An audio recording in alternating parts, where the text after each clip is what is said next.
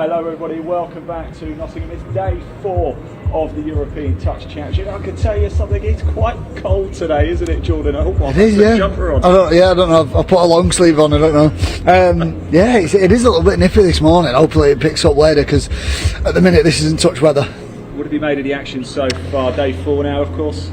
It's been great. There's been some really good level touch, like we keep saying. It's not just on field one. Obviously, we've got multiple fields streaming, and even on the back fields, the games that aren't being streamed, there's some awesome touch being played, and you can just tell the amount of prep that's gone into it from every nation, not just the top level nations, all the developing nations as well. Everyone's just put so much thought and work into everything that they're doing, and you can see it paying off. Now we're well over the halfway stage, of course, and I think a few people might have one eye on tomorrow.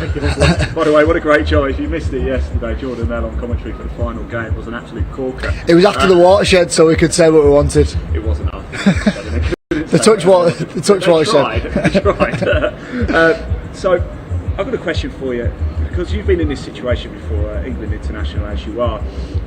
At the start of the week, if you lose a game early on, you've got time to make it back, haven't you? Yeah. Now we're at day 4. It's still a set of round robin matches today, and for England, mixed men's is one tomorrow morning. Men's open, they've got one tomorrow too. But it's now crunch time, isn't it? You've got one eye on the table, and if you make a mistake here, you can't get it back. Yeah.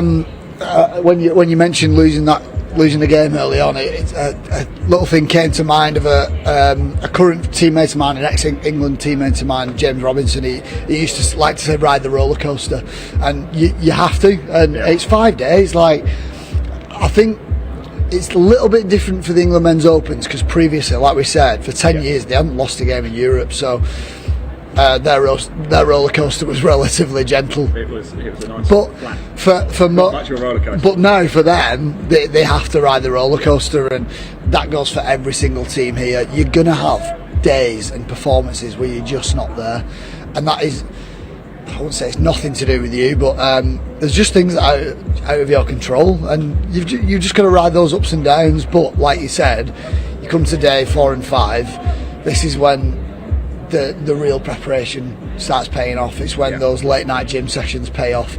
It's when those long weekends in the middle of nowhere in Gloucester doing Saturday morning 8 a.m. and you're getting home Sunday at midnight. That's when they pay off, and that's when those kind of sessions pay off. And it's the experienced teams, it's the well prepped teams that will start sort of pulling away a little bit now. Well, let's talk about preparation, because it's something we haven't really touched on that much, and you're the perfect person to talk about it, because it's a major tournament, so the teams are stuck together for the 5 days and probably get more practice together than they usually get. Yeah. When you were with England, training with them, how many times a week would you train, or what was the situation? Let's say you've got a European Championship coming up in 2 months' time. Yep. What's the routine? 2 months, you're probably just about at your peak training-wise. So generally, I'd train 5 times a week, and they would vary from gym sessions would that be together with the team? No, individually, and if you've got a camp at the weekend as well, that would change a little bit as well. So let's say I've got a camp at the weekend, and they would be Saturday, Sunday. They generally start about 9:30, finish about 4:30, so they're both long days. During that week, you'd end up probably doing 4 gym sessions, maybe 3, depending on how you're feeling. And like, they would vary from running field sessions, and they might be on your own.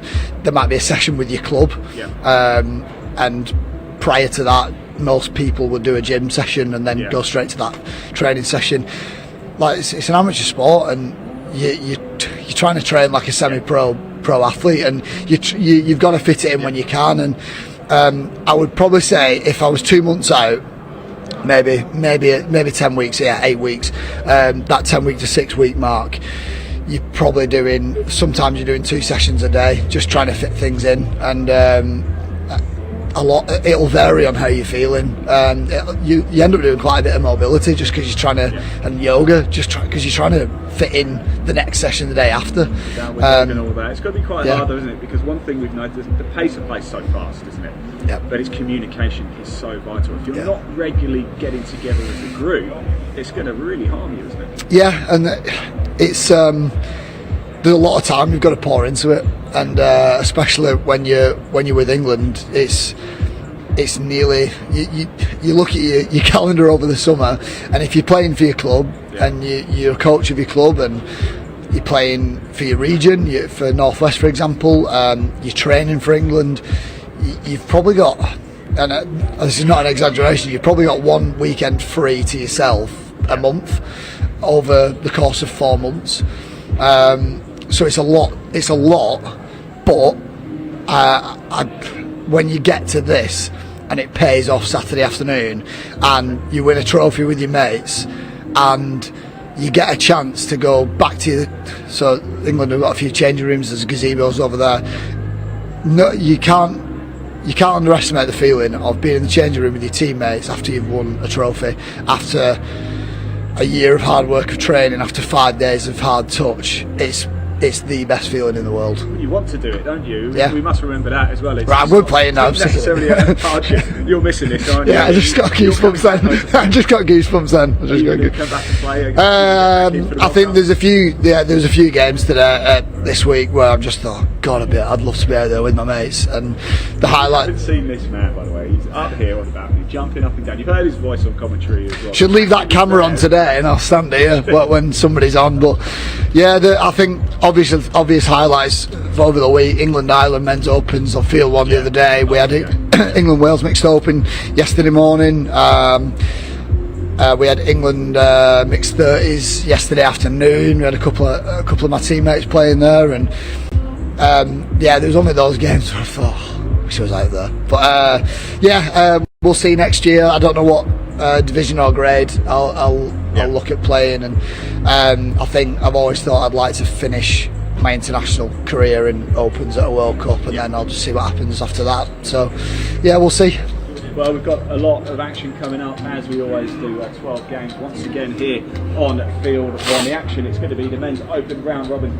Belgium and Germany are going to kick things off. Prediction for that one? Both teams have been quick. We've seen Germany quite a few times now. I'm going to go Germany with this one. We've seen them on Field 1 a couple of times, and they just seem a little bit more prepared than a couple of teams. They are that sort of mid-table mark, but I saw them warming up then, and they're still going through tap-offs. They're still like fine-tuning little things, and that's great to see. So I'm going to go with Germany on this one. Fantastic stuff. Right, go rest your voice for a little bit. I've got my 10 hours to announce. Scott Hansen. Right, I've got to hand it over to George. We've got something very important to say. It's very important. 10 hours of commercial free touch start now. Let's hand over to John. 10 hours of commercial free touch does indeed start now. Thank you very much, Ian and Jordan, for setting up the day. And once again, it is our early morning favourites, Germany. They start again on Field 1, and they are taking on Belgium, I'm delighted to say. Joining me first off this morning is Mel Day. Good morning, Mel. Good morning. I'm fresh off that final game, that final men's 40s game from yesterday, which got a little bit excitable for Jordan and me in the commentary box, but great to see you with another layer on this frosty morning. So I'm not making the mistake I made yesterday and almost freezing to death up here. So I have added another layer. Beautiful day, beautiful sunshine, but it is cold. This is definitely the coolest morning it's been so far, and looking at the temperature, it's only, I think, 13 degrees out there at the moment, but it will get warmer during the day. But yes, it is certainly a chill in the air.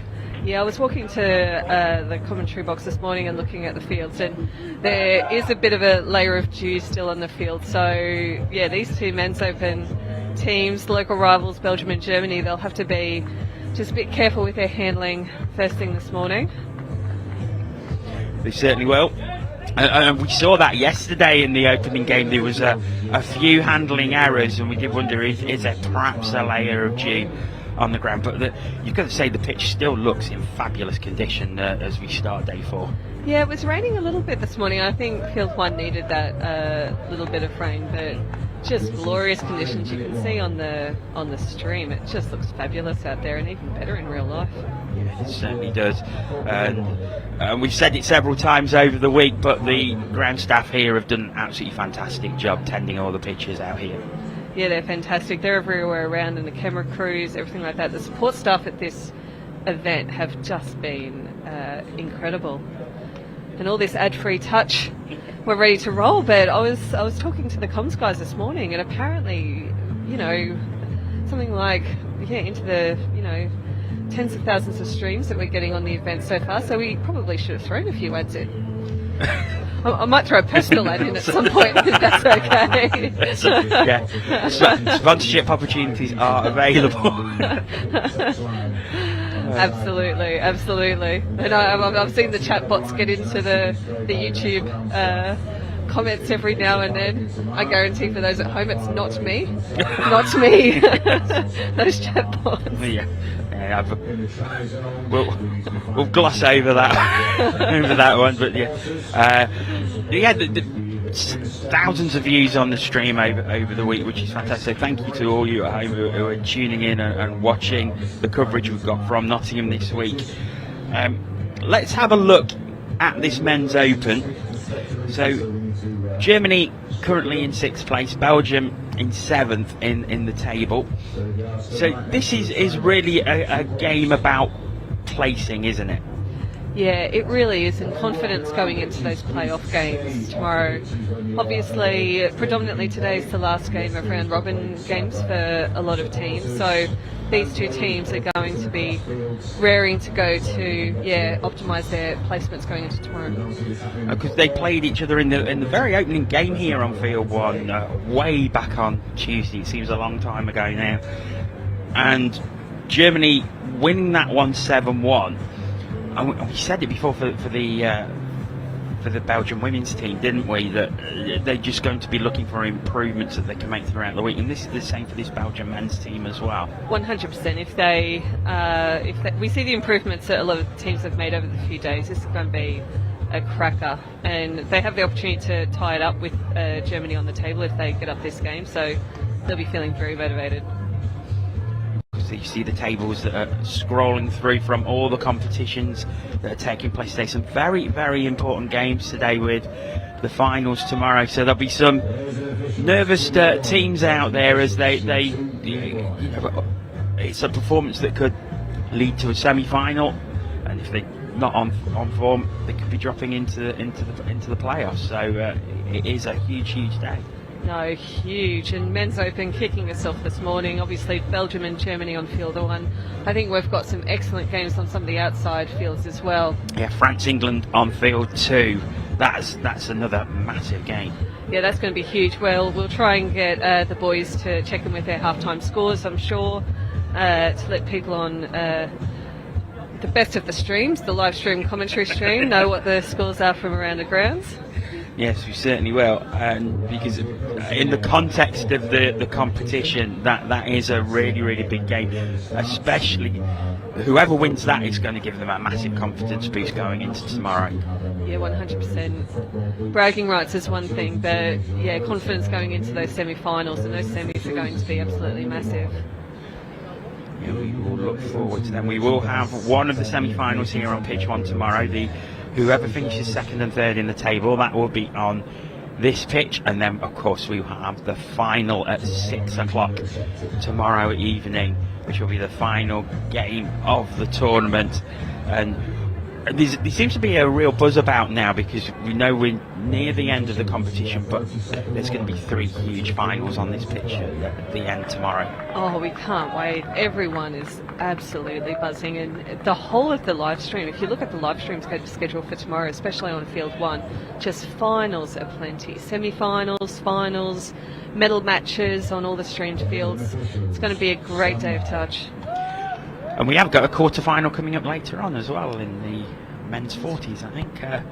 I worked it out last night, and I hope I've worked it out correctly. I think Belgium are definitely going to be in it, and I think it will be against Ireland or Switzerland if my maths has been correct when I was working it out at home last night.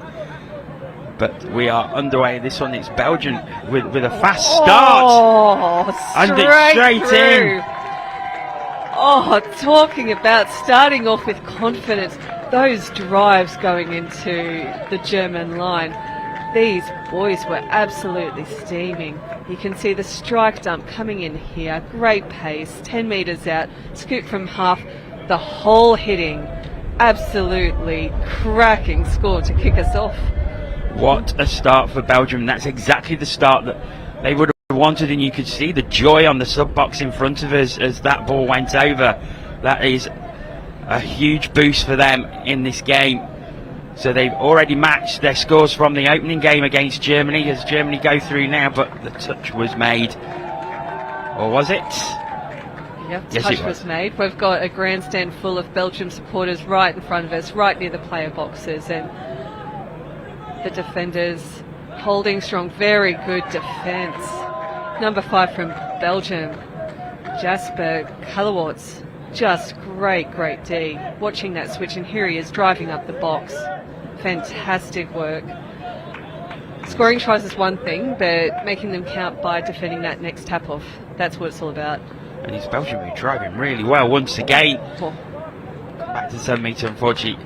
Little bit of panic there, I think, as he was looking for someone to pass to. Thought that he had Quentin Langlois with him. Yeah, number He was 10. just getting up off the floor though because he'd stumbled. Number 10, Quentin Bonden, who's just gone up to make the touch now. I think it was some relatives of his that we saw in the men's 40s, Belgium, last night. So, yeah, touch running in the family there. And here go Germany, very good sub-boxing drive here.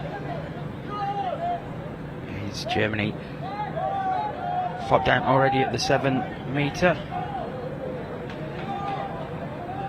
Oh, it's a well over, well found, and Germany do equalise, and that was a really good move. Finding Mark Davidson on the left-hand side, and he had the easiest job of putting the ball down. Absolutely, I think very unselfish play by the link, the number 11. You can see the ball coming out to him now. I think he could have scored, gone straight through himself, but passing off to the winger, 1-1. Now we saw that in one of the games yesterday as well, where the player could have gone through and scored themselves, but unselfishly laid the ball off to ensure that there was a score rather than going for the personal glory. Yeah, it's great play, and a tradition of touch is if you haven't scored a try during the tournament, you're often on a nudie run when it comes to the court session. So a lot of players will be trying to get off those nudie runs, and it could be some charity from their teammates that are helping support that. And once again, incredible D effort on the line, but unfortunately the ball was down first in that situation. So Lucas Makavicius makes it 2-1 to Germany, and they have come back well from Belgium taking a very early lead. He just found that hole, and the Belgian defender just couldn't quite get the touch in time. So Belgium start again with the tap off and a set of 6 from halfway. They may look to run a similar play to what they started the game off, which was so successful for them. Yeah, they really ran into the line with some huge momentum on that first play. They've gone a little bit static here, but getting their running on now, making the touch on the mid there, passing out. Touch made. Solid defence. It really was. And it was interesting to see how well they were stretched. Every single player was covered from the mid to the wing. Germany learning from that first Belgian try, and they plugged the holes that opened up for that one. Oh, but that's a mistake, and Belgium have an opportunity here to bring the scores level. That's unfortunate. That was a great dive by one of my favourite German players, the number 8, Christopher Tapo. He's been outstanding for them. It's great when you get to this place in the tournament, you get to become very familiar with some of the players, and I think Tapo has been outstanding for this German men's open team as he goes up to make the touch now. Oh, he's just been caught now. I think he got the touch in. Oh, no, he didn't. I don't think he got onside there. Yes, so the Belgium do bring it level. And it's a low Bondon who puts the ball down, but let's watch this again. Yes, I think he is offside, isn't he? And Bondon just has to reach for the line. I think he just missed with that first swipe of the touch. So Bondon, he's having an absolute cracker. And if you can hear the cheers on the live stream, a very partisan Belgium supporter base out here. Yeah, they're really getting behind the team. As they defend really well. They're clapping everything, every touch, every great bit of defence. Oh. But I think Yes, it's another try for Germany. Or is it? There's going to be a consultation in the corner. It's very hard on those tries. From up here, it didn't look like that Belgian player was really actively, vocally claiming that touch. So I think they thought there was no touch made, but maybe he thought it was so obvious that he didn't need to make a show of it. To be fair, the official was right on top of it as well, so would have seen that easily.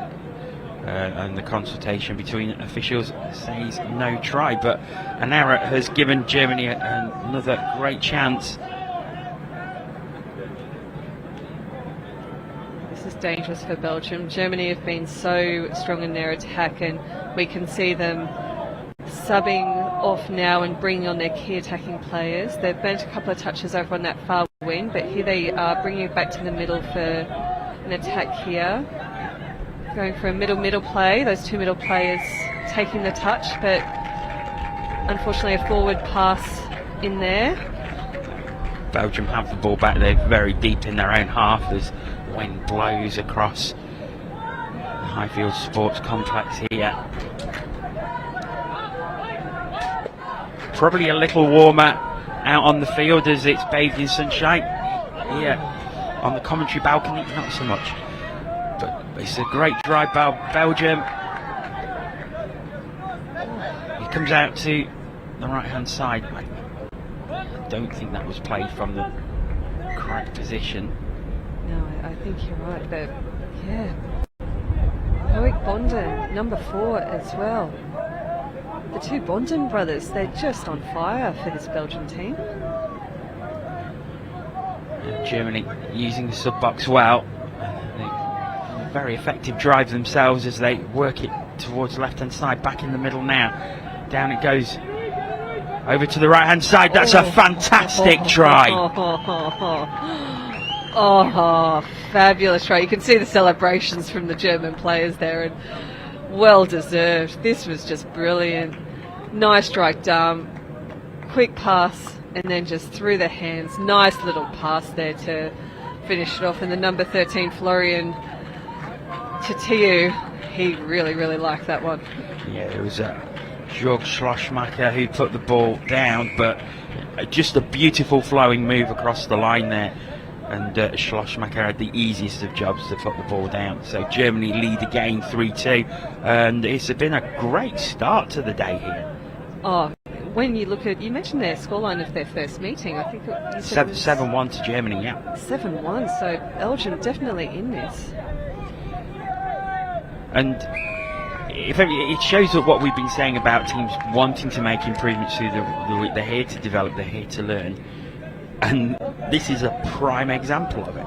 Oh, just incredible. And normally, earlier in the tournament, we were talking about players improving from that first half to the second half. Teams getting out to a very strong lead, and then, you know, that team who's trailing really coming back in the second half. But now we're seeing the result of 4, 5, 6 games of touch where teams like Belgium are coming out all guns firing. Belgium is still well in this. Good German defence though, they're just not making it easy for Belgium, but there may be an opportunity now. Needs someone through. Oh, it's an interception. It's still 0 touch. Germany use that really well. Some risky plays on that intercept. I was worried there was going to be a touch pass in there, but they've got their composure under control. Germany make some changes at the sub box. Looked like Belgium were very close to equalising, but Germany are well up the field now. There's going to be a chat between the officials. Yeah, I suspected that attacking touch. He was just a little bit too physical. Rob Budd, the England touch referee director, on the mark there and doing a good job at judging that to be a little bit too physical. So it's Belgium who are on again. Good drive by them. They've got a winger way out left if they can find him, but they decide to come back into the middle. Oh, final touch, and it's not taken. Unfortunate from Quentin Langlois. have the ball again. It's been a very, very close. Oh, and there's error themselves. I think this is an effect of maybe of the dew on the ground and getting on the ball. Yeah, I think so, and just lacking that little bit of composure. We can see the two Bondens. He's down. Oh, I think it might be a penalty here. I think they're judging the touch was in. Let's have a look at this one again.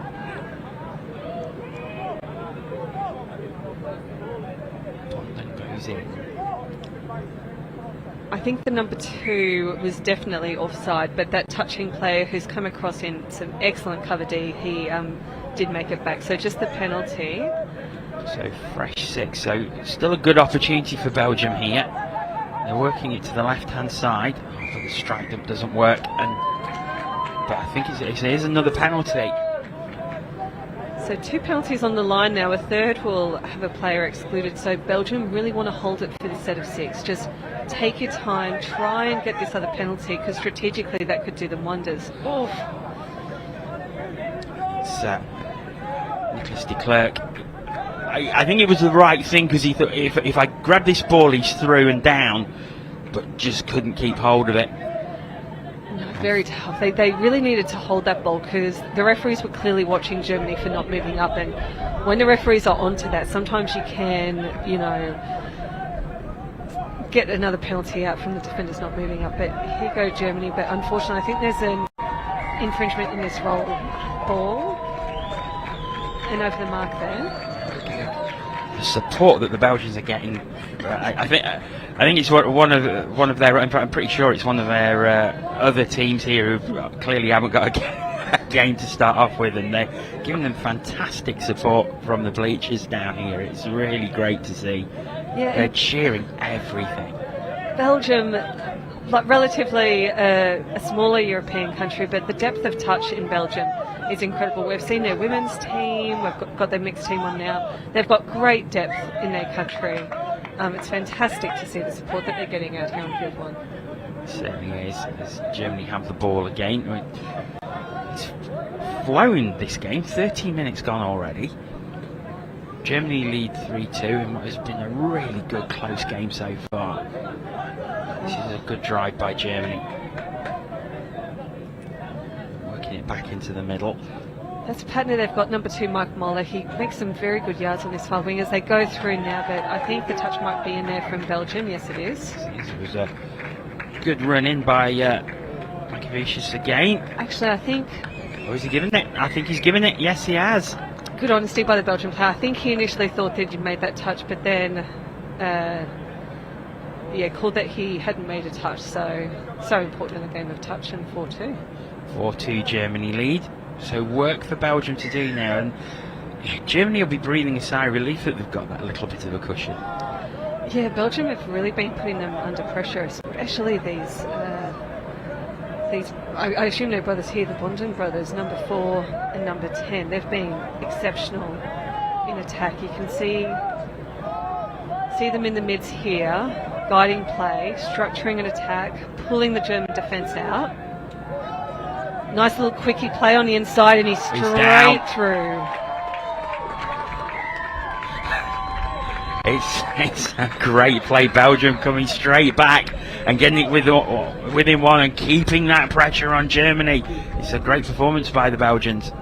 Oh, great quickie play, just spotting that gap. And you know what? The half play from there, obviously the glory always goes to the try scorer, but that half, getting in there, getting in front of that play, the way he passes that ball, making sure that's a backwards pass, just class from those two Bonden boys. Certainly was, but Germany come right back again from the tap off. Have they got that down? Yes, they have. That's great honesty from the Belgian player. Again, he kicked it straight back into the middle. And unfortunately, it looks like an injury to one of the German players, number 11, Aurélien Garmisch. He's been exceptional for them as well, but I think maybe just a bit of a head clash or something there. He's just gone off the end of the field, so hopefully he's okay, because Aurélien Garmisch has been one of the stronger players from the German team. We'll keep an eye on that.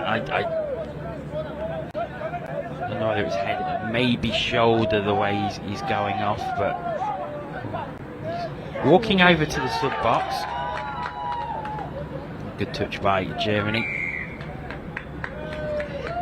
They're getting these penalties on the line, Belgium. Making a quick change as well. Bringing Bondon back on. Obviously wanted to get an attacking pod on. And here they both go again, the Bondon brothers in the middle. That goes good straight up. Oh. And he's through, but I think the touch was made. I think it's play on here. I think he was definitely offside. Referee's telling him offside, play on. Yeah, it's given. Down. Superb. You see here, because you can see him running on from the sub box here, and great interpassing between the two of them. Almost a carbon copy of that last score as well, I think. That little quickie on the inside and then running that line back in. Let's remind you once again, the opening game of this tournament, and it was these same two teams. Germany won 7-1. With 3 minutes to go to half time, Germany lead 5-4 in this latest game. So Belgium really in this. It's been a really close game. Some great touch rugby being played by both teams. It's Germany on the attack at the minute. That's a great take. Trying to create something here. They're giving away some metres here, but they go on the go forward now, and good touch. Really good touch coming in there from Theo Aguirre. Belgium have the ball back. I mean, it was final touch, but Germany were doing really well. They was creating a lot of space. Huge amount of space, and unfortunately ball down. And Germany, great field position to firstly bring on some fresh legs. I think that's just touch 2, I think now. So they've worked this Belgium defence plenty. Belgium answering very, very well on that first score, but they're going to have to replicate that effort here. Down we go again. Oh, that's a good long pass, and it's well taken. Oh, but I think he wanted the short pass back inside, and he went long. Yeah, he went long, and the two German outside defenders were on their players, so yeah.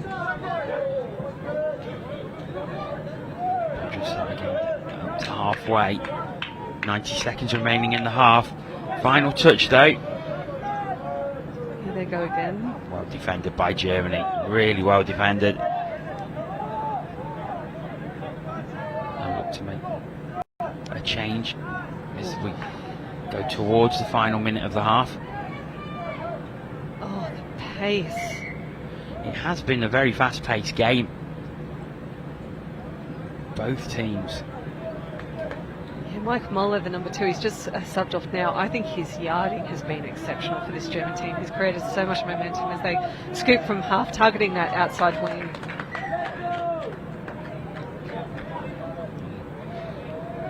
Still Germany's ball. It's like 40 seconds or so away from half time.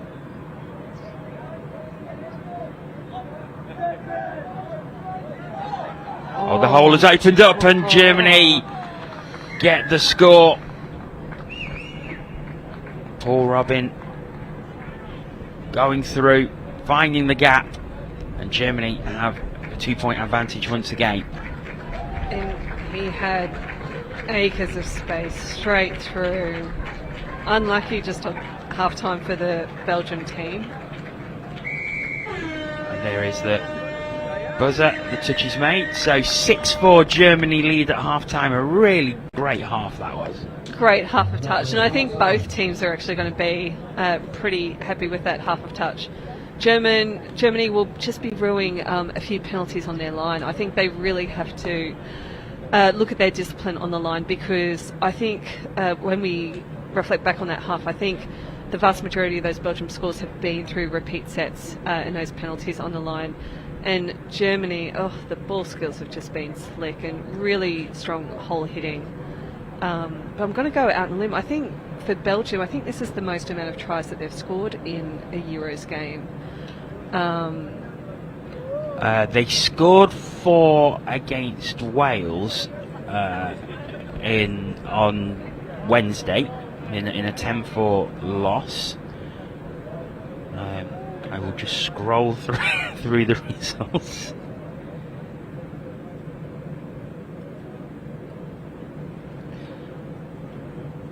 Here we go. They got 4 against France actually, also on Wednesday, and 4 against Ireland. So, but they have 4 here at half time. So, you know, their goal here is going to be trying to score 5 or more. I mean, it's been a great performance by them. They are still well in this game. Yeah, for their top score a few times now to be foreign, as you say, to get that in 20 minutes of the game when, you know, up till now it's taken them 40 minutes to get 4 tries on the board. I think that is a huge, huge positive, and it just looks like their attacking framework, especially when they get that repeat set, they know they just need to bring on those Bonten brothers, because they've been extraordinarily successful when they're getting these repeat sets. I think their conversion rate on these scores has been, definitely the majority of the times they're converting that field position, but Germany's some great hole hitting. That was, I actually need to give an apology here, because I gave that try to Paul Robin. Just my nearly 50-year-old eyesight, not what it was. It's Florent Taitu who scored that try. Might be 50-year-old eyesight, but it's definitely 40-year-old complexion. Jono, I'll give you that. It's the hydration regime. Something the players are very focused on during this tournament as well. Yes. They'll be very focused on it at the after party tomorrow night, that's for sure, the hydration regime. So 2 minutes until the start of the second half. Let's have a look at the men's open overall, as we see, we'll hopefully get a score update of France-England as Mel trots off to try and find out what the score is there. The other games that are going on at the moment, we've got Ireland and Scotland as well, which again has a big consequences with regards as to who will go into the semi-finals. But currently it's France who lead the table from Ireland, England in third and Scotland in fourth, but England and Scotland have played a game less than everybody else at the moment. So a huge game currently on field 2 between England and France. And it looks like in that game on field 2, England are leading 7-2 at half-time against France. So definitely a big turnaround from going down to them in their first game. Because these are repeats of that first game. So yes, France beating England 7-5. France unbeaten throughout, 7 wins out of 7 coming into the day. But England have really made a statement in that first half. Yeah, absolutely. Just like we see these emerging touch countries getting better round by round.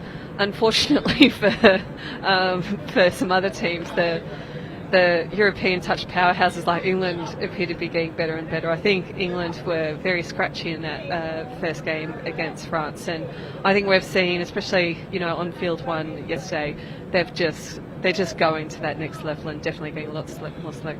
But we have seen France a couple of times here on field 1, and they look so fluent and quick when they are on the attack. They play very, very well. Honestly, one of my favourite teams to watch. Great long balls in that team, great speed. They're just fabulous, the Frenchmen's open.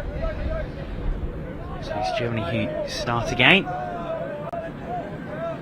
So if they're successful from this tap-off, they could stretch the lead to 3, and I think they might be. Yes, they are. There's a nod from the referee. Yep, it's that man Christopher Tapo again. You know what? Great strike dump here. You can see him taking the ball, and he's just so silky on these strike dumps. So smooth, straight through.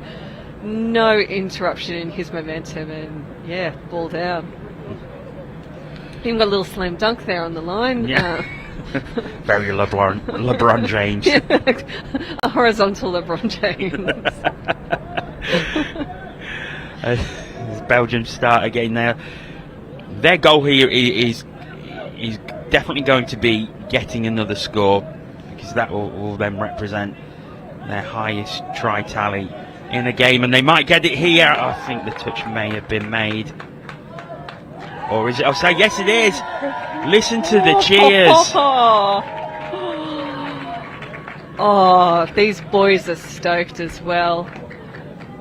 They are very, very happy coming into the sub box here. It's the Bonden brothers again, this time Corentin Bonden, who goes over. And they brought it back within 2 straight away. Top scorer of the tournament, Belgium. Well done to them. And you know what? They're still in this game. They're only 2 behind. A full 20 minutes of touch to play.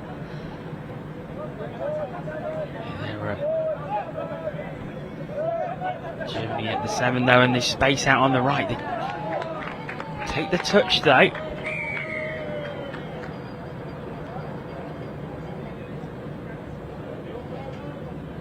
And a penalty here might have been for not moving forward. They really have to stay tight in their defence, Belgium. Touch claimed and touch given. They need to tighten up those middle players. That was very, very close there from Germany. They just need to keep their mids very tight. Their wingers and links tight too, to shut off some of these holes as they're chasing out here. I think, it is a try. So Germany go 8-7 ahead. The Belgian defence just not managing to hold out. Let's watch this one again. He drives through. There was Lucas Macavasius again. And Germany lead 8-5. Well, as Germany take a 3-point lead, we're going to head over to the studio. Over to Ian. Hello everybody, welcome to the studio, and I've got to say this quick so I don't forget. I'm joined by Marlies and Irene. I got it right, did I get it right? Yes. I was really struggling, wasn't I, with that from the Swiss team, of course. So ladies, how's it been going so far? It's good so far. It's great tournament, great days, and lots of fun so far. Yeah, we're really happy with our performance so far. Excellent. And yeah, it was a lot of fun, so we're looking forward to this day now. And we were chatting a little bit off air, weren't we? You're nicely placed in the table as well. You're third, so we're thinking we're going to get that 12th game, right? Yeah. Yeah. If we're third or fourth, we get the semi-final and then medal game, so Yeah. that's what we're aiming for, hoping for. Certainly. Now, what's the atmosphere? What's the mood been like in the Swiss camp? Oh, really good. So we have 4 squads here, Yeah. and we really are supporting each other, obviously, and that's a really good feeling. Yeah. Tunnels, cowbells all over the place, so that's good. Your mascot ended up here yesterday. Did you see the cowbell? The cowbell ended up here yesterday. That's not a mascot. Our mascots are actually the marmots and the ibex. Have you still got them? I'd love to see Yes, them. I'll have to get them up later. yes. We do still have all of them. Brilliant. But yeah, cowbells is just, if you're playing on the field, you hear the cowbells, you know, supporters there. you up, Yeah, cheers it you up. definitely does, and most other teams don't like it, Yeah. so it's just great for us. Fantastic. Well, ladies, thanks so much for joining. Thanks for coming over from Switzerland as well. It's a real treat and pleasure to have you over here. We really do appreciate it. Best of luck for the rest of the tournament, and we'll see you in that medal match, Yep. no doubt. Thank you. Let's hand back to John and Mel. Thank you, Ian. Great to see the Swiss team up here for the interview, and just saying there that they're hoping to be in the medal contention. Yeah, I really like that Swiss Women's 27s team. I've mentioned it before that they were playing in Women's Open. There's a really solid group of them that have come through the game, and Solange, their captain, they've got a great player in their team. There's the number 2, Nicole. I saw her set up a couple of cracking scores yesterday on the outside field. So, yeah, some really, really great players in that 27s team. Back to this one. There's been no addition to the score while those interviews were taking place. Both teams going close, though. A couple of cracking passages of players that interview was happening. just fingertip touches preventing both sides from scoring. They're going end to end here on field one at the moment. Just an arm wrestle between Germany and Belgium. It's been a great way to open the day. A really superb match taking place here. It's Germany on the attackers. They have last touch. Oh, and it's handling error gives it back to Belgium. Once again starting deep. 8-5 Germany lead. Belgium by no means out of this, and I think if they can get the next score, it's going to put some real pressure on Germany. I think so. And they're driving towards the line here. This is where they have sometimes gotten one of these penalties. Oh, great pass!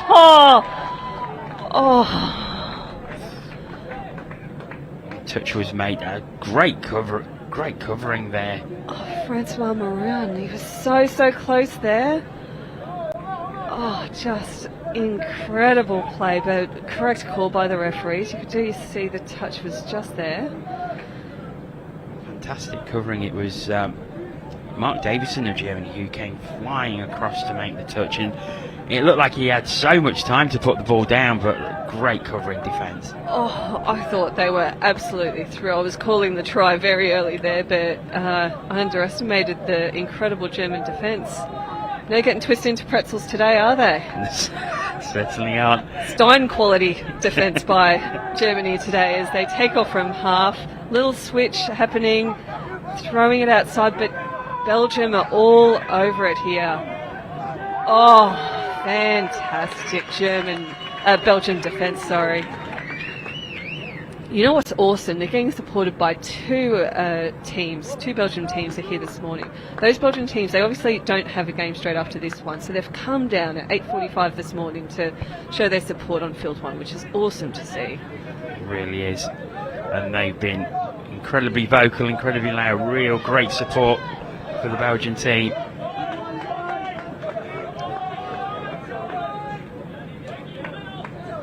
Nice German defence. You can see those two players getting up, including that number 3, Matthew Dang, really cutting off options there and just losing their way a little bit in that attack, but good yarding. 12 minutes to go in this second half. Germany still with the 3-point advantage. Belgium not making it easy for them though. No, it's still anyone's game actually. Like you say, he still stands. If Belgium can get the next score, he's going to put some real pressure on the Germans. Advance towards the line, and there seems to be a little bit of desperation there creeping into the German game. I think it's almost as if they realise that if they can get 4 points ahead, that will probably seal the game for them. But in their eagerness and desperation to get there, they're just making a couple of mistakes when they're on the attack, and Belgium just staying very calm, very composed. Oh. Great speed. That was accidental. There's certainly no malice intended there. No, they're still calling the overly physical touch. Obviously, they don't look at intent with the rules, and unfortunately, some things can happen which are just a bit clumsy rather than with any negative intent. But Belgium with a fresh set of 6 on the line, running these 32 plays. You can see them dragging to their outside defenders to create some space in the middle as they run a short play. Diving through, but touch was made, but I think they've drawn the penalty. Yeah, I think even from here we can see the German defenders, they're just retreating before that touch is imminent. So you've got to wait until you're certain that touch is going to be made, and then you can drop back to that line. But they're just going that little bit early at the moment. So a fresh set of 6 again for Belgium. Changes being made as the sub-boxes they bring an attacking pod on.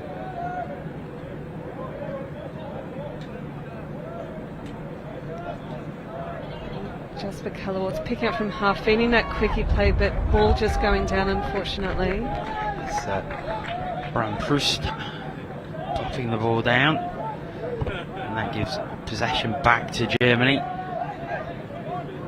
into the final 10 minutes of the game. Again, another passing error by Germany gives the ball back to Belgium. Very uncharacteristic of Germany. I think their driving and their sub plays have been so strong in this game, and yeah, just a few nerves creeping in going into the last 10 minutes of this game, and Belgium definitely piling on the pressure as they go on the run now. It's a good drive. Again, they go to make changes. And unfortunately they only had 3 players in that attack as they went to the sub box to make changes, and it so very nearly paid off. It's so hard when you see those opportunities right in front of you. You know you're waiting on fresh legs to come on. You know you've got a few extra touches, but when the line is right there and when the holes are there, as we see another German error going to the sub box, but Belgium have their attacking guys on, so they're all set. First touch. The Belgium chants start going up. They really fancy this. I know they're 3 down, but you get the feeling they've got the confidence that they can really narrow this gap. Certainly don't believe they're beaten, unfortunately. That is put down. A 6 again given. I think the player appealing there was just going in to make the touch there, but unfortunately in those situations when your arms are out, generally it is going to be 6 again. Belgium being really patient now, pulling that German defence out. Little quickie play, hands out to the outside, but just touch made. Good defence by the Germans there. Again, it's still a very patient build-up by Belgium. The strike dump goes down now. But they just calm again.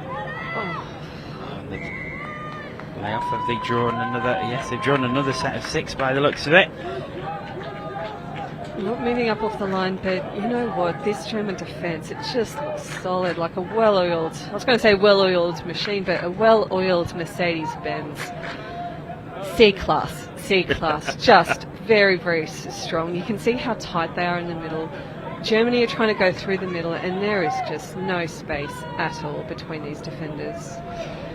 They've dropping down there, nice quick passing. Thought about going long. Maybe that's something they need to look at. He's probably using their wings. They're trying to go through the middle, but here it comes now. Great pass. I think the touch was made. The touch is claimed as well. Great defence by Florian Tatu again. He's been everywhere this game, hasn't he? He's made a few of those cover defence touches. He's been outstanding for the German team. Germany, good drive. They was under some real pressure there, but they defence coped with it well. Much better. This is the German driving of old. Final touch. Over the 7 metre to the wing, and it's down, I think. Yes, it is. And that was more like it, and that has probably sealed the game for the Germans.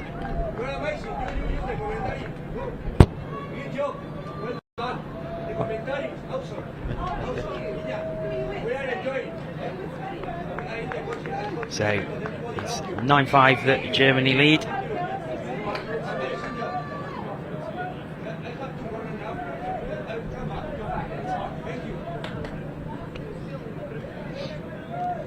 Belgium doing well from the tap off, and I think they're down. They brought it back within 3 straight away. It's 6 for Belgium. The Bonsens again. Down it goes. Oh, pure pace. Yep. When they're on the field, they're converting. They've got other great attackers. I think the number 5 for Belgium as well, Jasper Callewaerts. He's their captain. I spoke to him on Monday evening.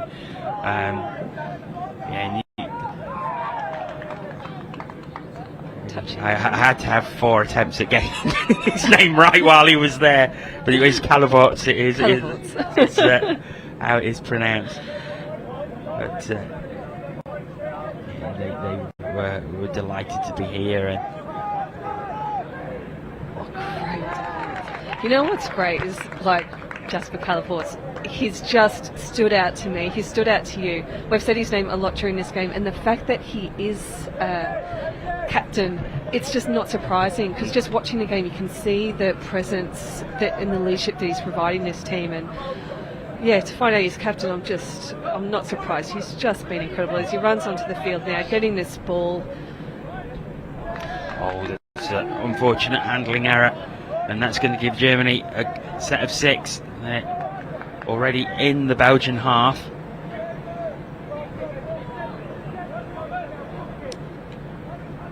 Going down that far wing, they've been successful in that far wing in their second half.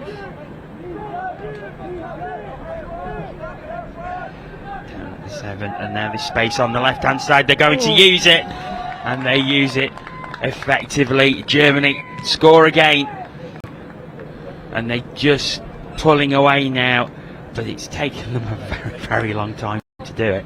Yeah, they've made it hard for themselves. I think they'll admit they made it fairly hard for themselves in this second half. They just haven't created that momentum, and a few handling errors, but they're definitely showing their dominance now. And yeah, the Belgian winger there wasn't a lot that he could do, to be fair, in that situation. He had to make that shot and a quick pass out to the wing, but Belgium, they're still running hard.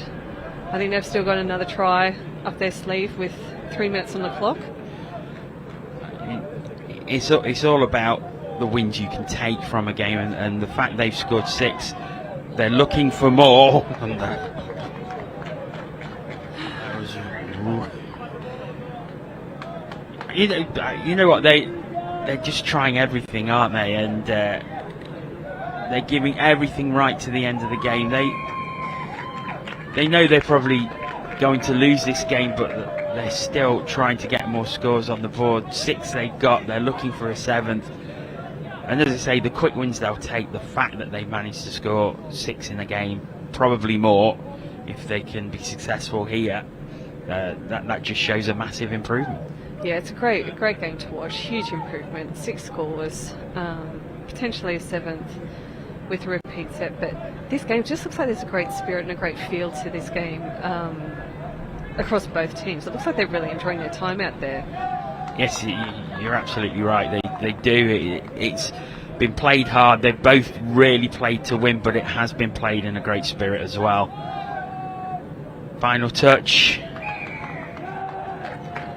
They managed, the penalty. They managed to draw a fresh set of 6 on the 7 metre. So opportunity still there for Belgium as they make some changes. Calavort's back on. Space in the middle. They very, very patient build up once again by the Belgians as it drops down. Calavort's has it back again.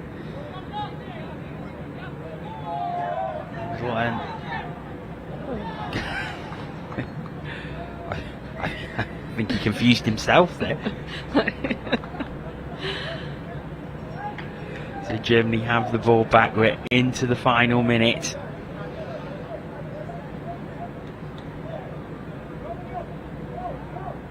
As they drive down the field, they drive with such precision, this German team, that I think they will get down to that fast score line. As we get a score check on field 2, England up 13-4. They've used that half-time lead and just absolutely,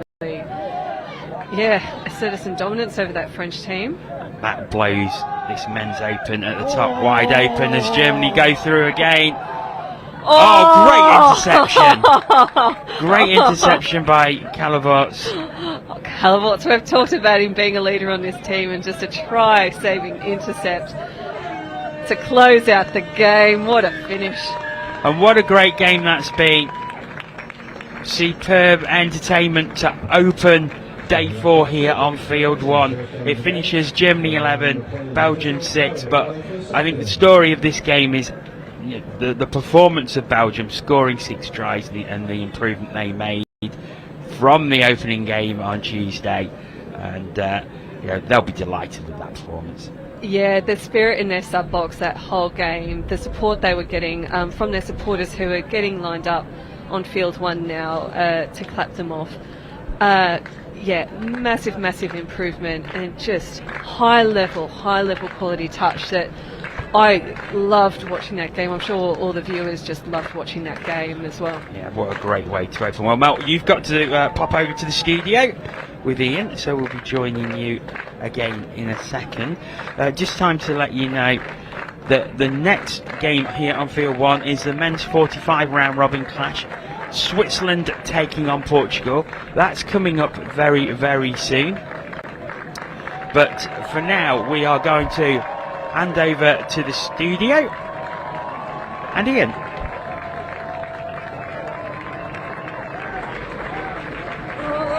Well, that was a great game, and just to confirm, Mel can't keep her eyes off it. It was like, and you did actually just say, didn't you, on camera, what a game that was. Fabulous game to kick off the day. I just got so excited during that game. Belgium, that's their top scorer of the tournament, fabulous attacking play, and German, a well-oiled machine. I thought they were spectacular. They had a little stutter to the opening of that second half, but they definitely finished it like they started it, with precision driving and great attacking. Belgium, they're just getting better and better, aren't they? Yeah, just incredible. And I think they kicked off this game just in incredible fashion. Yeah. You know, their captain, the Bonton brothers, I think they stepped up and they created a great atmosphere. We just saw a whole grandstand of Belgium supporters lining up now to clap off both the Belgium and Germany team. I just thought a great game, just played in great positivity and fantastic. We're seeing a lot more of it, aren't we? A lot more spectators seem to be getting involved now. Well, on the first day, I think people were sort of segregating themselves a little bit. People are really coming to the fore now, aren't they? The atmosphere is really building nicely. Yeah, absolutely. I think a lot of teams will try and take advantage of the sleep-in, especially when we come to day 4 and 5. But definitely not the Belgium supporters. They've gotten up early, come out to support their men's open team, and looking across the field I can see a lot of French supporters on field 1 coming out and supporting their men's open. Yeah, it's just a fantastic way to kick off day 4. It's cold though, isn't it?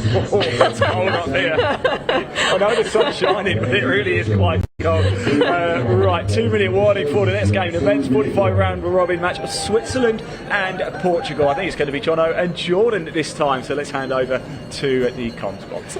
I've been left on my own. I don't know what to do. I don't know what to do now. I've been left all on my own. Jono's had enough. Welcome back to the University of Nottingham. We've got Switzerland Portugal men's 45 round robin game. Switzerland with a very experienced head in their box, Michael Abramovich. Devilishly handsome. Talking about you. I heard devilishly handsome, and I thought, well, you can't be talking about me here. Switzerland with a great entrance. I'm loving that. Great little tunnel as they come on. I don't know if we'll get the footage of it, but awesome. Yeah, you can see it now on the screen. How good's that? Fantastic, isn't it? Yeah, that's great support as they come on. So this men's 45 round robin, Switzerland against Portugal. This is Portugal we've seen before on this field in the green strip. I'll get that right this time. I quite like that kit. That's interesting.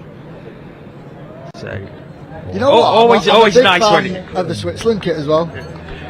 It's nice when we get 2 nice different colours. Yeah. Oh yeah. Well, that helps. I'll tell you what. We'll be able to tell these apart quite easily. I've just witnessed an absolute belting game. Well, I don't know, a belting performance. Men's Opens England on field 2. They had France, top of the table clash. France beat them on day 1, 7-5. England was so clinical in attack. If you get a chance to watch that back on field 2, give it a watch, because England's line attack transition was just awesome to watch.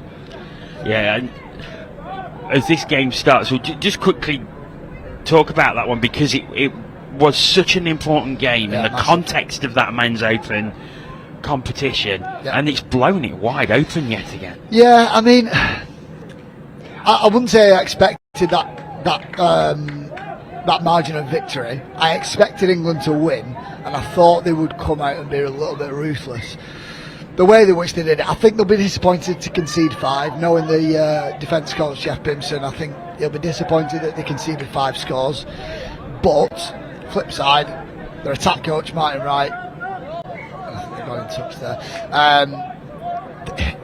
Some of the scores, especially in transition, they just look so dangerous. And there was a couple of plays that is their staple of line attack, which they ran against Ireland, and they didn't run them once. Like they just, it was like, and I know they do this every so often, some of the coaches will say, you're not allowed to run such and such a play because I want you to perfect something else, which is a strange thing to do in a round robin competition against 1 and 2, but it looked to me like they were holding stuff back again.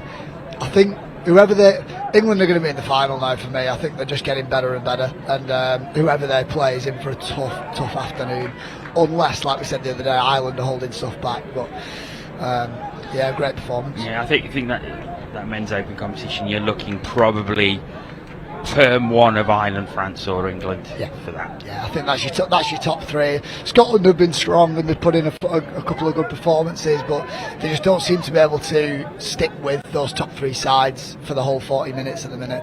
I think they're maybe a year away at the minute. Like I said, they've got some incredible coaching in the box, and if they can just add a little bit more talent to that team, a bit more experience, because they do have the core group of players, they just need to build around them a little bit. But yeah, that top 3, England, France, Ireland, like I said, I'd put money on England being in the final. I think it's between France and Ireland, but because of that win on day 1 with France beating England, it kind of throws the table out of whack a little bit, because now each team has lost 1. I think I think England have played a game less than France as well, even after that one. It could end up being that England play one of those 2 in the semi-final. It might not necessarily be that England do end up finishing top, and it's just going to work out that England France might finish on 1 losses each. So it might come down to points difference. If it comes down to points difference, I think that if England keep attacking like they're doing, I would back them to finish top.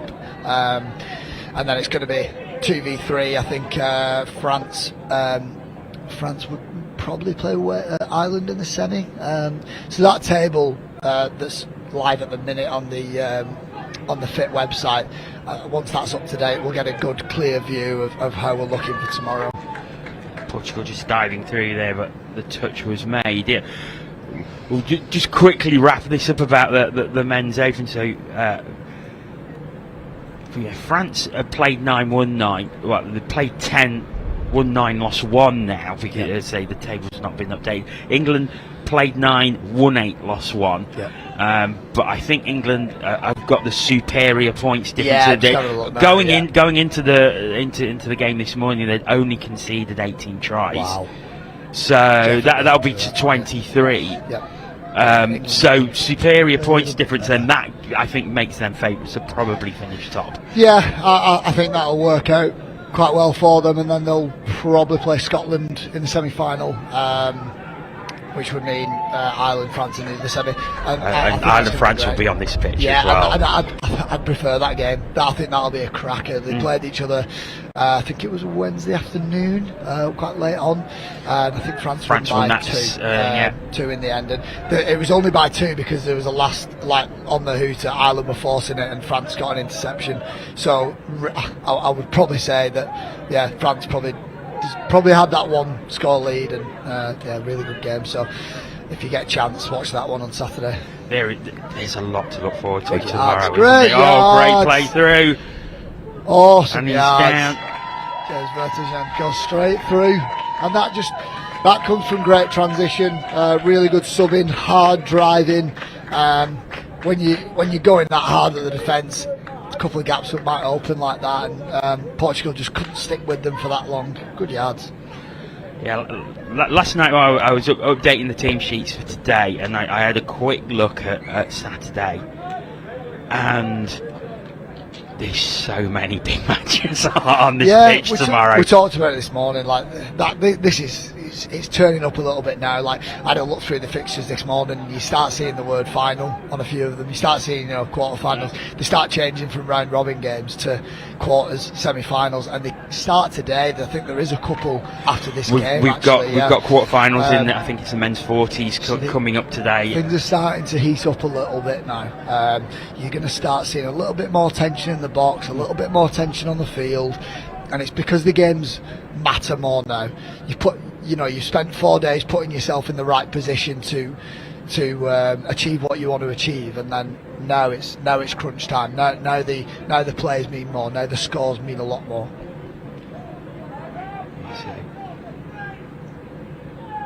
I'll tell you what, water tastes good after 4 days of talking. I don't know how you're doing this. A man of high calibre. I'm not repeating what I said this morning. We'll leave that between us. Secrets to get by. Good yards again from Switzerland. Nice little wraparound play. I think that's a touch pass. I tell you what, that's lovely hands though. They're looking really good in transition. Coach Abro will be happy with that in the box. Former teammate of mine. That just shows how old I am. And I think Abro was about 50 when I made my debut, so I don't know how he's getting around in that box now. Touch had been made there, so it wasn't actually. The touch was claimed and given earlier on, so it didn't count that one. But Switzerland showing good hands. Yeah, good yards again and good hands. Like they look good in transition. They look really sharp. Portugal with a little bit of a lighter box. I think it's something that you picked up on with a few teams, John. That once you start getting to today and tomorrow, that's when that lighter playing squad will start hurting a little bit. It was something I started noticing when I was covering the NTS and development. And when you see certain teams, you had your London Galaxies and Eagles, and they've got masses of players, and there's some of Wigan. Sorry. Come on, John. But then you see sort of other teams, and as the days go on, there's 6 games a day, 10 minutes each way, but they'd be down to sort of like 9 players. You can kind of get away with it in one-day comps, but it's hard, obviously, towards the end of the day. In these tournaments, there's nowhere to hide, is there? You can't ask, you can't tape over having a small squad, really, can you? And it's a tough one, and I imagine even more tough so at the older age division. I think it's just incredible that players are still playing. 45s, 50s. It's just, me and Mel commentated on France Belgium men's 40s last night, and if you'd have turned up and not looked at the age category or known what the division was, there's no way you would have said that's men's 40s. Well, we've got 50s coming up next, England against Ireland. Nice. In the final round of that competition, so they're out of round robin, but they've gone back into another round robin competition to decide. I believe you've got Ben for that one. I think he'll be commentating on his father-in-law. Yes. So I did wonder when I was looking last night. I thought, if Ben's joining me for that one. That answers my question. That just just shows you. I mean, Mark Hobson, who plays for England men's 50s, his daughter plays for the mixed open, Isabel Hobson. Obviously Ben is commentating this weekend, but he's an England international. His other daughter Alice, she plays for NQ Rebels. His son Clark, teammate of mine for England, he's injured this week, but he would be in the men's open squad. It's like, what a great family sport touch is, and it's just a great sport. Something I mentioned to Mel yesterday, it's like you get a lot of families, partners all playing together. Yeah, it's so good. Switzerland have the ball. Switzerland look a little bit more composed, a little bit more structure here, and I'm not surprised with the coaching presence in their box, but broken down a little bit there. They'll try and regain a bit of momentum and get that strike on 5th. I think that's 3rd or 4th.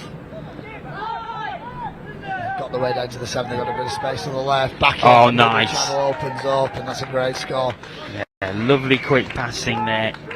They did really well there to regather some momentum after it had broken down a little bit around the box. They were trying to get players off and on, and it broke down a little bit, but they did really well to regain it. They moved to the left-hand side, and space opened up in the middle link channel and just broke down a little bit for Portugal. That was a lovely quick pass by Reece Maver to Jamie Nettleton to put the ball down. Yeah.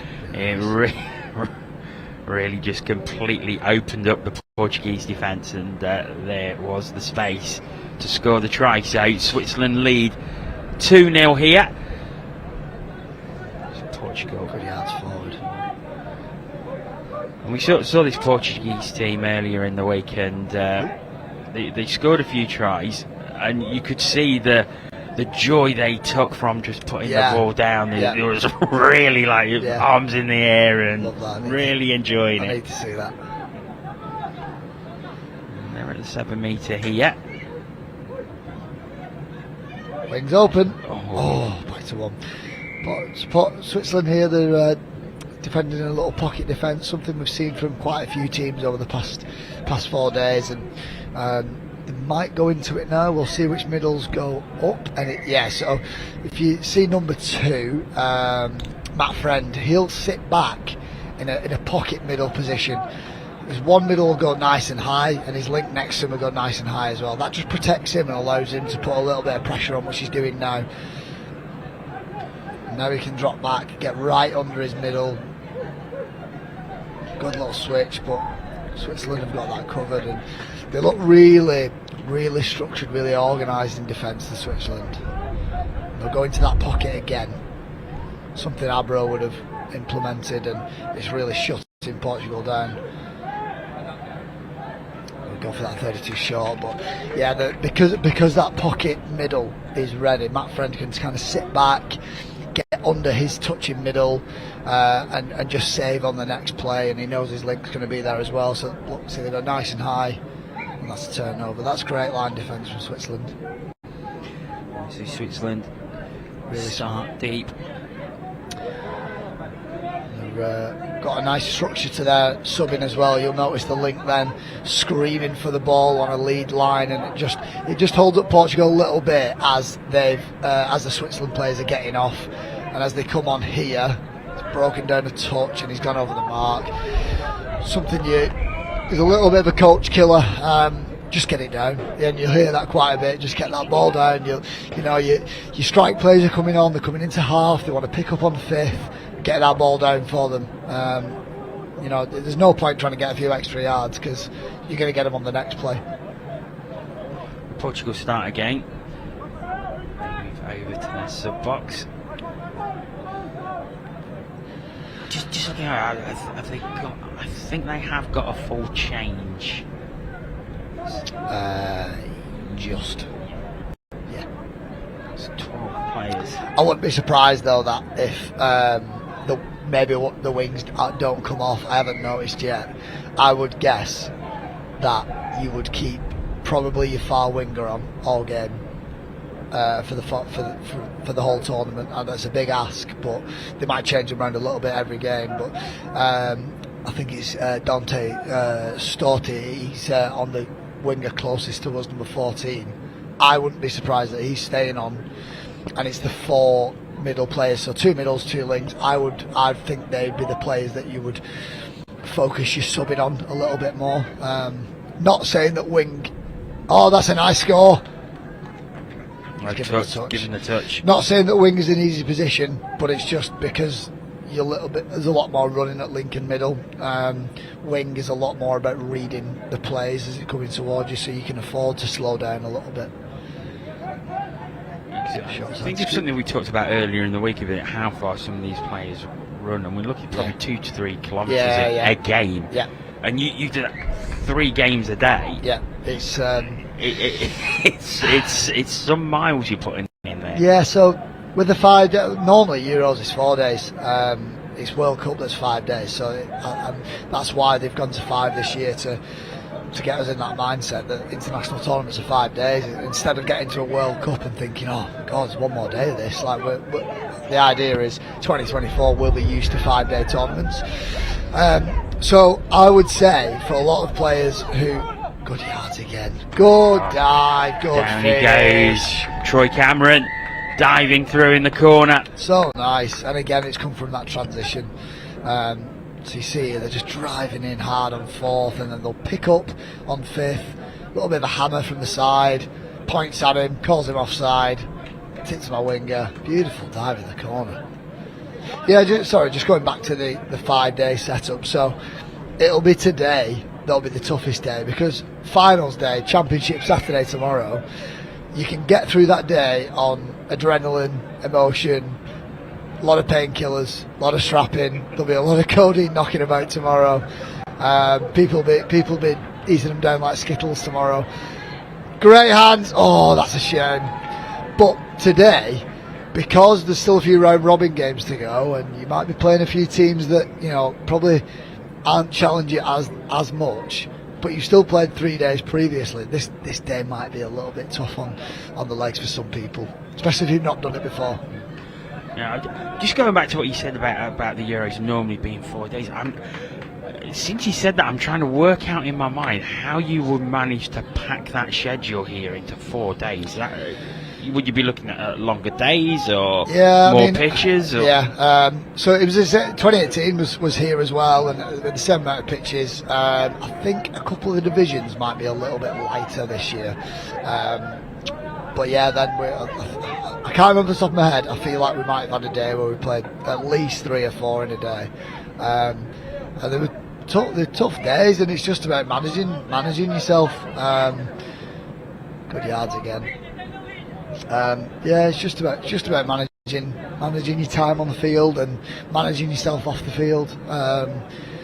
But that's the nature of the sport, I suppose. It's a little bit of a USP for touching that you're playing that many games. I know sevens will play quite a few games over a few days, but once you start getting to 3-4 games in a day, I know there's not the physical contact, but like you said before, you're running 2.5-3 Ks in a game, and yeah, it's tough. But that's why we love it. Yeah. For some strange reason. I don't know why. It is noticeable how fit everybody is. I mean, really fit. You got to be. You got to be. If you're not, you get exposed, and it's not like league or union. There's nowhere to hide when you're on the field, and if you're not up to the mark fitness wise, you'll get found out. Switzerland attacking again as they're at the 7 metre. Just told to get back a little bit eager there. We're into the final 2 minutes of this first half. It's Switzerland looking comfortable at 3-0, but Portugal have had their chances. I mean, I think if Switzerland, that's a nice, good feet on the short, and I was just thinking Switzerland would have liked to have been 4 or 5 up with the amount of ball they've had and how good they've looked. So I think they'll be happy to get over there. Portugal at 3-0 at half time, they would have felt like they were still in this. 4 pushes the boat out a little bit for them. They've not looked bad on line attack. I think they've just got to slow things down a touch. So Switzerland 4-0 ahead. Good yards forward. You want to get down to the 7 as quickly as possible. They're there now, so they can start running their plays, and again, it's just a little bit frantic. Slow it down. You'd like to see number 10, this link, come a little bit wider, a little bit too far in field, but they're going to go for a short side scoop into the middle. It was the right idea. It was nice, quick pass, but no one seemed to come up on his right hand side, which I think is what he needed. Yeah. Just he's offside. He can run at him, and I think that was good defence. Switzerland just got onside as the touch was made, I think. Yeah, there's a consultation between the officials. That's the turnover. That's a shame that I think if they watch this back, they'll have a look at running those 32 shorts, or the plays that they're running. Ideally, they need to be on the middle for them to be a little bit more effective. They actually went on the link on that 32 short, and it just means when the short player comes in, he's kind of running into opposition players. Switzerland have looked sharp here. 4-0. So 4-0 at half time. Switzerland lead over Portugal. So 20 minutes remaining in this one. Let's have a look a bit more in depth at this men's 45 competition. So England top 7 out of 7, then Wales and Scotland, France, Switzerland and Portugal. Switzerland with the 1 win so far, Portugal yet to win. But if you look at their try count, they're actually 21, same as Switzerland. Just conceded that a few more. That's what it seems to be. I'm surprised Switzerland have only got the 1 win, because the way they drive is really really sharp, and it's like it's putting them under pressure. Like you see that they played England yesterday, and I mean 9-3. It's a bit of a gap. They'll be thinking they could pull that little wins like that back. Obviously, they only lost to France by 1. Yeah, and that was the opening game. Yeah. So you'd like to think that as the tournament progresses, they'll start improving a little bit. I think that'll be interesting to see them. They've got 3 games today. Yeah. By the looks of it. So it's... And one of them being against Scotland as well. And again, they only lost to them by I think it was by 1 again. I think interesting one for Switzerland. Yeah, so I think I just saw it then. I was looking at something else. Sorry. So you'd like to think, especially with Abro in the box, he's a smart coach. He's been around touch for a long time, and touch, like we keep saying, it's about learning. It's about improving as you go out throughout the tournament, improving at a quicker rate than your opponent. So. Portugal, they've had a couple of close results themselves. A 5-3 defeat to Scotland yesterday, and a 4-3 defeat to France yesterday as well. So a couple of close games for them. Yeah, that's some strange results knocking about there. It seems to be a little bit all over the place. Like it's really strange. It seems like anybody can sort of take anybody on, any given day. So, really strange. Like it'd be interesting to see how this tournament, how this division unfolds, because there's some strange results knocking about. It looks like England will be comfortably going into the semi-finals, and then it's quite close between Wales, Scotland and France for those 2nd, 3rd and 4th places to see where they finish in the semi-final shake-up. So that's their results today are going to be really important. Yeah, at the minute it looks like Wales will be playing Scotland and England will be playing France in those semi-finals, but with how those scores look over the past 3 days, and anybody could be 2, 3 and 4 at the minute. It's a shame Switzerland just didn't pick off France in one of the games at some point. Because that would have thrown things off. Yeah, I think they'll be disappointed that they've not been able to do that yet. Switzerland with Wales and Scotland, France. They're playing Wales right now. They have Scotland, and then they finish against England. So Switzerland played Portugal. Sorry, Switzerland played Wales. 8-1. Some strange results there. They're just so all over the place. So coming back to this game in particular, Switzerland look very comfortable in that half, I think it has to be said. 4-0 ahead.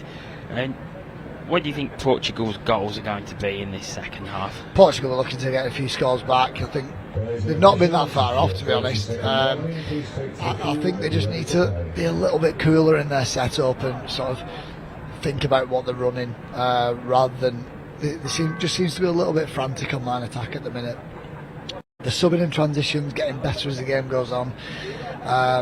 But the thing that's giving Switzerland the edge at the minute is their composure on line attack and how sharp they look subbing. They just managed to get a roll on really quickly and generate momentum from nearly nothing.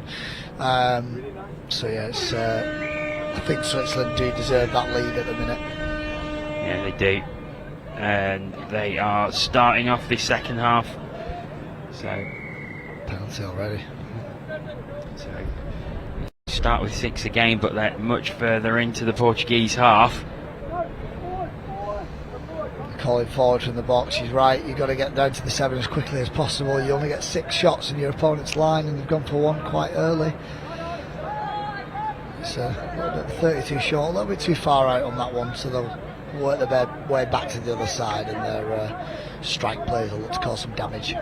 Walking the way back a little bit too far here for me. Wasted a touch there. And they'll go back into that 32 short again. He'll look to his Final left hand touch. side, left hand pill.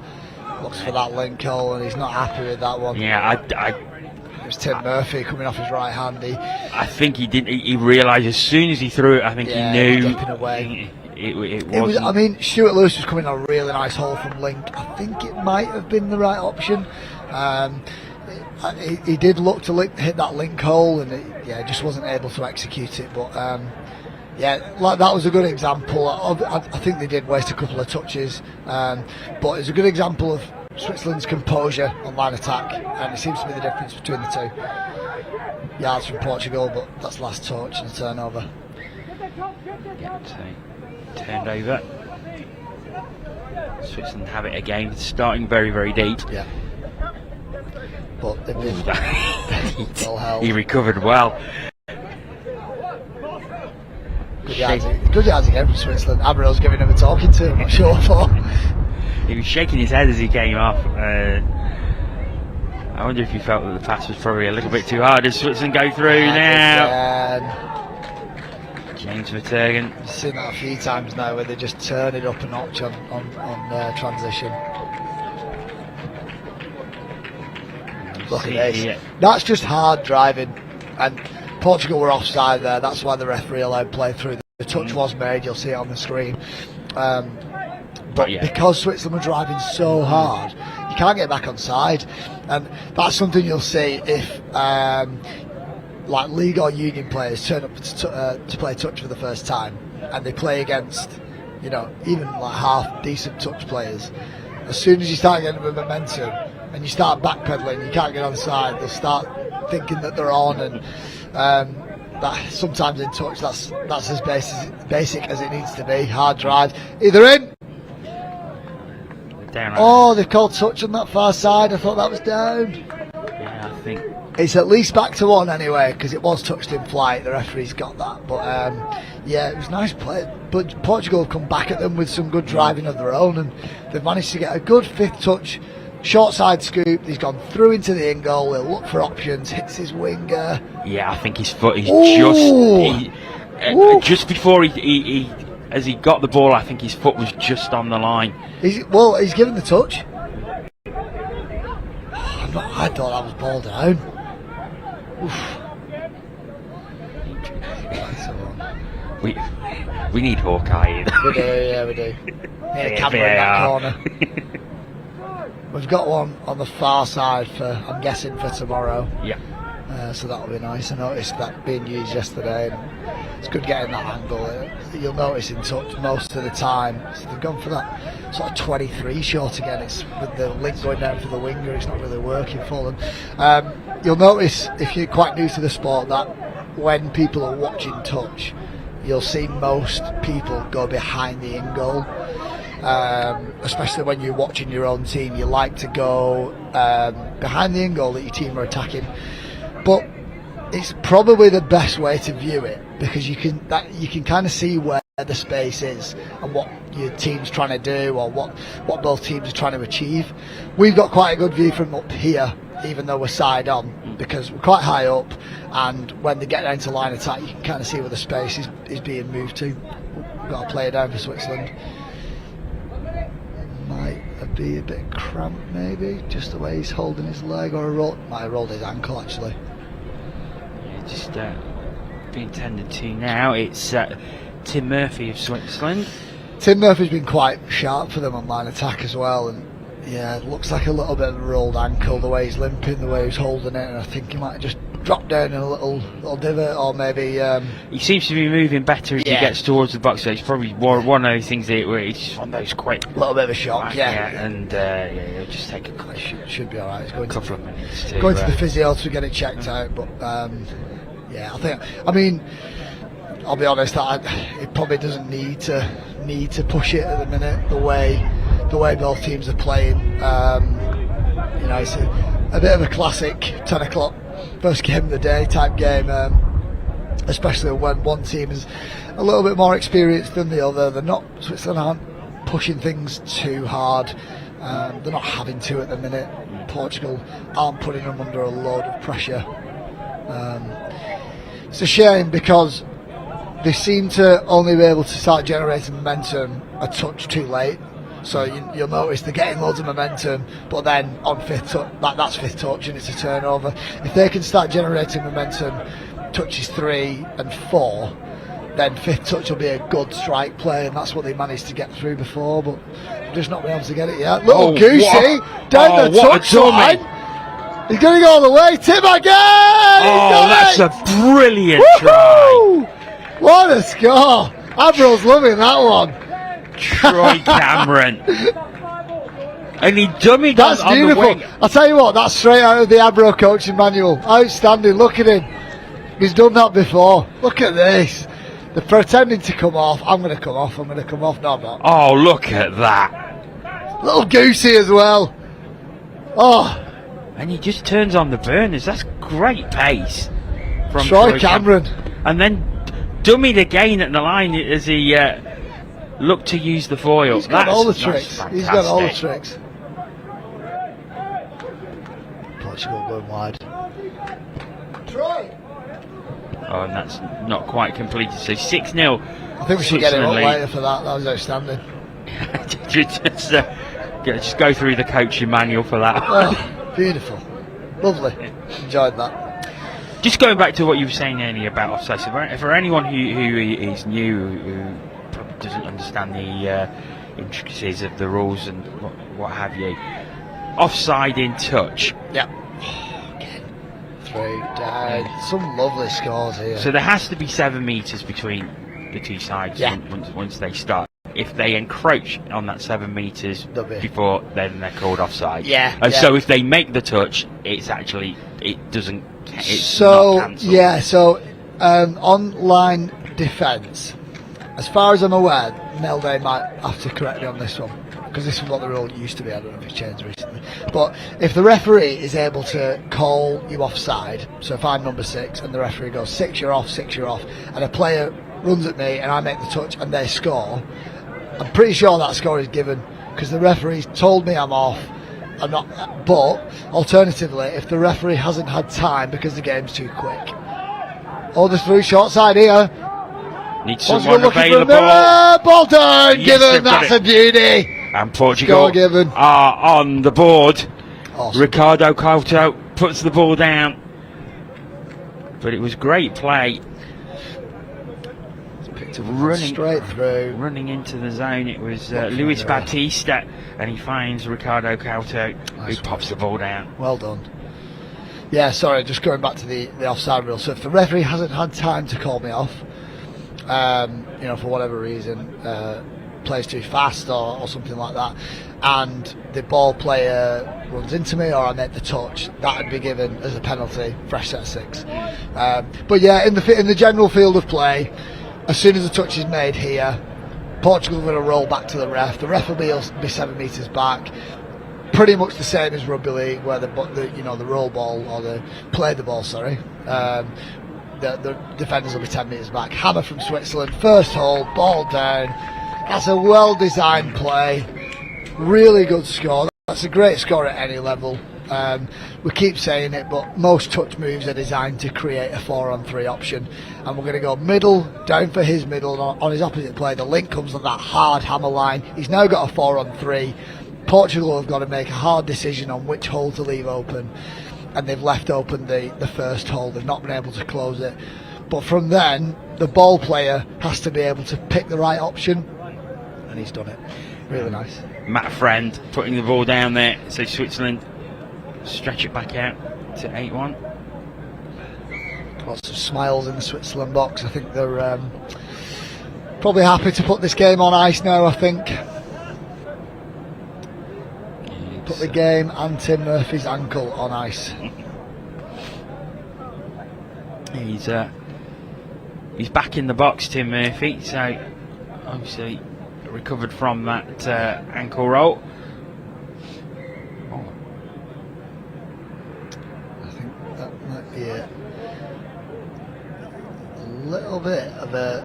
I think the referee's saying that the Portugal player might have lent him with his shoulder a little bit too much as he was initiating the touch. So the ball's turned over. Switzerland will work their way back to the ball. So Switzerland starting again, and there's that man, Tim Murphy. No worse for wear, in fact, looking very sprightly as he's back on the. So yeah, you can see now Portugal struggling to get back on side, and he's offside there. Tim Murphy up the through. I think that touch was made. They've done well to recover there, and that's half court turnover, 6 touch, all of it. Yeah, Luis Baptista making the touch there as Tim Murphy went through.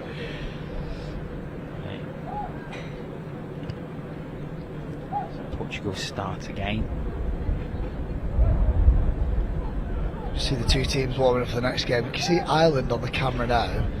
They seem to be doing some sort of shadow boxing, and I'm not sure what is going on.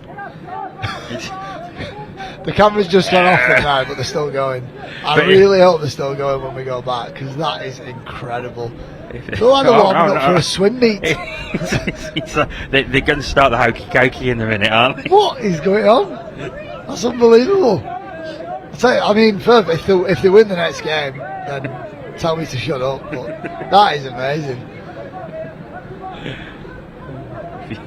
Maybe that's what you need. Maybe the types of warmth you need when you hit men's 50s. Maybe when I get there, I'll start having to stretch my fingers and my toes and my eyebrows. Yeah, it's an interesting warm-up routine over there. It seems to be back into some normal stuff now, like there's actually a bit of mobility. But yeah, for a minute, I don't know what was happening. And yeah, so both teams warming up. So we've got that coming up next. England against Ireland here on the streaming pitch. That'll be in the men's 50s competition. They're in their final round, so they're playing another round robin. I think they will be the opening games of that round robin. Good hands for Portugal. I think that might be over the mark though. So Switzerland will look to close this game out now and try and rest their legs for the afternoon. 2 important games for them. I mean, they might not be able to make the top 4, but they could really shake things up, and it might actually throw off that top 4 position. And I don't think, like you said, I don't think England are going to get knocked off. I think they've locked up that top spot, top 4 at least. I think they're going to be in the semis, whether it's in the 1 or 2 spot. But it's one of those things. If Switzerland aren't going to make the semis, they could be the kingmakers, couldn't yeah, they? that's the one. Yeah, and I keep going on about it, but they've got an experienced coach in their box who might be able to change up a few things. And we've seen a few plays already that, that, like I said, it'd be good scores in any grade. That hammer play was a really nice one, and obviously that length of the field, little goosey was a nice one. Good ball. And it's one of the things that they're going to get a good win here, aren't they? Yeah. I mean, there's 6 minutes to play, but they can take that momentum into their 2 games this afternoon and with practice confidence. stuff, practice stuff as well. Like maybe that hammer that we saw, it was something that they're maybe not tentative to run in other games, but they've kind of had to use this as a bit of a run to use it against live opposition who would defend it correctly. And Portugal didn't defend it in any way incorrectly. They just didn't close that first gate. They were probably a second slow to assignment. So short side scoop, good interception, well said. But I think I think that might have been given a touch pass anyway.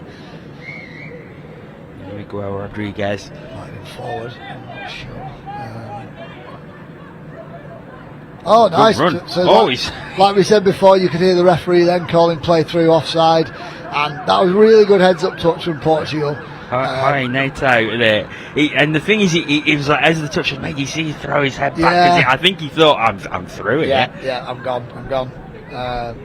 That must be play through again. Oh! You can see him looking like, where are you? That's a killer. That was that was a training ground move, really, was it? Because he was expecting his outside I'm not sure. to I be think there. that was a bit of heads-up touch, but because we said before, right? Obviously, they're quite a lot limited in squad numbers. At some point, that winger would have thought, "I've got to get off here. I'm knackered." So, but then his mate, his opposite buddy partner, is going to come all the way around here, and he's just too late to get there. That's nice. That is really nice play. They are Middle indeed. scoop, and they just generate really good momentum from their subbing. I'm really surprised that that these guys are not in the top four. Like, look at the way that some of the touch that they're playing. Like, it's well thought out. It's pre-planned. They're structured. There's some good touch scores. They play with a lot of momentum and a lot of intensity when they're subbing. And I think they'll feel like they're hard done to when every time they look at that table. And yeah. Now it's John Barton running through, passing off to Matt Friend, but it was just such a fluent, executed play. Good hands, but not able to take it in. And they didn't have the overlap on that side anyway. Hopefully Portugal can pull one back in these last 3.5 minutes. Switzerland run towards the sub box and lack of comms a little bit there as they're coming off, but they've regathered it.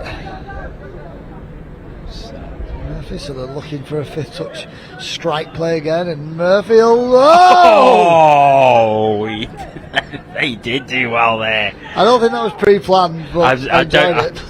Certainly don't think it was, but he's gone down a bit of a blind alley there. Yeah, but it's stunted their momentum a little bit. So yeah, they won't be able to get anything back from that. That would have been nice if they got something from it. It's off to the box again. Portugal. So you just want now, rather than getting momentum on fifth touch, if they can start generating some momentum here, and as they come on for fourth and fifth, then they might get something from it. But they just look like it's getting a little bit tough to get on. And same as before, they were actually down a far side winger then as well. They have got 6 back on. One of them was pointing to get nice and wide, but Switzerland have been given quite a bit of room here, and the way they're subbing, the way their transition is, it's they won't be happy with that. And he holds his hands up, but they've been saved. They've got a penalty off it, and 2 minutes to go. They're just going to put the game on ice now. Yeah, they've been incredibly efficient, the Swiss, in this game. Some really good tries, some really good moves. Yeah, I think they probably could have got a couple more scores. They'll probably be a bit disappointed they weren't more ruthless, a bit more clinical. But they've managed to, they've carved out some really nice scores and been really good touch scores. I wouldn't expect anything less from a team coached by Abro.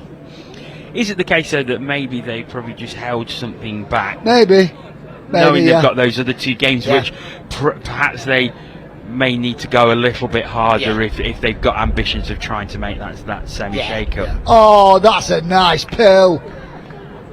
And it's the hammer play that we saw before. This time it's coming from the left. So if the score is given, so if he comes off this hammer play, left-hand side, hits that harsh line. He's got a bit of a 4-on-3 here. Your link hole's open. That's your link hole. Down. Great hole hitting from James Vertejean, and it's a great ball as well. Great ball by Sam Woodhouse.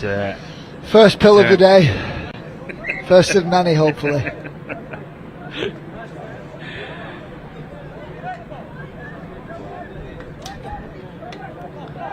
Portugal back in field, and they'll get a couple of shots with 30 seconds left. Let's hope they can get something from it. 2-on-1.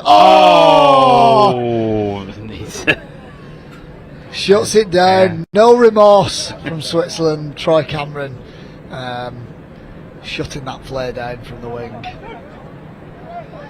10 seconds. Probably get one play to run here, and it's going to be a pick up from half. And that's good defence from Switzerland to close this game out. Great win from the Swiss. Yeah, 10-1, and they played very, very well, and their ambitions of making the semi-finals of the men's 45s are still alive here. So, strong win by Switzerland in this men's 45 competition. Coming up next, it's the men's 50s. They're in their final round robin, and England are going to be taking on Ireland. Jordan, thanks so much for joining us as usual. Ben Meakin will be on co-coms for this one, and family connection. Family affair, yeah. Mark Hobson, his father-in-law, will be playing for England. He's just walking on now. Couple of familiar faces in this England men's 50s setup who have been with England for a long time now, working their way through the divisions. I can see John Banks in front of me and Moody Paulensko. They've been around for a while and experienced players.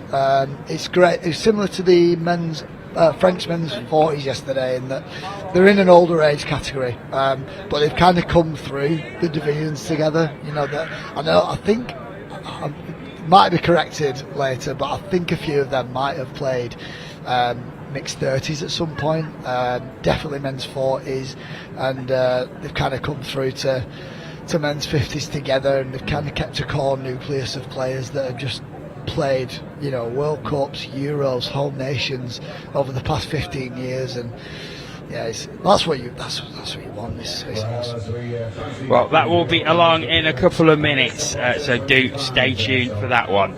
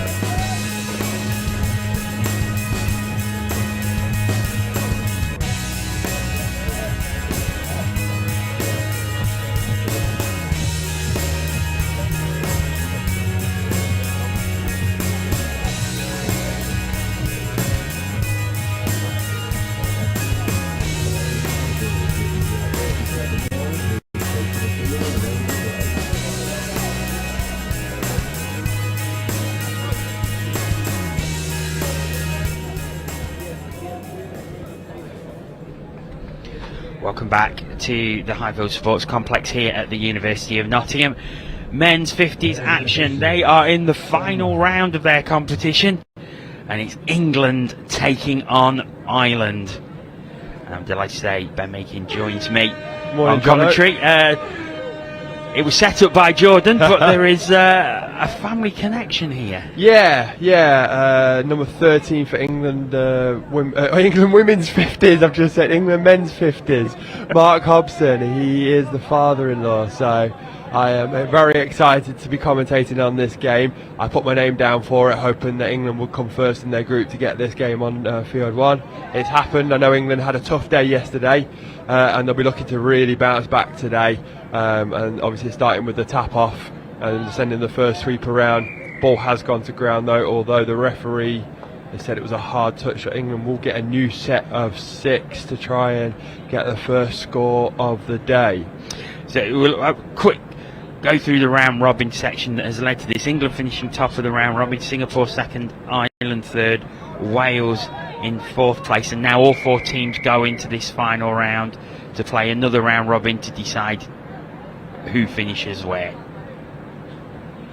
Yeah, bit of a different kind of setup to other rounds, other divisions, but that's obviously with the, I won't say frailties of 50s, but the tiring legs, should I say, and the lack of teams, as Ireland give away another penalty. So that's 2 hard touch penalties, and the referee has sent. I'm not sure what he's done. So it's been 3. I thought it should have been 3 penalties. There's another. Yeah, there is another player come. So the referee's put a T sign up saying he should be sent for time, and if he'd been sent for time, he should go to the Ireland attacking exclusion zones. But he's been sent behind, which means it's just for this set of 6. So next time England give the ball over, whether it's a score or a set of 6 or a turnover, Ireland should be able to go back to 6. And as Ireland just England get on the outside with 6 on 5, and the winger just goes in. That's a great start for England men's 50s. They would have been wanting that start of today, and yeah, they've got on the score sheet early. Yeah, so Mark Elliott getting England on the board, and it was a great pass as well from James Barnett. Yeah, it was putting it down. It was really good because Ireland only had 5 players, so there's always going to be a bit more space somewhere, and They found that England found that space on the outside and have got that score. Right, we're just going to take a short break here as we head to the studio. Ian. Hello everybody, welcome back to the studio, and I've got a very special guest with me, Kai Kim, all the way from the Seychelles. Now it's the European Championships, but we're going all over the world, and you're doing you're collecting boots this week, aren't you, to take back to get people into the game? Is that right? Yes, that's right. So we've just started introducing touch rugby to teenagers in Seychelles, trying to get the guys and girls involved both in rugby and as well as going touch rugby, and mainly because touch is an inclusive sport. So we want to try and get more girls and women involved, and a lot of the kids there, sometimes they just play barefoot, so I'm here to try and get more people to maybe donate some of their boots so that the girls and guys can play more touch and better touch and rugby. That is superb. That really is. How many people at the minute are playing touch over in the Seychelles? So we have a group of 50 kids that come down every Wednesday. Wow. Okay, that's really good. Yeah, and they're aiming to try and put a team in for the Indian Ocean Games earlier or later this year in December. Fantastic. And what's your background with touch? So I started playing touch in Singapore in '96, actually, so it's quite a while back. Yeah. And then I also lived in the UK, so I played actually in the Euros in 2000. Oh wow! And excellent. also in 2002 in Cardiff. Yeah, and since then I've been. So you're Mrs. Touch. You're Mrs. Touch rugby. Yeah, but so I've been focusing a lot on work, but over the last few years I want to try and play more touch. So. Good, and you're going to be our guest commentator for the Luxembourg-Sweden game coming up as well, aren't you? And we look very much looking forward to that. Thanks for joining us in the studio, Kai Kim. We'll hear a lot more from you later as well. We better get back over to the action, England and Ireland. Let's head back to Jono and Ben. Thank you, Ian. Thank you. Welcome back. And we are all square here. Yeah, while that interview was going on, Ireland looked to score in the far corner. As we look at it, there was a bit of a, well, not a bit, there was a long deliberation between the players and the referees, and the referee decided to take a few steps back and give the score. And it's Ireland who are in possession on the attack again as they go towards the 7-metre line. There's space opening up here. Oh, good take, but the touch was made and England have the ball back. Good defence by the far England winger there. The space was open, but he just shut that in, let him catch the ball and just tapped him in for that. So that was number 6, and the turnover has happened. England are looking to go forward. They've got some good speed, and unfortunately that speed has let him down. The ball has gone to ground, so it is a turnover for Ireland. Ireland's ball at just over halfway. So just over 5 minutes gone. A pretty even contest so far. So far, yes. England look more structured in my personal opinion. I've not watched England men's 50s very much this week, and the same with Ireland. But currently, England look a bit more structured. Ireland look to play a bit more rugby style, and they look to get on the outside and use the ball as they try to do here. Number 5 from Ireland, Gary Purcell, was getting, I'm not sure if he's getting annoyed at himself or someone else, but he was definitely gesturing. It's England. Good speed. Yeah, they just go forward. I think we spoke about this yesterday, John. Any team that goes forward is always going to have success. So you've got Mark Hobson on the outside now. The winger can Mark get round. He's going. He's in. He scored! Oh, you enjoyed that one. I've enjoyed that one. Absolutely. I was saying Ireland were playing the rugby. Mark Hobson gives the ball to the far England winger on this replay. He gives it and he wraps round. His twinkle toes are going, and look at this rugby dive. He's dived in. He nearly even dived out. But yes, what a score from England. And that really 2-1 up. Really opened up the Irish defence as well.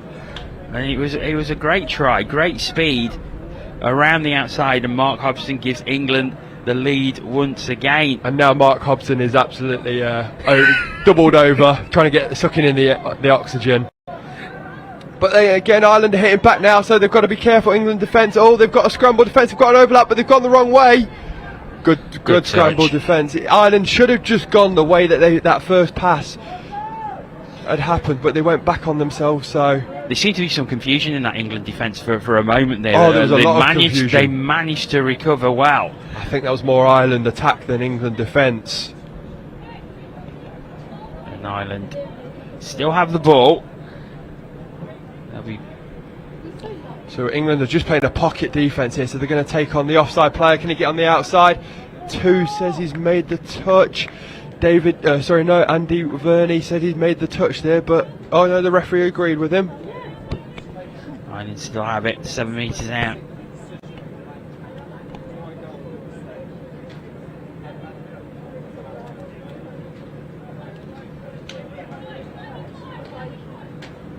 Comes to the right hand side. Ireland are just spreading the ball round.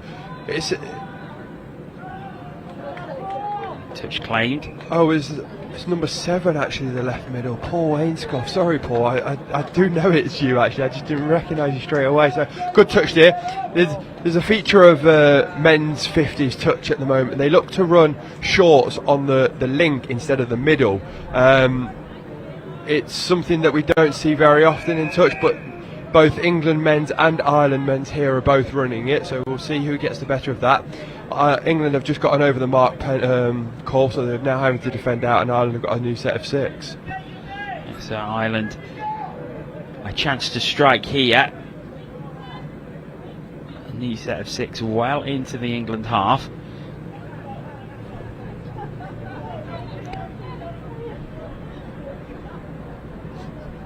Just trying to run through there, David Dowling, but nothing doing. No. Shut off. I think if it was contact, he would have gone through, but we play touch here, so it was a good touch by the defensive number 1 from England, Simon Whittam. And here we go. Here's that 21 short that we spoke about. So the reason we call it sorry, I'll come back to that. Ireland's going to send a sweeper. Don't give it to the sweeper. There's a man-on situation. Again, Ireland have got this scramble attack that we spoke about. They've now got an overlap with their hands, and they had the overlap, as you could see, but unfortunately the ball went to ground. Brian Noble just couldn't quite take that on. It gives England possession again. They use the sub box and get some fresh legs on. And at this stage of the competition, especially in this format of the game, the 50s, using the sub box and using as many players as they can in their squad is going to be really important, especially as we're sort of in day 4 or 5. Yeah, as you know, John, with ice hockey, you know, that's your specialist sport. That if you're not using your subs bench wisely, you're going to get players that are really, really tired. And you're right, day 4 of a tournament when you've already played 2, 4, 6. This is your 7th game, and you are over 50. We've got to really emphasise that these guys are putting their body through a lot of work at the moment. They are going to have to really use all the substitutes as Ireland come past halfway, but the referee's going to go back for an over the mark penalty. Ireland are playing to the whistle, and now they've got a long way to run back. Yeah, but it is full credit to the fitness of these guys out here as well.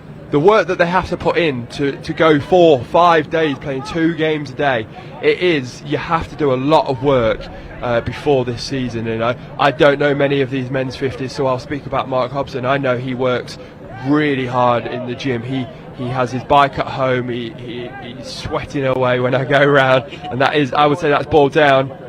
New set of 6 referees said the Ireland defence touched that. Yeah, you have to put a lot of work in. Every single player here has had to put in a hell of a lot of work. You know, 3, 4, 5 months before you're starting to get your strength and conditioning, then you start your fitness, then you start your sprint, then you start your agility work. There's a lot of work that these guys have to put into to ensure that they're tournament fit, not just match fit. And England get on the outside. Can you go through the hole? Good defence by Ireland number 16, Gerard Walsh. Good defence by Ireland, but it's still there for England. Just brought it back a little bit though to strike now. There's that feature of the 21 shot. They've got it's a score. It's a score. It is a score. I didn't see that one. So let's just run through this one again. So I spoke about how they run a 21, and I'll talk about the numbers in a minute after this. I don't think we've actually spoke about that yet. So the wing dumps the ball. There's a 3-on-2, and he chooses the 1, and he goes. Oh, he stays in. Yeah, wow. He does. He does very well to stay in short side. Yeah, very good. So John, just talking about the numbers, I'm not sure we've spoke about this week. I keep saying that it's a 32 and a 21. I think we probably should explain what that means. So you've got your middles, your links, and your wing. So you've got your middles and your wing, and the link connects them together, hence why we call them. And then you've got your middles that are 3, your links that are 2, and your wings are 1. So if a 3 dumps for 2, it's a 32, and if it's a 2 for a 1, it's a 21. So that's how we now connect. And then Ireland scored? No, it's a forward pass. Forward, I think it was. So yeah, if you're new to this sport and we're talking about 32s and 21s or 33s, it's about the middles dumping for someone else, and we actually put a number on that. So 3 for 3, or a 3 for 2, or a 2 for 1. So that's how we're explaining it. So apologies, we're on day 4. We've only explained that. We'll try and give you a bit more information on that during the day. Another phrase that Jordan's, your counties. County, so there is a lot of different moves, whether you split in, you split out, you split in and go backwards. Counties is normally where you split infield. A quickie is where you split outfield, and a counties is where you split infield.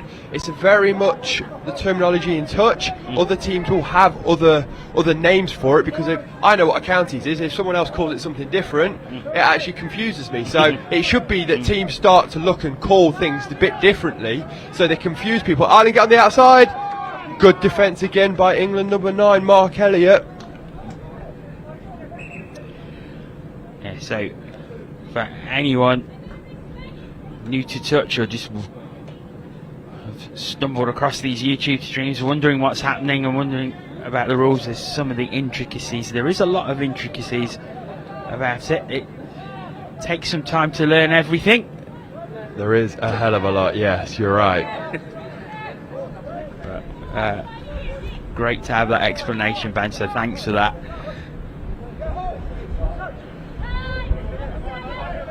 So England have got a 5th touch now. They're quite static, they're quite deep, so they've got to they're keeping the ball alive. I would say that's a new set of 6 to England. England have done very well there. It's a good shutdown defence by Ireland's number 8, John Francis Quirk. He shuts down that 3-on-2, but that gives England another set of 6. So they're looking to go forward, try and get to the 7-metre line, and get their 4th score of the day. Yeah, so England just playing it along the line at the moment. I think the feature of this England play, they've turned it over. Yeah, first touch. But a feature of the England play is how patient it's been so far. Yeah, absolutely. Sometimes you don't win the game in the first 20 minutes. You actually set up to do something that you think, so you can confuse the defence, be a bit patient when you get down there, and then when in the second half the Irish defence thinks you're going to do something that you've been doing all game, and you change it up. So it's a game of chess at the end of the day. And Ireland go for that 21 short again, go long. It's just with that, to the end zone, and with that England have the 21 ball. short, it's a very small part of the field. So as you see, Ireland, they go to the far side of the pitch towards their sub box, and they run a short towards their try line. The only problem with that is if you step back, there's a lot of space that England are already covering, and the long ball to the wing is a long way. So there's only a short bit of ground that they can cover if they run that 21 short. So England start again.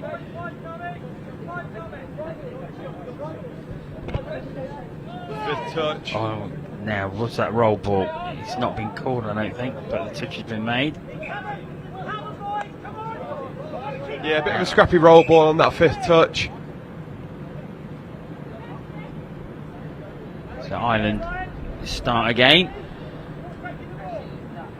The referee's just making sure they're in the right position, and they are working towards their sub box, so they will make some changes. Good smooth change by Ireland as they still continue to work down the right hand side. They come back into the middle now, and it does. Just seems to have stalled. It was quite a fluent move to start with, but it's just stalled a little bit now, and they're on 5th touch. Yeah, you're right, John. And once you stop going forward, it's really hard to keep momentum going. So, Ireland did stall it a bit. They've not gone forward in 2 or 3 touches, and the ball's been killed about 10 metres out from the England defensive try line. There's a big tumble in the centre there. It'll be interesting to see how the referee calls this one. It was a bit of a fumble. It might have gone in with his shoulder. The referee has just called. Yeah, Ireland ball. Yeah, I think so. I mean, they've called a forward pass, but I'm not sure that was the right one. But I think the right outcome, let's say.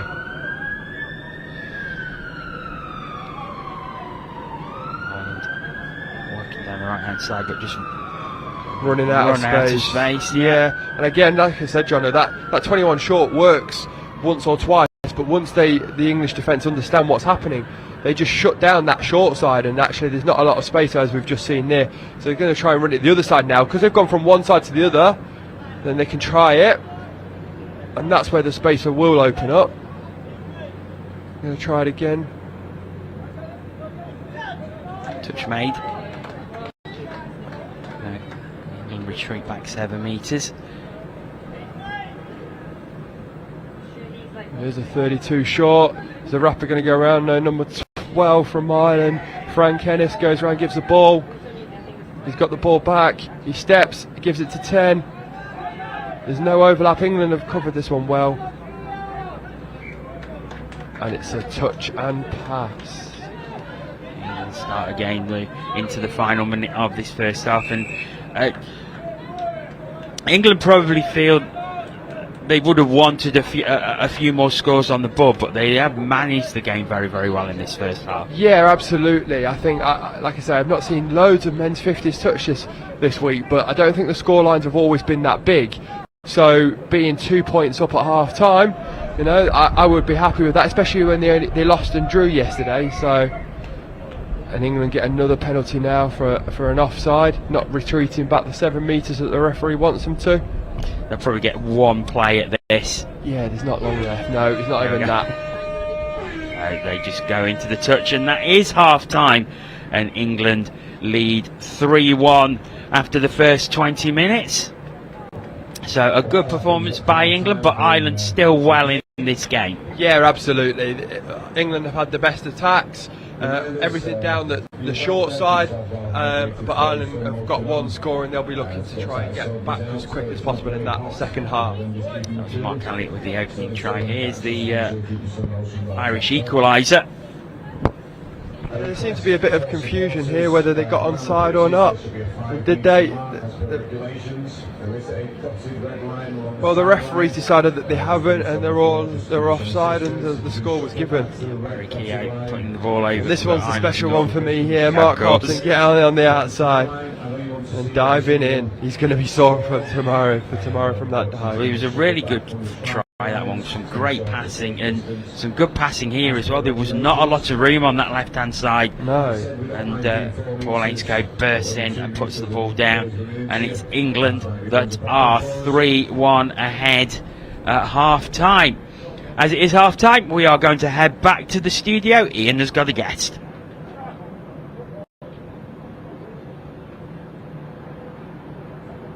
Right, everybody, welcome to the studio. Great first half there. I'm delighted to be joined by Dominic, men's 40 Scottish team. Dominic, it's great to have you here. How's it been going out there this week? It's been going really good for us. Our results are not looking as good as our performances, but we're in the right place for the second half of the tournament for the knockouts. So. Yeah, we spoke about that, didn't we, actually, off air? You're right in the mix for a medal game, aren't you? Yeah, and that was our goal kind of coming in, I think, to get in amongst the medals, and it looks like we will be in a good chance for that. Now, with day 4, of course, does fatigue start to kick in a little bit? Because there's an awful lot of touch to play, isn't there? There is an awful lot of touch to play. Fatigue kicks in, but also as slightly more experienced gentlemen, we start to get the old tears and strains and things like that. But I thought you were going to say you know every trick in the book, but yes. Those two. But we've got some good physios, they're really excellent actually, and they're keeping all the guys going. So. And the mood in the camp is good? Yeah, really bubbly, really bubbly. We're having a really good time in Nottingham. We did last time as well, so yeah.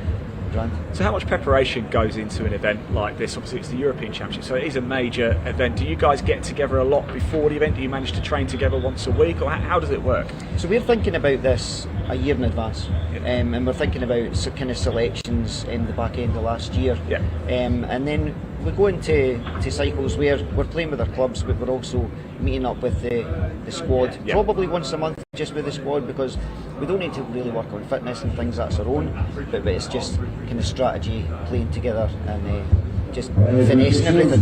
Who's up next for you, Dominic? We have got Jersey. We've got Jersey today. We've just come back from a trip to Jersey about 4 weeks ago. So brilliant. Oh, nice. That should be good fun. Fantastic. Dominic, thanks so much for coming up. We really do appreciate it. We're going to hand back to John O'Ben for the second half here of England and Ireland. Enjoy.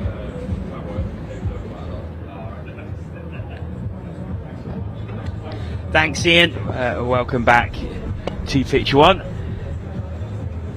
So, in the half-time break, England 3, Ireland 1, and as we said beforehand, England managed that half really, really well. From an Irish perspective, they just seem to need to be able to drive in a bit more with a bit more attacking flair, because I think the England defence was very much on top for most of that half. Yeah, absolutely. I think from an attacking perspective for Ireland, if they can get, from their driving especially, if they can get a bit more go forward and not stall on 4th or 5th touch, then they'll definitely look to punish the English defence. And I think if instead of going short side as much as they have, if they look to step back and use their hands a bit more and create the overlap, which they have done, then they'll score a few more tries. We'll quickly look at the schedule, because Wales-Singapore is the other game that's going on at the minute on Field 3.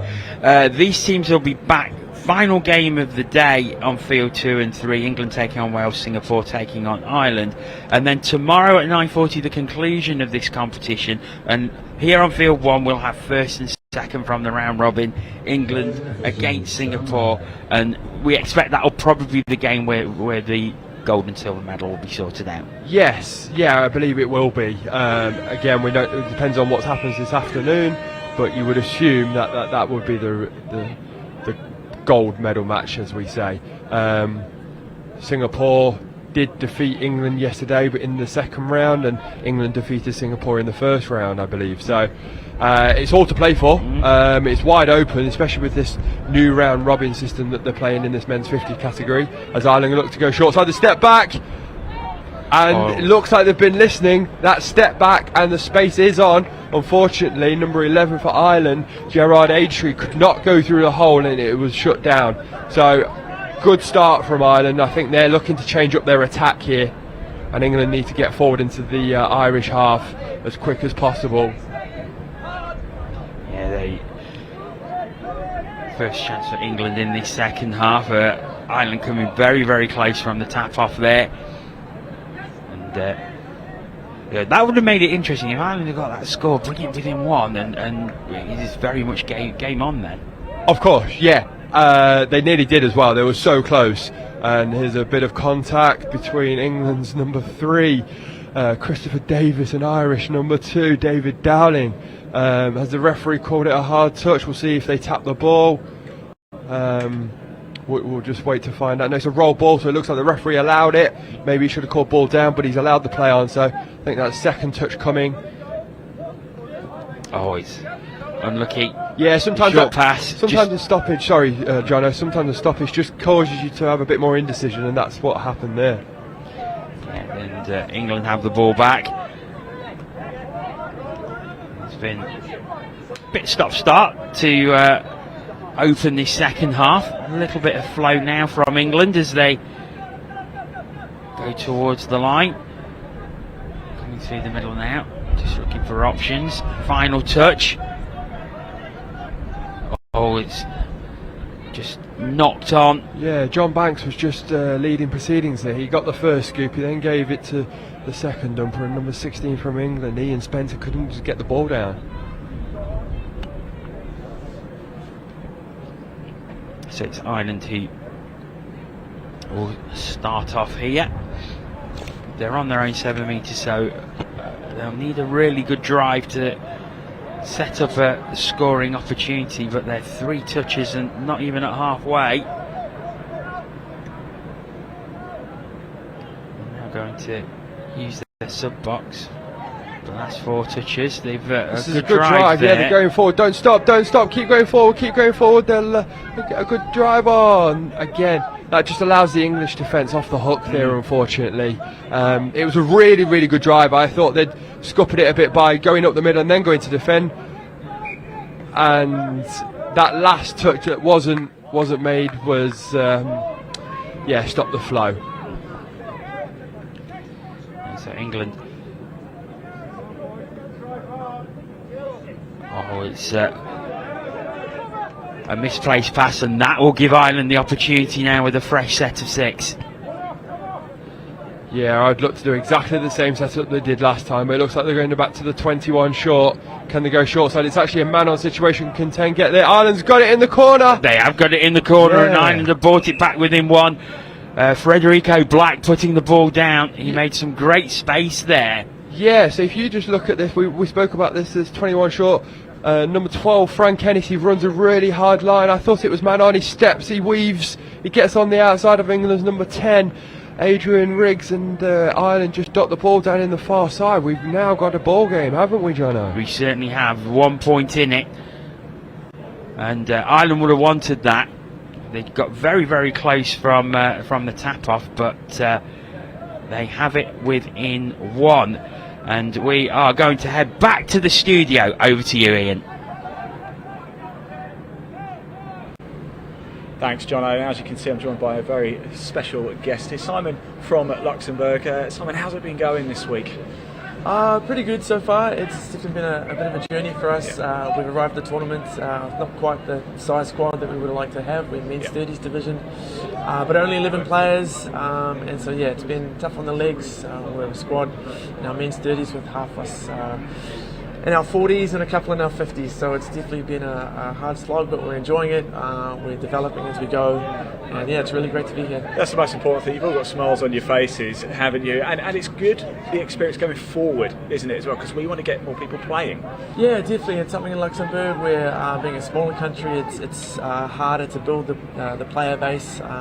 We're working on that at the junior level. We've got some junior touch going now for a couple of years, and that's showing some great promise with some kids getting older and that, and just looking at ways to try and build the player base in general. So our female players, because we had kind of reached a good level there a few years back, and then COVID arrived and we kind of lost a few during this period, so that was tough. But yeah, we feel like we're building again with COVID on its way out. We had a great corporate league over summer. Got a few more players in the club now, so now we're kind of getting back to 40, 50 members. So yeah, some potential there for some growth hopefully into next year. So how does it work in Luxembourg then? Do you have a number of teams, or do you just have one sort of central place? Or yeah, it's very much just a one club country, unfortunately, at the moment. In Luxembourg, it's not generally a rugby playing nation, so they don't really know touch, especially in the outer areas. There's more other sports that are popular, but in the city centre, yeah, we've got a lot of expats there, which is kind of our player base is around the expats, but we do have some Luxembourgish players in the past, and one with us this year in the men's 30s. So yeah, it's just trying to spread the word in different ways that we're trying to build that player base. Well, Simon, hopefully things like this will help, and of course your participation is greatly appreciated. It's great to have you over here. Thank you so much. We're going to hand back to Jono and Ben for the rest of the second half of England and Ireland. Thank you. Oh, welcome back, and as you join us, Ireland have brought the scores level. See here, bursting through.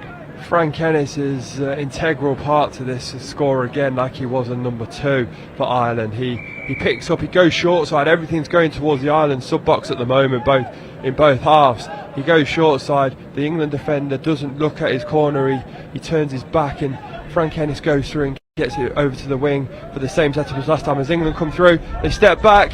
Is he in? Does he score it? Does anyone touch him? Touch is claimed. Nods. He's nodding. I don't know if he's nodding at Ireland or England. He's nodding at Ireland, so it's a good touch. Simon Whitton going through there, but it was the touch by David O'Donnell that prevented England going back into the lead. It's first touch, we've got a scoop. Going to go short side. He's through, number 10's through. Adrian Riggs is through. Did he go? They scored! They've scored! Oh, they like that in the box in front of us. Yes, absolutely. They know they've been under the caution this second half. Well, they needed a reply. And as Adrian Riggs picks up, number 15 from England also gets through, Ryan Anglin. And Riggs keeps going, he gives it to the winger, and he darts it down. It's a great little scoop. He's gone to the short side, and England hit back. They needed that. They did indeed, because Ireland have been superb in this second half so far. They Two have. scores They have. to bring it back level. And Ennis is back on though. Frank Ennis is back on. And now I realise who Frank Ennis is. I'll come back to that point in a minute. I understand why he knows this game very well. He throws the ball long, winger catches it. So Frank Ennis looks like well, I'm going to guess he is the father of John Ennis. Oh no, what has happened? What a score here. He points to the sideline. This is a great flick. So let's just look at this one again on the replay. There's nothing on. If we look at this, there is absolutely nothing on. 14 from Ireland. Haven't got a number on our score sheet. I don't even know how that worked. They pick up, it's an underarm, no look pass, and the winger scores it.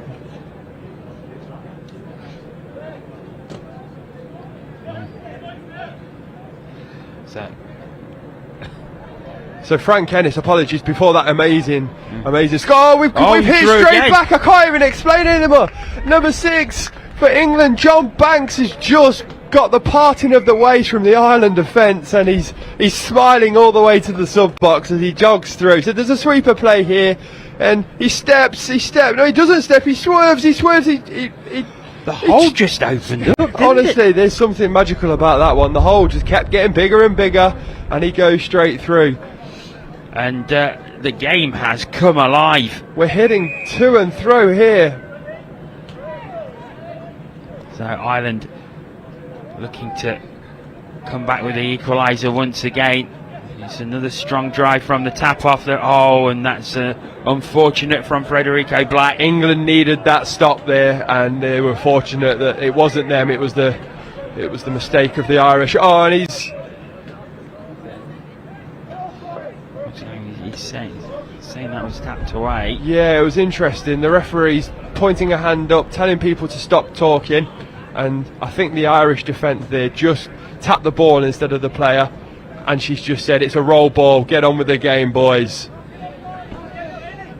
So England touch two there. Yeah, do keep the ball.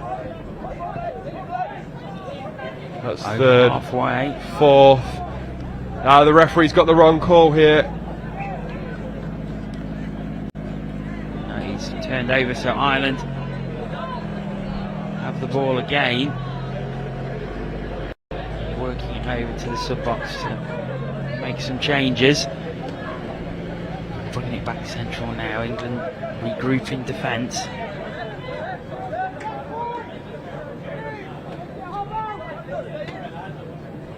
This is another good drive by Ireland. Yeah, they've just stopped. They need to go forward. So Frank Ennis again. So as I was saying, I think he's the father of the Ireland Men's Open captain that we had on earlier, yesterday, John Ennis. So I think that's where the Ennis name's come from, and you can see why he's leading proceedings out there. He's integral to every score so far for Ireland. Good stop from England though, and they're getting their subs off. They've only got 3 players on the pitch, but that's all you need for a 3-man drive. But they haven't got any more players. Referee said ball down, so England are going to have to defend again, and I think Frank Ennis is going to want the ball. He's got it. Yeah. And it's a short ball. He's going to go short side like he has done. He steps back. Good collapse in defence. Yeah, absolutely. So, back at the 7 metre. Ireland still have the ball. Looking to work it to the right hand side, but there's... Oh, that was over the mark. The referee's missed that one. Walking slowly into the centre again. Just again another patient build-up by Ireland. So I think they've got one more touch before last. This is going to be 5th. They go open side, and Frank can't connect this time.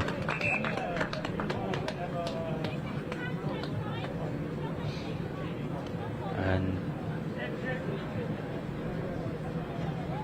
this is an interesting tactic from England. They keep 3 players on, 3 go off, but what if they drop the ball like they did last time? But this time they've managed to get 3 players on. They're going forward. This is only 3rd touch coming though. They need to get some forward momentum. 4th coming. 5th coming after this one. They need to set up a scoop. He goes early. Is he going through that hole? Oh, it's 1 more touch to go though. They're coming through to the 7 metre now. Space on the left hand side, but it's a good touch. And Ireland will have the ball back. England won't mind that though. They've gone from the Irish side of the pitch to the English side of the pitch in 6 touches, and now that means Ireland have to do the exact same to score. So Ireland starting again. They're coming through the centre. That doesn't look like they're going to make changes. Actually, they do now. There's a couple coming off, a couple coming on. Yeah, the Irish subbing pattern is they normally take 2 or 3 up the middle, then they look to get the subs on. It's a long way for those subs to run on and off though. Does Ireland get on the outside? No, good touch there.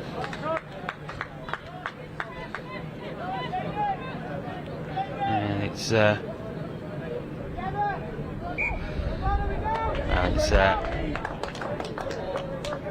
so two drives from one from each team. England actually probably won the territory on that one. Yeah, so they've now got to try and make this pay. So England again getting subs on. They've just got that 1 point lead. 6 minutes remaining in the game. Very, very close. It's been a real game of chess, especially in this second half. Final touch here as he looked to bring in. Was that down? I think the touch was made. Yeah, the touch was made, but the referee gives an offside call here. So as I said, that territory definitely has caused Ireland a bit of an issue. England go up the field with comfort. They get the offside call, they get the penalty, and they're going to look to set this up and get a 2-point lead. I think that would be big if they can do that. What are they going to run here? They're going to run a quickie. No, they're going to run a sweeper. They're on the outside. Space on the right. Oh, he's not taking it. No, it's first or second touch, and sometimes you don't want to throw that ball because you've got 3-4 more touches to play with.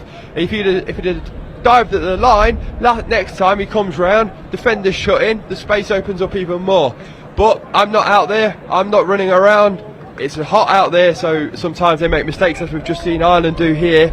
They drop the ball, and England are going to try and make this pay again. They're putting a lot of pressure on the Ireland defence at the moment. Yeah, it's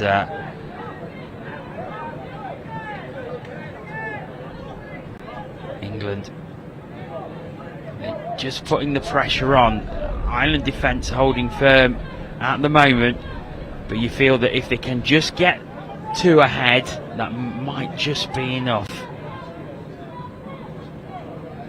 Same though, Ireland just 1 behind, and if they can get a good drive, if they manage to prevent England scoring here. Yeah, we've got a sweeper. He's picked up short side. Number 3, Christoph Davies, has gone short side. Oh, throws it over his head, and Frank Ennis catches the ball. New set of 6. Well, they'll get 7 touches because there was an intercept. Sub-box, they're over halfway, and Ireland with a strong drive. This they're is great right driving. down the other. And they just held up there. Owen Burns, should I say? Apologies, Owen. That just couldn't get the ball down in time. Final touch. Oh, comes straight through onto the wing, but he runs out of room. Yeah, they've scored a lot down that side, but this time England defend that well. 3 minutes left. England just need to go 70 metres and then defend out, and I think that will be the game. But they need to go and put the ball down on the Irish's 7-metre line. So we'll see if they can do that this time. Oh, we've got a scooper! He's through. He's not. The referee's pulling him back. Oh, it was only touch 3. It was so close. It was do or die. Yeah, I was going to look at this replay here. It was a do or die, and I just think if we'd have just driven properly, they would have gone. So here's that replay. You know, Simon Whitten goes for it, tries to give the ball to Ryan Anglin, and the referee said it's touch and pass, and it gives Ireland an opportunity here to get this draw. So Ireland in possession now, driving towards the 7-metre. Oh, is he through? What's the referee going to do? Everyone's shouting at him, and he puts his hand in the air. It's a great touch. That is a great touch. That is a game-winning touch there. So we'll see if I'm right, but that was a great touch. It's last touch for Ireland now. They've got to try and set something up. And that was 6th touch. The Ireland forgot the count there. What a touch that was. I believe it was England's number 10, Adrian Riggs, on that far side doing the dive. Yeah, great dive. As you say, probably game-saving as we're into the final 2 minutes here. Absolutely. So England just need to go forward now. If they go forward and finish on the 7-metre line of Ireland, I think that might be the game. There's a minute and a half left, and the way the game's going, ball down, giving Ireland an opportunity. 90 seconds. Can Ireland? They've been driving very, very well. They've been getting into position. They need to do it again. Whistle has gone. That's another set of 6, but that's a time waster for England as well, so they don't mind that too much, you know. Yes, Ireland still way in their own half. Down to halfway, they've got to try. They need to step up here. They're letting them come in.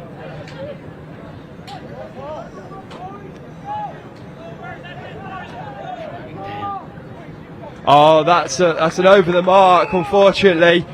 And what are we now? 40 seconds until the final whistle. England just need to do the right thing. They're sending 2 players off, getting 2 on, and let's see if they can just get this game to the final whistle. There'll be somebody managing the time in the box, I'm pretty sure. They'll know they've got 30 seconds to start. England have been put under so much pressure by Ireland here, especially Frank Ennis has done so well in attack. England now looking to drive it as deep as possible Yeah, to make absolutely. it Can as they- hard as possible for Ireland should they get back, but they may not need Oh, it. he thought he could go for it, but there was a big Irish player in the way. Mark Hobson diving through, looking for his second try, but And that there is the is hooter. a great second half from both teams. Fortunately, England came out on top. Ireland were probably the better team in that second half there, John. Certainly. I mean, they were 3-1 down coming into the exactly, second half. and it was tense. It was a tense second half. So 5-4 it finishes. A really, really good game of 50s rugby there.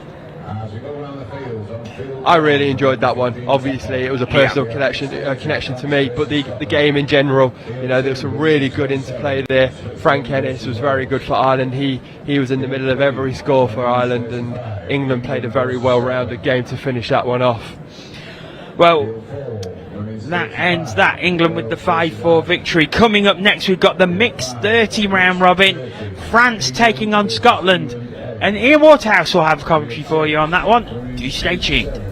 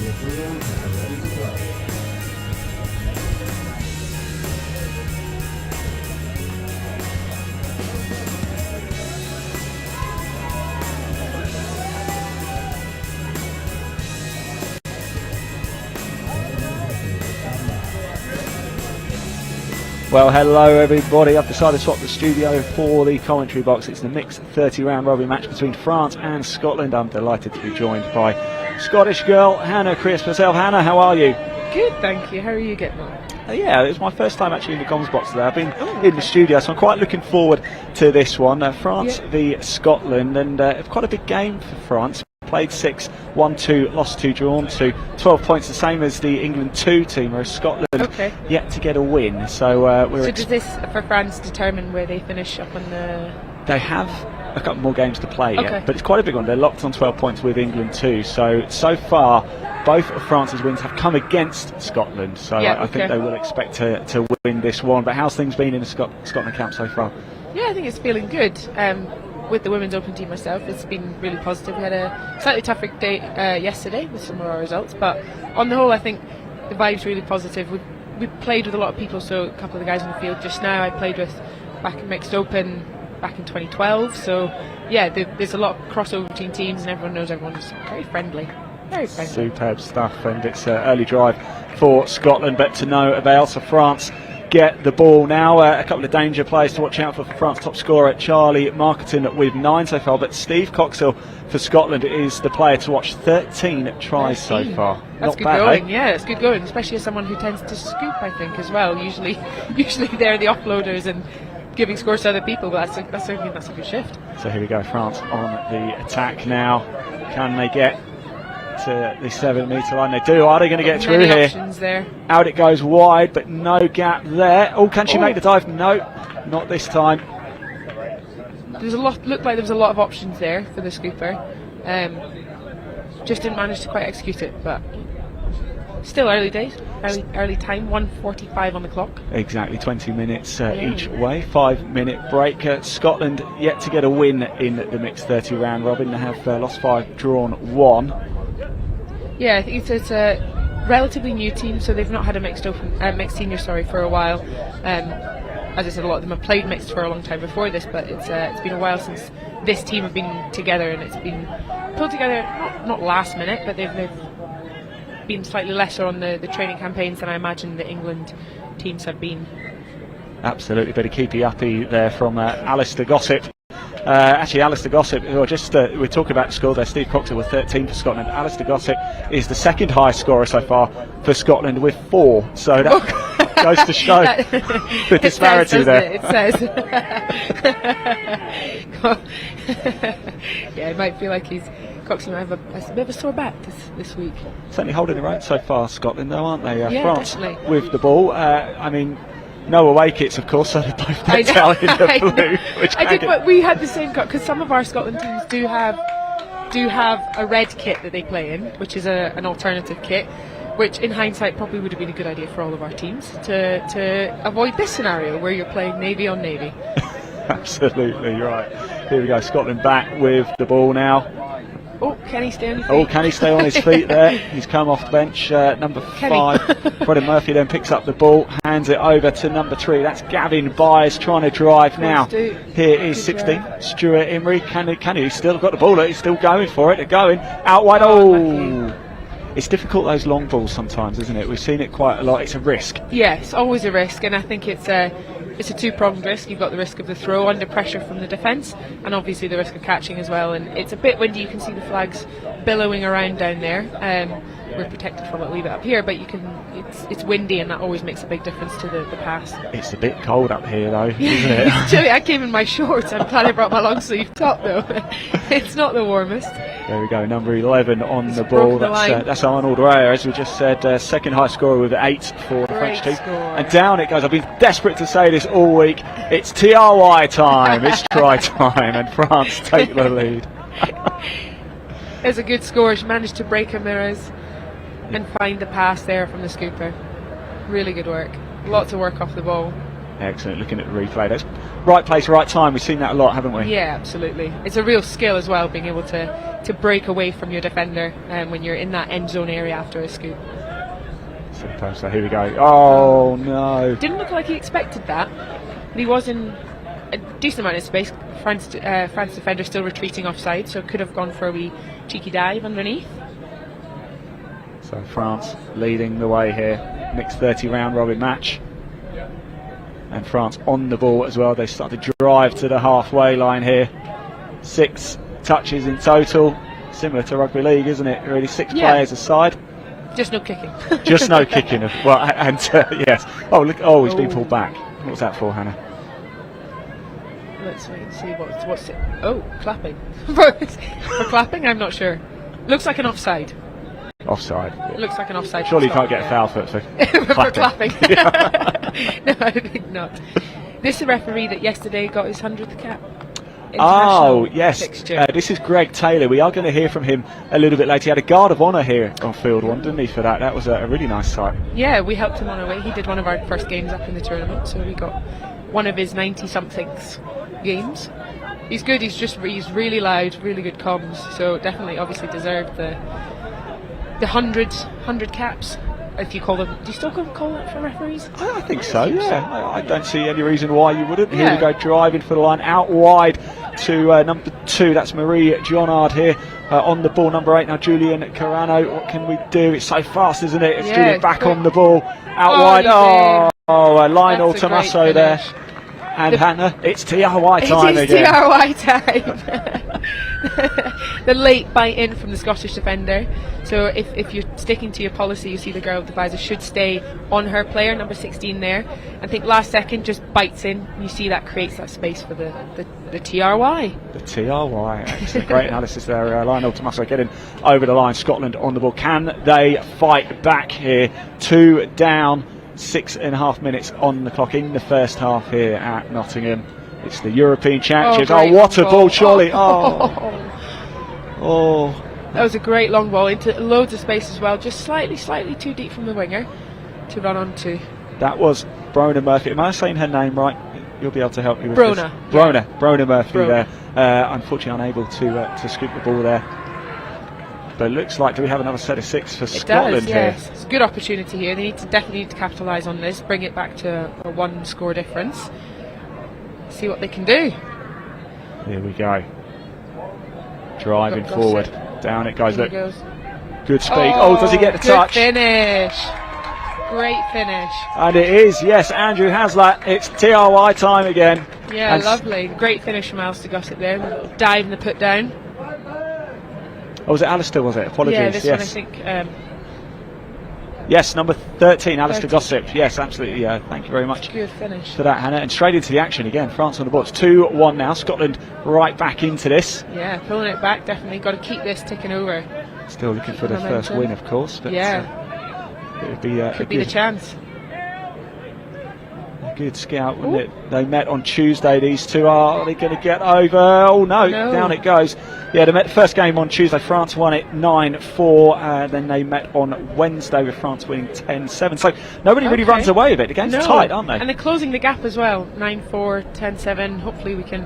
They're nice high-scoring games, which is a good thing, but hopefully close the gap again and get even closer, or even take the win. It's only 2-1. It's definitely a possibility. I thought it looked like there was a touch there. Yeah. I think he thought he was offside. Yeah, he's disappointed there, isn't he? I think that's Gavin Byers. It is Gavin Byers running through. Didn't think he got touched, but I think he did. It looked like he did, didn't it? Yeah, it did. From up here it did. I guess maybe he thought he was offside, not sure who was offside. I think the ref was calling someone offside, we just don't know who. But anyway, we're back into driving on, subbing on. Adam Brown here. Seen some space on the wing. Pushing forward, right across the field there.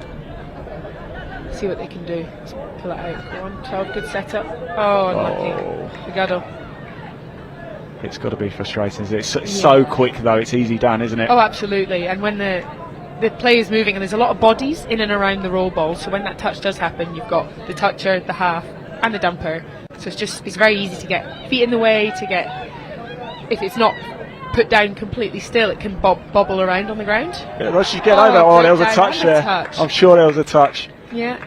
That was. I don't have a number for number 10. Actually, we don't have a field name for a name for the French number 10. So apologies, but it was a good dive, but there was a touch. Oh, it's a good line. It's a good line in from the link as well. She's hitting some really nice attacking lines there to create some space for either the winger if they want to throw long, or herself when the wing doesn't shut down. So when you pick the ball up so deep in your own half, you just need to make as many metres and yards as possible, don't you? Really? Yeah, absolutely. And it's a long way. You've got 6 touches to get up to the line, but you do need to have a chance to attack. So you've got to make as many yards as you can, especially when you're scooping. Hit They've done a great job here. Finish. Oh. Well done. Brona Murphy's taking that one at time, slamming it down, and it's TRY time again here between France and Scotland. 2-2, Hannah. They pulled it back. This is a real grudge match. It's looking great. I'm excited already. 10 minutes in. Too, yeah. We picked a cracker here, haven't we? We have. Right, so France will tap off. Here we go. 10 minutes in, halfway through the first half. It's deadlocked at 2-2. Number 14 there, that was Olivier Vieza. Looking for space, looking, nowhere to go. Good defence from Scotland. Yeah, very good defence. Not quite at the 7 yet, so they can. Oh, great! The bubble. That's the bubbling touch we were talking about there. When people start being physical in touches, obviously it's a minimal contact sport, we call it, but you still want to be a bit physical and give them a push so you can try and get exactly that. Disrupt the roll ball. He certainly did, and Scotland are certainly having the better of it at the minute, and the Scottish bench down there getting very animated in a good way, aren't they? Really? You Scots know how to get behind your team, don't you? Volume and bagpipes, that's what we bring to the sub-box. Volume and bagpipes. Yeah, I have heard some bagpipes here this week. Yeah, our coach Eddie has brought them down. He was at the opening ceremony, piping all the teams down up the hill to the opening ceremony, and then he likes to pipe teams on, and if they've got a big game, it does help. It makes us feel very patriotic. You might have seen Braveheart, freedom, and all that. Yeah, freedom. Yes, yeah. Bagpipes certainly help that raise that fire. What year did Braveheart come out? That's a question, isn't it? That's a great question. I'm going to guess 91. No, I don't know, but if anybody does know, I'm going to say 96. But okay. France on the attack. We'll find that out at half time for you. There's and that over line they again. go. That number 10 again, hitting that line really, really well. Makes the defending so hard to do. Oh, what a shame we don't actually know who number 10 is on our team sheet. We don't actually have a number 10. I wonder if I can find out from the website. We do have for France, by the way, the squad list is Maria Jonard, Lionel Jimenez, Charlie Marketing, Mylene Muna, Emanuela Simeoli, Brebion, Emilia Belondra, Julian Carano, Christophe Laforde, Arnold Rea, Romain Fremaz, Thomas Placiance, Olivier Vieza, Thomas Mounier, Lionel Tomaso, and Julien Browen. What do you think of my French, Hannah? Yeah, I'll give you a solid 6. Solid out 6. Of 10. Out of 10. Needs work, then. Probably a C- there for me. I'd say I'll give you the Scottish squads to announce, so that's a little bit easier. It's a bit easier for me. I do actually speak French, so we could swap. Oh, now you I tell me. I kept that back from you, didn't I? Let you try. You did that on purpose to make me look silly. I don't blame you. I've had a look online as well, and number 10 seems to be Thomas, so I'm going to say that's incorrect. Yeah. Maybe that's why they've left it off our list. Maybe so. They don't have it. So France back on the drive, leading the way 13 minutes into the first half here. And they've just managed to get their Making noses loads ahead. Of yards they are, aren't they? Gaining well here. Oh, good ball. Surely there's a touch in there. Yeah. I think that was so that referee signal means he's rolled the ball outside of his legs, so he's not actually stepped over the ball when he's rolled it. Okay. Injury down in the end zone. Yeah, he took a time to get up. Number 14, that's Olivier Vieza there. Hopefully he's not hurt. He's getting himself back up again. He's running back to the mark. Looks like he's... I think his cap took more damage than him. Precious, those things, though. Is there any benefit to wearing a hat? Is it just to keep the sun out? Because I've seen quite a lot of players, some do, some don't, and I've been trying to work out if there's a benefit, and I can't really figure one out. I'm mega against them. Because you end up with it, when you went, well, for me anyway, when I run, if the wind catches it, it's very distracting. Yeah. Like in that scenario, you don't want to reset. No. Scotland driving, and Gavin Byers again driving over the line, but of course had to get the ball dispatched, and unfortunately there's just too many French arms in the way. And France on the attack as the sun really starts to come out now. Another opportunity for Scotland here. Another good 7-6. opportunity to capitalise and level the game again. But yeah, caps, I think they definitely do help keep the sun out if you can get them to stay on. Yeah. But I've never found one. Maybe it's something to do with my funny shaped head. Who knows? But You don't have a funny shaped head, by the way. Thank you. But I'm very much the same. Hats just don't work for me. No. I just don't look right in a hat for some reason. So opportunities here for Scotland. Can they get back to 3-3? They've got the drive. That's Steve Coxhill there, number 11. He is the leading scorer for Scotland with 13 so far in the tournament. Did he get over? Will be why. What a dive. Wow. Yeah. When you're 6 foot something, diving is, two-pronged. It's harder to get down to the ground, but you're longer. So if you can get down to the ground nice and early, you can dive from a lot further out, making the defence really challenging. Yeah, I've been 5'7". I wouldn't know these things. 5'3", likewise. not a strong point of mine. Height. No. It's normally, whilst I always put the tallest player as far away from me as possible when we're in the studio. So it is 3-3. Scotland did get over the line. A great game here. 15.5 minutes on the clock in the first half. This is going to go right to the wire. France have so far won both games against Scotland previously in this tournament, but they've all been tight, and this one is as well. Are Scotland out for a bit of revenge in this match? They are bottom of the table, Scotland, having played 6, lost 5, drawn 1. France played 6, won 2, lost 2, drawn 2. Both those wins coming against Scotland. And was that over? That was a lovely score. The winger did a really good job of chasing that down in defence as well. I think the ball was just down before she managed to make the touch. Here's the replay now, and once again, Hannah, you know what time it is? TRY time! TRY time. So what other games have you commentated on? This is my first one. Oh, of the whole tournament? Of the whole tournament. I've been doing the studio mainly, so yes. I think people have probably absolutely fed up of looking at my face. So, we had an interview with you yesterday, and Yes. you asked us the question, if you could replace all the grass in the world with one item, what would it be? And I said spaghetti. You didn't find out what you would do. Well, it's a good question. Scotland go over there as well. We'll get a replay of that, then I will answer your question. Hannah, it gives me an excuse to have a bit more of a think about it as well, doesn't it? Buy yourself some time. So here we go. Talk us through this. Yeah, it's just a back door, and he's come round on a sweeper or a back door. Different teams call them different things. But he's attacking the defensive middle who made the touch, and he's stepped back in and found a gap between the middles. So it's just a lovely, lovely executed score. Quite a play that a lot of teams do run. But yeah, when executed like that, results in a TRY. A TRY, and what a game this is, by the way. 4-4. Now, in answer to your question, I'm going to see if I can cheat a little bit. All right. What if I said AstroTurf? Does that? Okay. Or marshmallows? Yeah. Marshmallows. But you end up with the same problem as Eddie suggested. Tangfastic crocodiles. Yeah. You end up with the same problem. Like, what if you want to run somewhere? Yeah.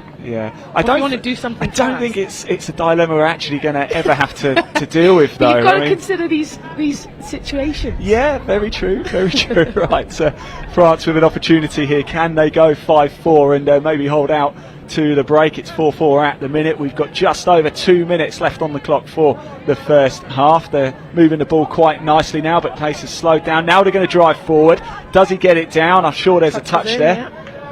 Good defence from Scotland. They've got to keep tight. That was Stuart. No, it's not. It's Lionel Coxhill. Tomasso going again, isn't it? Yeah. For France, and Coxhill with the touch. Julian Carreno on the ball now. Here we go. Does he get over? Does it go down? I think it. Yeah, touches in as well. I think from the link. It's good from Jess. She made a touch. Looks like on her foot. Yep. Yeah, Jess Grant there. She did. Yeah. So France with the ball again, driving for the line. Can they get over? Are we going to have another TRY time? Hand goes up, thinks he got the touch. I think the ball was away first as the ref's call. Oh, right. Good defence from Scotland, all holding their shape, keeping there in a shutdown and not giving them any options to get through to the line other than throwing really long. We've got 1 minute to go till the half-time hooter will go. Can Scotland maximise this? Already just too far in their own half, really, to maximise the 6 and give themselves a scoring opportunity, Hannah. Could make a real difference, though, if they manage to get a score. It's a great drive from Gossett there. He's managed to get all the way through to the... And Kenny now in the scoring region. Off they go, take off. Oh, unlucky. Unlucky there. Good effort. We've got 30 seconds left. Surely that's going to be calling us up to half time. Somebody is down, number 17, that's Julian Brebion. Did I say that right? Yes. Is that good? Yes, Brebion. Let's hope he's okay. He's done. He's up and running, which is he's coming off. He's got a bit of a limp there. Let's hope Julian is okay and can get back on. We don't like to see players injured. We saw it yesterday actually with Bulgaria in their mixed game. One of the ladies unfortunately got injured, and it meant they didn't have any subs, so let's play the whole game with 5. Oh wow, that is with 5. With 5, yeah. There we go. So the half-time hooter goes. It's 4-4 here, and it is deadlocked, isn't it? You can't call this one because very both have played exciting. well. It's almost the best way for this game to end at the half. 4-4, clean slate for both teams. Come out. It's a game of 20 minutes now. Absolutely. Good stuff indeed.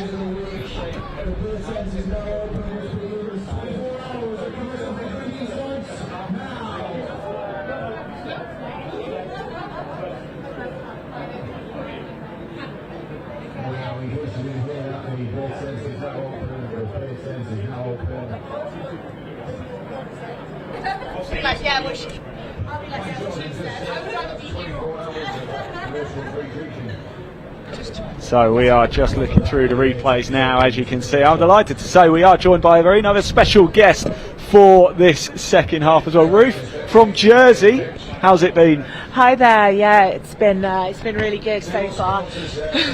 Tiring, but we're getting there. And you're going to join us for the second half. It's deadlocked. It's 4-4.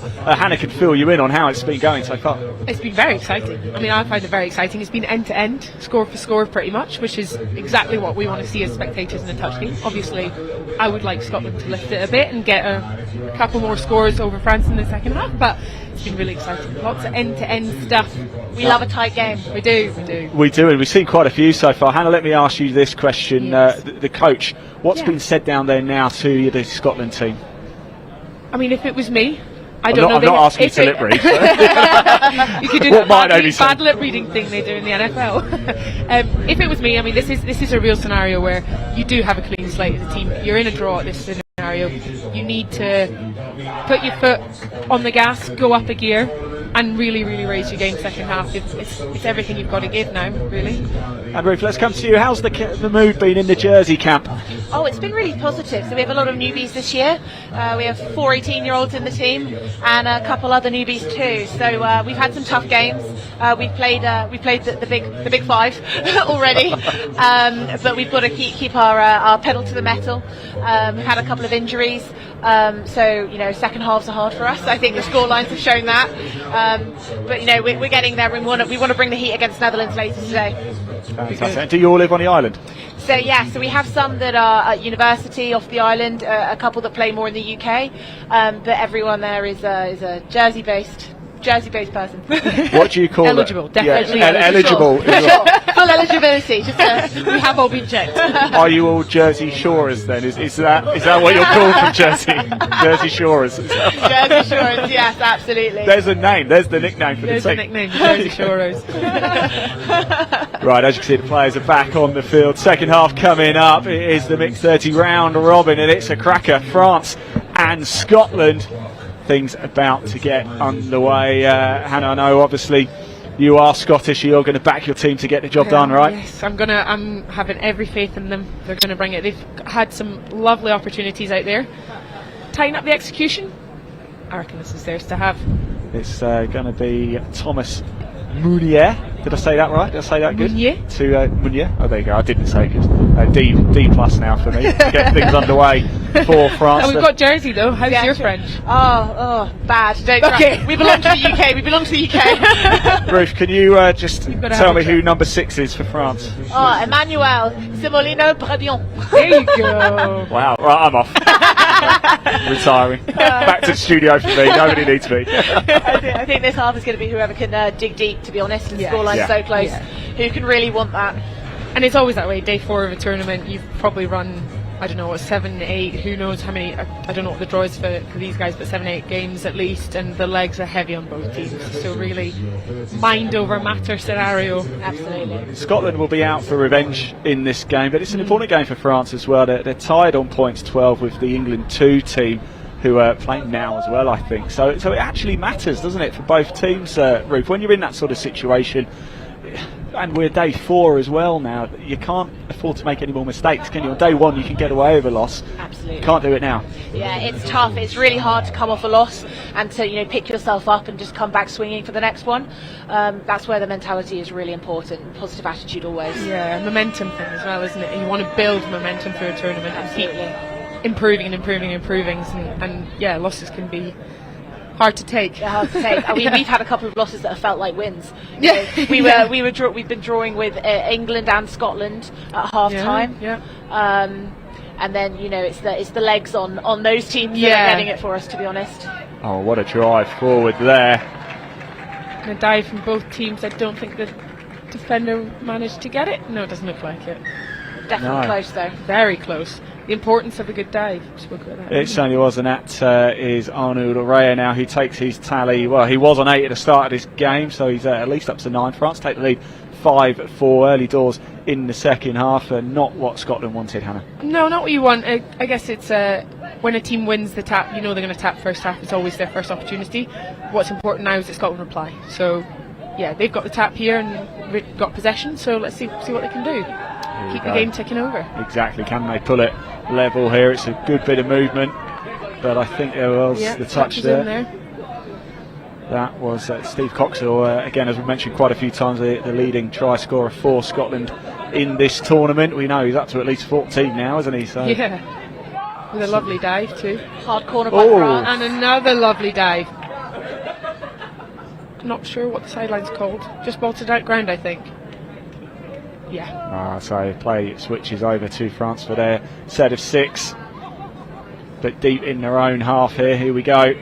They drive really, really hard off the park here, France, and it's something that is typical of all the French teams, especially the Women's Open that we played yesterday for the second time. They do run really, really hard to get off the field, because it's really important, this exiting, so that you can give a nice platform for the 6th set coming on. If you can get out of your half, then that really sets up your transitioning players. Yeah. Sure. Superb stuff. I noticed the subs as well, a lot of rolling subs. What a ball that was, by the way. We'll come back to that shortly. And unfortunately, ball to deck. Number 2 for Scotland. I've got Andrew Hazlitt down, but I'm pretty certain that's not Andrew. So, Andrea maybe, but definitely not Andrew. So the ball is back, and it's turned over back to France for an overstep. France had it. Yes, number 2, for France and Maria. It's the kids, isn't it? Why can't they should be in white or something? Maybe. I know. Now, I'm just touching on the substitutions actually, because I find it quite interesting. I was having a conversation with Jordan yesterday and Ben about it as well. It just happens so quick. Are you pre-prepared, or is it just someone's coming off, I'll jump in my position and I'll go on? How does it actually work? So everyone has their subbing buddy generally, so you will have either a person or several people that you sub with. In the sub box while you're waiting to come on, you'll discuss it as a team, who's going on. I'm going as 1, I'm going as 2. And then, when your player hits that gate, you are full speed ahead straight onto the pitch. I like that, sub buddy. Sub buddy. Yeah, I want a sub buddy. That's how Right, France back on the ball, 5-4 they lead. 3 minutes into the second half here. It would be a big moment if they can pull 2 ahead, but Scotland holding firm so far. There wasn't a touch there, now there is. Defence has got to be tight here, isn't it? Yeah, good work rate. Keep really, really disciplined in your defence. Good touch there on the line. It's unfortunate there. We had 2 people caught in the touch, but did well to recover there. Yeah, absolutely. Did you say we? Is that we France or we Scotland? Which side are you on here?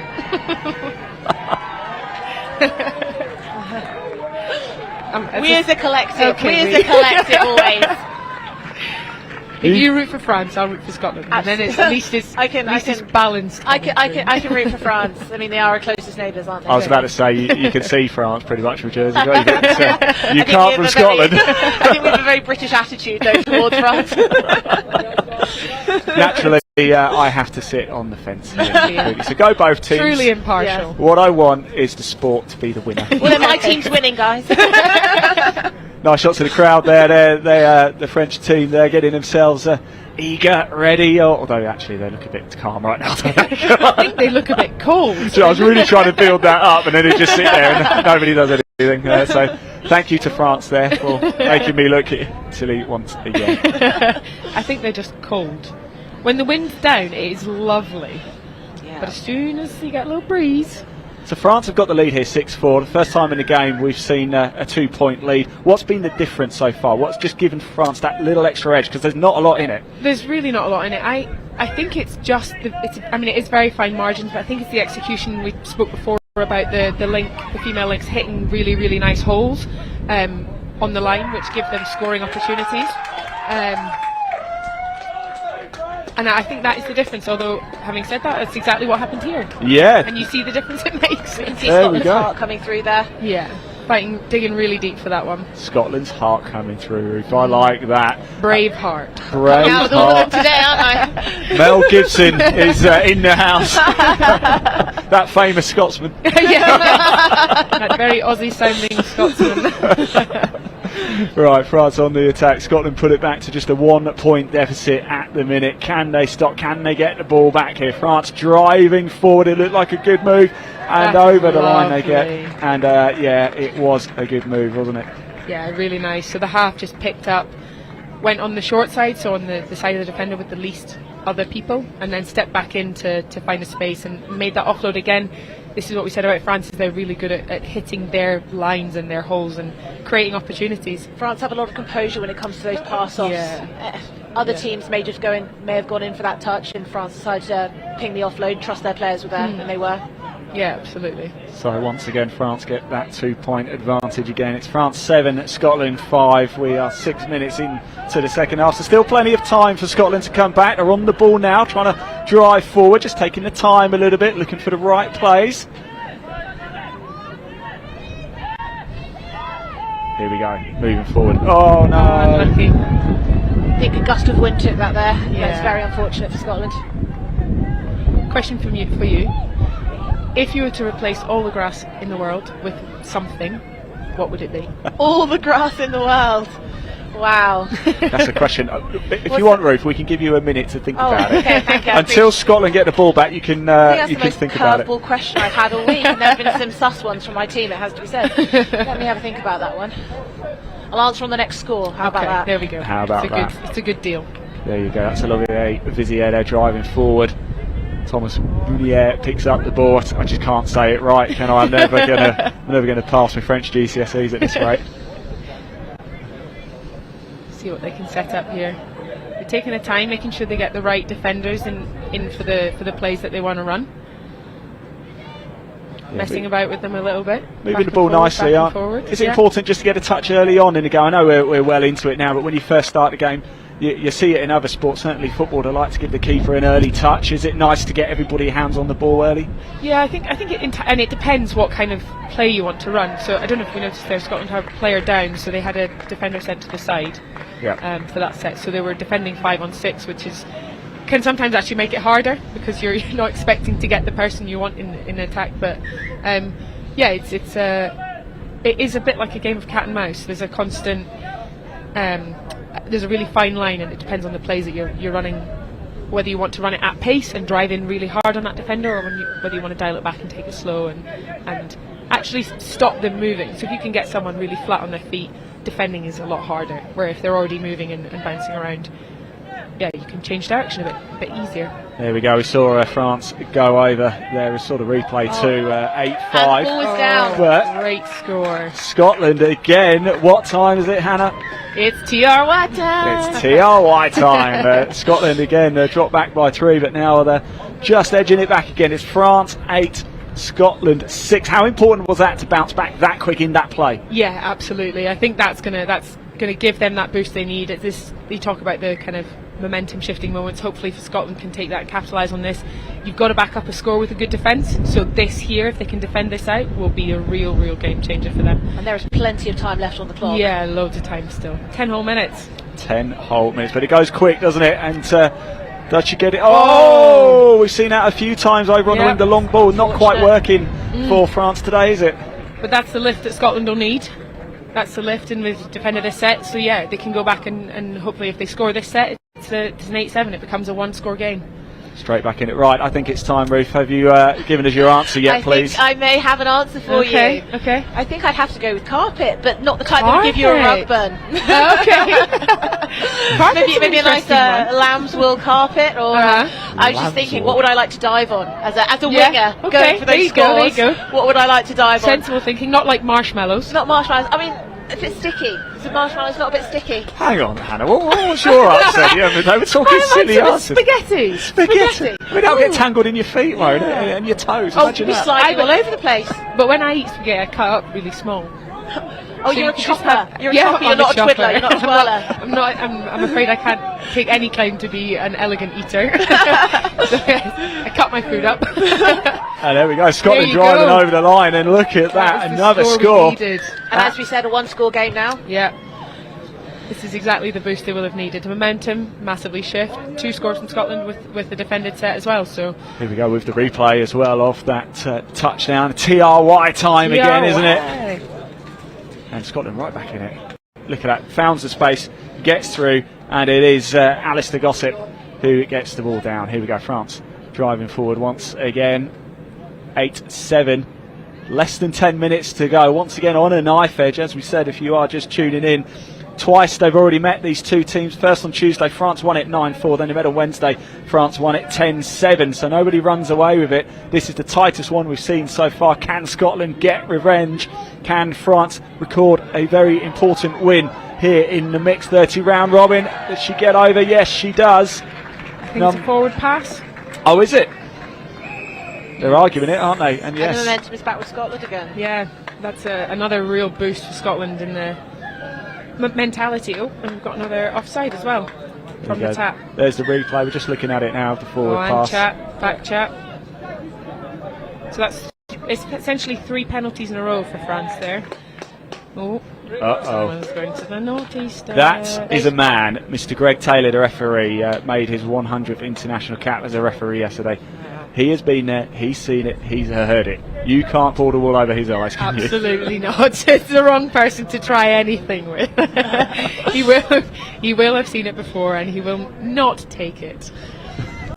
So here we And go. quite rightly, he shouldn't either. Well, no ref should they, No, really? no, and they absolutely. don't. The standard of refereeing's been pretty impressive, isn't it? Is that over the line? Touch was in. Touch was But in. great dive from both attacker and defender. Yeah, so we were just touching on the standard of the refereeing. I don't know Yeah. how they do it because the game is so fast. Oh, I know. My dad's a referee, and he refed at the last Euros, not this one, but I refed at the last Euros. Did you? So technically, I'm the Jersey national director of referees. Oh. So as well as the winger. So There you go. and it's hard, honestly. Being a referee on that pitch, you're so conscious that you want to make those right decisions. And you've got to Yeah. remember the refs have the ref coaches on the sideline. They're coaching them, they're telling them, they're pinging them up. So many of these referees will be going for upgrades, so they want to be making those right calls. And there's a lot of pressure before games. I remember last Euros. I was going to say last year, but can't believe it was 4 years Four ago whole now. years ago. That's a great score. It is, isn't it? France tuck away quite nicely to get themselves at that 2-point lead at a crucial point as well. Ruth, just quickly on the referee and your title for the referees, or is that self-proclaimed, or is that official? Yes. Official title. Official title. But I refereed last year Euros because I'd been out of touch for a little while at that point. And I really wanted to come back as a player, so that's what I've done this year. There you go. Superb. Now Scotland need to bounce back here, don't they? Time is ticking. Oh, what a jump! What a time! Lovely from Coxey. Oh, brilliant! And Ruth, what time is it? It's TRY time. It's TRY time. Yes, it is. And Scotland back in this again. 9-8 now with what, 6 minutes to go. Oh my word, this is on a knife edge. Here's the replay of it. What a dive. Is why he's the top try scorer for that team. I think they refer to this as squeaky bum time, do they not? They do. 9-8. The famous 6 Scott minutes to said go. that as well, didn't he? Yes, of course. Not Mel Gibson. A question for you, actually, Ruth. We're trying to figure this one out. Braveheart, the film. What year did it come out? Wow. I want to say I was very young or not born. So I was going to say you two probably weren't born when it came out. you know what? I'm going to say 95, 96. Okay. I said 96 actually. I said 91. I mean, You know what? I think you may gonna be close to there. We had Nah. a quiz last night, and the question was, when was the first episode of The Simpsons aired? 1988. 1989. I went Yes. 91. I said it was between 89 and 92, and I went the wrong end. So Okay. lost out on that one. Still won the quiz though. So, I'm going to you make know. a really terrible admission here. Never actually seen Braveheart. Have you never seen Braveheart? Oh my goodness, I think that's your homework, isn't it? As a Scot, as a proud Scot, although maybe I know. it's because you're a proud Scot that you haven't watched it. Don't want to watch an Aussie playing one of our national heroes. There we go. By the way, a bit of action going on. Of course, here France got over the line. Scotland bounced straight back though. So this really is game on. We've got some breaking news coming in as well from the Scottish Government. And Hannah Chris has had her citizenship revoked. I am no longer eligible. Denounced So team Jersey, you've got a captain, new go player. home. Come and transfer, we'll have you. Right, here we go. France back on the ball. 10-9. Finally, boys, we've got, 4.5 minutes left on the clock. This is crucial now, isn't it? You've got to maximise these plays. And France pushing forward. And they're gonna stay with the ball, aren't they? I think that's an overstep. Scotland's ball. Oh, Scotland get it back. Here we go. Yeah, there we go. Ladies, Could be when game you're on. in this situation, you're obviously slightly aware of the time, but Oh, very, very, very aware. Do you have somebody Usually get- bawling in your ear? Yeah, or- usually coach screaming at you from the sideline. But it's also at this point that composure is so key. Yeah. That if you're getting too excited, there's a chance of drop balls, oversteps. This Yeah. is when you really need to get your game face on Yeah. and listen to that muscle memory. Yeah. That's why we do the repetitions over the year, so that when you're blowing, when you're tired and you get turnover like that at the crucial time, Yeah. you can just rely on your body to do what it knows what to do. Yeah. It's a shame, wasn't it? Broner was screaming for it over Yeah. on the right wing there, but not to be. And France have possession, drive forward. You feel like if they score here, it could have dire consequences for Scotland. Moving the ball around nicely, the touch comes in. The shout of 4, I believe, there. Yeah, I think so. Fifth And that's touch there. fine, the hand goes up. So he's got to go over. Real scramble D here. Oh, and Great defence it from was, Scotland. wasn't Great defence. It's really about keeping your composure, keeping things together, and just trust the process. Don't try and do anything too fancy, no extra passes. Take those 50-50s, just trust the process. Trust the About process. mitigating the Yeah. risk at this point. Exactly. Everything is safe. Yeah. Safe hands, safe passes. I'll tell you something, wise words coming out from the commentary box here. I really don't fit in. Scotland drive forward now. This is important. Oh, and it's Sixth touch. Sixth They touch, had to yeah. go. there it Yeah, goes. that's unfortunate. What have we got? We've got just over 2.5 minutes left to go. There's still time, but they've got to stop France from scoring now. They've got to get possession back, haven't they, Hannah? Yeah, they do. Really need to put pressure on these guys in defence and girls. I use that term very incorrectly a lot of the time. It's a generic term. Guys, though, isn't it? collectively. I a collective consider it to be. people on the field. yeah. Yes, I agree. But yeah, I mean they've managed to do that. They've managed to get a turnover, which is great, and in almost on the halfway, which is a really good position to be in. Oh dear, someone's getting a little telling off. Oh my! Do you know what? I feel like I'm back at school again. I really do. If Greg He's comes the near head you. teacher of the refs. He isn't is. Sorry, sir. Sorry. Sorry, sir. Sorry, sir. Yes, sir, no, sir, three times full, sir. Of course, I know nothing about being in detention multiple times. Right, come on, Scotland. Here we go, driving forward. I am sitting on the fence, of course. I support both teams. I support the game of We touch. just want a really tight. But go on, Scotland, push it forward. It is a tight game. It's a cracker, isn't it? Can they score here? I think there was a Unlucky. touch, wasn't there? Yeah, touch in. I think the wing was the option there. If Coxie had a little bit more time to get the ball away, it might have been a really good opportunity for a score. The space was quite closed down by the looks of things. It may Yeah. have been required him to go back into the shot. Does he have a long ball in him? That's the question. Yes, exactly, exactly, and off which hand and all sorts. Oh, and what a run! What a drive! touch! Really, really well done. Try saving that one, I'd say. And he has his old shoulders strapped up, so I really Yeah. hope he didn't hurt it more. I know. No, I think that was Julian Carreno over there. He's taking a breather now. Well deserved breather. The touch in there too. Yeah.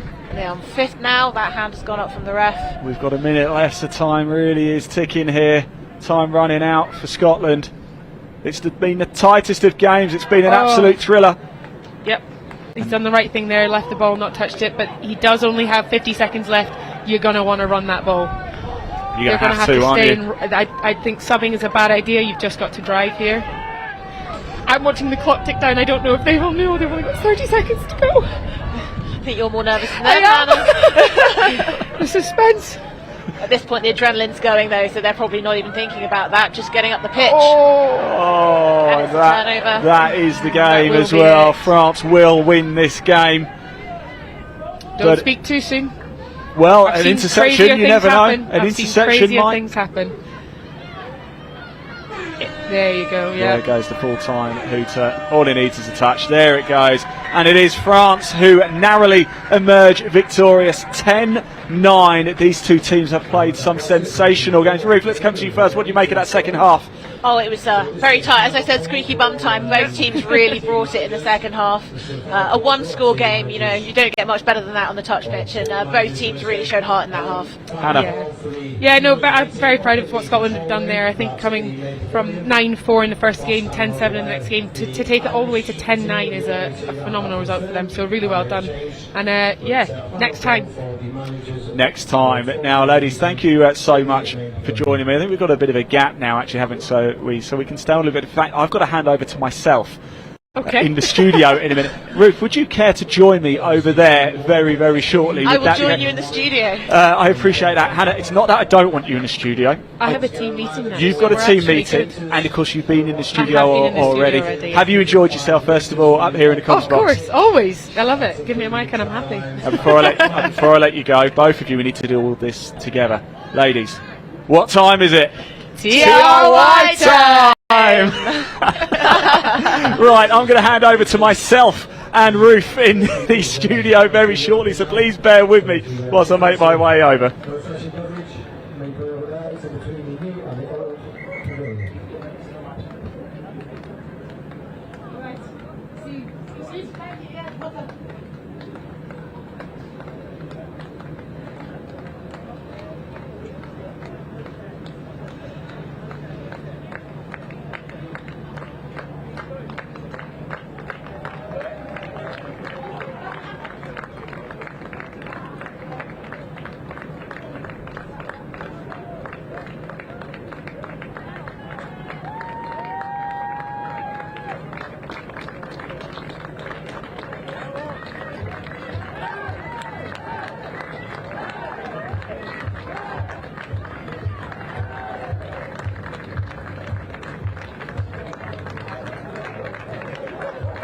To the studio, we've made the very short dash from the commentary box over here to the studio, and of course you heard from Ruth there in the second half joining us. Ruth, thanks so much for stepping in for that, by the way. Did you have fun? I did. Absolutely. It was my first time, so I'll leave it to you to decide how I did, coach.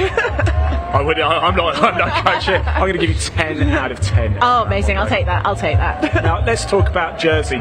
We touched on it a little bit, didn't we, during the commentary, but what is the state of play like in Jersey? It's only a small island, isn't it? But it seems to be very popular. Absolutely. I think I made the comment yesterday to the team that in the UK you have about as many people that play touch as actually are on Jersey in total.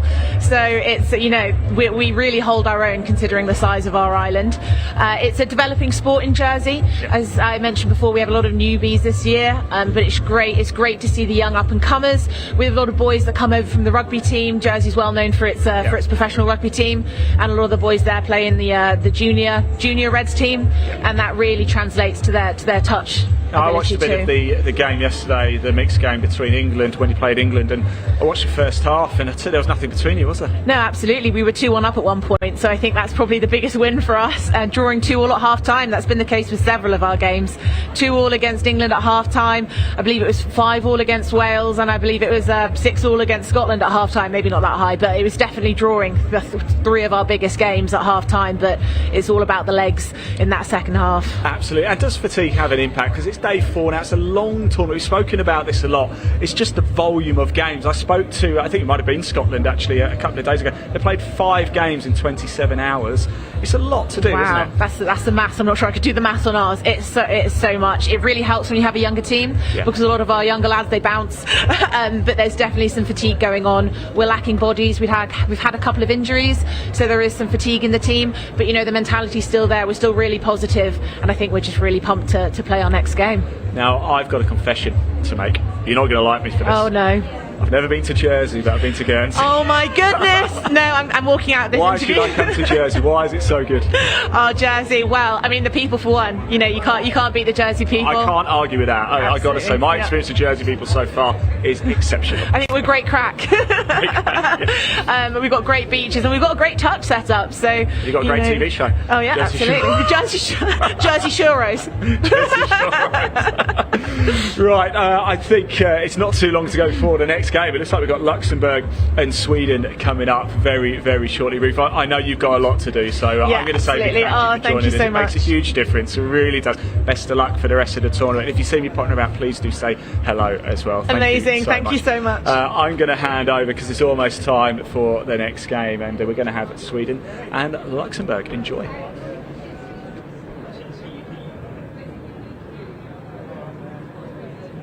So, present officials, we've just passed a 5-minute warning, so present officials, 5 minutes.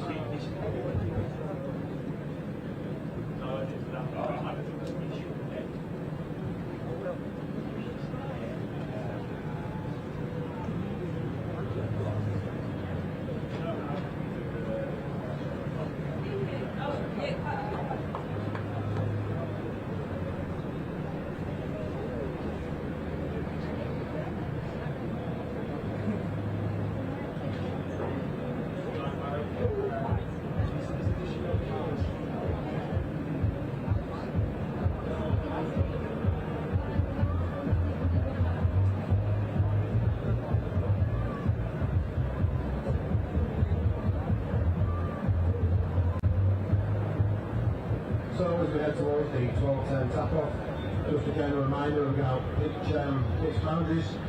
There is a minimum of 5 metres between the spectators and the pitch boundaries. This is for the player safety, referee safety, and for your safety also. Don't forget to take on plenty of fluids throughout the day. These are hot hydrated. Place on plenty of sun cream. The sun has definitely got its hat on this morning.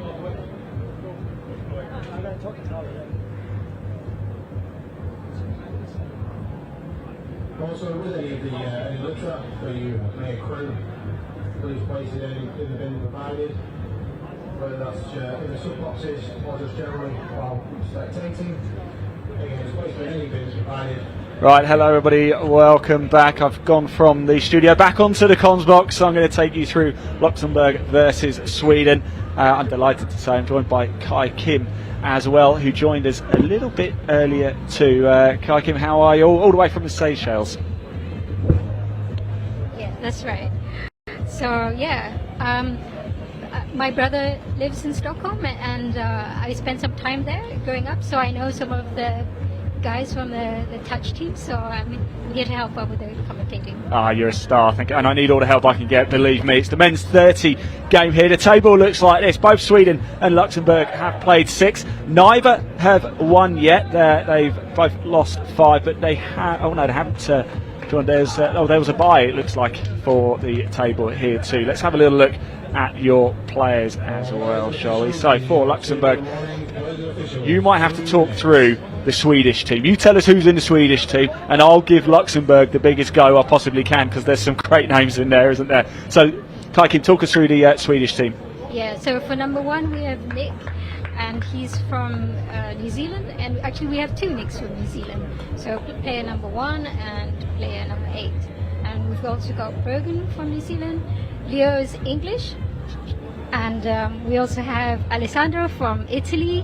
We have Pascal from New Zealand, Hamish from New Zealand, Ben, he's from England, Ehsan's from Ireland, Iran, Ed's from the UK, and Gerald's from Portugal, Mark's from South Africa, Klaus is Swedish, and Jantri from Sri Lanka. Oh, excellent. So almost a multinational Swedish team here, isn't it, for the Luxembourg team? We've got Antoine Volksgraf, I hope I've said that right, Ben Hudson, Leo Keefe, David Parker, David Atkinson, Simon Neal, Thomas Akil Blondell, Ulmarie Billier, Donald Ventukatapen, James Hancock, that one's a little bit easy, isn't it? John Charles Walt, and Nick Frank. Nick Frank, also the coach for Luxembourg too. So an important game for both. They really want to get the win here, don't we? What sort of game are we expecting to see here, Kai Kim? I think it might be quite a tight match, actually. I think so too. Certainly looking at the table, it will be. Sweden are going to get things underway. 30 seconds to go. It's going to be a very, very active, enticing and exciting game of touch here. It is day 4 of the European Championships here in Nottingham. The sun has decided to come out. In fact, the weather has been pretty good the whole time as well, hasn't it, Kai Kim? You enjoyed the weather? Yes, I have. It's a bit cold up here, though. It can be quite cold up here on the pavilion, can't it? Yeah, it's actually a bit cold in the field as well because the wind is, quite wicked blowing out there. So here we go, Sweden to get things underway, driving forward. Can they get an early score? Pushing up to the 7 line. Here we go. Over on the left, number 3. That's Leo. That's Brogan. That's Brogan, isn't it? Yeah. Here he goes. Brogan again on the ball, looking for the gap, trying to play it out wide. The interception from Luxembourg. The team's been really lucky. They've had Pete Walsh come over to coach them, and they've also had Renee Watson managing them, as well as her daughter Annika. Ah, superb stuff. It's a small Luxembourg squad, so they've done really well just to stay in it and developing the game. We spoke to Simon a little bit earlier from Luxembourg, and he was telling us that a lot of the players are expats as well for Luxembourg. Here we go, Sweden on the attack once again.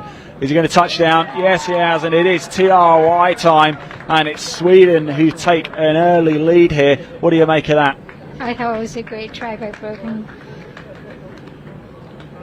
There you go, good move. We're just looking at the replay now, finding the gaps, finding the space, and it's Sweden who go into the lead. It's TRY time here in the men's 30 round robin between Luxembourg and Sweden. We're on field 1 here at Nottingham University, day 4 of the European Championships, and now we're going to see what Luxembourg's attack is made of here. Steady progress, 6 touches in total, 20-minute halves each way, 5-minute half time, that is all. And here we go, Luxembourg moving the ball around nicely. Has he found the gap? Was there a touch there? There was the touch. No TRY time just yet, but we're going to have another opportunity. So Luxembourg, here we go, good defence by Sweden. Just managed to stop the threat there, Kai Kim. Yeah, that's right. That was Ganji making the touch there, and he's moving up again. Here we go, Luxembourg driving for the line. Does he get it down? Another great try-saving touch by Ganji out there on the link. The Swedish defence on their game, aren't they, here this morning? Yeah, they've been practicing quite hard this morning. Back to the 7 end for Luxembourg. Here we go, another opportunity. There's the touch, and play goes back over to Sweden. So Sweden leading the way 1-0. Now they've got another chance to attack. Luxembourg closing him down nicely. He's looking to make as many yards as possible. Okay, number 13, that's Mark Scroby, isn't it? He's calling for players to move, get into the right place. Communication is key, isn't it, Kai Kim, in these situations? That's right. So number 11 on the ball, Edward Mulder. Pops it down, here we go, gets the touch, and here we go, Sweden looking for the gaps, trying to drive Luxembourg back, open up the space. Are they going to bring it out to the right hand side? And it's a good little swap back there, and the ball goes back to Luxembourg though. So here we go, Sweden leading the way at 1-0, Luxembourg on the attack but deep in their own half. That's 1. And the wind just suddenly picks up quite dramatically up here in the commentary box, doesn't it? Temperature really does drop down. Here we go, Luxembourg driving forward, make it to the halfway, that's important. They're now into the Sweden half here and looking to progress as far as they can. Keeping it in the midfield nicely, now moving out to the right. Number 6 on the ball, Simon Neal there, with the cap back to front. Oh, and it's just a bit of miscommunication there, and the ball's going to turn over to Sweden, Kai Kim.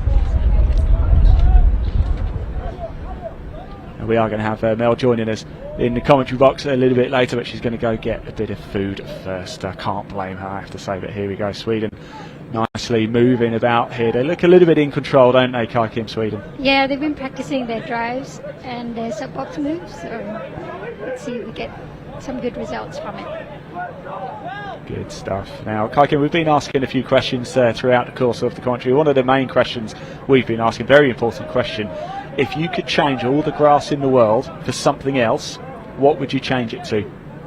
All the grass in the world? Yeah, all the grass. I said marshmallows. Oh, Sweden touchdown again. Just keep that. That's the second score of the game. So Sweden find the gap once again and move 2-0 up in this game. The men's 30 round robin. Both sides looking for their first win, in Sweden in control as we approach the 5-minute mark of the first half. So yes, Kai Kim, you had an extra 30 seconds to think about it. There's the replay there. Extra 30 seconds to think about it. If you could replace all the grass in the world with something else, what would it be? I said marshmallows. What would you say? I would say cheese. Ooh, what type of cheese? Oh, any kind of cheese. Any kind. Oh, Luxembourg trying to break through there, but just not able to. Sweden's defence is holding firm here. You must be impressed so far with your team. Yeah, I'm really, really chuffed with them. 2 tries, in the last 5 minutes. That's a really great result for them so far.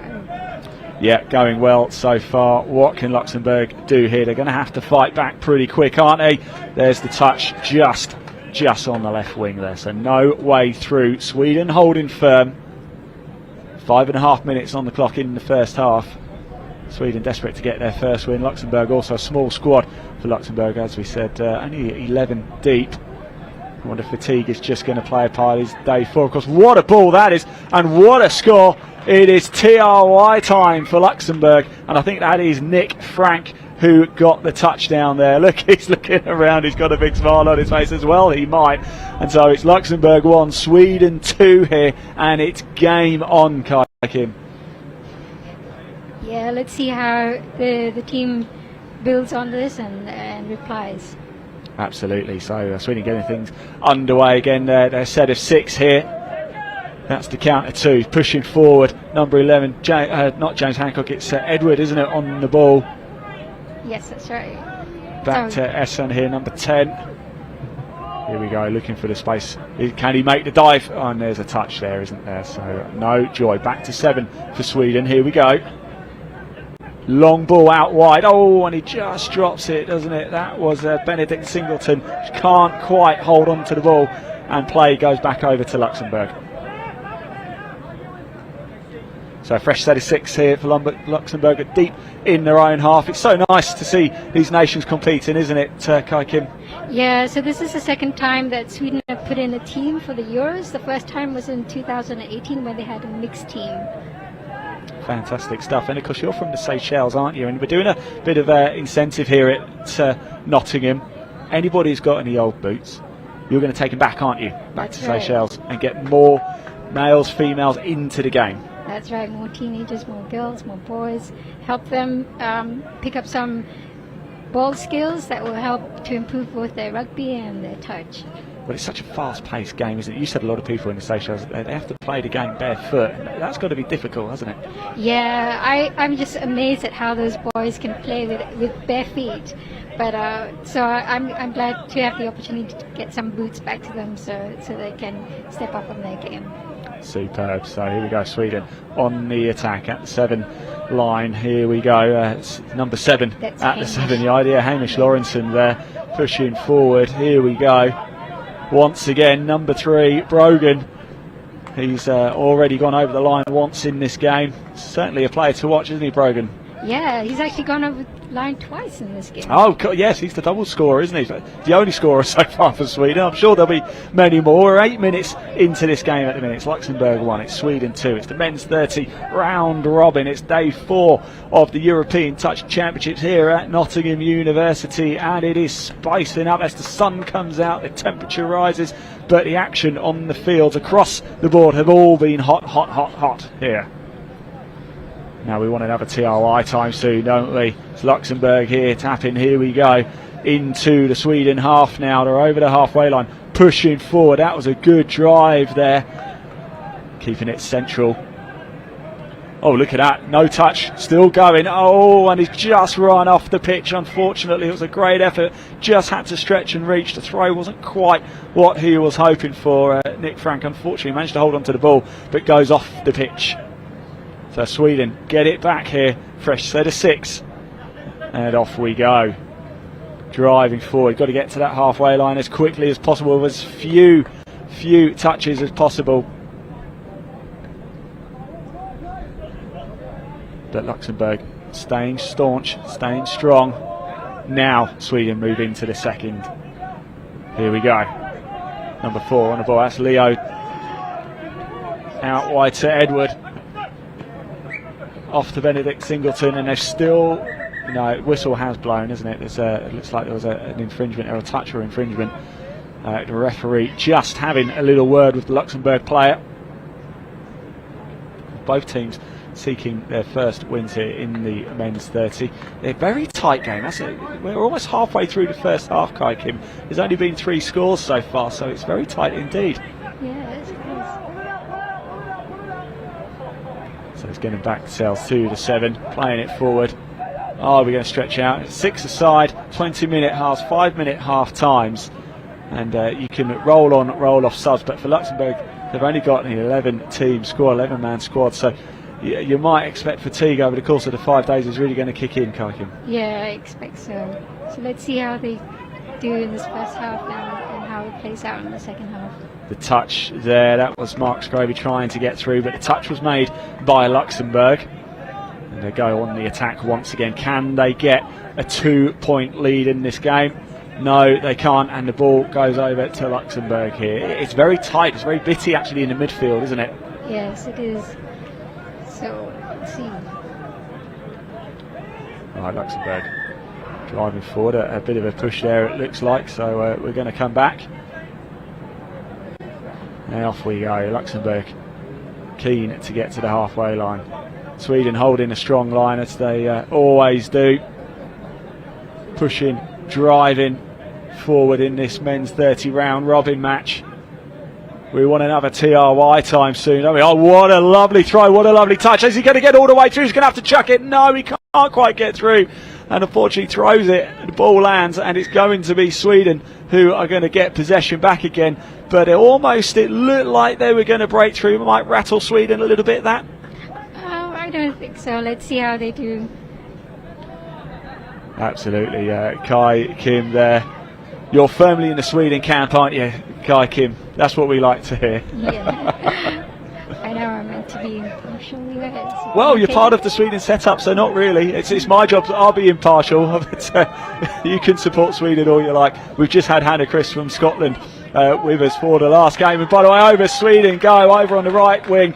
Great touchdown there. It's TRY time once again here for the men's 30 round robin match. Sweden get over. They now go into the lead of 3-1. 12 minutes into the first half here. Just 8 to go. Here's the replay now. Throwing it out to the wide. And look, number 12 there. That's João Pimentel. Have I said that right? Yes, that's right. Yeah. With a gallon of space. Gets the try. It's TRY time once again here in Nottingham, and Luxembourg get it back underway. Fresh set of 6 for them. That was the first one. That's 2. They've got to bounce back quickly, haven't they? Otherwise Sweden could get ahead of steam here, perhaps just showing the extra bodies making the difference they've got on the subs bench. That's a really nice shot in there by the link. It was, wasn't it? Communication key, and Luxembourg trying to get over. There was the touch, but just again, they're just sniffing out a little gap every now and again, just trying to make it through. And we have a player off, actually, don't we, for Luxembourg? So they're down to 5 now. We've got somebody over off the pitch in the penalty area. Yeah, let's see if Sweden are able to capitalise on this. Yeah, they certainly need to, don't they? They've got a 2-point cushion at the minute, but it has been a very tight game, and Luxembourg have exposed a couple of gaps in that Sweden defence. They've not managed to get through yet, but if they keep finding those gaps, they will eventually manage to get over. But Sweden driving forward now. It's a great ball. There is the touch, I think. It's unlucky there. It was unlucky. Back to the 7. Play changes over to Luxembourg, doesn't it? It was a good effort though from Sweden not able to get over the line, and they are now back up to their full complement of 6.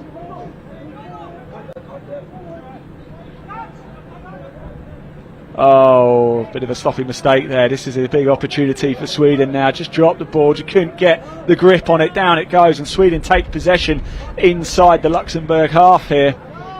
We've got 6 minutes of this first half left to go. It's men's 30 round robin match. Luxembourg taking on Sweden. Both sides are looking for their first win, and at the minute Sweden just about in control. Hamish there, I wonder if that was a bit of showboating or just a bit of communication with his team, I think. And the ball, does it go back? It goes over to Luxembourg now, so a bit of an error there from Sweden. Yeah, a bit of an error there from Hamish. Let's see if they can get a little bit more composure as the game goes on. It's I think normal when you have teams that haven't really played at this high level before at such a tournament. Yeah, it's difficult, isn't it, to sort of get training. I've spoken to a lot of players, a lot of internationals, about how much preparation work goes into it, and the bigger nations like England and France and Scotland and Ireland, you know, they're able to get together quite a lot, whereas Luxembourg, a lot of them don't even live in Luxembourg, so actually getting playing time together is nigh on impossible. In fact, I was chatting to Simon from Luxembourg a little bit earlier, and he said it was about 2011 they were just playing a bit of touch rugby, just mates on the field over in Luxembourg, just mates on the field, and eventually somehow thought, oh, there's a World Cup coming up soon, why don't we see if we can get in? And they managed to get in. Their first ever game was against Australia, would you believe? And I still think they hold the record for the biggest loss. I think it was 31-0 or something.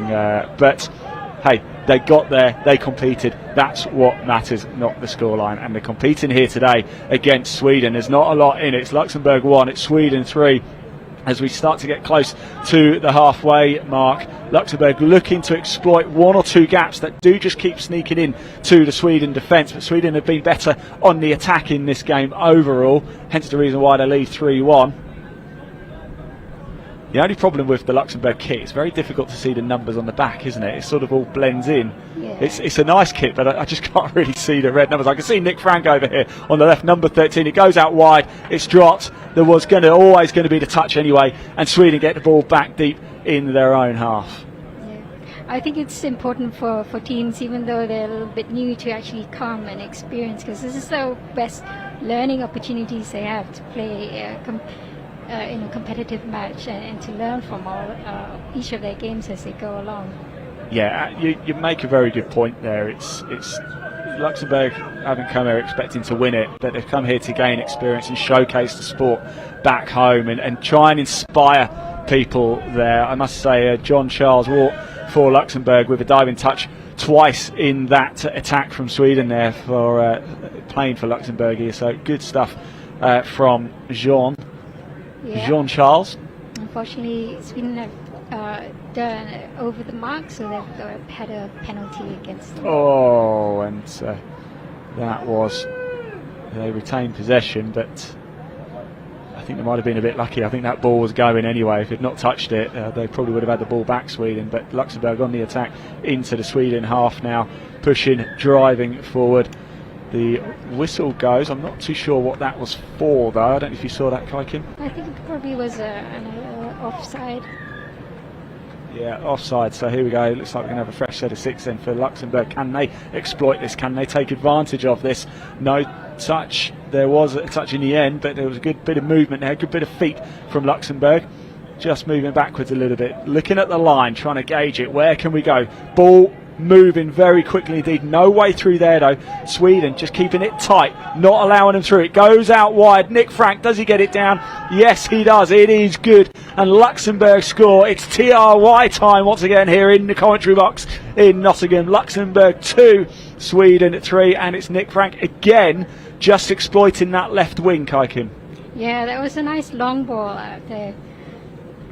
It's a danger, a long ball though, isn't it? It's very easy for it to go wrong, but we've seen a couple of wide plays. We saw it for Sweden's third goal, wasn't it? A lot of space on that right wing. Try, not goal. Wrong sport. All right, Sweden on the attack here. They're already getting up quite quickly, still with a few tackles in play. Can they bounce back? It's just 1 in it. It's Luxembourg 2, Sweden 3, but Sweden really driving forward. But Luxembourg say no, not this time, but they're going to have another chance here. They have been pretty impressive as Sweden in the attack, moving the ball very quickly down. It goes again. Oh, I thought it was going to nip through, but the referee just stops it, and that was a touch. And the ball goes back to Luxembourg. 1 minute left on the clock of the first half here. Can Luxembourg make a late move and tie it at the break, or are Sweden just going to have their noses in front? Yeah, the Swedish team actually, although they all live in the same country, they do also have some issues of they living quite far away from each other, so coming together to practice is also a little bit of a challenge. Yes, absolutely. And oh, so close, so close. That was Jean-Charles Ward again, just unable to scoop it and hold on to it. Otherwise, he might have been clean through, but not to be. Sweden take it as we approach half time now. The hooter's going to go very, very shortly. The ball being moved nicely. And Sweden are going to lead into the break. It just depends what that lead is. There goes the touchdown, goes the ball. Unfortunately, a bit over the mark there by Leo. He's one of the younger players in the team. Yeah. There goes the half-time hooter. And there's the touch. Yeah. And there goes the whistle for half-time. Kaiki, what do you make of Sweden's performance there? I think... We're just going to look at some of the tries from that first half whilst you talk us through the performance. Yeah, I believe this was a late cut by Brogan. He found the spot in the middle, between the link and the middle. He was happy with that, wasn't he? Did that victory throw the ball away fiercely. He was a very happy man. Sweden again breaking through here. And almost similar actually there for Brogan, wasn't it? Yeah. Just darted in. Good feet, very quick feet from him. Goes right, darts back left, touches the ball down. Here's a look at Luxembourg's first over there, well on the right. Look at that long ball there. In fact, both of their tries have been very similar like that. Long ball over to Nick Frank on the left wing, and he just pokes it down quite nicely. This is where I talk about space again. And look at that, lots of space on the wing. If you've got the confidence to play that long ball, it's paying off, isn't it? Yeah, I think it definitely is, and I think that by watching one of the earlier Luxembourg games, I think that was one of the weaknesses that they have in their team. So, yeah, good to see that Sweden have been able to exploit that and have a try come off from it. Yeah, good stuff for Sweden, leading the way here, but it's very tight indeed. I'll just fill you in on the table for the men's 30 here. France leading the way, played 6, won 5, drawn 1. That leaves them with 17 points. England played 6, won 4, drawn 1. They've had a bye as well. In fact, every team it looks like they've had a bye here. I just have to double check, make sure that is correct. Then Ireland played 6, won 3, lost 2. Switzerland played 6, won 3, lost 2. Belgium played 6, won 2, lost 3. And then Sweden and Luxembourg lost so far. Although I'm trying to look at where the bye is, but so yeah, actually there've been some of the guys from Sweden have scored, but they've not actually appeared on the score sheet. So Ehsan from Iran, originally from Iran, had tried that he scored, and Ganji had a try as well, so that's not reflected, but hopefully we can work with the team to get all that up to speed. In this game? No, not in this game. Oh, right, yes, I was going to say, yeah. Games. I was a bit confused there, yes. Yeah. Yes, I had me a little bit confused there. So what do you think? What's going on in the team talk for Sweden right now? What are they saying? Because it's a one-score game at the minute. Well, I think they're probably trying to talk through their attacking options and also maybe a little bit on the attack. I mean, the defense, because they've been quite good in stopping the tries from happening in the middle. So they had a little bit of a problem with that in some of the other games. But so it's good to see that they've corrected that now. I think they're probably going to be talking about what options they have to try and see if they can get more tries. Yeah, I think they'll feel that they've been the better side, haven't they? And they probably have just edged it, and that is reflected in the scoreline. But I do sense that there's still more to come from Sweden. Yeah, they're a little bit nervous before the game started. For them, this is like a big game, and they're going to be looking to get away with a win as much as possible. So let's see how their nerves hold up and if they be able to get more composed and build on the first half, the good performance in the first half, and try and keep this any more tries from being scored. Right, a 1 minute warning has just gone on. Luxembourg have played well as well. They found a few gaps, but not quite able to get through unless it's over to Nick Frank on that wing. And I think that's going to be a tactic they're going to have to rely on if they're going to score some more, isn't it? Yeah, that is. So, yeah, let's see how the second half goes. Excellent stuff. So the players, the Sweden team just in front of us, all hands all in to give the shout, the team shout, and they're about to get on. 30 seconds until second half gets underway. It's Luxembourg 2, Sweden 3. Right, I'm going to ask for your predictions. Final score, what's it going to be, Kai Kim? I think maybe 5-4. 5-4. We're keeping it tight then. We're keeping it tight. I think we're keeping it tight. One score game. That's what we're going for here. Right, here we go. And Luxembourg are going to get us underway.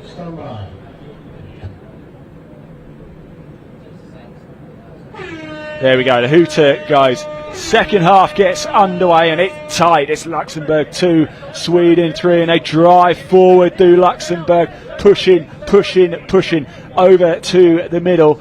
A great team of Antoine Faltgraf, Ben Hudson, Leo Keefe, David Parker, David Atkinson, Simon Neal, Thomas Akil Blondell, Ulmarie Billery, Donald Venter-Capen, James Hancock, John Charles Ward and Nick Frank. There is your Luxembourg men's 30 round robin team.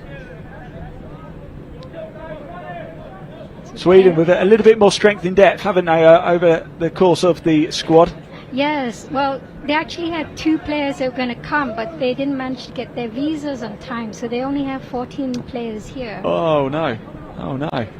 It's not a lot, is it? But it's a few more than Luxembourg. I think Luxembourg have got a total of 11 players, so it's going to get quite tight, isn't it? And quite tiring, I think, by the end of day 4. It is day 4, of course. Today we're still in the morning. Have we just tipped over into the afternoon? Yeah, we have. It's now the 25 to 1 in the afternoon. It's live here in Nottingham for day 4 of the 2022 European Touch Championship. Sweden looking to get a 2-score lead. Do they go over? Does it go down? Was it good? Yes, it is. And they suddenly go 4-2. So it's Luxembourg 2, Sweden 4. Kai Kim, you've got to be happy. Let's have a look at the replay. Yeah, it looks like he went in for a little quickie there. And he managed to just get the ball down right between the 2 mids.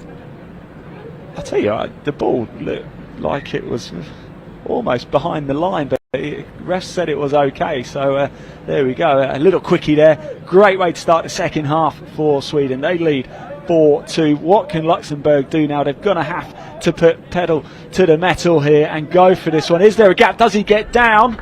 No, that's good. And there was the touch, wasn't there? Great defending by Sweden. By Mark Scobie there and Leo Donnelly. So here we go, Luxembourg looking for the gap again, and I think is that Simon Neal trying to put down. Ooh, let's try giving. And it's good, yes, it is good. There you go, the referee taking a while just to double check things. It's TRY time once again, and it's Luxembourg 3, Sweden 4, and already we've seen 2 tries in 2.5 minutes in this second half. I think your 5-4 prediction, Kai Kim, might come to nothing, unfortunately. Right, here we go. Sweden pushing, driving, through they go, down it goes. There is Brogan so far. I've been very impressed with Brogan. I'd probably say man of the match so far, but it's still relatively early, isn't it? We're only 2-3 minutes into the second half. Still an awful long way to go yet. But every time he's had the ball, he's looked dangerous, hasn't he? Yes, yeah. He's one of the more experienced players in the team. Oh, does he put it down again? Ooh, yeah, so there we go. Oh, once again, TRY time here, and it's for Sweden this time. Luxembourg 3, Sweden 5. Looked very close. Let's have a look at the replay. And it is. It's Brogan again. Danger man. Luxembourg think they got the touch. Yeah, I think one of them was still offside, even though he didn't make the touch. Yeah, referee right to make the call there, and Sweden deservedly so in the lead at the minute. Luxembourg 3, Sweden 5. They're on the attack though, Luxembourg in the blue. It's a very colourful game, this one, isn't it? Good try there made by Jia, number 12. Yeah, it was a great touch, wasn't it? Sweden holding firm at the minute now. If they can stop Luxembourg from going over, he plays it out right. That's Nick Frank. He goes down in another TRY in this game. And they've taken a bit of a coming together, I think. It is Nick Frank, number 13 for Luxembourg. I'm just trying to see who is it for Sweden. It's Klaus. It's Klaus. All very friendly though, the handshakes and fist pumps all around, and that's what we like to see. So it is your predicted score at the minute. Luxembourg 4, Sweden 5. So we need no more scores in the rest of this game for your prediction to come right. It's been a very active, very fast second half, hasn't it, compared to the first? Yeah. We are only 4 minutes in, and yeah, we've... Exactly, 4.5 minutes in. It's Luxembourg 4, Sweden 5. It's been all action in this second half as Sweden push on. They going forward hard and fast. They want to get that 2-point lead, don't they? That could make all the difference in this game. Men's 30 round robin match, Luxembourg and Sweden, and we're being treated, and it's a great TRY time again. It's try time for Sweden. They get that 2-point lead. Luxembourg 4, Sweden 6. Kai Kim, what a great try. Let's have a look at the replay here. Yeah. So the scoop from Leo, and he gives the long ball out to Ali on the wing. Both teams here, Luxembourg and Sweden, given this good example of utilising that long ball, because it's worked, hasn't it? There's a lot of danger to it. You can get cut out quite easily, but they've really utilised the length of the pitch here, and it's paying off. So Luxembourg going for this again. It's a 2-point game now, but does he get over? Was that another great TRY time? Yes, it looks like it's... No, it's not. No, you got the touch. Oh, great defence by Sweden again. Let's have a look at the replay here. Good legs, look at that. Good movement, but there was a touch, and there was a bit of an error there from Luxembourg to get the ball back straight over to Sweden. A bit of a knock on, I think they'll be disappointed at that. And there is Brogan again, look, just signalling he comes off. Certainly man of the match so far, but we still got 14 minutes. This is an absolute thrilling game here. What a treat it is for me as well to be able to commentate on 2 excellent games back to back. And the touch comes in, and play hands over to Luxembourg here in the second half. It's the men's 30 round robin match, Luxembourg-Sweden, day 4 of the European Touch Championship. Little bit sloppy there from Luxembourg. Is this an opportunity for Sweden to really start hammering the nail in here? What do you think, Kai Kim, as I just choke on my own tongue? Yeah, I think maybe Luxembourg are getting a little bit tired, and therefore some errors are creeping up. Yeah, it's been a long week in total, hasn't it, for all of these players, but a small squad really does start to show up as you get into the later stages of the tournament. Sweden now moving the ball around nicely, no touch, bringing it into the middle. They've got players spare. Oh, and what a great interception by Luxembourg just to stop the danger. Another big opportunity here for Sweden though. Number 7, that's Hamish, just coming onto the field. Yes, Hamish played in the last Euros actually for Sweden. So this time around they've got 3 members of the team that were here at the last year. So Hamish is one of them, as well as Klaus and Esam. Superb. It's been a while, hasn't it? 2018. Obviously, COVID has played havoc for all sport, not just touch, but it has played its part in just slowing things down a little bit. But we're here now for the European Championships to start firing it all back on and get people into the game, aren't we, Kai Kim? Yes, exactly. And hopefully this will also help to encourage more of the players back home to get into the sport. I'm sure it certainly will for both countries, and of course over in the Seychelles as well. Look at this, number 4, that's Leo, isn't it? Leo Donnelly with very fast feet indeed. He looks a handful, he looks dangerous, is he? Yeah, as I said, he's like the youngest in the squad, so he's got a lot more energy and speed out there. It certainly shows, doesn't it? But here is Danger Man Brogan back on the ball. How do I say his surname? Brogan Toei? Toei, yeah. Toei, we'll go with Toei. Oh, here we go. Oh, he's looking for the ball. Surely need to find a space. Does he get it down? What a great take, was it? Hamish thinks he made there. Oh, he thinks he made it, didn't he? Oh. They're saying he didn't ground it. Is that what they're saying? And he's devastated. Oh, Hamish Lawrenson there thought he got the ball down and grounded. Wasn't to be. Let's have a look at the replay here. Once again, it's Brogan causing all sorts of problems for Luxembourg. Chucks it up. There is Hamish. Oh, Yeah, it's a bit. You've got to control the ball onto the ground, haven't you? And I think they're saying he just lost control of the ball. So unfortunately, it's no TRY for Sweden. An opportunity for Luxembourg to get back in this. The try scoring has just started to slow down a little bit. We had a very hectic first 5 or 6 minutes in this second half here. We're now approaching the halfway stage of the second half between Luxembourg and Sweden for the men's 30 round robin game. Luxembourg trying to drive, trying to push through, but Sweden holding firm at the minute. This is going to go all the way down to the wire. Luxembourg in possession right now, moving the ball nicely out to that wing. The touch comes in though, and Sweden get it back. And it's a touch pass, or it's a penalty that Yeah. Brogan's taken. And a few good yards made there by Brogan. Number 1, that's Nicholas Ravage. Here's Pascal with the ball. He's from Nelson in New Zealand. Oh, very nice. Very nice. So Sweden just slowing the play down a little bit here, looking for options right in the middle of the park. Good play. There's the touch. Lining themselves up, just trying to work out the positions, trying to look for that right play, isn't it? It can almost be high-speed chess this at times, can't it? Just trying to work out where to go, where to play the ball. And ball goes over to Luxembourg. They get a set of 6 here, deep in their own half.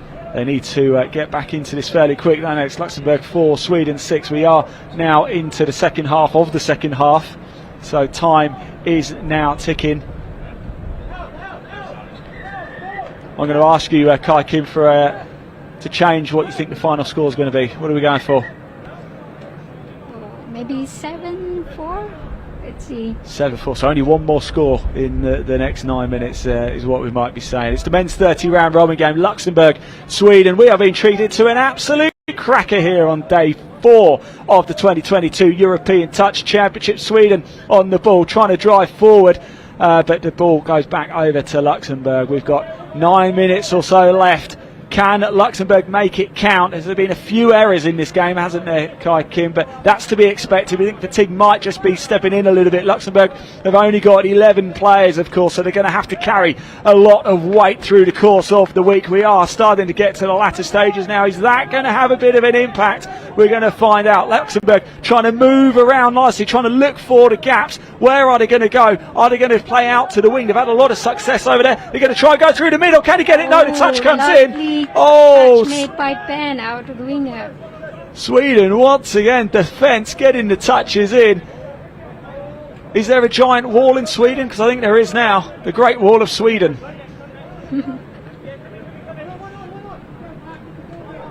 Benedict Singleton, the Great Wall of Sweden. There he is, look. He's on the ball now. Just passes it. He's got the ball back again. There they go. Over to Brogan. So far, man of the match. He's been sensational so far. He's caused problems every time, and he's causing problems again. He's gaining yards every single time. Maybe he should be in the NFL, but what an interception by Luxembourg. That's Nick Frank. Just stops the danger dead. So Sweden get another 6. Tell us more about Brogan. Where's he come from? Because he's some player, isn't he? He is, definitely, yeah. He's caused danger everywhere he goes. He's causing danger again. I think there's their touch though. Over the mark, yeah. Unfortunately. Where does Brogan play his touch? Do you know? I think he's based in Stockholm. Yep. Most of the players are based in Stockholm. They only have one club out there. Okay.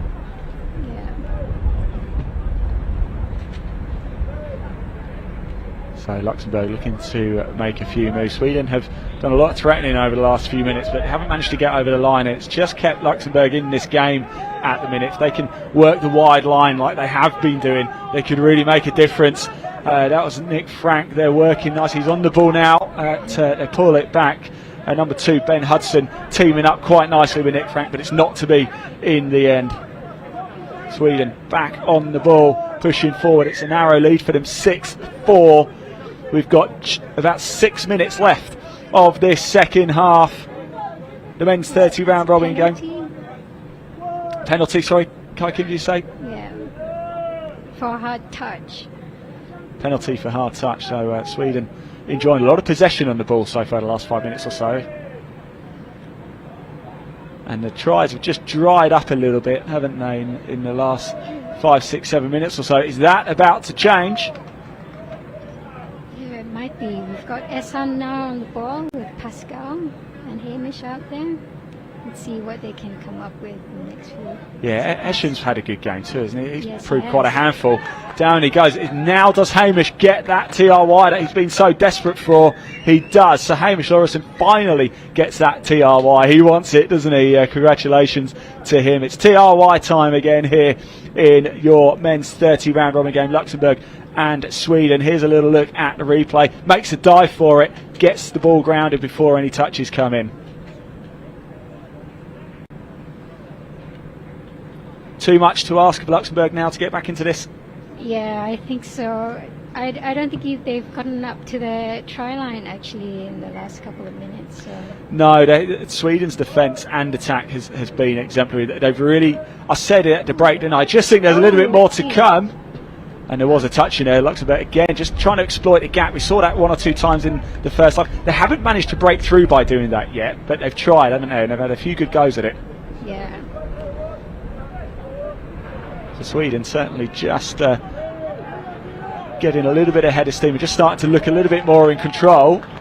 There's another good touch And there made by Leo. Yeah, good touch by Sweden. Once again, just stopping Luxembourg. Look at that Swedish line, determined. They don't want to concede again, do they? They want to get this win wrapped up with the first win here at the Euros. This time round, it's a great interception. And he can't drive forward because he's touched straight out. Almost the gap there. Danger for Luxembourg as Sweden make the move forward once again. If it cut that out and the man hadn't been there, he'd have been well away. But it wasn't to be. Look at this driving forward. That's Edward on the ball, pushing over the halfway line into the Luxembourg half. Now here's your danger man, Brogan. Passes it straight back though. He's got it back. He's going to make those yards. Seems to be a big fan. Just make yards, push forward. That's what they're doing. Get as close to the try line as possible. And it was a good try though, wasn't it? Sorry, good effort. It's been some great tries by Brogan though, we saw in the first half. He got penalty for throwing the ball away. Oh.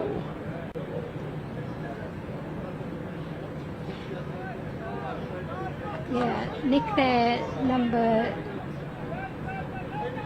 8. Actually, his partner Pernilla actually played for the mixed open Swedish team in 2018. Oh wow, okay. Good yeah, stuff. Good but we've lost a couple of women and girls from Sweden due to COVID. But hopefully we'll manage to get them back on again. I've noticed touch really is a family game, isn't it? Not just amongst these two teams, but across the board as well. There's so many stories out there. We've been interviewing people throughout the course of the week and having some great chats with people. I think we've spoken to almost every nation now. And Sweden back in possession. We've got under 3 minutes of this game left to go. It's Luxembourg 4, Sweden 7. And you have to sense now that just so long as Sweden don't make any silly mistakes, they are going to wrap up the win here in the men's 30 round robin match.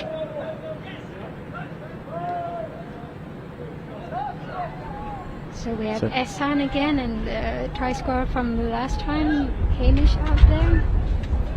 The wind just billows around. Sun just makes a disappearing act. Luxembourg gets the ball back again for their set of 6. What can they do here? Oh, it's good movement. It's a great pass, isn't it? Oh, and he might have been better off trying to offload over to the left. There was 2 players overlapping, ran into the Sweden defence, and it just slows the momentum down a little bit as they move into the Swedish half.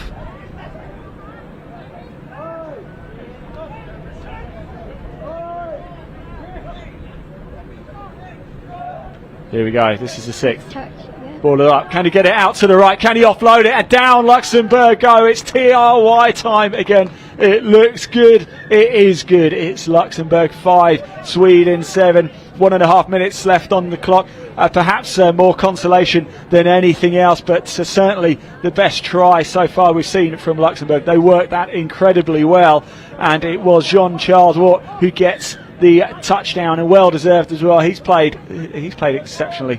He's always been in the mix. He's right there. He's a tall lad as well. Look at him going, striding along there. He's got those long legs. It'd be hard pressed to outpace him. Now Sweden back on the ball. We've got a minute left to go. They're going to try and see if they can punish Luxembourg for just going over the line and get it done. Can they? Can he get it? Oh, almost. It was just a couple of inches too short, wasn't it? Yeah, it's unfortunate. Well, we've had some great tries in this game. I'd say a number of TRY times. It's Luxembourg 5, Sweden 7. The men's 30 round robin, and Sweden look like they're going to get their first win. They've got a shout for having best kit as well, haven't they, Sweden, I think? Do you think so? Yeah, I like it. Yeah, the yellow and blue. It looks very nice. Yeah, you certainly know it's Sweden, don't you? Yeah, I think they think that they've got a really nice kit. So yeah, I think they would be happy that you said that. No, I don't know. Oh, look at this. Can he make it all the way? Oh, yes. Oh.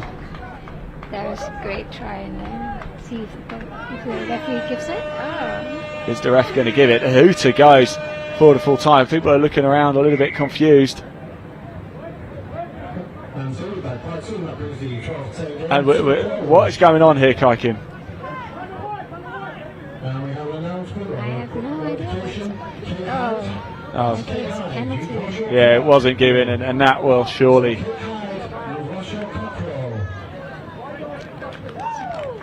There you go. So I thought it wasn't a TRY time. I thought it looked good. It wasn't to be. There's the touch. And surely that is now the end of the game. And just a confirmation, Luxembourg 5 and Sweden 7. So Sweden get their first win in the men's 30 round robin. It was a great game though, wasn't it, Kai Kim? Did you enjoy it? I did enjoy it, I must say. I must say congratulations to you as well. You are in that Sweden camp, so it was an exciting game. Plenty more still to come up the rest of this day. It's day 4 of the 2022 European Touch Championships. What a week we have had so far. Tomorrow is finals day, but there's still plenty more happening here on Field 1. I think I'm going to go for a little rest. I don't know how John O does it. The man's an absolute machine, commentating on every single game. I'm going to go for a short break, have a bit of lunch, and I'll be back in the studio later. Kaikim, thank you. Thank you.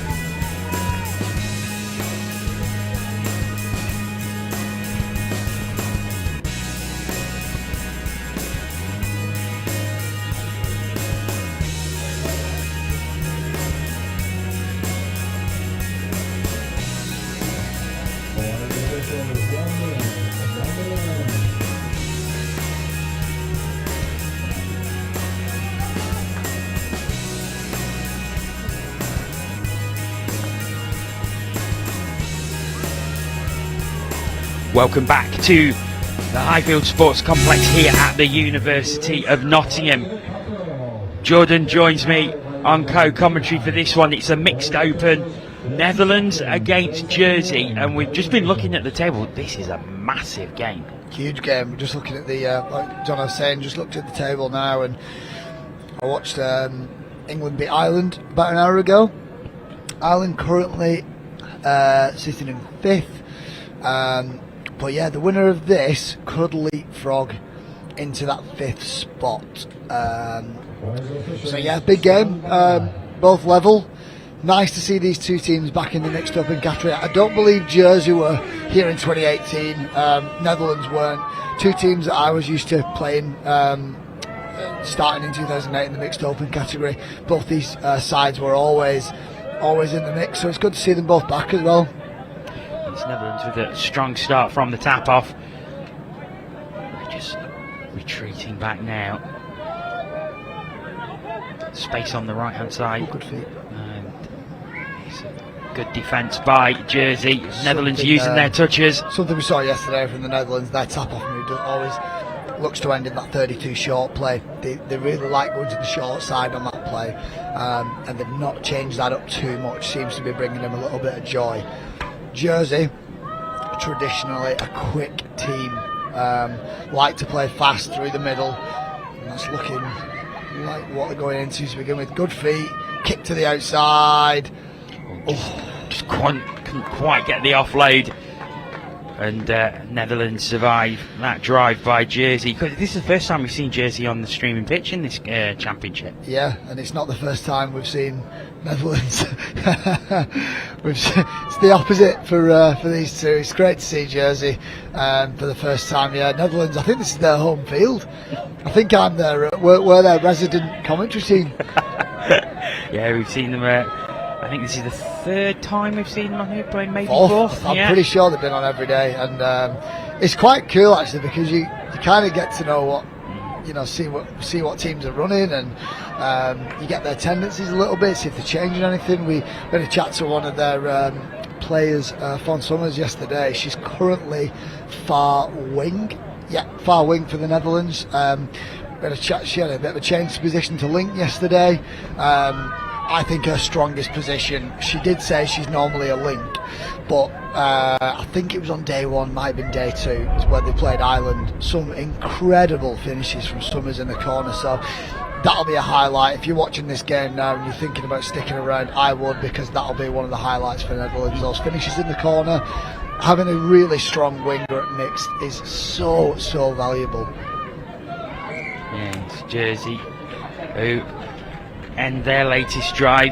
Good defence by the Netherlands. So defence is on top in the early stages here. Yeah, just feeling each other out, and both teams looking to break into get a bit of fluid transition going, and neither team seems to have got there just yet. Netherlands trying to manipulate those middle at the minute. Got a couple of touches in the bank here. I think that was only 3rd. So that's 4. They're going to try and get something running on 5th. This is the first real time we're going to have a good strike play on 5th. And we're going to go straight into that pick-up from half. Oh, what a ball, what a take! Brilliant from the Netherlands. And they take the lead early, so the Jersey defence is breached finally. So they've run out the quickie play. Bonifacio's been really good at this, but this time, instead of running the quickie, they pick up against the grain. They've got a 3-on-2, plucked at the sky. Slams the ball down. I don't know if the pass was meant for Pam Grafflin, but takes it at the sky and just slams it down. It was effective. Whether the pass was meant for him or not, he made it his own and he got the score. And I'm sure Netherlands will not be complaining in the slightest. And Jersey just going close there. Michael going. So he's one of their strike players. Really experienced, light on his feet. He's played for BBR in the past, so an experienced NTS player, and Netherlands will just work their way over to the box again. Good start from both teams. It's a good start to the game. 3rd touch on halfway, that's what you want. You want to be around halfway on 3rd, and then that just need the speed on fourth there just needed to be a little bit quicker, and if that's a touch there, that's a dead play on fifth, and something that we talked about previously.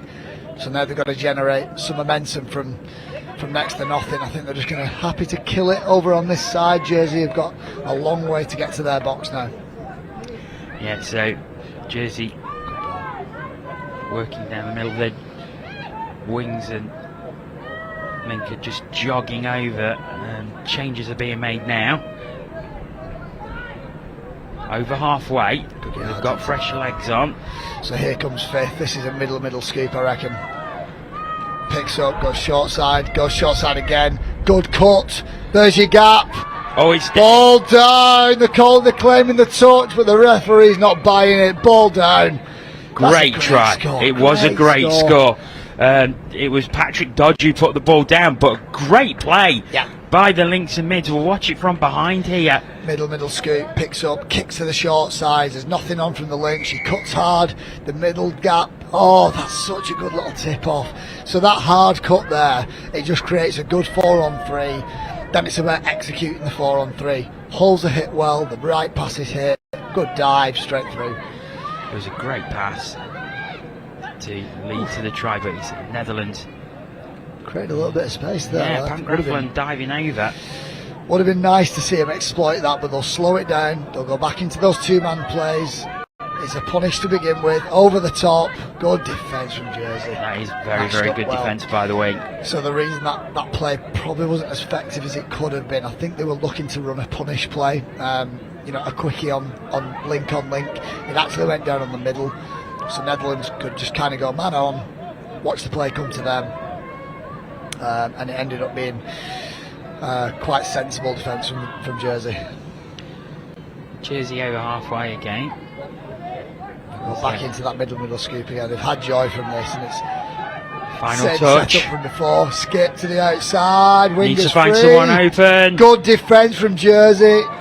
If that's a touch, what a shame. The great score from Jersey. Really good attack, really good defence. So similar to the first score, they've just not had to cut this time. So middle scoop, kick to the outside. Then it's about Netherlands finding their mirrors and mirroring up. And it's about Jersey getting free, and they just get free. They kind of lose the men a little bit because the Jersey scooper doesn't only get around his middle, he gets around the link as well. So it kind of leaves Jersey a man down, of on that side. It was great patience as well by Cole Graham, because he made time for himself there. He knew that Bradley Bonifacio was going to come straight at him, and he waited until he was sure someone was free, and then laid it off as Netherlands reply straight away. Just going back to that scoop, I'll tell you what, we'll talk through this score first, then I'll go back to that scoop a little bit. So I think that's just from Netherlands. Tap off move, it's a 32 short. Yeah, it is. They actually go down the link, so steps inside, gets outside of the link again, and that's just exploiting that short side space. But just going back to the Jersey score, that's how quick this game is. We're not able to talk about each score as it comes through, but yeah, like you said, you've done it really well by going to the in goal and sitting. Oh, this is so back and forth. It's incredible. Defence optional to begin with. And after the defence, the first two drives by each team, the defences were super, really like tight, and now it's suddenly like turning on the tap. Yeah, it's like they felt each other out and then just thought, well, this works. We're just going to keep running it until you learn how to defend it. And neither team seems to want to. That was forced. Netherlands will be disappointed with that. They've forced that play, and they've wasted a tap offset. That's not what they wanted. Yeah, so Jersey now, if they can get a good drive and maybe get a couple up, that puts real pressure on the Netherlands. Good touch, strong touch from the Netherlands, and they're just trying to disrupt the subbing a little bit. Fourth touch, but they'll take off. They've got another in the bag. That's really smart. That's so smart. And again, great score. What I want you to watch here, Antoine Alanko, watch him pick up here on fourth touch. He's going to pick up and maybe not pretend that he's going to scoop through, but he's going to look to go hard. Then he knows he's got another touch, so he feeds back down to Michael and skips back to the outside. That's smart. That's really good play. Really good patience. Good put down there by Jason DaCosta as he just knew he had enough room before the dive came in. Yeah. Jersey look really sharp coming out of dummy half, and they've had so much joy, but Netherlands will try and reply. They're going to that 32 short again. Good space. They're going to go short side again. Ball down again. Right. Both teams are scoring nearly the exact same scores for each other. Netherlands having joy with a 32 short on that far side. He's going to drive in, and it's Regan Kirk comes off his right foot again, squares up the touching player, and keeps going to that short side. I'm pretty sure they definitely scored 2 off it. It might be 3, but it's definitely 2. Jersey, on the other hand, having loads of joy picking up at a dummy half, and we're caught away through this game. Big error. Because they was looking to use the same play there, wasn't they? And they've had so much success with it, but unfortunately the error means that Netherlands have the ball once again. And if they can get a touchdown here and bring it back to 4-4, especially after their transition, which is what they've not really had loads of success with yet. That's only 4 touch. You've got to be smarter there. See, the difference between the two teams at the minute is Jersey. That's a big penalty, a relieving penalty. So Netherlands there had another touch in the bag. What I would have liked to have seen is a pick-up and then go back down on 5th, which is what Jersey scored off before. Quickest for Bonifacio, he's really good at this. This is his danger area. And you've got Vincent Westerhoff and Bonifacio in the middle. 2 strike plays, it seems like. They're going to go back into those quickies. Bonifacio, you've got to use all that. Set of 6. What it looked like they were building towards then is if a touch was made on Bonifacio, then it looked like they would have broke into the pick-up from half, which is what they scored off it previously. Pressure, get up. That's better, good. But they've got to slow Jersey's transition down, because if Jersey gets a 5th touch with a good scoop, they're so dangerous. Here they come. Alanko at half again. He's quick, he's dangerous. And that's 6th touch. So what I was looking for before is one of the teams to start shutting down the opposition. Oh, that's a big error.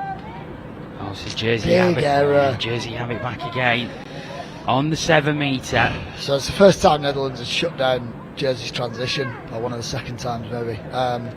You've got to think next job there. You've done one job well, you've got to get off. That's poor defence from Netherlands, really poor.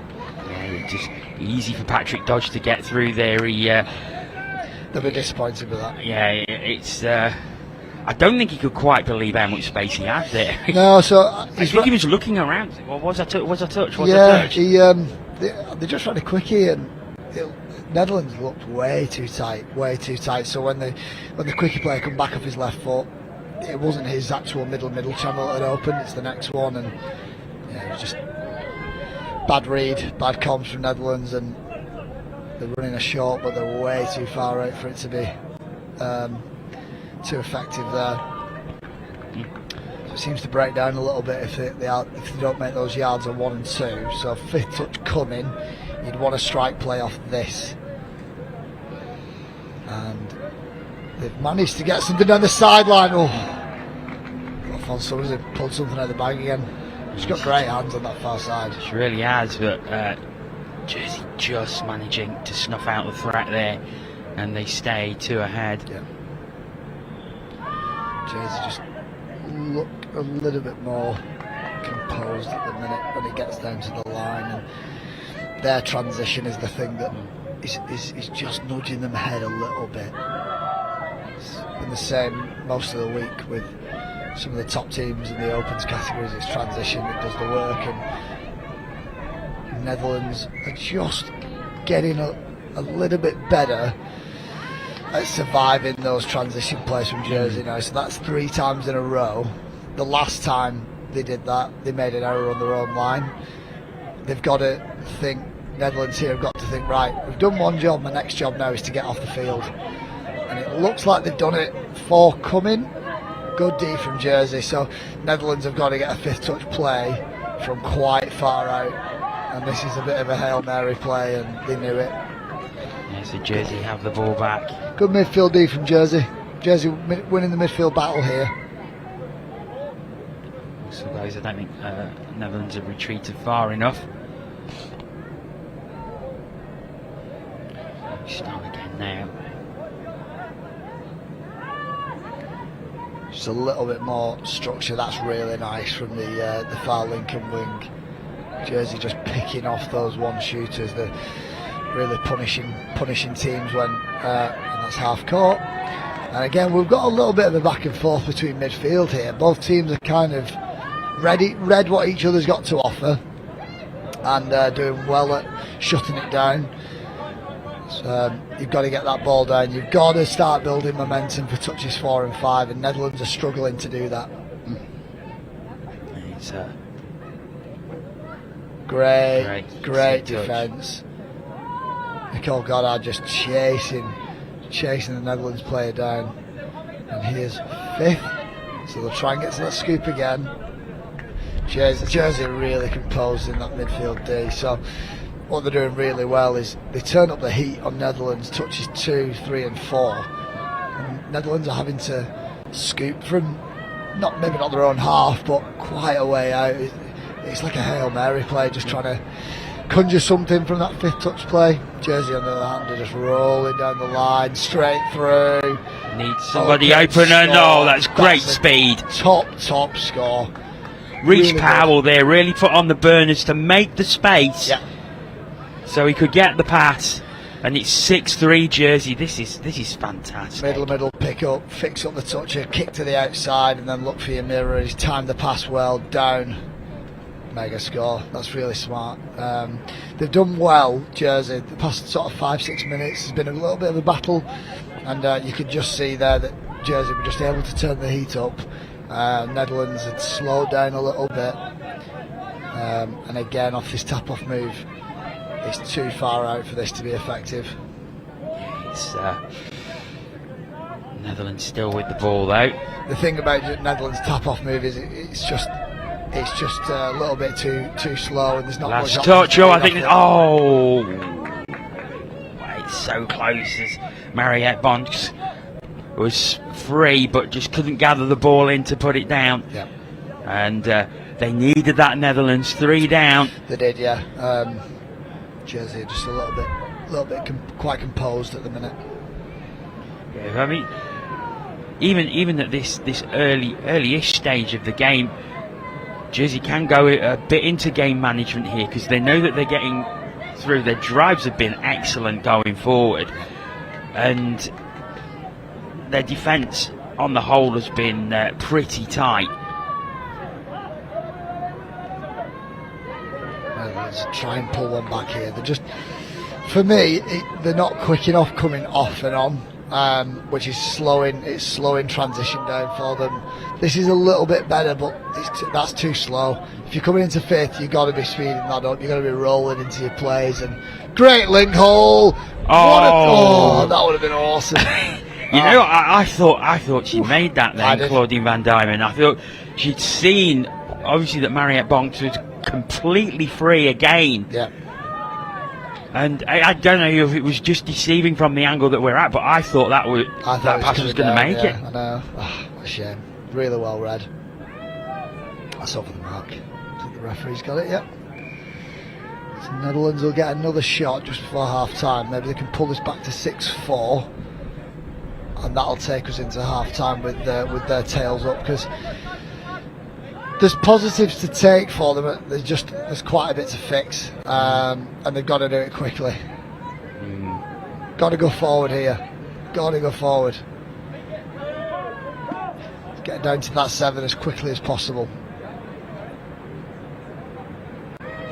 It's 3, so you're going to have a little bit of a strike on 4th, and they're going to go into that pick up against the grain. Right pill over the top. Oh, it's so close. I think it was forward anyway, but that was the option. They've scored off it before. I'd love it if they could keep going back to that.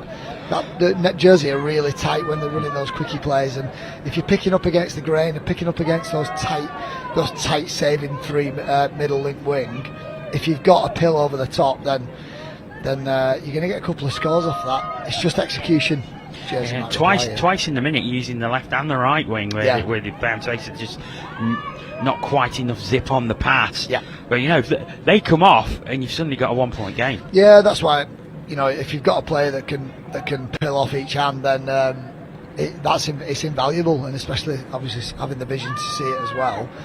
Oh, big error again. Netherlands have got to clean that up.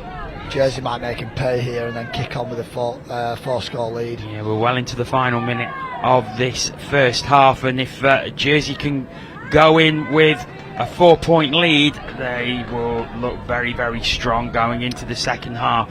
The hooter is going to go any second. Last play. We're going to bomb. There it is. Pill over the top. Oh, brilliant. Big pill. Love to see it. And what a way to end the half for Jersey.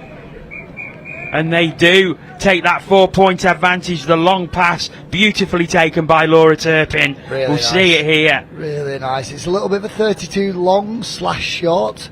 But yeah, like we keep saying, touch moves are down there to create overlaps, to create 3-on-2s, 4-on-3s, and then execute it. And lovely to see a pill before half time. Right, so we are going to take a very short break here, and we're going to throw to the studio. Over to you, Ian.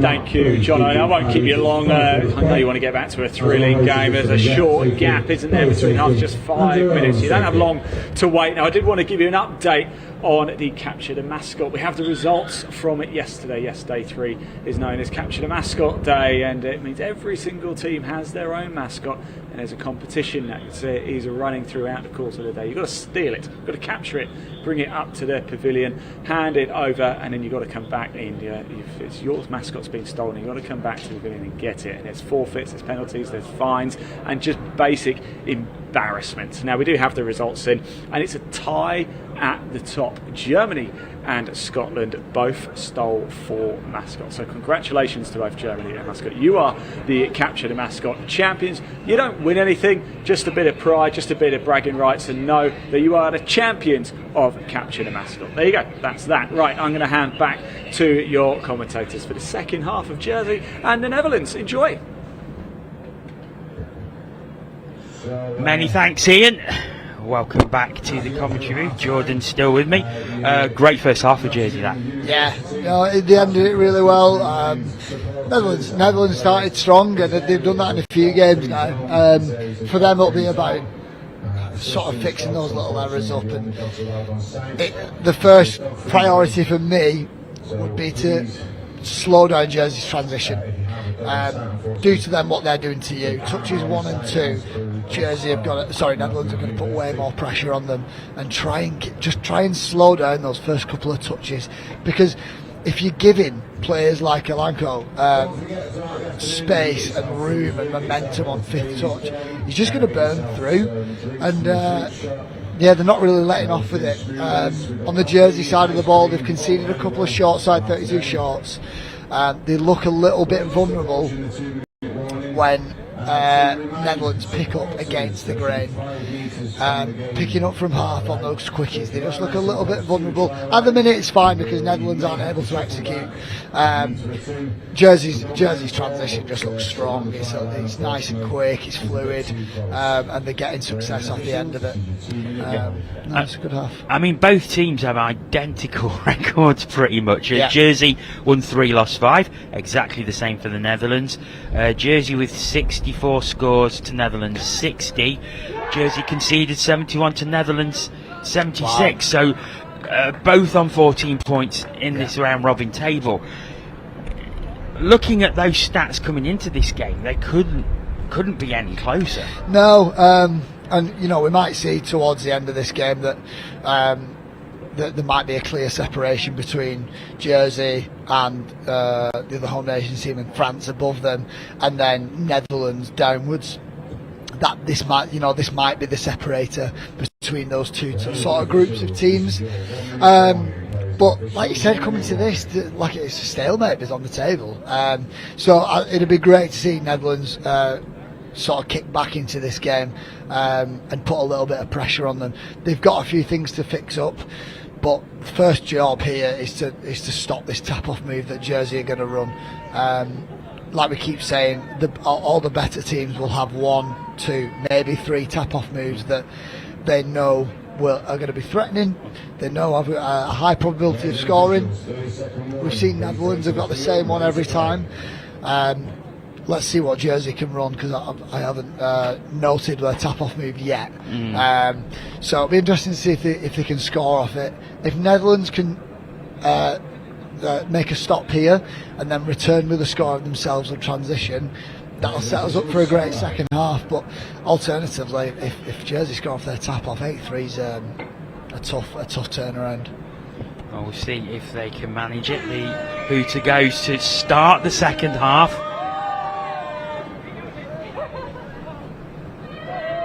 And Jersey screaming the touches from the sub-box. That's 3.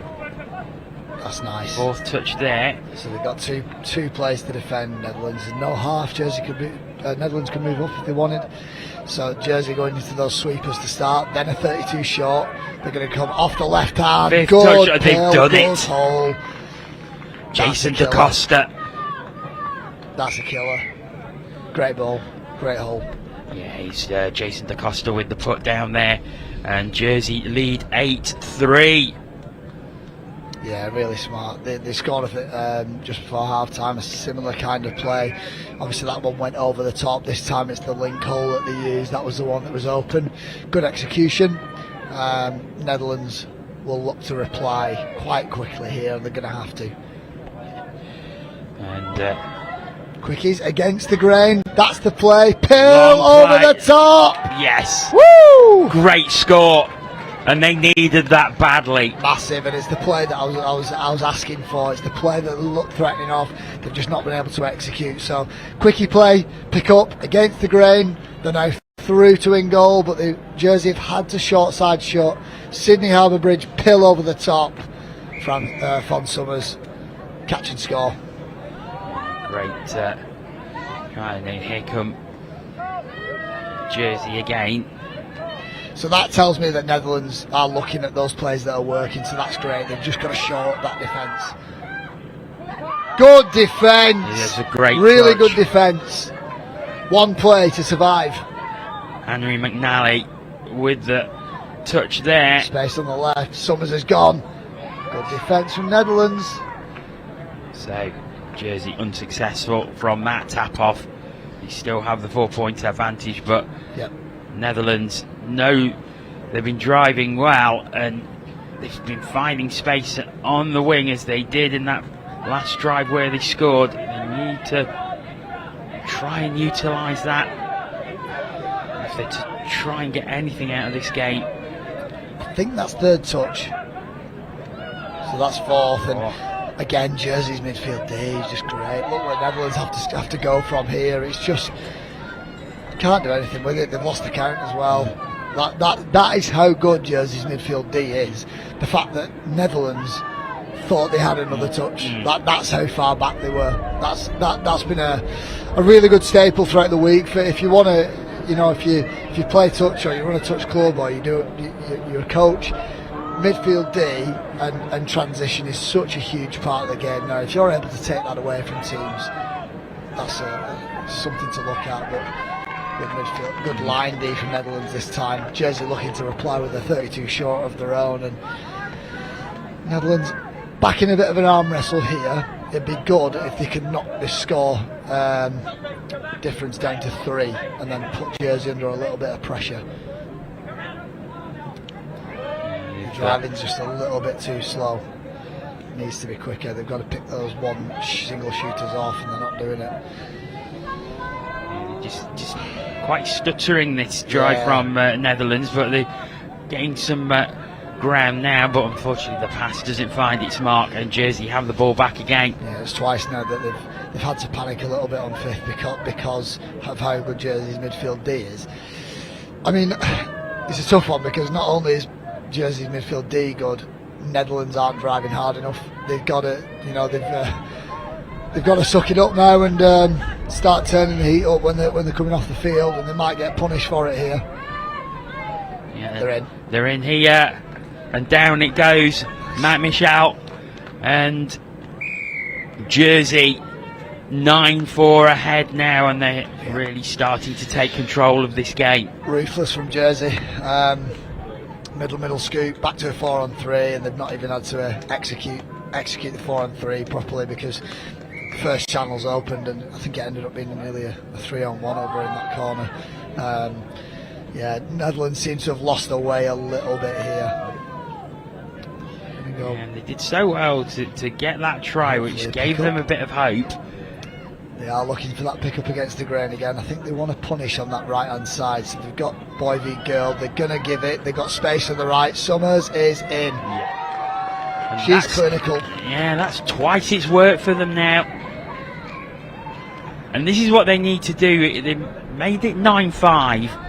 If they can get a couple without allowing Jersey to score any more, then it does put pressure on Jersey. It does, yeah. The problem is that Jersey have been coming forward so well and getting the scores easily, and that's what Netherlands have got to cut out. Yeah. They've got to shut Jersey out at some point, but because you're 4 down, you've got to do it on multiple occasions, and you've got to reply with scores. And at the minute, that deficit is just too hard to turn over. Jersey just look a little bit more composed, a little bit more experienced. 32 short, left foot step. A little bit of a Henry Paul spin in midair, and Jersey will get a fresh set of 6. So, yeah, you don't want to give them that. It's, like I said before, Matt Michel in the middle now for Jersey, BBR player, experienced, and he's just going to guide them through this set of 6. No panic. It's fine that they've not scored there. They're going to move to the next progression of this play, and it's going to be a 32 short. Left hand pill over the top, space. Oh, it was close. Laura Turpin. I think if maybe she'd taken a step to the left as that ball was coming in, she would have been successful in picking that up. I think. So you want to start nice and wide on that in that wing position, and then you can attack passes if it starts to dip.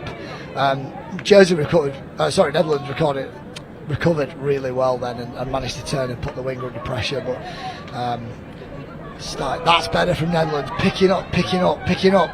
Space. 3-on-2. Got to execute. Yeah, just in between the two. It was a little too high there for Claudine Van Diemen. And first time in a while that Netherlands have got to something on 5th off their subbing, and it was down to. So if Jersey is sending up one shooter, don't go down on them. Pick them off. Like you 2-on-1, get in behind, and then you can play off that.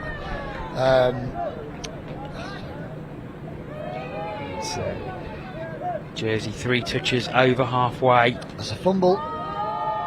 The referee missed it on that far side. So 5th touch now. Good touch, good strong touch, and that'll force Jersey to get something. That's got to be obstruction. Oh, brilliant.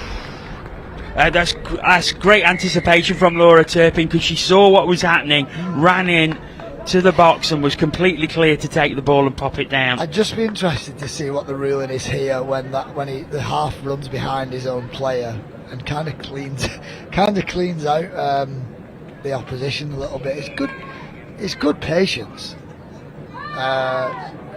really good patience. But I'd be interested to have a look at that again.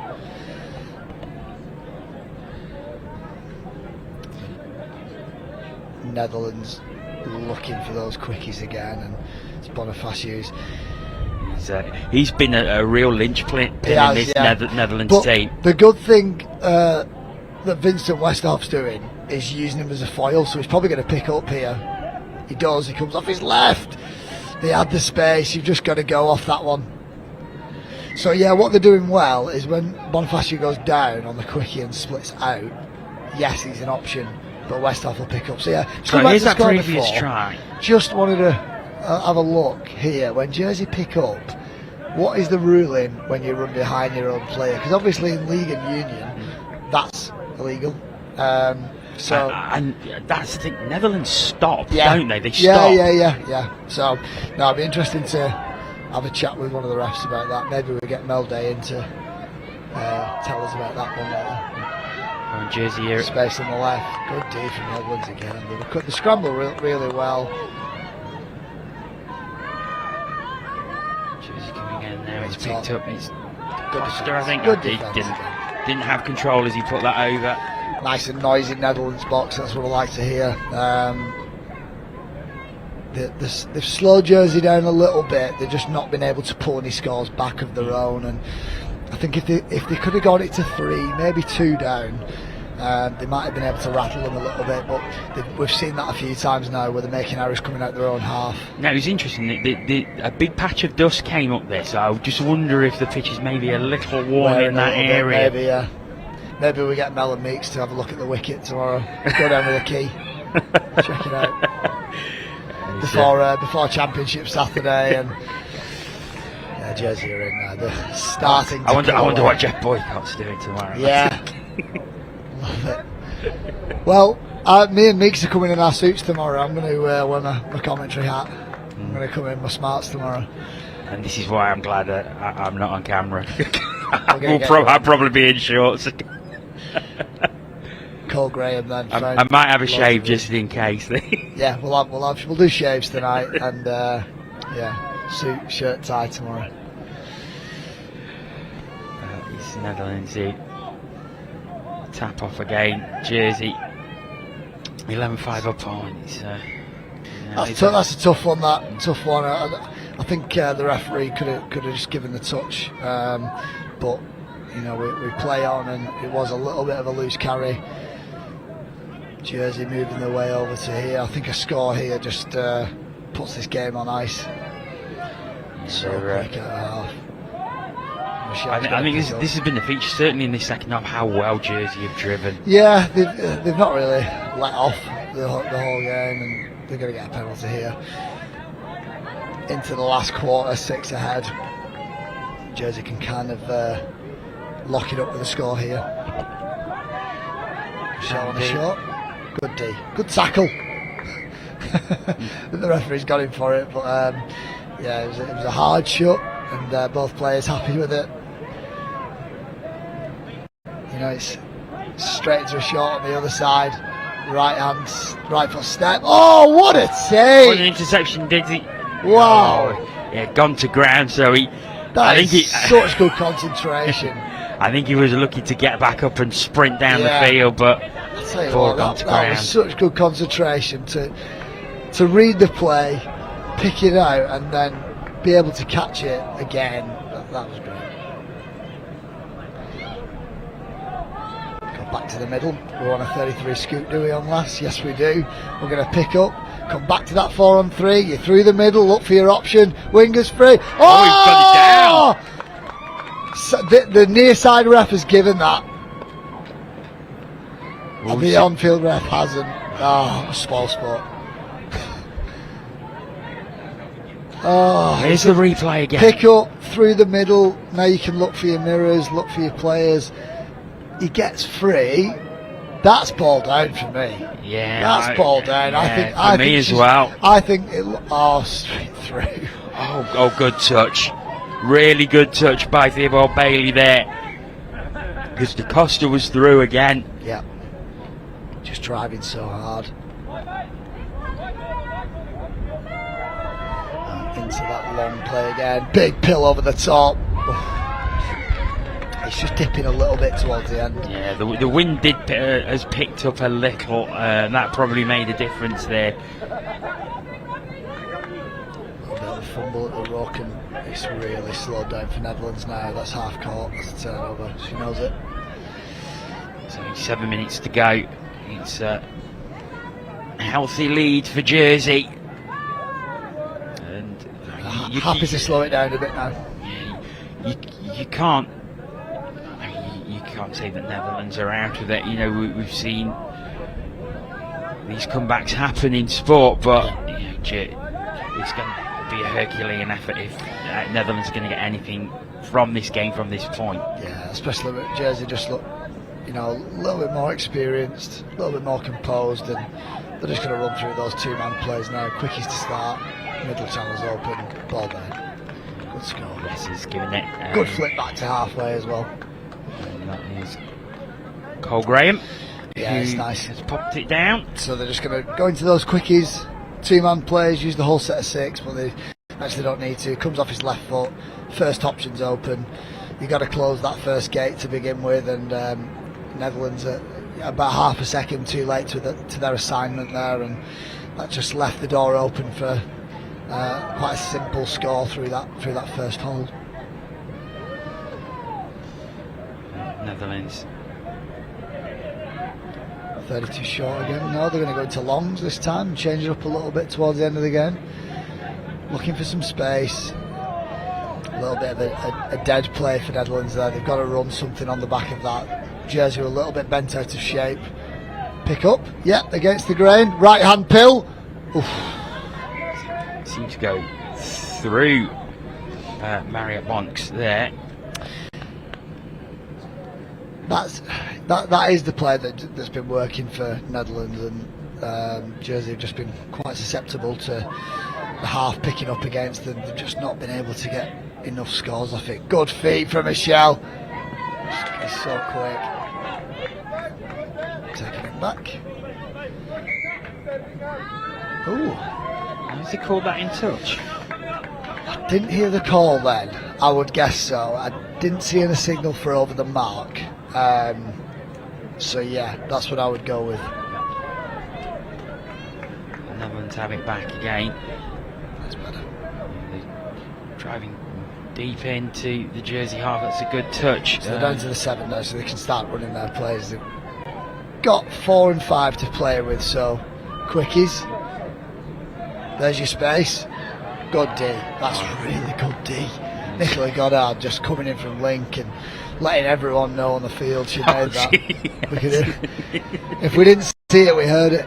We certainly did. That's what you want.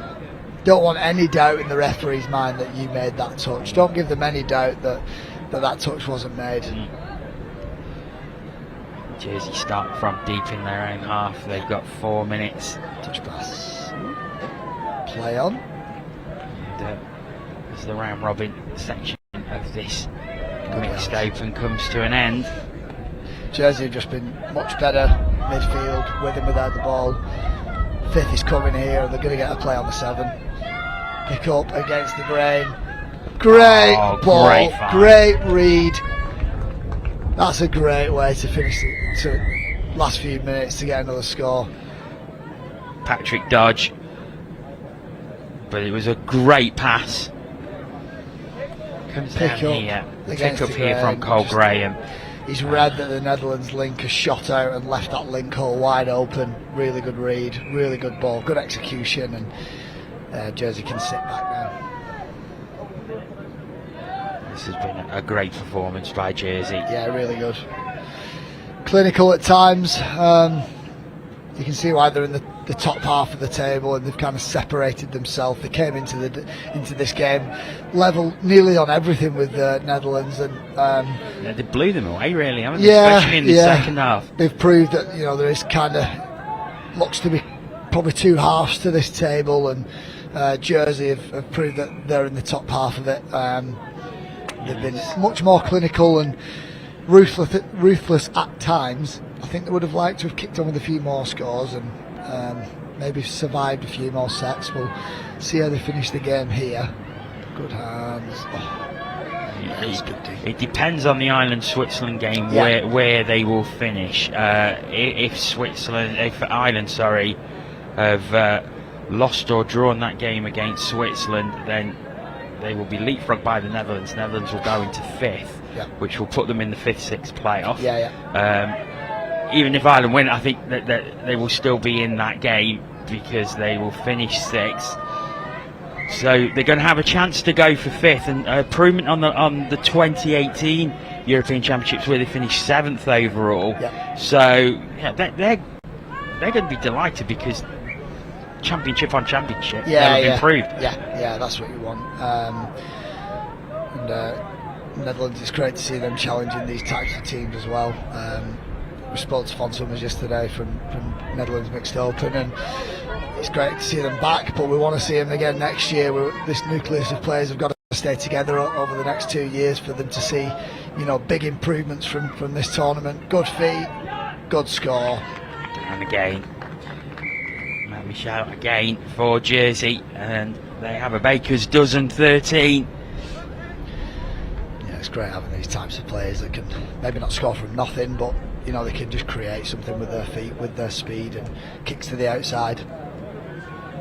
It's Michelle popping the ball down, 13-5 that Jersey lead. And we are well into the final minute now, so this is going to be a comfortable Jersey victory, and they fully deserved it as well. They've been excellent. Yeah, like I said, they've been clinical at times. They've been ruthless at others. For me, it's their transition that's been great for them with the ball, and without the ball, their midfield D has just been. They've not let Netherlands breathe. Sometimes they've let them force them to scoop from their own half, and Netherlands might get one score to finish. Pill over the top. Is that a touch? Yeah, touch has been great. called. Oh no, she's called no touch. She's called no touch. Let's try. Score is given. Great honesty, great way to finish the game with a really good pill over the top to the right, and then obviously the honesty from the Jersey winger is great to see. So 13-6 it is in the end for Jersey. A great performance by them, but a nice consolation there for the Netherlands right at the end as Mariette Bonks popped the ball down, found in space. So Jordan has popped over to the studio, so let's join Jordan again with Ian.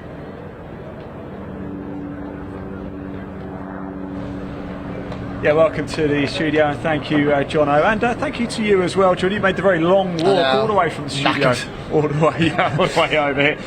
Jersey, I've been very impressed with them. Yeah, they were sharp then. I think we had a look at the table before that tap off, and they were nearly level on everything: scores, points, scores conceded. Jersey proved then that there's probably two halves to that table there. They've put a bit of a marker down and separate themselves. I think they'll be looking at the fixtures and looking how the mixed open rounds up. I think they'll be disappointed that they aren't in that top four, and it probably looks like they're not going to make it, just looking at other fixtures. So they'll be disappointed with that. Like Johnny was saying, they've improved on 2018, but I think they'll feel like they should have been in that top four. I've got a question. This might be obvious to somebody like yourself, England international, but for those of us who are not as au fait with the sport as you are, we've got the main categories. We can't get away from it: the men's open, the women's open, and the mixed. Now, the mixed open, do you have a combination of the men's open and women's open team, or is it a completely separate team? Completely separate. So yeah, it's a different way of playing. It's a lot more thought out. Obviously, sometimes we've referred to it a few times. It's like it mixes like a game of chess. Yeah, you've got to move people in the right positions to get to exploit male on female, and that sounds ruthless, but that's what it is. And both teams are trying to do it. Both teams are trying to counter it. The thing that separates the elite level teams from the good teams is having female links that are as good as the blokes. Yeah, and that's just how the category works. And you'll see people moving players about. Netherlands did it then. Like they've got some strong girls, so have Jersey, but it's about counteracting those players. A good team that comes to mind straight away for me is obviously England today. Yeah. Their two female links both play for NQ Rebels with Ben. Yeah. And that's why NQ are right up there as one of the better club teams in England, because their two female links, Danielle Evans and Anna Crossley, both play for England today. And when you see them on the live stream, or if you've seen them yesterday against Wales, they get used in the line attack the whole time. They're not there to just set plays up for the lads. They're right in there running punishes and throwing the ball from half. They'll do everything, and that's what just separates the two. Superb. Thank you so much for that, Jordan. It's always a real pleasure to have you up here. Next up, it's almost time to get going for the men's 45 game between England and Portugal. So let's hand over to your commentators, Jono and Ben. Enjoy. Many thanks once again to Ian and Jordan, and welcome along once again to Ben Meakin. Hello. So England-Portugal in the men's 45s round robin, and England 8 from 8 previous to this. Portugal yet to win a game. So you would say that England will go into this one heavy favourites. Yeah, absolutely, and I think it might go the same way as the games have previously, where England get out on top. So I think that will be the outcome. But we never know. The stranger things that have happened. Leicester City have won the Premier League, so yeah, we'll have to see how this game goes. The Portuguese look very, very casual and very at ease, laughing with the referee as we wait for this game to start. I'm sure they'll get the game faces on shortly. Yeah, these two teams met on Wednesday morning, and England came away with a 9-4 victory. So certainly not a thrashing by any means at all. Absolutely not. I didn't see that game, so it'll be interesting to see how Portugal try and get their first win of the tournament. And yet they have got a few scores, 22 overall going into this game, and so they haven't been shy of going over the line at all. No, we saw them earlier today as well, and we'll be seeing them later on as well as Portugal on field 1 again. Yeah, they've got later a on good showing today, haven't they? So we hope all the fans of the Portuguese are enjoying it out there. As England start in this space over on the left hand side, but the pass doesn't quite find its mark, with Brian Sifthorpe looking to get onto that, but he was just beyond him, and Portugal will start again. Ball just having to be retrieved almost from University Boulevard, but it's just been hit by a tram. The ball, that is. I'm glad I clarified that. That is Portugal. They're going to use their sub box. Now, one thing we mentioned earlier on commentary when we had Portugal on here was the fact that they are looking a little light on in their sub box. They've just got the one full change, 12 players, and 3 games today. That's going to take its toll. Yeah, it is. They will be used to the heat. We know that from obviously their climate in Portugal. But 6 players in the sub box compared to the 8 that England will have will make a big difference moving into especially the latter parts of this game. As it is, both teams just feeling each other out at the moment as England get to the 7 metre diving through. But the touch was made, so play will go back.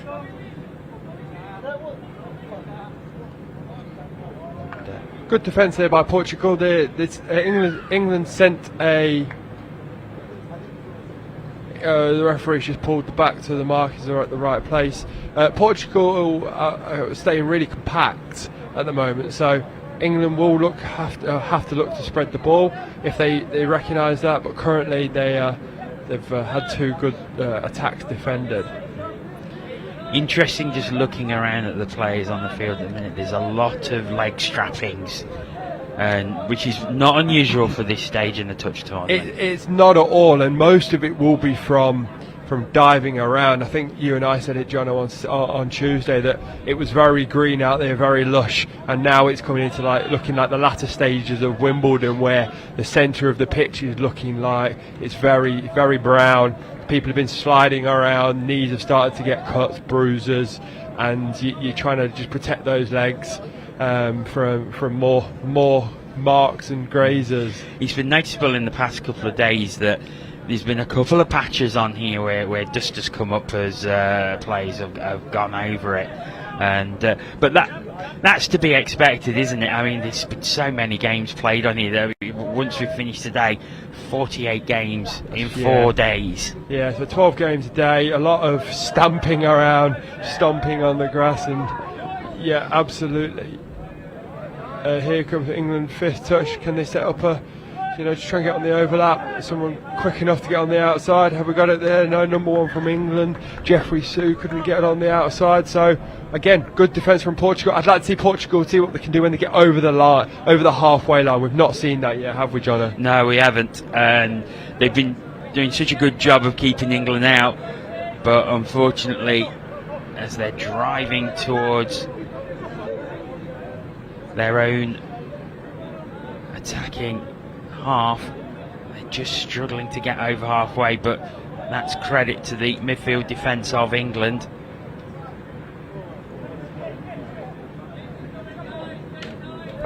Portugal on last touch already.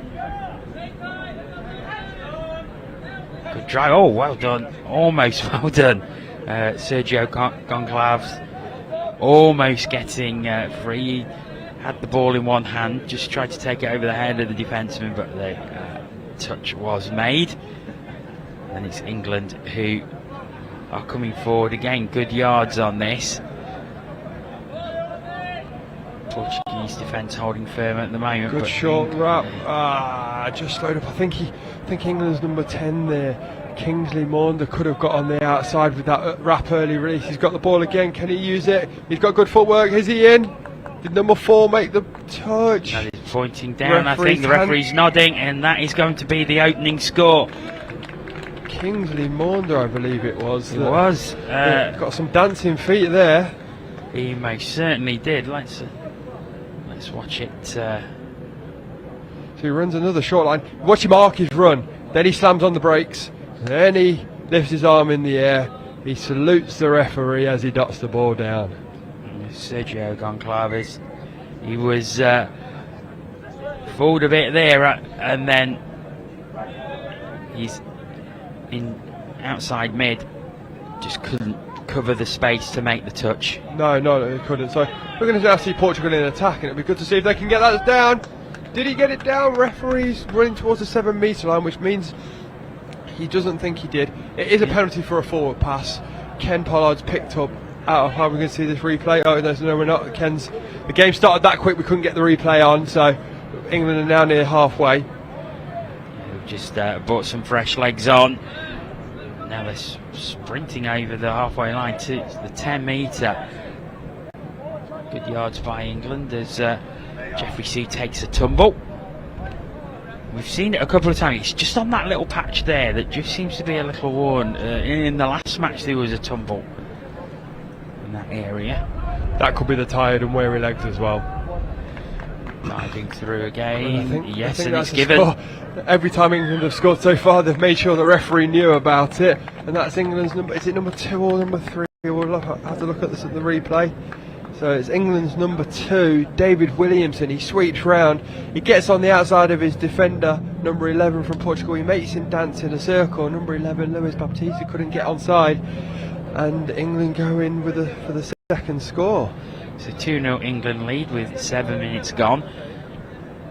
And they've been threatening, but the Portuguese defence was holding really firm, and then unfortunately the 2 drives from England and 2 scores, and Portugal have work to do now. Yeah, absolutely. So the first 5 minutes Portugal kept really tight in their midfield, in their line defence, and the last 2 scores England have gone through the middle, so they'll have to have a bit of work to do to try and keep that defence a bit tighter in the middle, make England throw the ball over their heads rather than through the middle. So England here on Portugal here on a scoop. They've got an overlap. Can he get it down? No, it's a good touch there by number 11, Brian Sibthorpe. We've not seen Portugal threaten the England line too much in this game, but when they have, they've got very close. Yeah, absolutely. Eduardo Zebra nearly got over there. They've got an overlap again. No, it's the same outcome. So referees called 6 touch. He might even call a touch and pass depending on what he sees. He's just put the ball down, signal. So it's just a roll ball. It's number 14 there, Dante Storti. We've seen him a couple of times in previous games on this field for Portugal, and he's one of these players who really lives it. Every time they make a good play or they score a try, he's like fist pumping. He's all over really it. loving you it. You see him clapping on the sideline here. As England get towards halfway. Last touch, England's number 16. Tim Stoller picked up, went short side, went towards the England sub box side. Nothing was open though, so he had to just get the ball away, and it's not a bad finish to the end of the set. Adrian Williams just trying to gather the ball in. on the left-hand side there. It was just a little too high. Portugal have the ball again. They work the ball towards their sub-box. They bring fresh legs on. Portugal are going to have confidence. They've scored 4 tries earlier in the tournament against England, so they know that they can score against them. Yeah, absolutely. I think it's, at the moment, it's not going to be from this drive because that 6th touch. I'd like to see Portugal just get over halfway a bit more before they start to pick up the scooping option. I think they can do quite a bit of damage if they just keep going forward off their drives. So England do the same thing every time. They try and get on the left middle, and then they look to sweep back. And a bit of miscommunication there, a bit of a fist bump, a bit of a frustration clap there from England's number 9, Alexander Berger, as he didn't collect the ball. Portugal start again.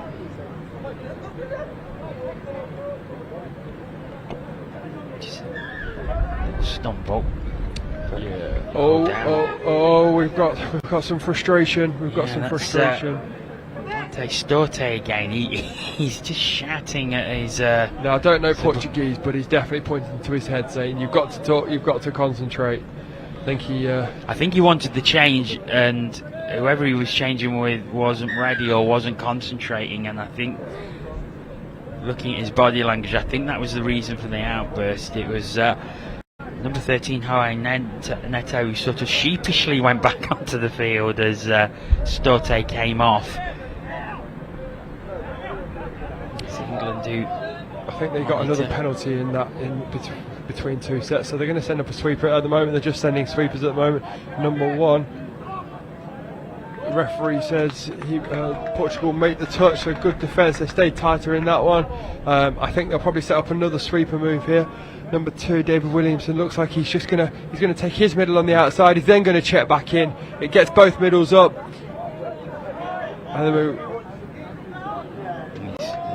And the referee points to the green grass. Alexander Berger pops the ball down. It was a great move. And that is try number 3 for England. So England 3-0 ahead now. So just look at this replay here, Johnny. You see them going on the outside. They check back in. They have to get the other middle, who then can't make it onside.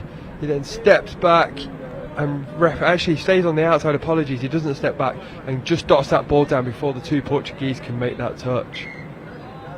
So England just slowly starting to take control of the game. 3 scores ahead. Portugal with work to do. And this looks threatening from Portugal from the tap off. Just need to find some open players.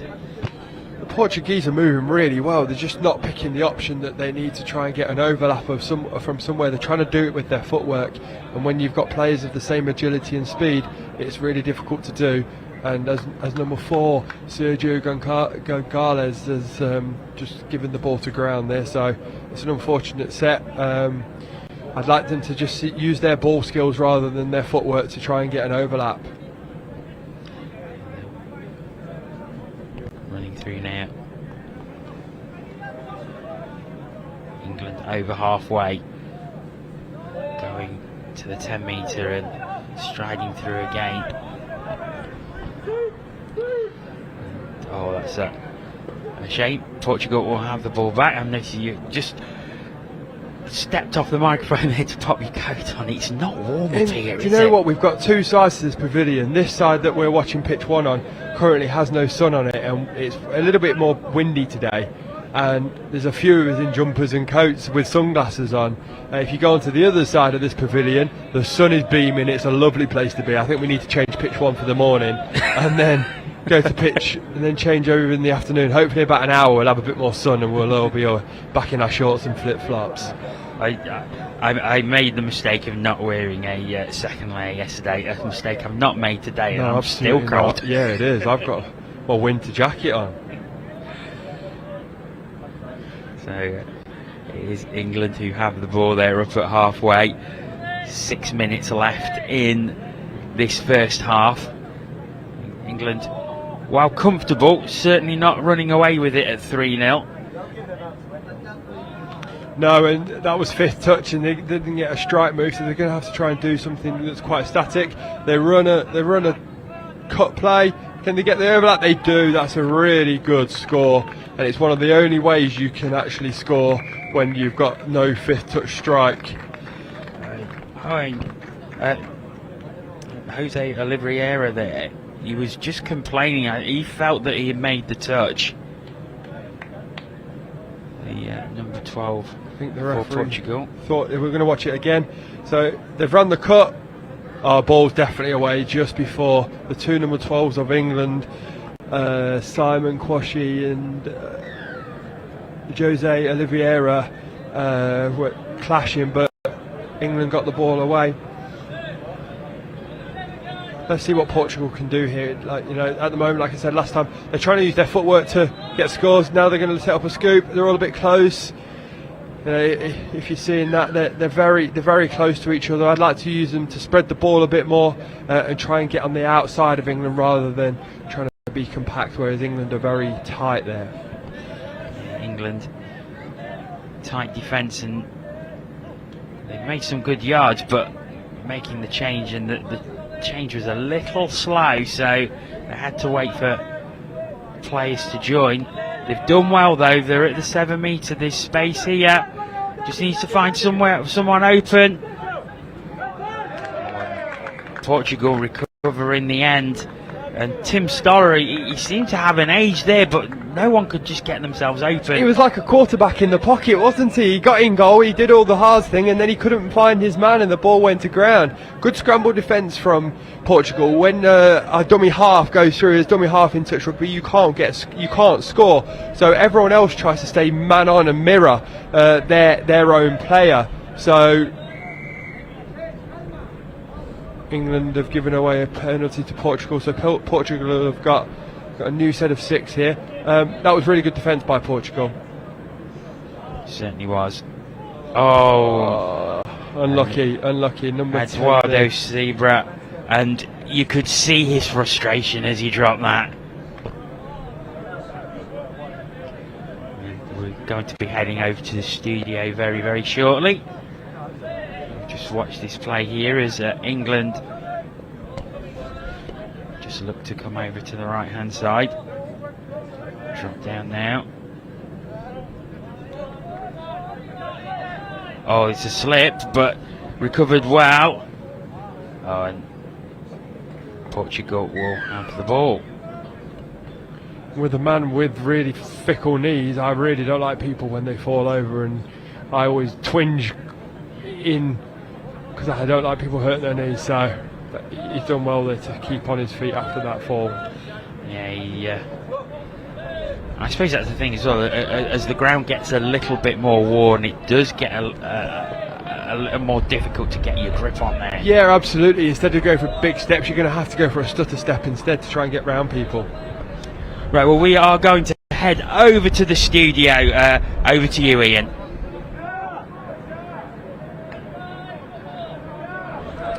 Hello everybody, welcome to the studio. We're joined by another guest. We've got Dom Tripp with us. Dom, let's have a quick chat about the tournament so far. How's it been out there? It's been awesome actually, compared to the last Euros we had 4 years ago. It's much tougher in the men's division, and we're loving it, absolutely loving the challenge. We're having tough games every day, a lot more emphasis and recovery from it, and yeah, excited to get into the knockout stages tomorrow. Been quite a wait, hasn't it? Is there a bit of a party atmosphere going on out there? We're excited for what's to come on Saturday night as well. After party, it's going to get messy. It's all we've been planning really. No, it's what you've been planning. I know the truth. That's true. No, we've got a big 4-game streak ahead of us now. So very much focused on what the job is at hand. But yeah, Jordan, I got a couple of tricky questions. I'll give you this one. You take Okay. You're giving me a lot of responsibility here. You touched on it briefly then.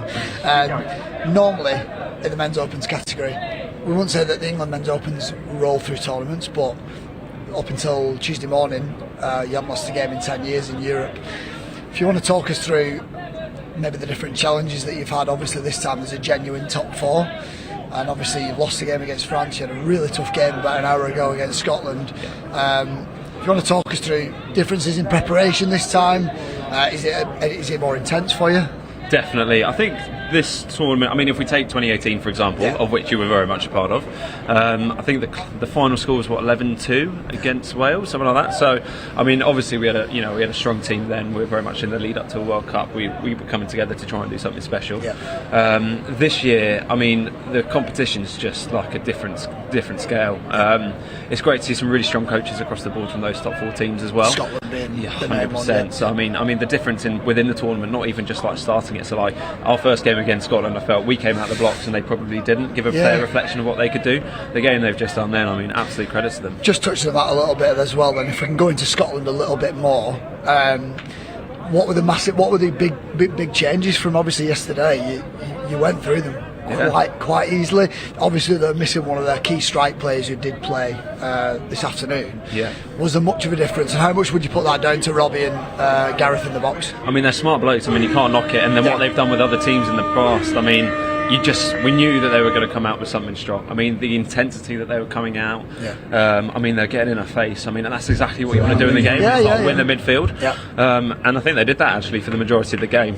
So it was tight and it was hanging on a knife edge for the vast majority. So, I mean, Scotland themselves, I think, have probably got the biggest opportunity to grow as well. I think they're going to be a really good team in a couple of years going into the World Cup. I'm not saying that France and Ireland are not, but I think Scotland is really exciting. And obviously, you've got France and Ireland who have absolutely, come with their best foot forward. So it's an exciting time to be watching. To be fair, it's an exciting time to be playing. It's great. I've had my feet up there. I'm not sore. I had a beer the other night. Did you? What's that taste like? It's the best Euros ever. That's why he's not playing. This is unbelievable.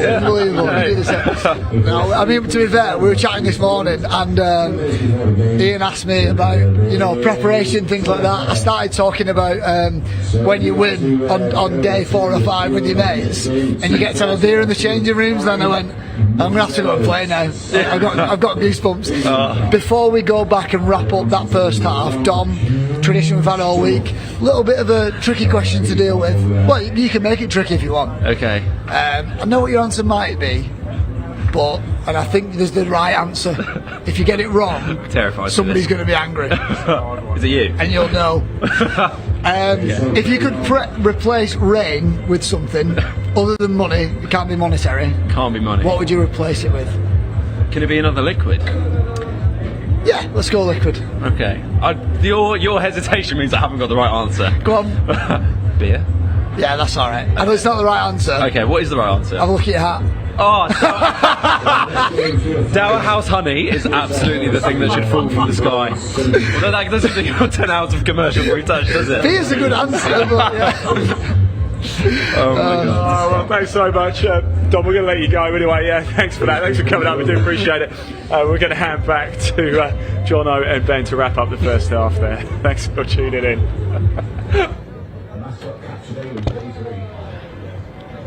Many thanks, Ian and Jordan and Dom. And Ben, we're at half time here. England 4-0, looking very comfortable for that. Yeah, absolutely. I hope you enjoyed the 2 children that we've just had on in that interview just then. But we have definitely got a good performance from England here. They're playing very well, they're playing very smart, they're doing the same thing every single time to get the setup to score. So I think they're playing very well. Portugal have had opportunities. I would like to see them spread the ball a bit more, but we'll see what their coach has said at half time and hopefully they can try and get on the scoreboard early. Indeed, and we will see Portugal a little later on as well as they take on Wales. Wales in second place in the round robin table, just the 2 losses that they've had so far and 6 wins. They are playing at the moment out on field 2, so the stream available for that one. They are playing Switzerland. The other game in this round in the men's 45, Scotland taking on France, which is currently on field 5. Looking at the table overall, England 8 from 8, so they are well on top here. It looks like they're going to go 9 from 9, and Wales, Scotland, France. So that looks like that will probably be the semi-final lineup. Possibility of some change depending on the results that are going on at the moment, and the final round later today. But England looking very good, but Wales and Scotland, they could provide a bit of a banana skin for England. Yeah, absolutely. If you're looking at the table as we are now, Wales have actually scored more than England so far. England have scored, and this was before this game, so we'll see how this round changes the table. But before this game started, England had scored 61. Wales had actually scored 65. So their attack's a little bit better at the moment. But then England's defence is a little bit tighter. And they've conceded 9 scores less than Wales. So that's a positive 4 for England. So maybe that's why the draw at the table is like it is currently. And Wales 2 losses are to England. 10-7. And 6-3. So there's 6, yeah. So I saw a positive 4. So yeah, there's not a lot between them. It's just a case that let's say that hypothetically, looking ahead to tomorrow, the final is between England and Wales. Wales tighten up that defence, and they could cause England some problems. Absolutely. I think that they can definitely do that. If I know Wales, I think I know a few of their players. Who are from Nottingham Touch actually that play for Wales. There's some good attacking players. And Portugal have scored! Portugal have scored! We said they wanted to hit back, and this is a lovely score. We'll just run this through when we see the replay. Yes, England not having it their own way. So what Portugal do here, they run a 33 short line, it's also known as a hammer, and he steps on the outside, he goes in, and he goes between the 2 middles. It's a really good score. It's actually the first time Portugal have set up a touch play in the England defensive 7, so it's a really impressive score. I'd like to see them do that more often. Yeah, Neto with Portugal's first score of the game, and what a great start! What a great start to the second half for Portugal. They've got it to within 3, and we know they scored 4 the last time these two teams met. Good touch, we saw that one. Touch given. Number 8 or number 9 was it? Miguel Rodriguez made that touch. So, in the first half, England did sweepers, is what they're doing now. But then last time, England sent a 32 short, and now they've just sent another sweeper. So they're varying it up this half so far. It'll be interesting to see what they do on this set of 6. I would go back to the 32 shorts because Portugal have actually defended the sweeper quite well. Yeah, oh no, they're going to go for another sweeper. Oh, sliding through. I think he's got that down. He has. So for anyone that has not played touch or wants to learn how to slide dive, watch this score of number 8 Lloyd Hook, and not his body position as such, but how he gets the ball on the floor and uses his momentum to propel them forward as he sweeps round. He gets the ball on the floor first. We've just missed that on the replay, but he uses the ball as momentum to slide it forward, and as soon he can get that to that try line just before the Portuguese players can get to him. So England stretch it back out to 4. Well, Portugal will take some confidence from that early try they scored themselves, and they're at the 7 metre again already. And this is what we didn't see. They're going to send a sweeper of their own, but they go through short side. Lucky. Just a bit of a kick as the dump was made. Sorry, what I was saying there was that Portugal, early in the first half, they wasn't getting to the 7 metre line anywhere near enough. They've managed it twice already in this second half. Yeah, I think that's something that they've spoke about, being a bit more direct, and they're going to do that again, I think, every time now. Just fell out the hands there of Alexander Berger. So Portugal start again after the enforced error.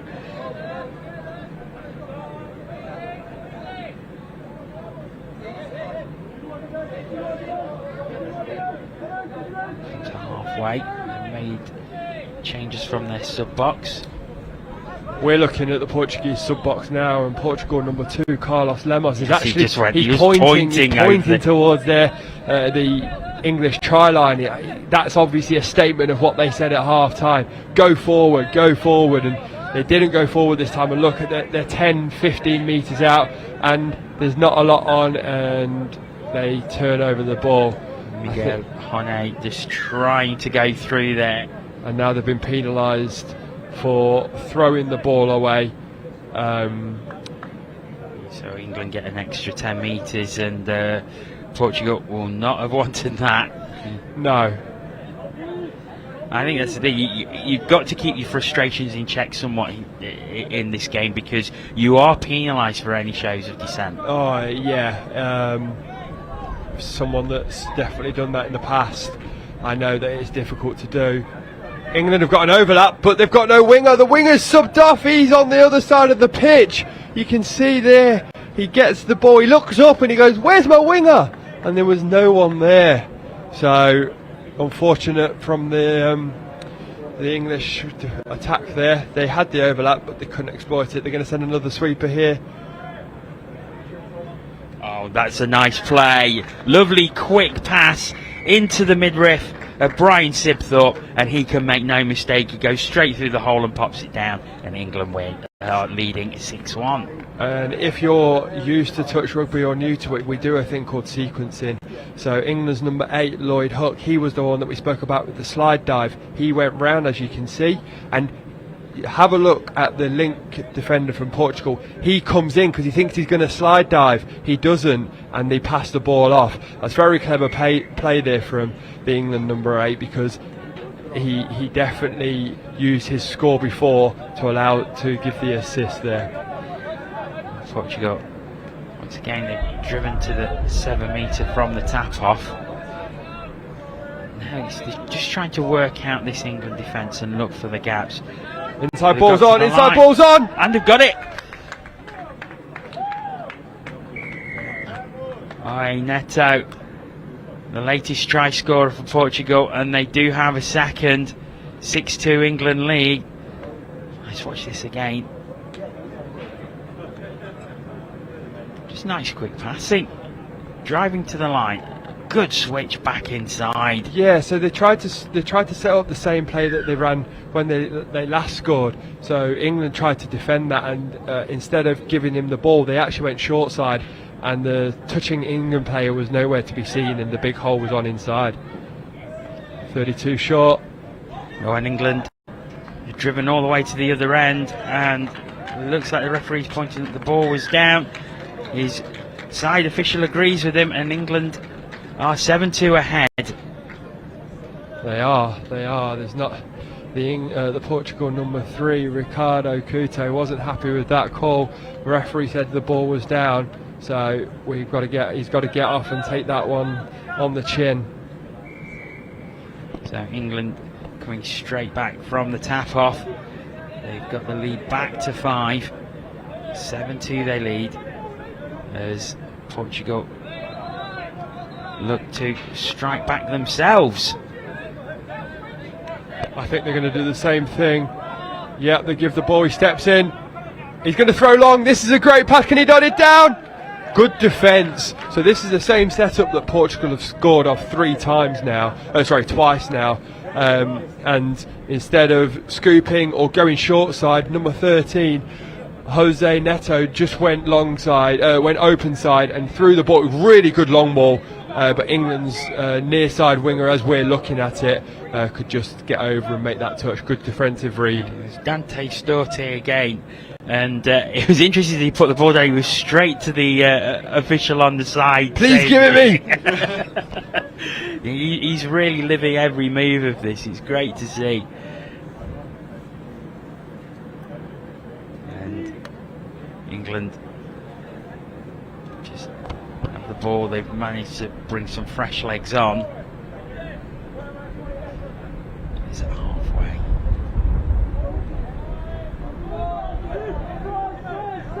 Good drive. It's passed inside, but unfortunately not handled cleanly, and Portugal will have the ball back.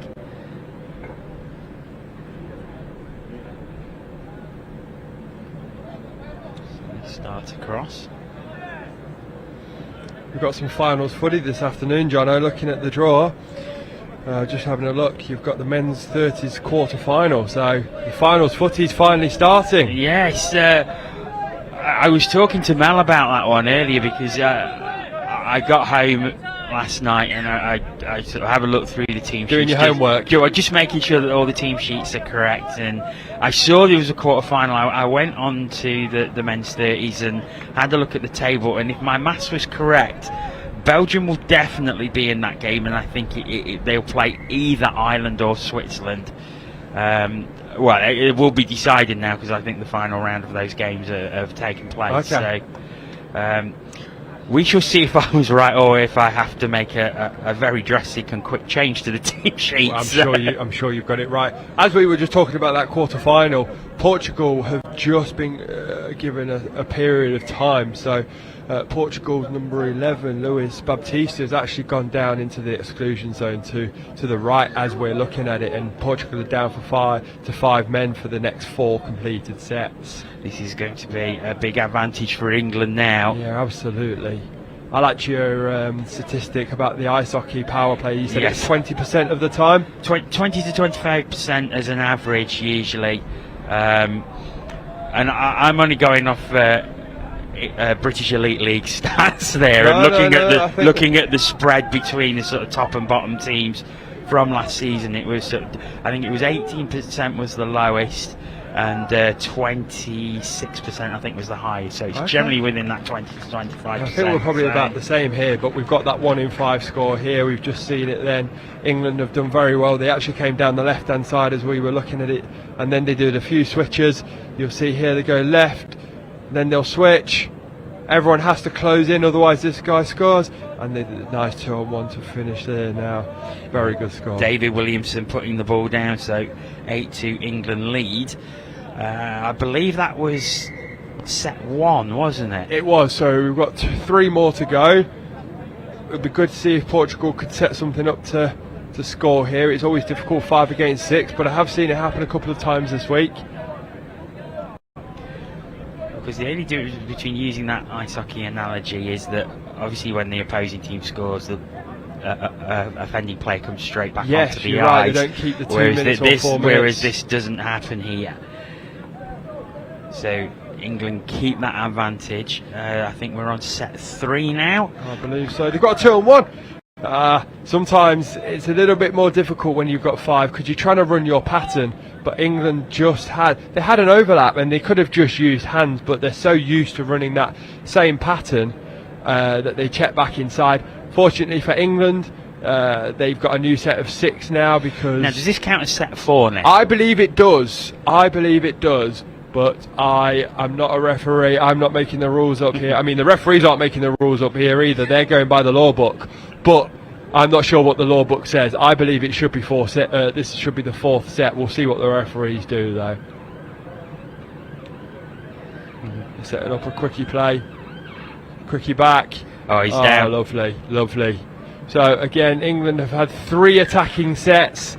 They've scored 2 of them. So... 66%. 66%. Bit better than ice hockey. Come and watch more touch, guys. I think he should be coming back on now. I mean, he is pointing, but he's still in the exclusion box. The referee's saying 1 more set. I don't think this is set 5. But referees know better than me. And this is why I'm up here commentating and not down with a white t-shirt on of England or the referees. Poor Bunce there putting the ball over. So yeah, I do wonder if that penalty, if the penalty, which we thought was maybe, is it that actual drive rather than potentially it is penalty.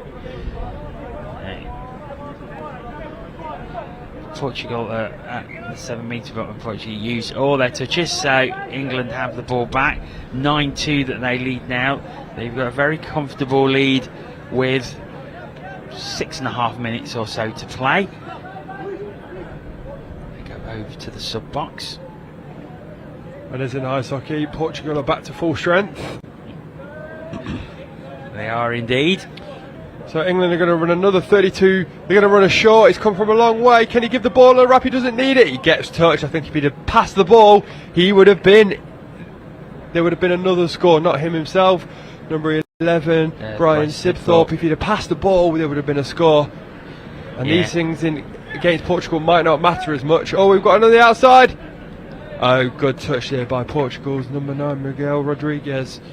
Yes, it was a good touch as they were bursting through, and Portugal now have possession back.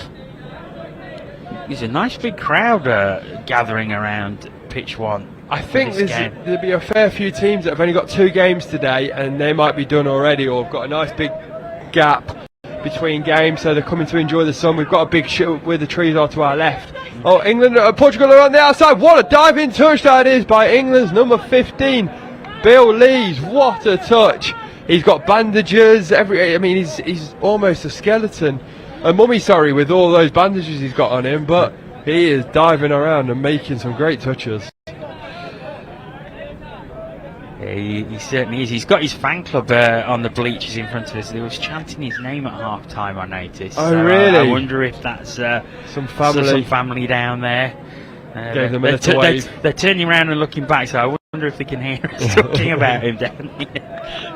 So while we're talking about England, the England captain of the men's 45s actually came over to me and said, our grommets, so if you've never been around a touch tournament before, grommets are the youngest player. Yes, you can have a grommet that's the youngest player in the men's 45s, has lost their team mascot, and he's actually watching this game now, so you'll have to come and find that later. It's in front of the commentators. Yes, he's certainly enjoying it. He's got a lovely view. Yes, he has. It's actually a gargoyle. So it's not the happiest of mascots. Maybe it's what the team represents. I don't know. I think he's not happy because it looks like he's had one of his wings stuck back on. But so you'll have to come and get that in this second after this match. It's England who are driving again as they look to go into double figures there at the 7 metre line now. Short side. Oh, he stepped into. Oh, unlucky. There's a bit of confusion there. Who was at half? England's number 16, Tim Stoller, told Ken Pollard to just stay out of the ruck. He picked it up. He went short side, and it was just ball to ground due to a bit of confusion. It's Portugal who are over halfway.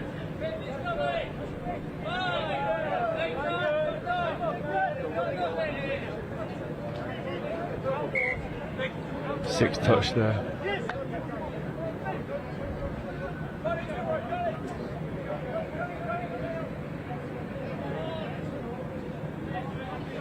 So they can go towards their own box. They get fresh legs on.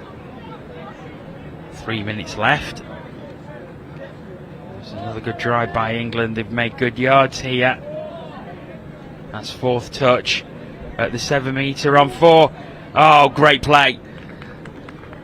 Bursting into the end zone was Jeffrey Sue. He needed to find someone open and did. And England do have double figures. It's 10-2 that they lead. Yeah, David Williamson comes driving on the field. He actually moves the Portuguese defence left as we're looking at it here. He then checks it, he then switches back in, drives it in, and as John will say, they scoop and get that score. So Portugal start again from halfway. And after that really early score that could have put pressure on England, that Portugal scoring straight from the tap-off in this second half.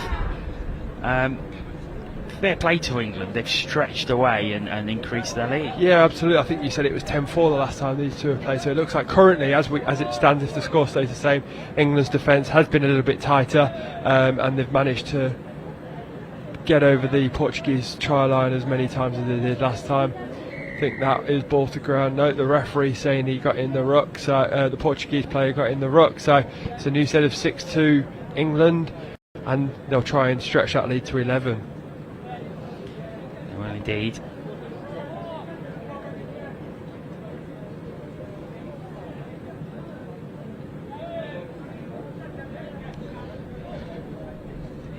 Nice dump. The ball's hands again. Oh, good defence. It was good defence. Just stepping up there was high net out. Not sure what the referee's called here. He's giving it Portugal ball. Not sure what for. So we'll have to just make do with the referee call here. Final minute. So Portugal will want to finish on a high.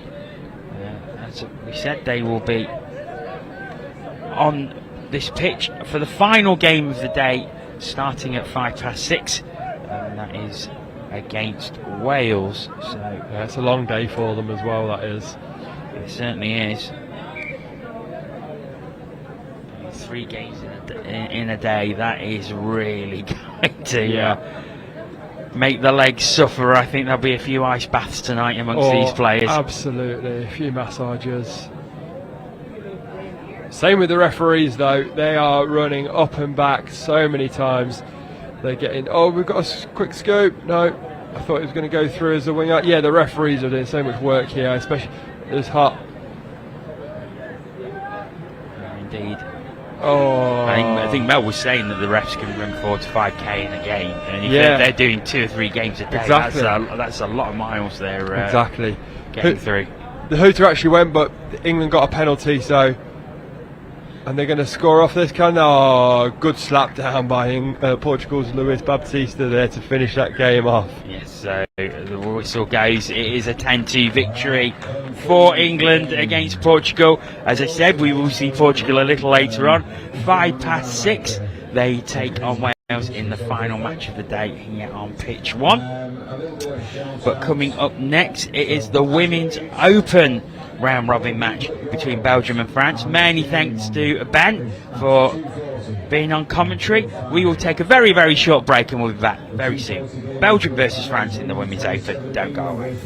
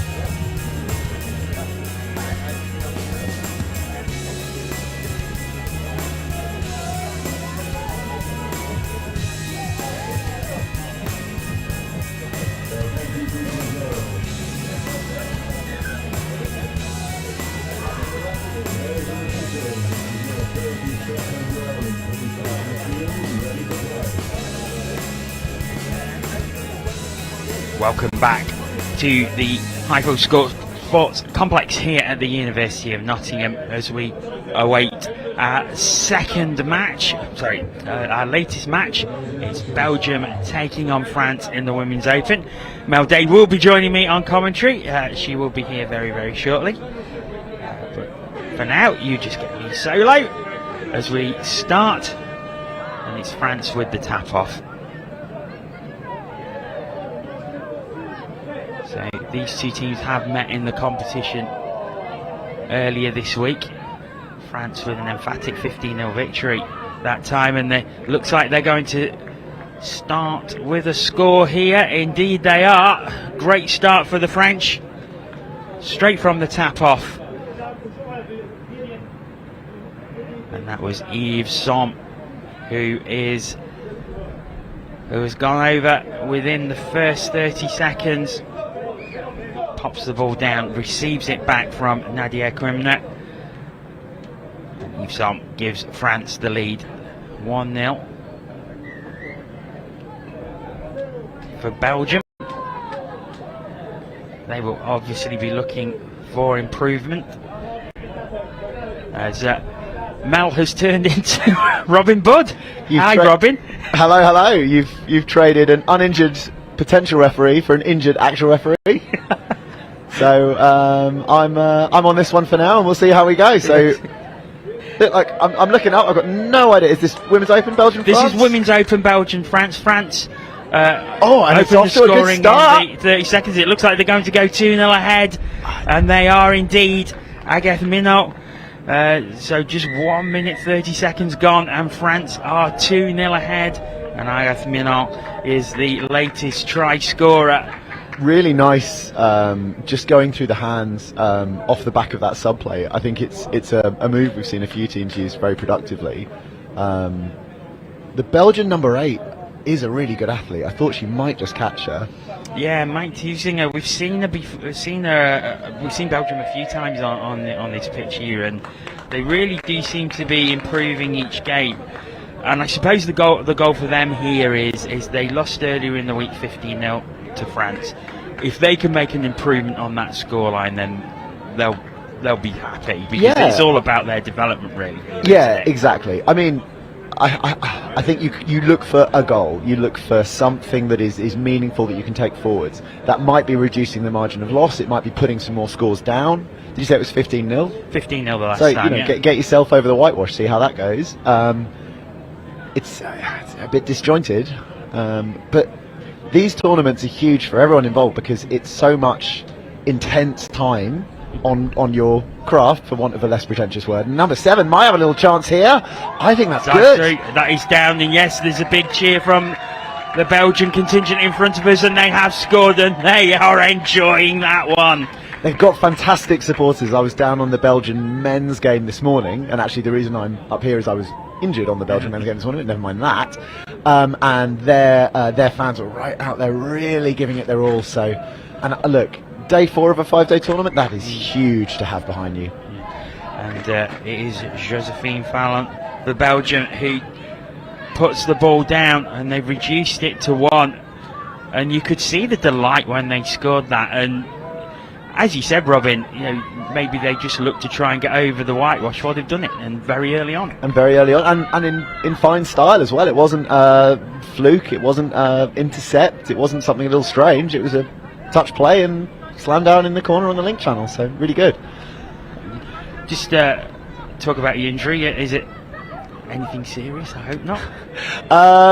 Well, I'm like an idiot. I've managed to do something to my calf muscle. We're going to have a look at it tonight and see how it'll come back up tomorrow. And if not, well, listen, you might have lost one commentator and you might gain another one who's just as happy to stand around. So, yeah, we'll see how it goes. I was saying, for the players, 5-day tournament, a lot of touch, and for me, it's a lot of running around, and yeah, sometimes these things happen.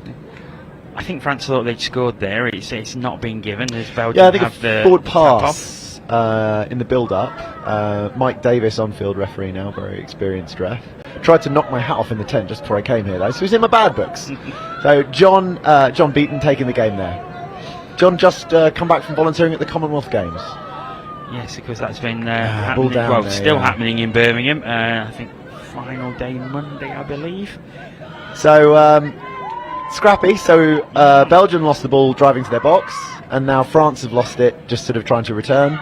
And it gives Belgium an opportunity. So they've got some numbers, got some pace behind them.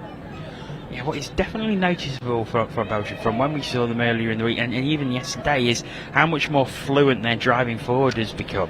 Yeah, I think for me, you're looking at how many touches are sort of meaningful, how many touches are made, and there's a decent chance to do something off the back of. And they've earned a penalty there for France, backing away too early.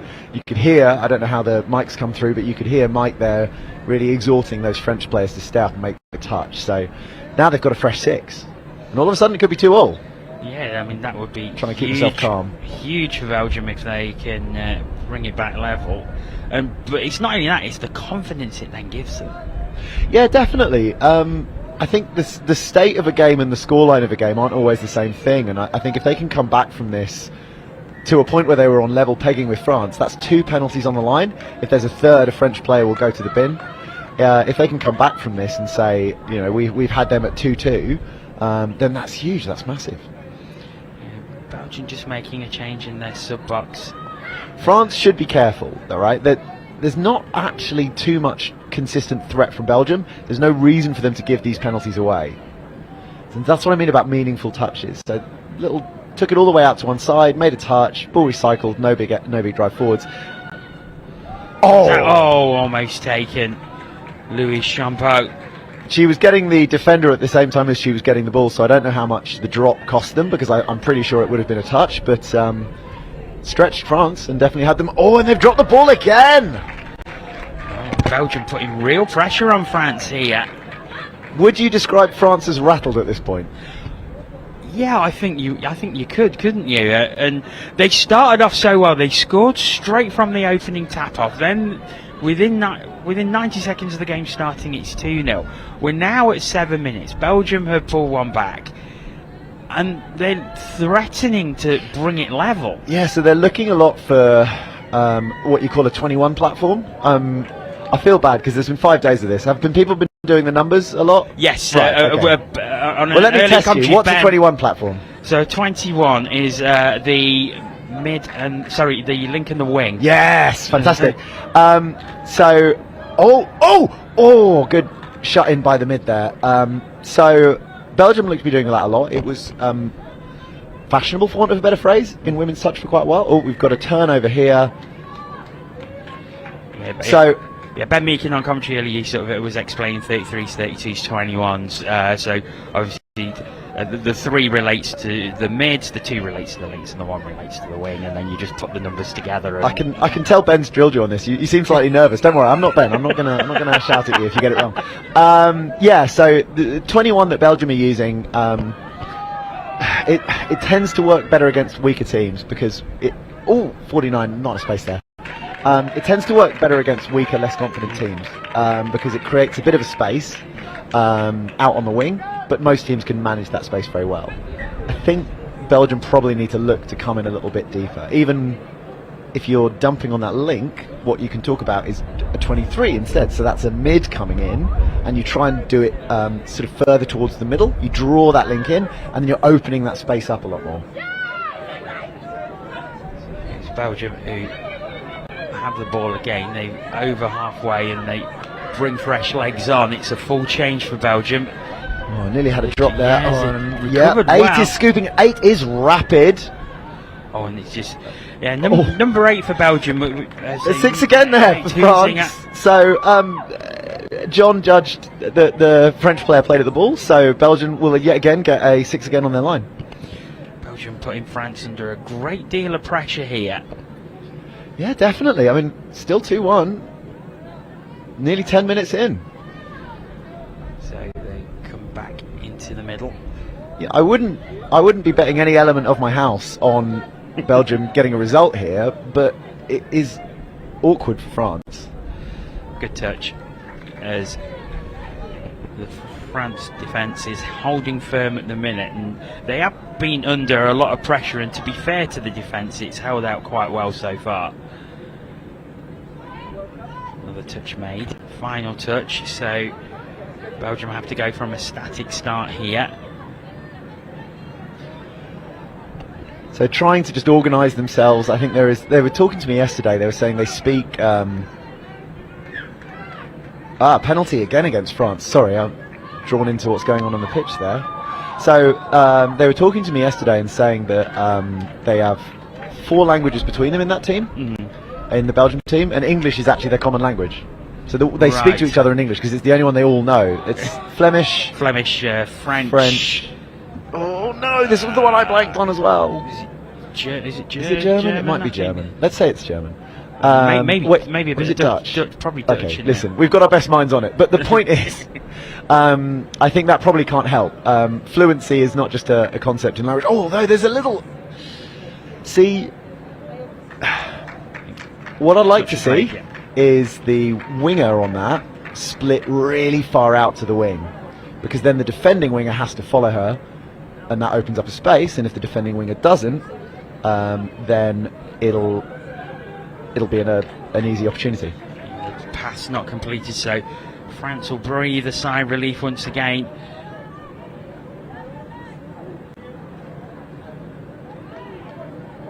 As they head towards the sub-box and make some changes.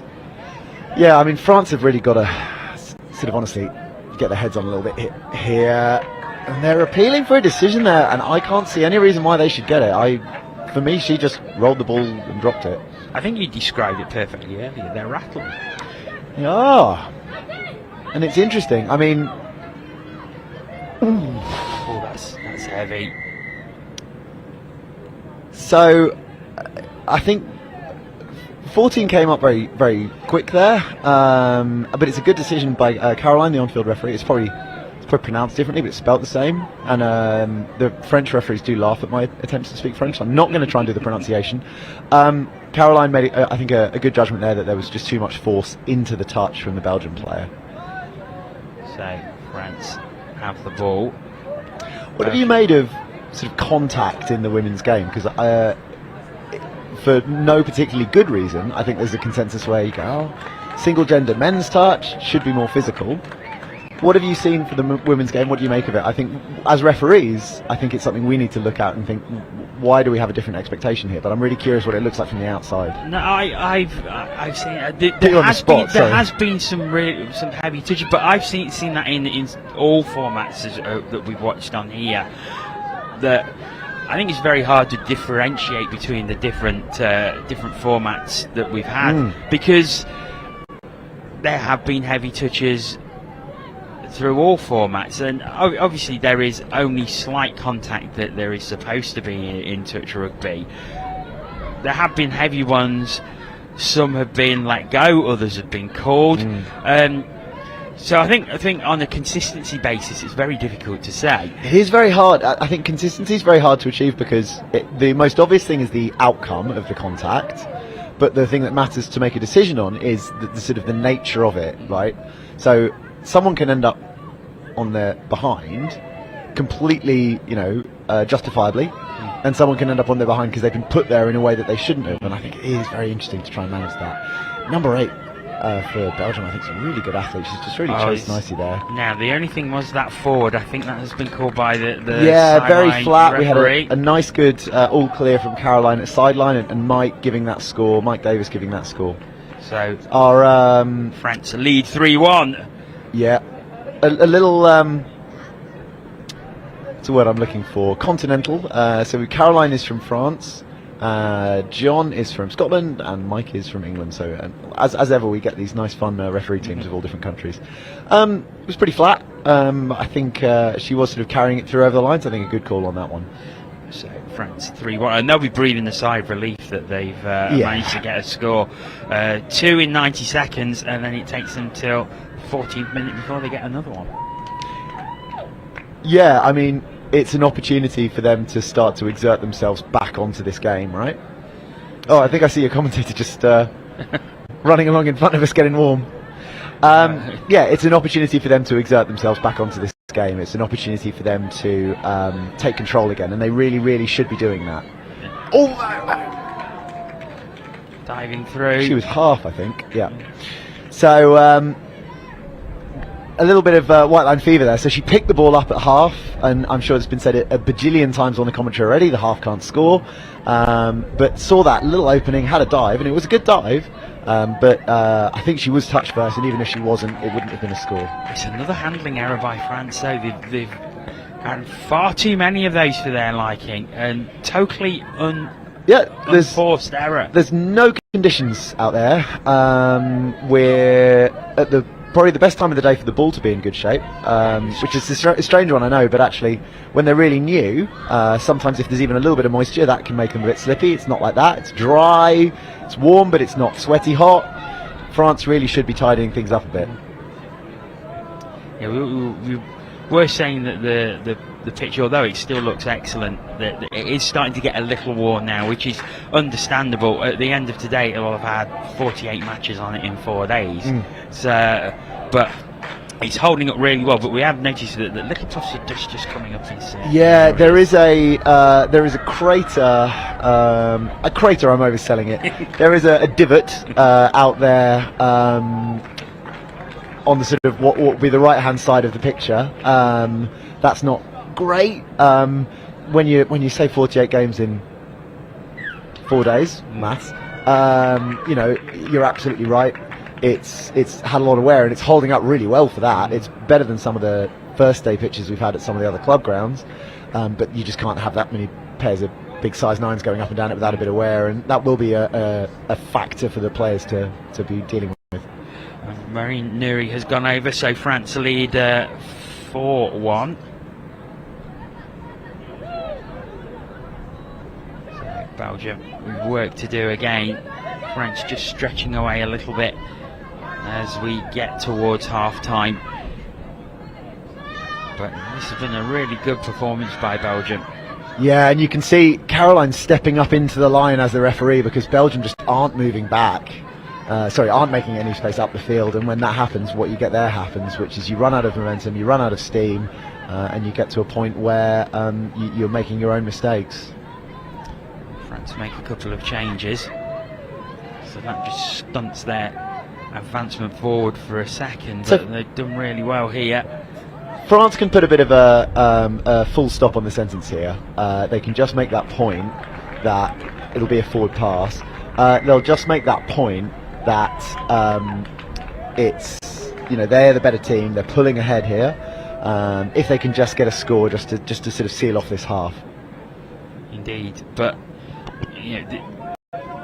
Belgium will be happy, because this is obviously a team that they lost 15-0 to last time they played. They've already scored 1. They've only restricted them to 4 tries so far. Okay, that may change in the second half as France will look to assert their dominance, but from a Belgian point of view, they are going to go into this half-time break probably delighted with their Absolutely, and that's what I mean about, never mind the final scoreline, this is a competitive first half. This is 2 teams on almost equal footing in this half. Definitely. It is not a mismatch, it is not a minnow against a giant, and they should be taking an awful lot from that.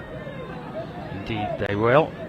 The coach is an absolutely delightful man. Really, really nice. I'm sure he'll be absolutely bigging his ladies up at the end of the half. And one thing I've noticed about the Belgian coach as well, the way he's constantly going up the line, he's talking to the players, he's giving them encouragement. He's not just stood there watching.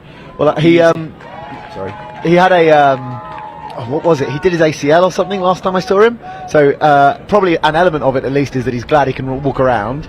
I don't know, have you seen the England Lions team? They have a coach who's currently out with a knee ligament issue, and I've seen her a couple of times, and she's been told to sit in the chair when she's coaching, levers herself up out of it every 5 minutes because she just can't do it. So yeah, I mean, I think there's 2 things there, right? He's active. Who can blame him? I think you always have your own individual approach as a coach, and as long as you don't come off as frantic or panicked, I think actually having a bit of energy, you can give that energy to the players, so that's good. And I think the other thing, like you're saying, he encourages his players, and that's so meaningful. I'm not sure. There are other approaches, and arguably fine, but I think especially when you've got a bit of a rougher ride through a tournament, it's really good to just keep that positivity going in the box, and I think he'll do that. Really, really like the man. Certainly is, as France go through again.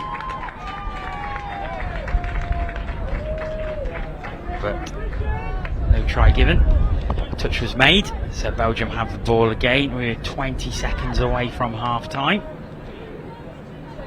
They're looking a little tired here, Belgium. I think the half could be useful for them.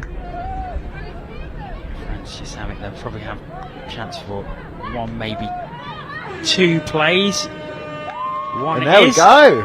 What an interesting half. It was very interesting. Belgium getting the score, and they put France under an awful lot of pressure for large parts of that half.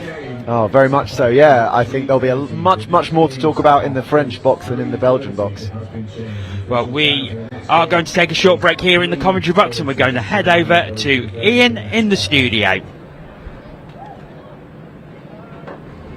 Hello everybody, welcome down to the studio, and I'm with a man who's been there, seen it, done it. You can't pull the wool over his eyes. It's Greg Taylor. Greg, congratulations, because yesterday you got your 100th international cap as a referee, and there was a very nice guard of honour. Were you quite emotional? Yeah, it was. I thought initially people might have forgotten about it, but yeah, no, it was a pleasant surprise. Yeah, it really was. No one's going to forget about that. Come on. Look, let's talk about your journey. 18 years you've been a referee. How did it all start? Well, I started as a player, like most people, like most referees do. You get an understanding of the game, and usually your team needs a referee. So without a referee, we don't have a game. Yep. So from there, it was a learning process, and yeah. So I understand you've been to 5 World Cups. Yes. Where in the world have you been, and where were those 5 World Cups? So the first one was in Stellenbosch, South Africa, 2007. And then we went to Edinburgh in 2011, which was a magnificent World Cup. 2015 we went home to Australia to Coffs Harbour, and it rained. Typical. And then in 2018 I went to the Youth World Cup in Malaysia, and then I went back for the Open World Cup of 2019, and that was hot. Yeah. 53, 54 degrees hot. Well, we're yet to have a venue for the 2024 World Cup, but hopefully that will be announced sooner rather than later. Now, the game has developed so much over the years, and the refereeing standard has got so high, hasn't it? What's the coaching methods? How do people get involved? And I've seen you coaching people actually over at Pitch 5. Do you have to do that, or you just enjoy doing it? No, I try to enjoy it to bring up the game. So if the referee's better, the game gets better. Yeah. So it's about refereeing smarter, not harder, and doing the little things, the little technical things that makes it easier for them, instead of being too hard. As far as the coaching goes, we have world-class coaches here and at home, and they work in conjunction with our player coaches, and try to understand what the coach of the players wants out of their team. What are they trying to do? And then that puts us in the best position we can be if we can read that or understand and then read that. We're in the spot on the time every time. I suppose it all mixes together, doesn't it? The standard refereeing is very, very high. And we were just talking about the countries who are sort of developing their game. We're just looking at Belgium over there. We spoke about Luxembourg. Bulgaria here for the first time. I just refereed them, yes. And how were they? They scored a try. It was brilliant against England. Wow. They scored a try against England. But that's nice to see, isn't it? Because we need to see this guy. As I said to you before, I spoke to Victor from Spain 5 years ago, 5 people. Now they've got 500. It's really working, isn't it? And it starts at the top. It starts with the standard of refereeing as well. It does, yeah. And it's good that we've got some travelling coaches, players, referees that are going around the world and assisting to develop these nations and develop the sport in those nations. Chile is another place that has come along leaps and bounds, and it's really pleasant to see all these other teams, because when you want a World Cup, you want everybody there. Absolutely. Great, congratulations. Here's to 100 more. Okay, thank you much. Cheers. Let's turn back to the comms. Thank you very much to Ian there. We're back here on pitch 1 as we await the start of the second half. 30 seconds to go. Robin still with me. And Robin, what do you think Belgium's objectives are going to be in this second half?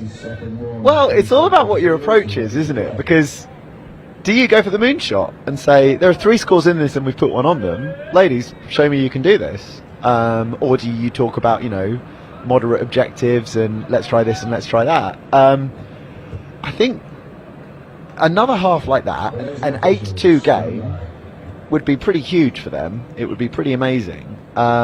So more of that would be great. France need to show that they can fix their problems. I said before half time about France having more things to talk about in their box, France having more things they need to fix, and I think that's the question for them, is can they adapt to what's already happened in this game and improve on it and fix it, and nearly let her through there in that little gap there. The link covered, but was a little late covering. So that's one option, and then equally it's what can you do to really assert yourself again.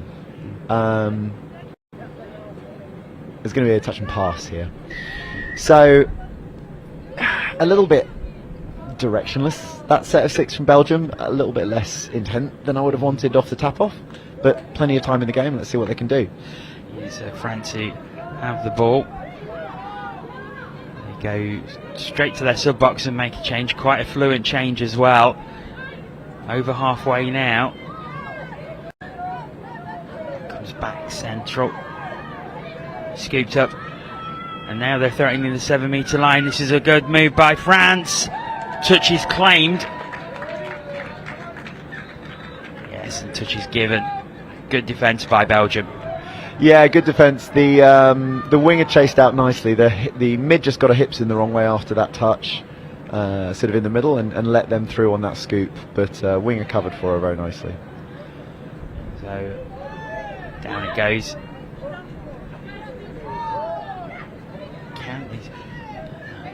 I do love this. It's happened. I've heard it quite a lot from various teams where they're shouting the touches from the sub box. It's just so they don't lose count when they're on the field. Yeah, I can imagine it's easy to do as well when you're in that game and you're trying to count up. Yeah, it must be a great help to have that. Yeah. So in attack, especially the way we play the game for a lot of places in Europe, you do often know, because you'll run quite a structured thing. And that can sometimes betray you, because what will occasionally happen is teams will be trying to run a pattern, but along the way they've taken one more touch than they thought they might, and a good score there from France. It's Agif Minot just going over in the corner, and France take a 5-1 lead. There's a little conflab between Mike and John here. Agathe Minot is going to have to wait to find out what the fate of that potential score is. Officials just having a... I think they're talking about a previous play, going back to that, working out what happened there. Looks like we might not get our score. No. So here's the replay. Let's see what happens here. So it's nothing to do with the last element. It's something that happened in the build-up, and I didn't quite catch it from that, but yeah, it gives Belgium a fresh opportunity, and will probably shake France a little bit as well. Yeah, so it remains 4-1 to France. Number 8 is a real athlete. I really want to see her do something cool. I really think she's got something good in her. Who is number 8? Is it Matty, who's she's been spotted I put you before. on the spot asking you to pronounce these names sometimes. Yes. Sorry about that. No, it's like we had the captain's dinner on Monday over at the university, and I was fortunate enough to speak to a few of the captains and go through some pronunciations and make sure they were spot on. Unfortunately, I didn't get to speak to the Belgian women's captain, so I hope I'm getting them right. We're trying our hardest, we promise.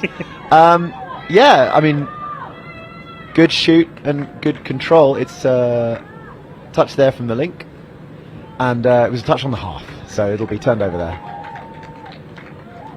Let's put back, and there's a yeah, I think number 10 and number 1 on the French team I've seen play before, and they're rapid as well, so you might see some of that. Mathilde Emery and Marie Henry. You never like to assume when you see the same surname, but maybe they're related. Pretty sure they are known to be sisters. If I'm wrong, I'll run away and hide. Belgium. Oh, good take from one there. She nearly lost that. Just look a bit lost. You've got to run with intent. Like one is doing here, and then dump and scoop and kick out. No, she's gone straight to the middle, which I don't think was the play there. You've got. I mean, I suppose you've always got three options when you scoop. You can just hammer down straight in front of you, and if you've really got good off the line speed, you might get some success with that. Or you can kick to the short side, or you can kick to the open side. And those kind of decisions are going to be driven by what the defence are presenting in front of you. So I think she looked sort of promising there, but in the end just was struggling to make the right decision on where to go. Little touch and pass. Yeah, it's touch and pass from France there. Again, puts Belgium back in the game. Yeah, Belgium. Oh, they've gone for the change. And yeah, there's no support there, and that's just, I suppose, a little lack of experience there. Yeah, I think it's. Again, I always try not to say the same thing every time I watch a game, especially when there's a sort of a weaker team. But it is about fluency and confidence and clarity. You know, how do we as a team create chances and scores? And Belgium don't have that clarity.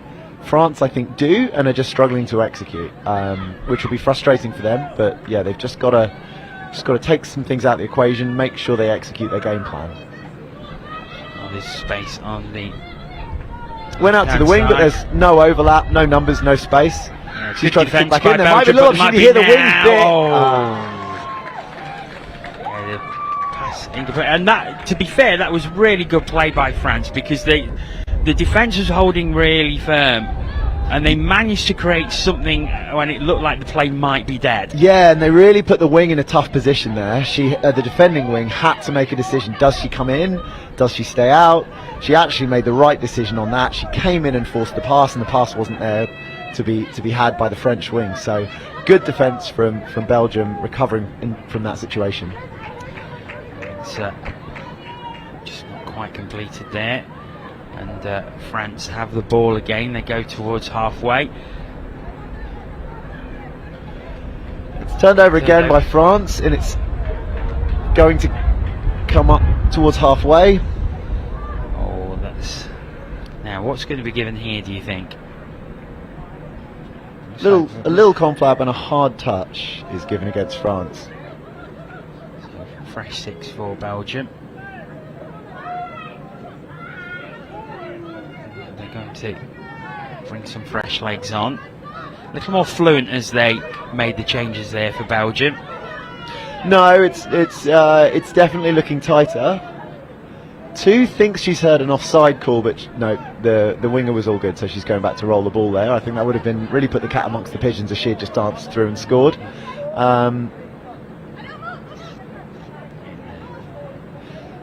So setting it up in the mids, but what's the play? What are we doing? And that's good. She's kicked out. She's looking for that 3-on-3. Back inside. Good touch made. I think there was a forward pass in the build-up, so in the end counted for naught. Yeah, and France have the ball back. So where are we? So we're nearly 3/4 of the way through. There's been no score in this half at all. No. I think it's Belgium. Their defence has been really good, I think. Over the mark again from France. I think the time off by the referee, I think it's just calling them back. I think basically the on-field players didn't quite make out the whistle. There's a bit of wind whistling around the ground, so it might have been caught up in that. And he's just having a conversation, so the sideline referee is just having a conversation with the French box. And I think that this is a story of the game. The Belgian defence has actually performed really, really well. But also, I think France have had quite a few unforced errors that you certainly wouldn't expect of them. Yeah, they've got to manage the decisions. Oh gosh, I think someone shouted on, but it was just as one of the players fell over and I thought we had an injury. They've got to anticipate, or they've got to expect that they've not had the rub of the green on what they might have liked from this game, and they've got to really lock in and really get themselves in control of this game. Yeah, and they have the potential to take control. I mean, they're 4-1 ahead, and so they've got 3 scores up. So in that respect, they're not going to panic too much, and They're probably going to go 5-1 ahead here, are they? But yeah, I think they are. From the way that the winger, defending winger, dived, I think that was more in hope than expectation. So there you go. They've got their score in this half. This half right now is 1-0. Equally, if you're Belgium, I feel like you'd have probably taken that at the start. So, you know, we're not, I don't think, gonna get our shock result. Nice dive there from number 33. Good finish. Defending winger just not quite there to make the touch. Marine Nuri going over in the corner there on the wing, so France 5-1 ahead. But yeah, I mean, it's no secret that France are a better team than Belgium. But at the moment, Belgium have obviously taken learnings from the last time that they played France, and they've tightened up probably in the areas where they allowed France to score last time. Yeah, and I think if you look at it, what you said there is absolutely correct, right? You look at the score on this, and it's not particularly more in the column for Belgium, but it's a lot less in the column for France. So, absolutely, it's just tightened up for Belgium, which is necessary. I think you've got to fix your defence. You've got to look at where you're giving scores away. It's the thing that when we get to these tournaments, all of a sudden you've got more information than you ever had. You can see how you're playing against all these teams, where your weaknesses are. Yeah, we saw Belgium on here yesterday against Scotland, and Scotland 9-1 ahead at half time. Belgium managed to restrict them to 3 scores in the second half, and 2 of them were very, very late as well. And it seems to be a feature of this Belgium team is that they are learning so much even as the games are going on. Oh, definitely. And actually, it's teams that are the less experienced that will do that. 8 making good yards. So it's definitely the teams that are less experienced that will do that, because they're getting experienced to higher level touch here, in a way that a French player in their domestic league will play some really good touch. An English player in their domestic stuff will play some really good touch. French players, those players are getting those opportunities. Belgian players, not so much. This is probably the best they're going to play for a while. There's a tournament out there, but I think it's later this year, so they won't even have had that. So they're definitely in a position to pick up more from the game. And it's what they say, and this is how they can develop and grow, isn't it? There's the European Championships next year. If they go into that, they've got this tournament experience behind them, and they can only get better and continue getting better. Absolutely, and you think of this as a starting point for Belgium especially. So again, compare it with England. I sort of know what's going on when they set up their high performance. There was training very quickly after we were allowed to sort of come back from COVID. There's internal games that are very competitive, very skilled. There's national competitions that are really challenging. Those players get to kick on from there. They know a lot about how they're already playing. They know a lot of their strengths and weaknesses already. Belgian players don't have access to all of that, so they're going to be really struggling to get that same level of where am I good, where am I bad, what happens when I'm under pressure from a really good player. That's what they can take away from this. Yeah, so France start again, and they'll know they've been in the game when this is finished. Yeah, 100%, and they really need to talk to themselves about why this happened and how they can fix it for next time, because they should have done better here. Having said that, they've scored there. Dive through, Cecile Mass diving through and getting their 6th try. Really experienced player. Yeah. Is it a case maybe that they went 2-0 ahead so early on, like 90 seconds they're 2-0 ahead? Does it maybe a little bit of complacency creeping? It's always possible, isn't it? I think. I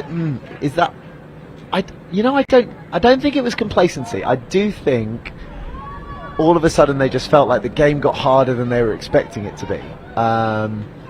So that probably is, getting a couple early on is a factor there, definitely. So yeah, I think I could say, is it about the narrative of the game, or were they always a little bit up against it? I'm not sure. It's the thing is when Belgium got that score back, it seemed to really shock France, and Belgium put them under an awful lot of pressure from that point. Yeah, you've got to be formable. You've got to be open-minded about how a game is going to go. If something shocks you, you've got to react to that really well. And I do think there's probably been things like those scores that's put France on the back foot, and they've probably not dealt with it as well as they can. They can really play touch, this team. Like, they are not a team that should only be putting 6 on Belgium.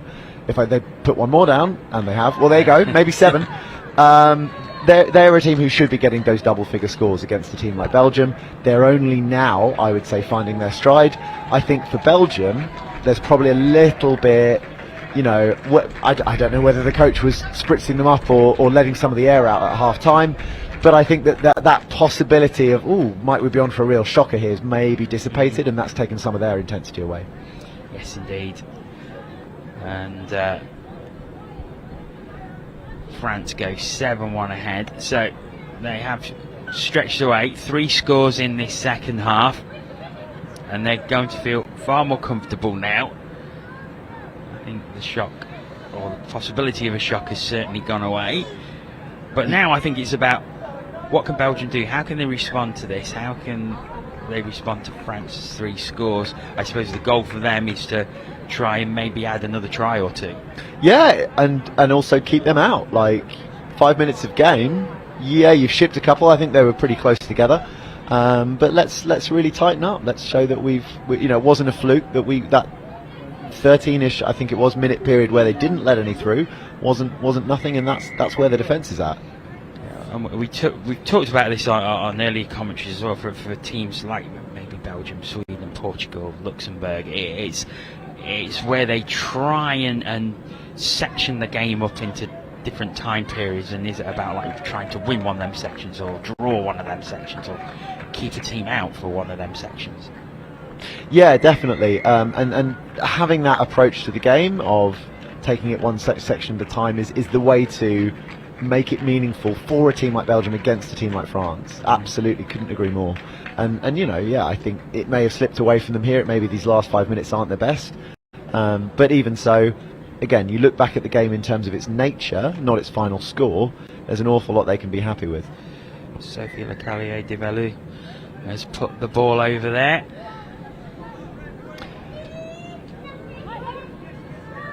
So we're going to have a turnover pretty much off the tap-off. I think they're probably getting tired. If I count the names, it looks like they're one short even of a normal match squad, let alone reserves. So, the 4 days so far will be in the legs of these Belgian players a lot more than the French, so that it's not a surprise necessarily that they're fading. There are also some really sort of well-conditioned players in the French team. She just dropped that ball. That's a really good decision from the referee there. And that brings some cheers from the Belgian contingent, who are packed on the bleachers in front of us, and more cheers as the decision goes Belgium's way. The Belgian fans roaring back into life. Oh, should we talk about what we saw at half time, or is that best left to the forgotten realms? There's something very interesting happening on the pitch. I don't know whether it was curling or temping bowling, but the human form of it. Yeah, there was a man in a tutu faking that he was curling a puck. The puck also represented by a person into a little pile of pins. It's really, for me, that's as much about touch as what actually happens on the pitch. It should be a fun sport. It should be a fun day. Hands here for Belgium. 19 just has to execute the pass to the wing. Oh, it's just not quite taken. It was exactly the right idea. Yeah, a lot of teams look for these sort of latch type plays where you drive inwards as you transition, and then try and flick out and go through the hands where you've got an overlap. So that's always a good option, and they should really have executed that one there, but they did create a really good opportunity. He certainly did.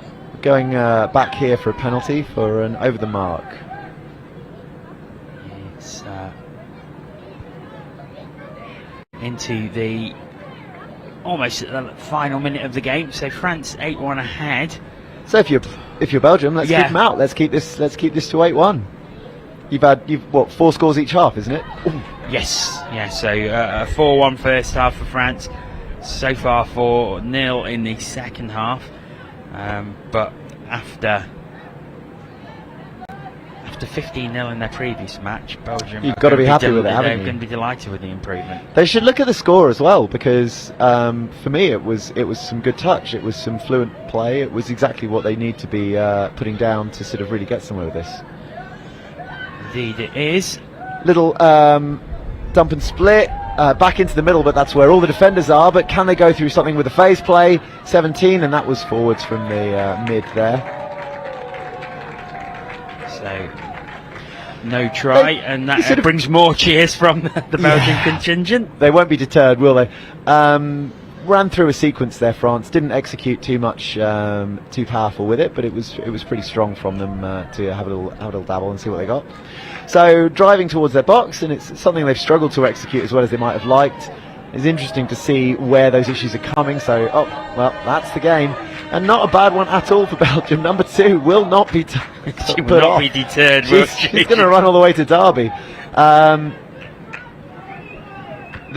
think they're going to have a little conversation about whether we go back for a penalty or whether we just end the game, and I think we've ended the game there, saying that the defender was onside and all good, and we'll get to handshakes and so on. Yeah.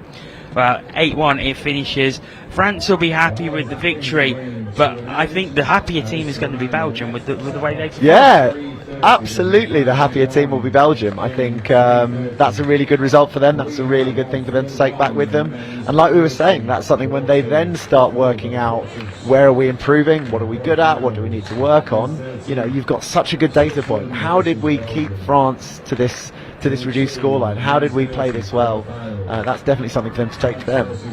Referees for the next game taking to the pitch, including a familiar face in a blue cap. A familiar face in a blue cap, so we will get to critique Maldani's refereeing performance. Yeah, it's easy up here. Yeah, I might make sure she's had a lovely few days up here, and now all of a sudden she's in the thick of it. Well, this match was advertised for 3:35. It is going to take place at 3:30 because there is a prospect for the first time on pitch 1 of a drop-off. We're at the knockout stages in one of the tournaments. The men's 30 quarter-final, Switzerland will take on Belgium. So everything at stake for both teams for the rest of the competition. Yeah, it's the chocolate knockout, can we call it that? Switzerland versus Belgium. Yeah, really looking forward to this. And should we do a rundown on how we do a drop-off?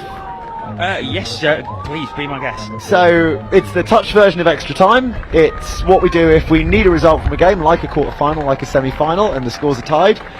So you get to the end of 40 minutes.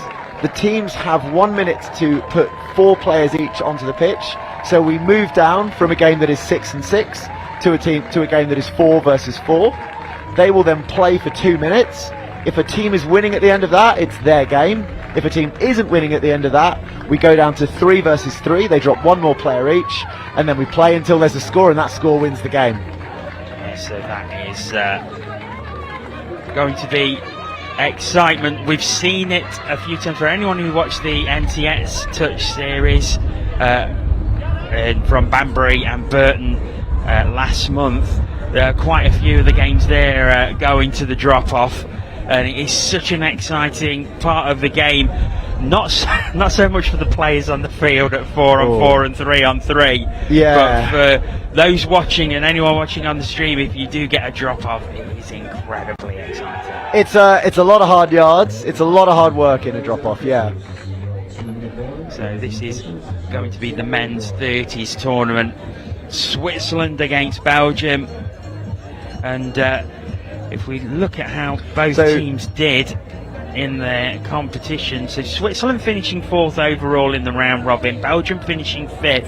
England as the top team will go straight through to the semi-finals. Oh boy, yes. So it's a 7-team division. Prime numbers always create the most interesting tournament structures. Jono, I'd be delighted if you'd care to explain how this knockout phase works for me. So the knockout phase starts at this. So there's 7 teams in the round robin group. England as the group winners, they get a bye straight into the semi-final. So England in the semi-final already. So that leaves 3 quarter-finals in effect.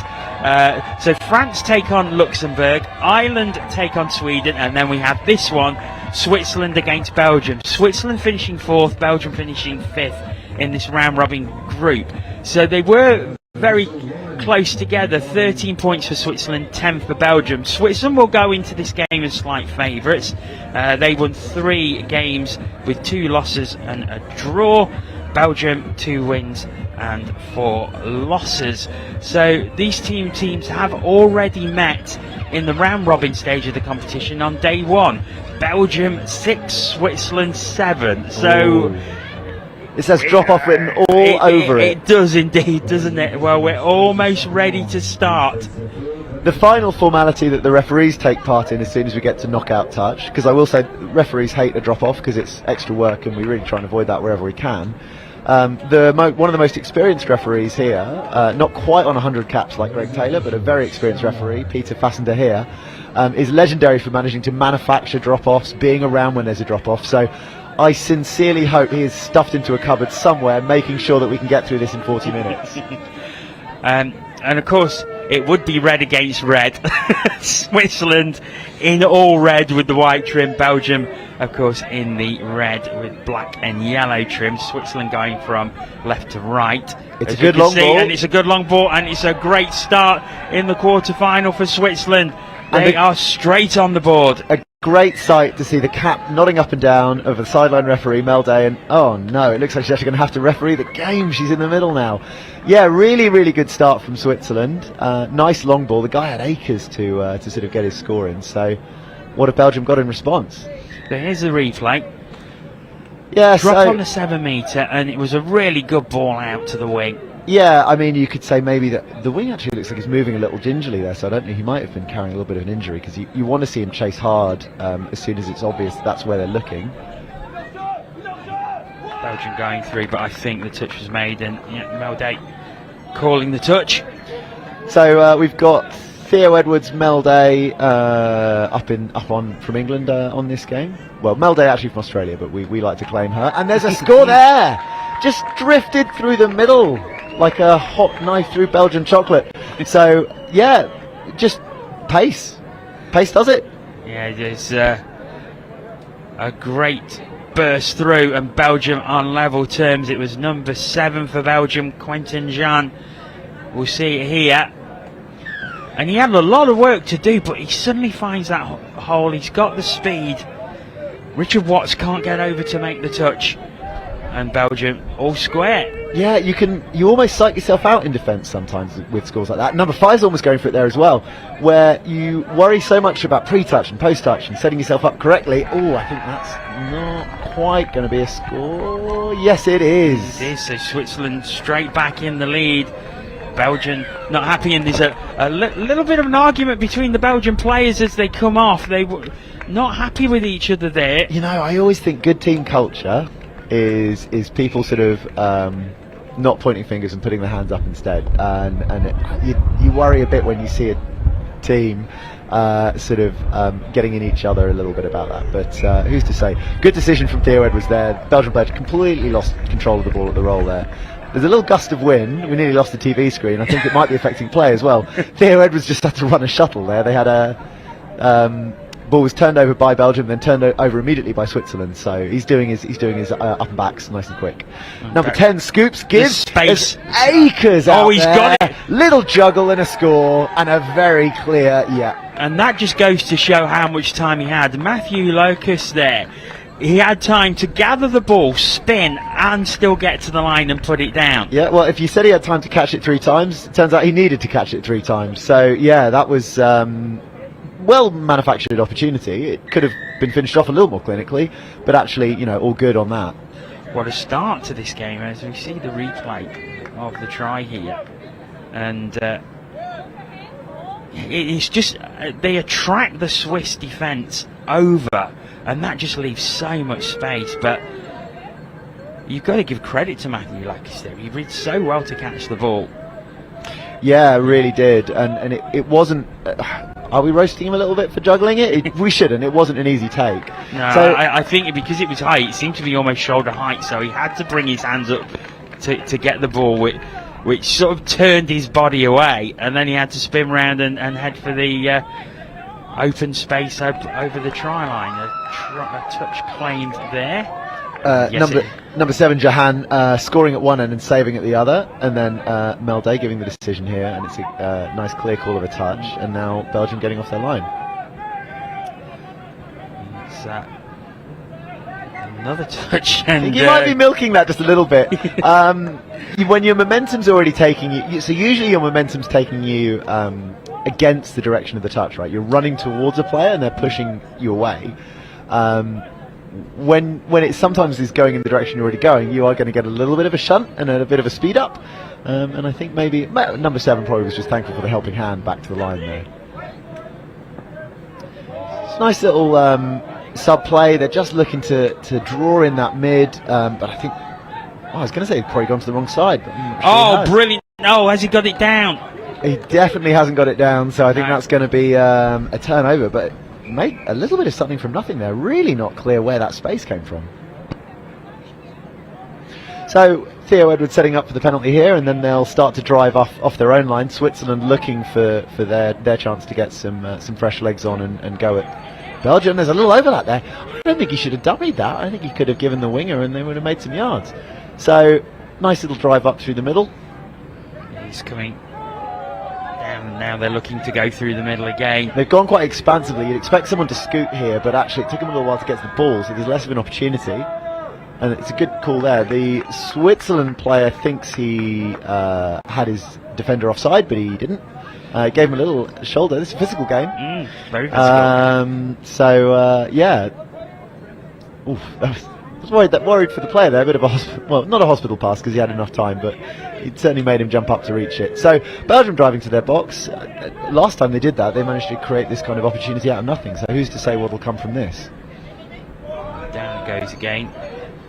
Oh, he's through and down. Was the touch made? I don't think it was. So the Switzerland player is denying the touch, but the Belgian player, I think, might be claiming that it was made. So the referees are going to be talking about this. It's honestly, it's a frustrating thing that's crept into the game.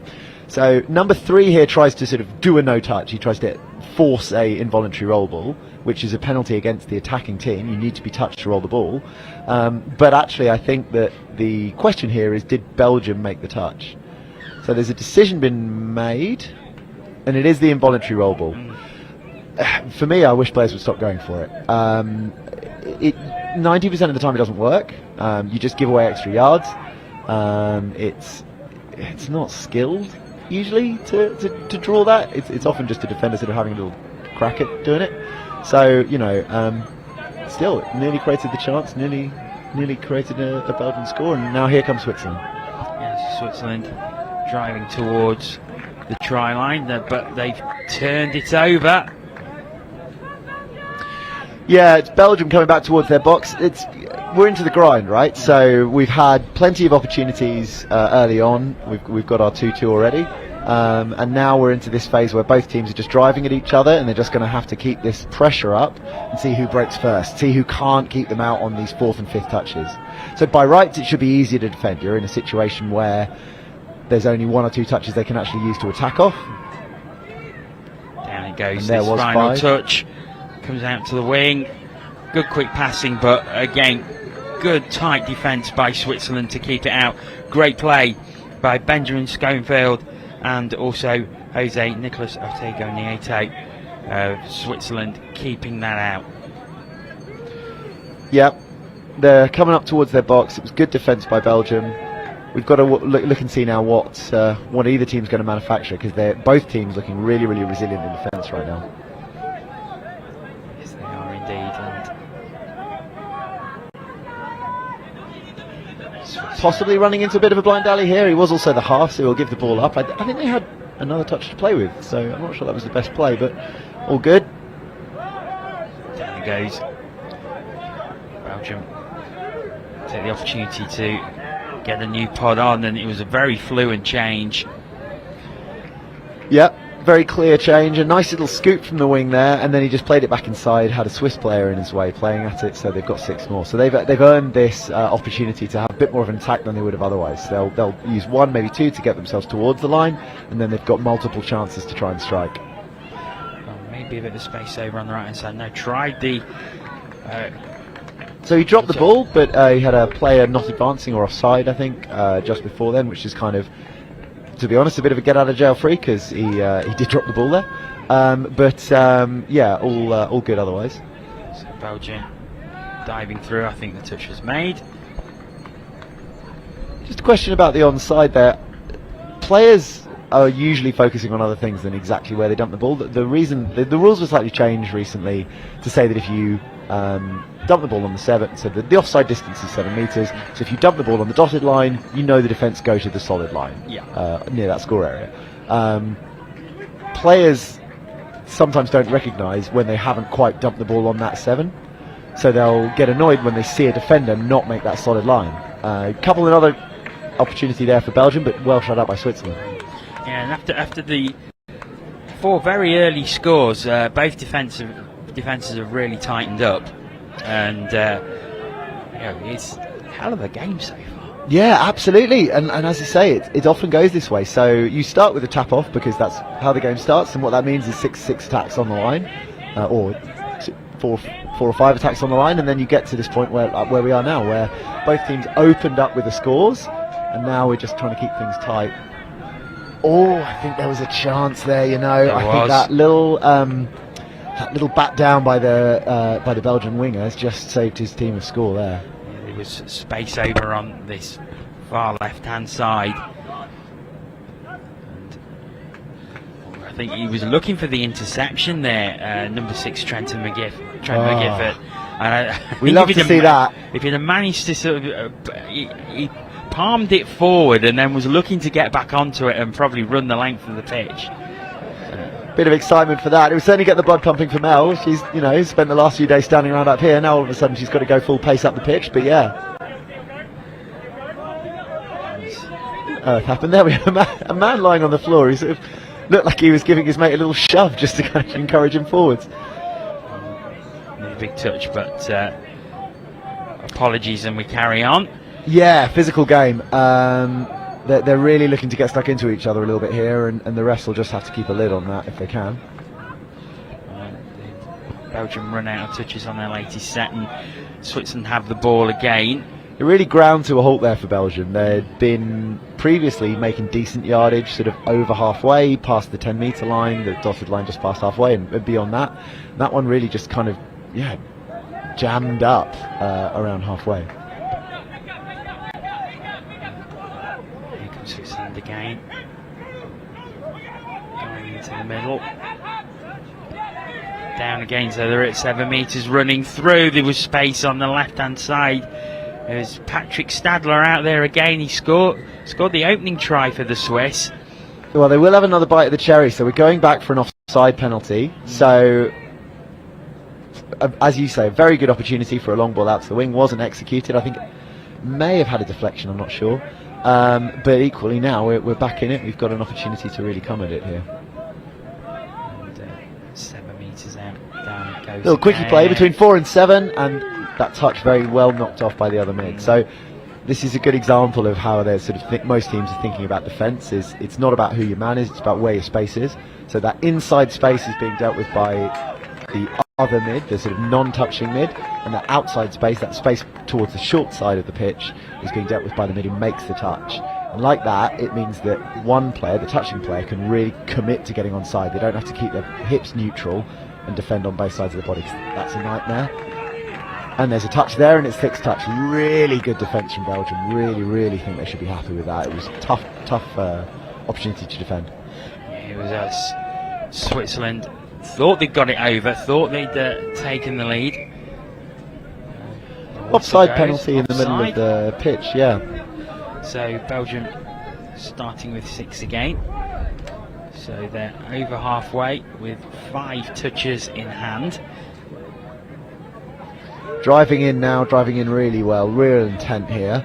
And then I think they're probably going to have a little scoop and see if they can do something with the 4-on-3. Oh, great pass he's taken, but it was a bit cursory. A bit long, wasn't it? And yeah. It just hung in the air a bit, which allowed the number 14 of Switzerland, Jose Nicolas Ortego Nieto, to just get over and make the touch. Oh, but So, for me, from number 7 from Belgium on that first attack, that sort of pass we were talking about, it was a bit neither now nor Summit. He wasn't really running at the line himself, and he wasn't really setting up to commit and throw either.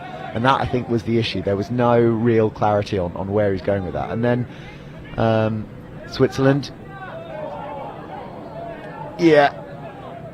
just driving forwards and seeing what opportunities they can make from this game. So the link keeps going, gets himself back on side, and we've got two mids shaping up here, and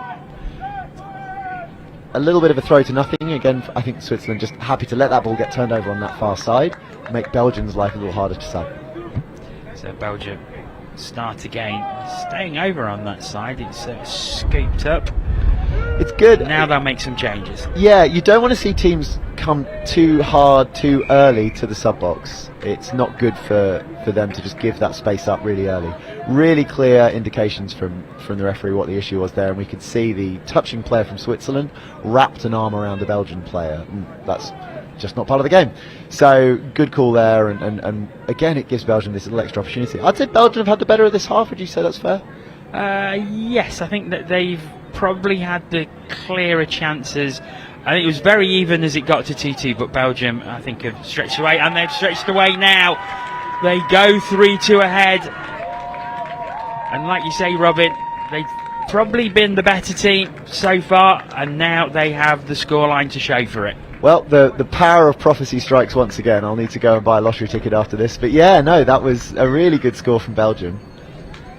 Just I don't want to say lazy on a sort of day 4 of a 5-day tournament, but I think that link player needed to come in, cover his gap a little bit earlier than he did, and it just meant there was a little opportunity there.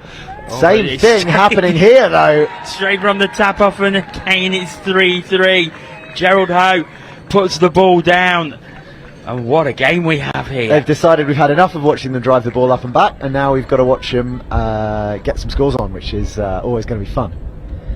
So he checks back in, Matt Winton, and then it comes into the hole for Gerald Ho just to exploit and put the ball down.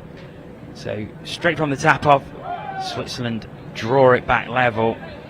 What a game we're having here, and I suppose it's just that raising the level of intensity. There's so much riding on this now, with it being a knockout, a semi-final place at stake. Both teams know what's available to them, and both teams absolutely giving everything to try and make that semi-final. Definitely, and this is the most even of the semi-finals. So with the way the seedings were set up, the others were sort of playing, across their placings a lot more. These two were slap bang next to each other, and like we said, their previous meeting was only one score in it. So they'll know how tight this is. They'll know how evenly matched they are, and boy howdy, the scores bear that out right now. And the game as well. It's not a case that we've got 3-3, but one team's definitely had their hammer down. They'd try a little cheeky quick tap. Vera was having none of it. So Belgium start again. Swiss defence advances. Down it goes.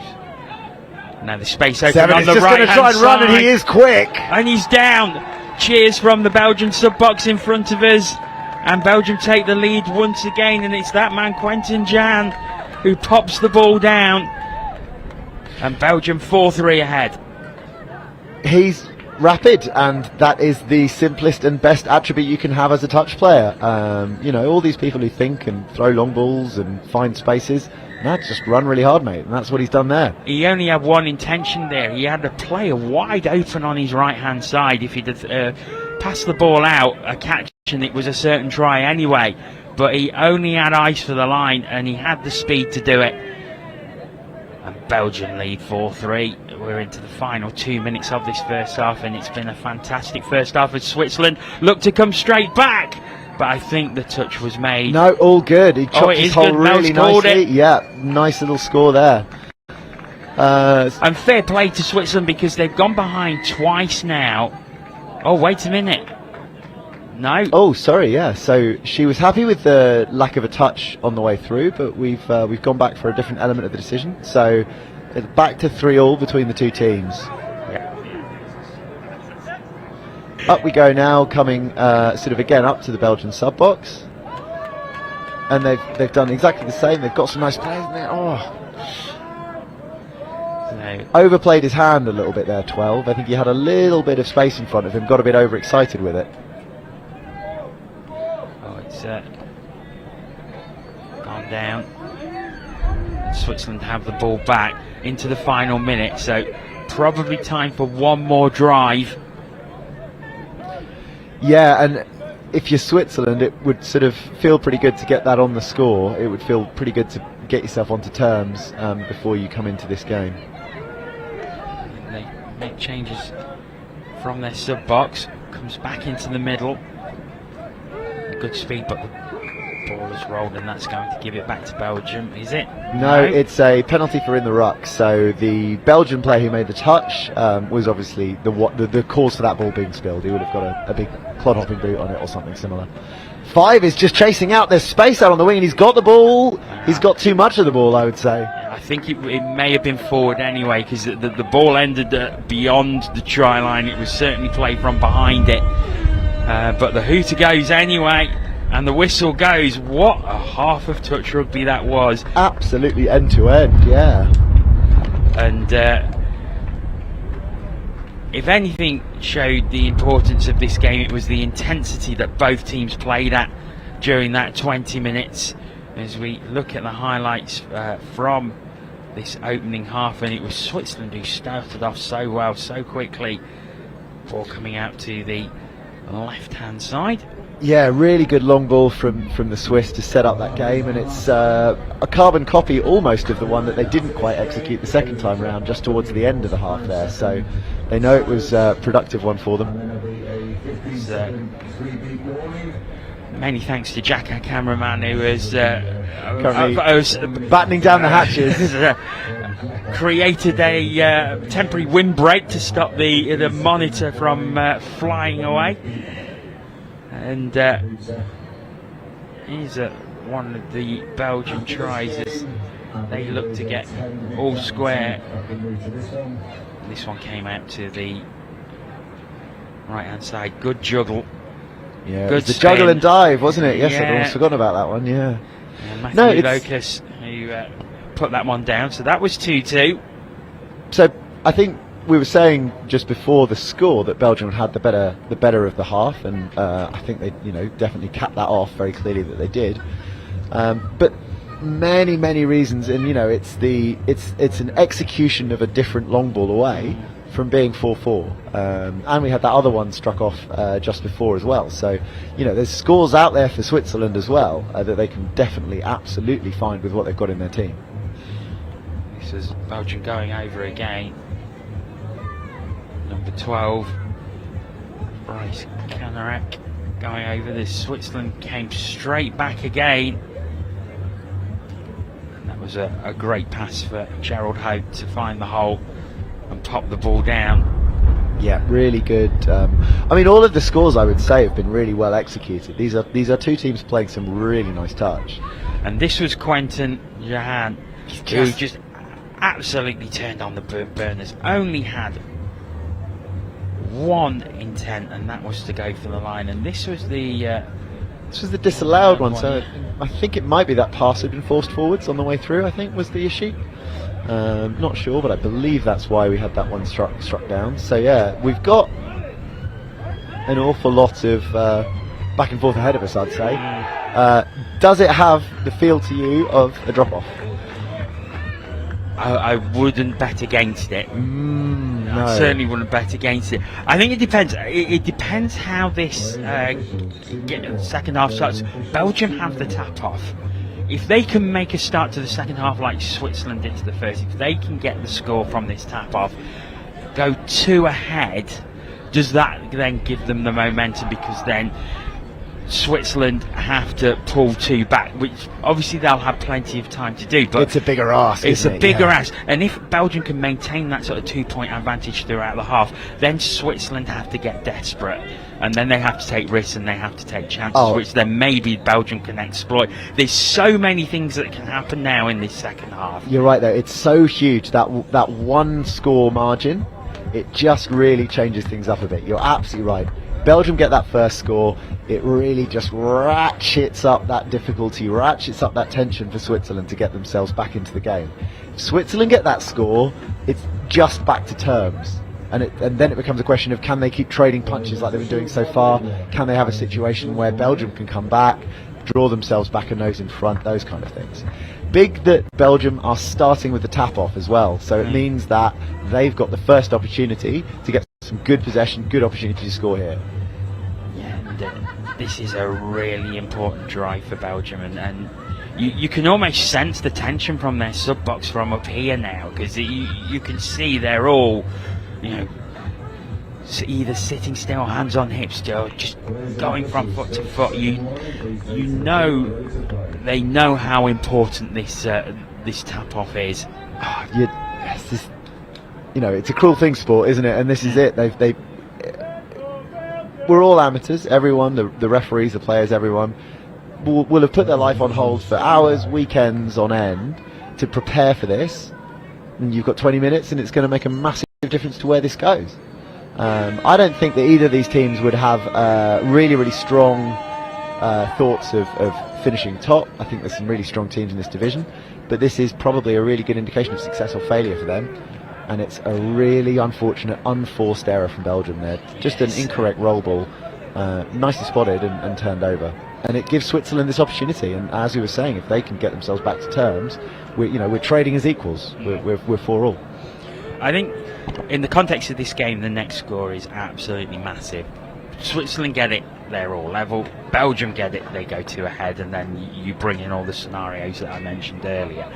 And then I suppose if Belgium do manage to get 2 ahead, it depends how long they can hold on to that sort of 2-point advantage. Yeah, definitely. And also just the passage of time through the game. And what I mean by that, a one score, 20 minutes to go is, plenty. There's loads of ways for you to get back into that game. And number 7, he's going to have a dive, and I think that's good. They're looking. That is good. And Belgium do get that 2-point advantage that we talked about. We said it would be huge, we said it would be massive, and I think it absolutely has a chance to prove to be here. Number 7, I think they all worried about tracking him. And number 8 just snuck off to one side. Matthew Locust just made the space, the hole opened up and he dived over. So for the first time in this game, one of the teams has a 2-point advantage, and it is Belgium. Switzerland with work to do. They've got plenty of time to do it. We still have 18.5 minutes left, but in the context of this game, it's so important. It's a knockout, and Switzerland kicking, and it's down as well. It's a good score. Mel gives it, and Switzerland straight back from the tap off. How many times did we see that in the first half? Yeah, I mean, but as we said, because of that one try differential coming into this, it leaves Belgium on top, and if they can even just keep this going, then they're in a really good position. They're obviously in a really good position to just keep that little stranglehold on the game, keep that little advantage. That was Thomas Blazer that time putting the ball over Switzerland. That was a interesting pass, but it worked out for the Belgians. Yeah, it was a bold one, wasn't it? Threw it over the top of the Switzerland defender, created some chances. I mean, they've got a free 10 yards out of it, and now they're on the line and they're going to look to run a play. And again, nothing opening up. Yeah, a little bit direct. Has it again. He's going to use the swing. Oh, he is. He is. Oh boy, he beat that guy in a handful of meters of space. Yeah, he had no right really to find that space. No, but yeah, it just goes from 0 to 60, doesn't he? Just watch it again here, because he's not even moving. He's not moving there, and then suddenly, so I think, boom! It's part of being a quick player that you look at the. I think partly actually the link was overreacting to his threat on the inside, on the space towards his mid, bracketed himself in a little, and then when Quentin started to sprint, it's a tight one. On-field ref is happy with it, sideline ref is happy with it, so again we're trading as equals, we're almost back to level pegging. It's going to be 5-6. So 5-6, it's trading scores at the start of the second half, just like it was at the start of the first. And once again, it's Patrick Stadler. He scored the opener, he scored the latest. 2 for him in this game. And Belgium still in the lead, but only by 1, 6-5. Yeah, really strong fight back. from Switzerland to keep themselves in. We'll see what Belgium can do. Number 9 running a sweeper, but they've kicked the short side if he can get it out. Not completed. No, he ran out of time, didn't he? I think he had to just kind of flick rather than run through a proper pass with his hands, and it meant that the ball didn't reach his winger. Well, Belgium still have the advantage. Switzerland have to drive from deep in their own half. They go to the sub box now. So now we will see. And they've got the pace, and they've actually got a little overlap just on the left-hand side. I think they might have gone the wrong. Well, no, they might have had an overlap, but either way, and there goes the winger diving, and a touch first. Yeah, touch is given.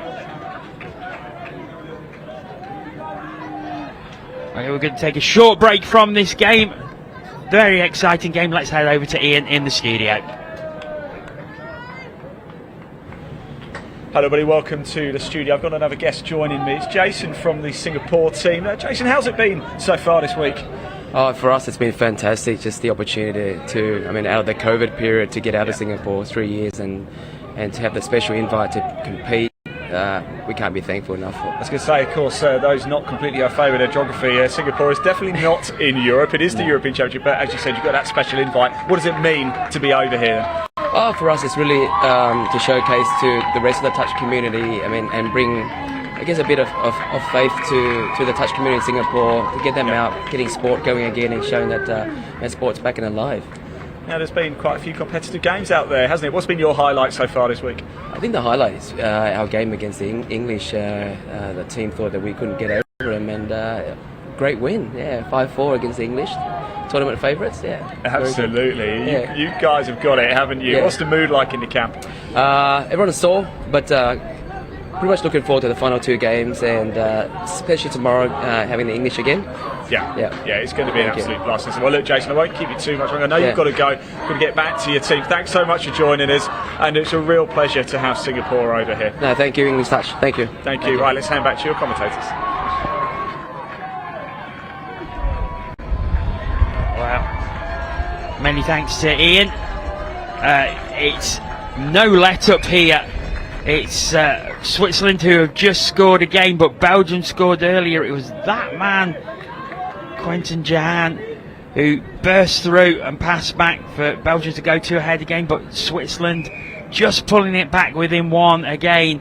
We've still got 13.5 minutes left of this game. It's been an absolute cracker. It really has. You could not slide a Rizzler between these 2 slides right now, I don't think. It's just Belgium ahead by a nose. Is it going to be more? Probably not on this one. You know what that looked? Absolutely no chance. And my God. I thought for a second he'd actually caught it there. It looked like he hadn't. So I think the Swiss winger, potentially, sometimes the smart decision is to not compete for the ball and not risk giving away a 6 again. But in the end, I think he nearly gave his man the score unopposed. So yeah, we're still cracking on. We're 2 scores in it, and plenty still to play for, obviously. Yes, indeed. It's 2 scores for Switzerland, 1. So Belgium on the attack again, and that man Quentin Jahan is on again. He has been driving everything for Belgium. Orchestrating everything again. I think the touch was made, was it? Yes, it was. Malday calling the touch. Well, how do we reckon she's doing? She's doing a great job. She is doing a fantastic job, So now we've got this. Now what's that forward? I think Mel looks happy with the score. She's just consultation with signing. Yes, it is. Belgium go 2 ahead again. There was a casualness. What a pass out. There was a casualness to Switzerland's defence there. They just sort of slightly checked out. I think it was 5th and last. And in the end, pass was flat, but pass was good. Hugo Sibeli. It was an unusual pass. It wasn't the usual rugby style pass. It was almost a cricket ball. He was bowling it. He's wrapped his arm over the top, didn't he? Just to really get some revs on it, get it out there flat, which is what was needed. Switzerland player diving for the line, but a touch is good. No, sorry, no touch there, and we're getting the score. They've come right back again. Neil Walsh brings Switzerland back again within one once again. It's tit for tat, but Belgium keep scoring. Switzerland keep coming back to put it back within one. And look, Switzerland have managed to get their scores driving out, so it's about like keep them out on one of these sets. Keep them out on one of these sets where they've got tap off and attempts up at the line. And I think we might then see it get even closer between the two teams. Belgium at the 7, it comes out long, but it's not taken, and that gives Switzerland the ball back again. They're going to have to drive from very, very deep, so I fancy this will go over to the sub box, and it will. And now changes are made. 3 touches. That's 4. They've not got a huge amount of oomph through the middle, but there is always going to be a chance here. And that's 5th. Yeah, they're really at a blind alley at this point. Yeah. Good defence by Belgium. They really snuffed that out. Yeah, snuffed out definitely is the concept there, isn't it? They just never really got into their stride. And Stan's taking up the roar. I think we've got a bit of a favour being returned here. The men were cheering on the women in their women's open game, and now I think the same women, having warmed down, have come to really scream on their men's 30s for this one. Oh, and he's opened up for him straight through the middle. Now, did the touch come in? I think we're going to a touch. It may be because the player was blocked by the referee, actually. I'm not sure. Yeah, touch given. But now the space is opened up again, and I think he's going to get down. Now he's claimed the touch. There's going to be a consultation. From the naked eye up here, I felt that was down. I think we're saying that it wasn't finished. Yeah, he dropped it. Really good call there. So he did the sort of casual putting it down by the side of his feet, and just stiff, sore body, 4 days of touch, dropped it a little way ahead of the line. Fantastic call from the referee team. Yeah, it was a really, really good call. Well spotted. And like you say, I said straight away I don't think the touch was made, but I didn't spot when he dropped the ball. So, well, to be fair to them, they're a little nearer, but yeah. Yeah, really, really good spot, and keeping the game alive, I thought. So keeping the game very much alive. No, I think it was forward, possibly. I think it may have been forward as he received the ball. As it is, it's Belgium who have the ball back. Belgium go for a change. Fresh players on. But that's 4 to halfway. And that's 5th touch, so they're going to have to make something happen here. Again, good defence by Switzerland. Shooting player, so they read the play really well, and they've given away 10 more there, which is really foolish of them, I would say. So they spotted that they were looking to scoop, and an additional defender, the non-touching defender, dropped even further back, so as soon as that touch was made and the ball was in play, he could ram straight up and sort of snipe that scooping player, shut down that play. Switzerland come again, 1 point behind.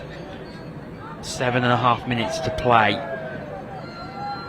Put down now. Here's the opportunity. He dives through, but the touch is made and claimed. No, Mel's happy with the score. She's giving the score, and it is 8-all. And look at the reaction. Thomas Blazer, he geeing the Swiss fans up over on the far side in his own players in the sub box. It's all square at 8-8. Get off your couches. I think this is going to be right to the wire. 7 minutes left. And it has been so close. And you know, what's that going to do with Belgium? They've got 2 ahead. Switzerland keep pegging them back, and then they finally manage to get back level again. Well, yeah, what does that do to your approach, doesn't it? You've got to keep that focus. You've got to remember that for most of the game, you've been stronger. Ball here. Oh, he's gone through. I think the touch was made. Yeah, the touch is called.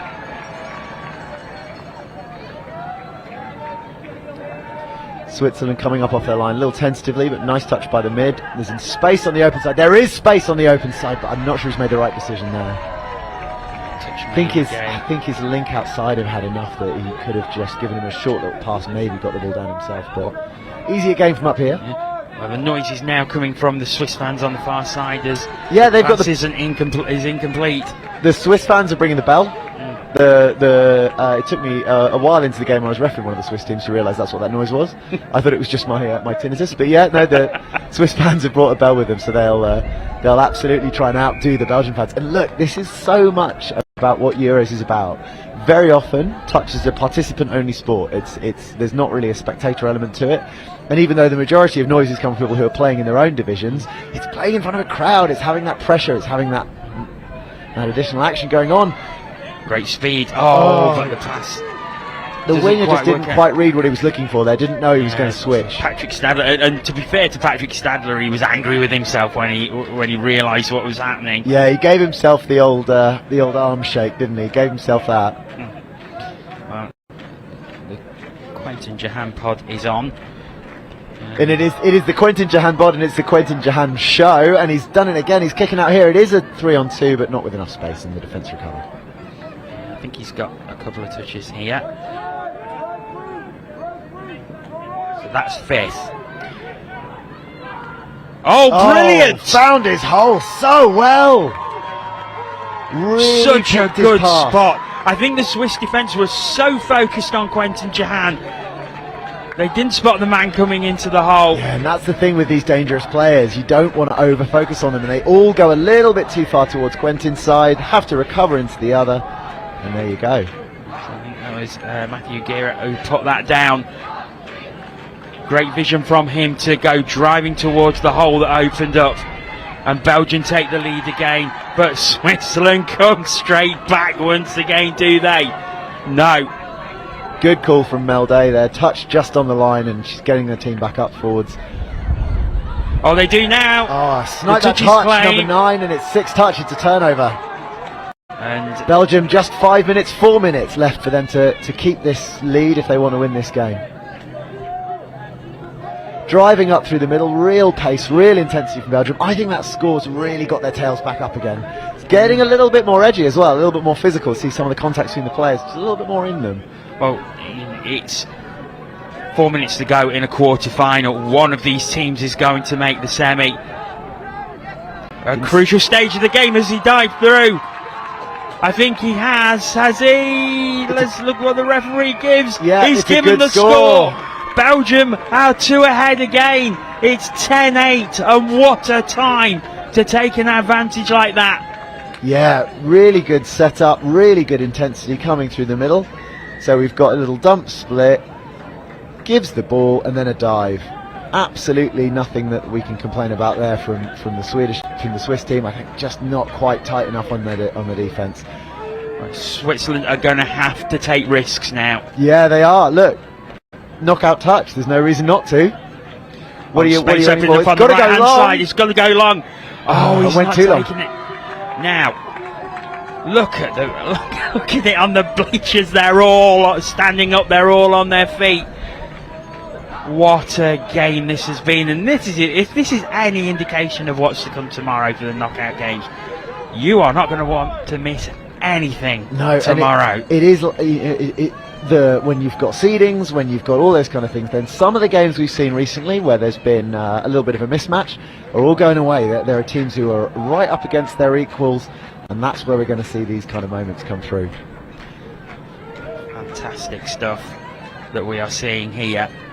2 minutes to go and a little bit. Switzerland on the attack again. They have to commit. 6 really chasing down that touch aggressively, did really well there, but they've checked back inside and a great recovering touch as well. Yeah, and the 6 was an absolute hero in defence there, massive effort from him. Hear the cheers. Jason Sternsenegger making that save there. And it's getting physical, it's getting edgy. Just got to keep their cool here. The team that doesn't is the team that's going to be going home empty-handed. Really good pace though. Up there we go, onto that side, and now they're going to look to set up. I think they've got 1 touch. They have indeed. 11. Oh no, they didn't have 1 touch. And Switzerland have it back. 90 seconds. They really have to drive quickly now, Switzerland, because they have to score twice, and the clock is not on their side at the moment. And it's noticeable how quiet it has gone over on the far side and how it is jumping on this side of the field. Come on, Switzerland, we've got to have more cowbell. But Belgium absolutely giving them nothing. A minute to go and Belgium have the ball. They've just got to manage this time out now. They make the changes. They're going to try and drive as deep as possible. We're not far away from a situation where the teams, the Belgium team, will just be focused on slowing things down. I think they'll go one more attack, they'll look to move it forwards, and then I think they'll take a little heat out of the game and just try and slow things down. They are, you can see it here, they're just... Yeah, there's no rush. Yeah, them great game management from them. And now And they put the cap it seal off. on it. I think they are. I don't think the link is claiming it. No, he's not, and it's another 11-8 Belgium, and Belgium are going to go through to the semi-finals. Hard lines for Switzerland. I don't think it's been that much of an unmatched game. I don't think it's an 11-8 game. There's I the think they hooter. just really went hard to try and get themselves something at the end. Belgians coming off the bleachers, absolutely delighted. Yes, what a celebration. What a fantastic game of touch rugby. The intensity, the drive from both teams was phenomenal, and that was an absolute joy to watch. Absolute thriller of a game, fantastic. Brilliant result for Belgium, heartbreak for Switzerland, but boy can they keep their heads held up high. That was a fantastic battle. Yeah, it really, really was. And if this is any indication of what's to come tomorrow, bring it on. That's all I can say. Yeah, if I can't be reffing, at least I'll get to see some good touch. Yeah, all be good there. So, no, definitely plenty more to come from there. Robin, thanks so much for coming up for the past couple of games. It's been great to have your company. Thank you for letting us have Mel. No problem at all. Thank you so much. Well, what a game that was. We need to take a bit of a breather in the commentary box. So for now, I'm going to hand back over to Ian in the studio. Ian, back to you. Try and sum that one up. Well, Jono, I can't. I mean, how good was that? Huge congratulations to Belgium. They've made it through to the semi-finals. Maybe it's because Switzerland didn't have one of their mascots here. There's no captured mascot today, but apparently this little fella keeps getting stolen and being brought back up here to the pavilion. Now, as you can see, we've got a couple of the trophies that have made their way up. Tomorrow is finals day. Who is going to be crowned champions across all of our categories? The later afternoon games are your mixed open, your women's open and your men's open finals. You can see it all live as well, so don't you worry about that. Brand new trophy this as well. Look, the plaque, it's got no names on it yet at all. Same with this one. This is the one we showed the other day too. But look, a lot of nice stuff indeed. Next game coming up, there's a little bit of a gap now, sort of another 5 minutes or so. So there's only really one thing left to do, and that is to hand over to myself actually in the commentary box. Yes, I'm going to be taking over commentary duties for the next game. So I'm going to go get myself prepared and we'll be back for the next game. It's going to be an absolute corker if it's anything like that one. Don't go far.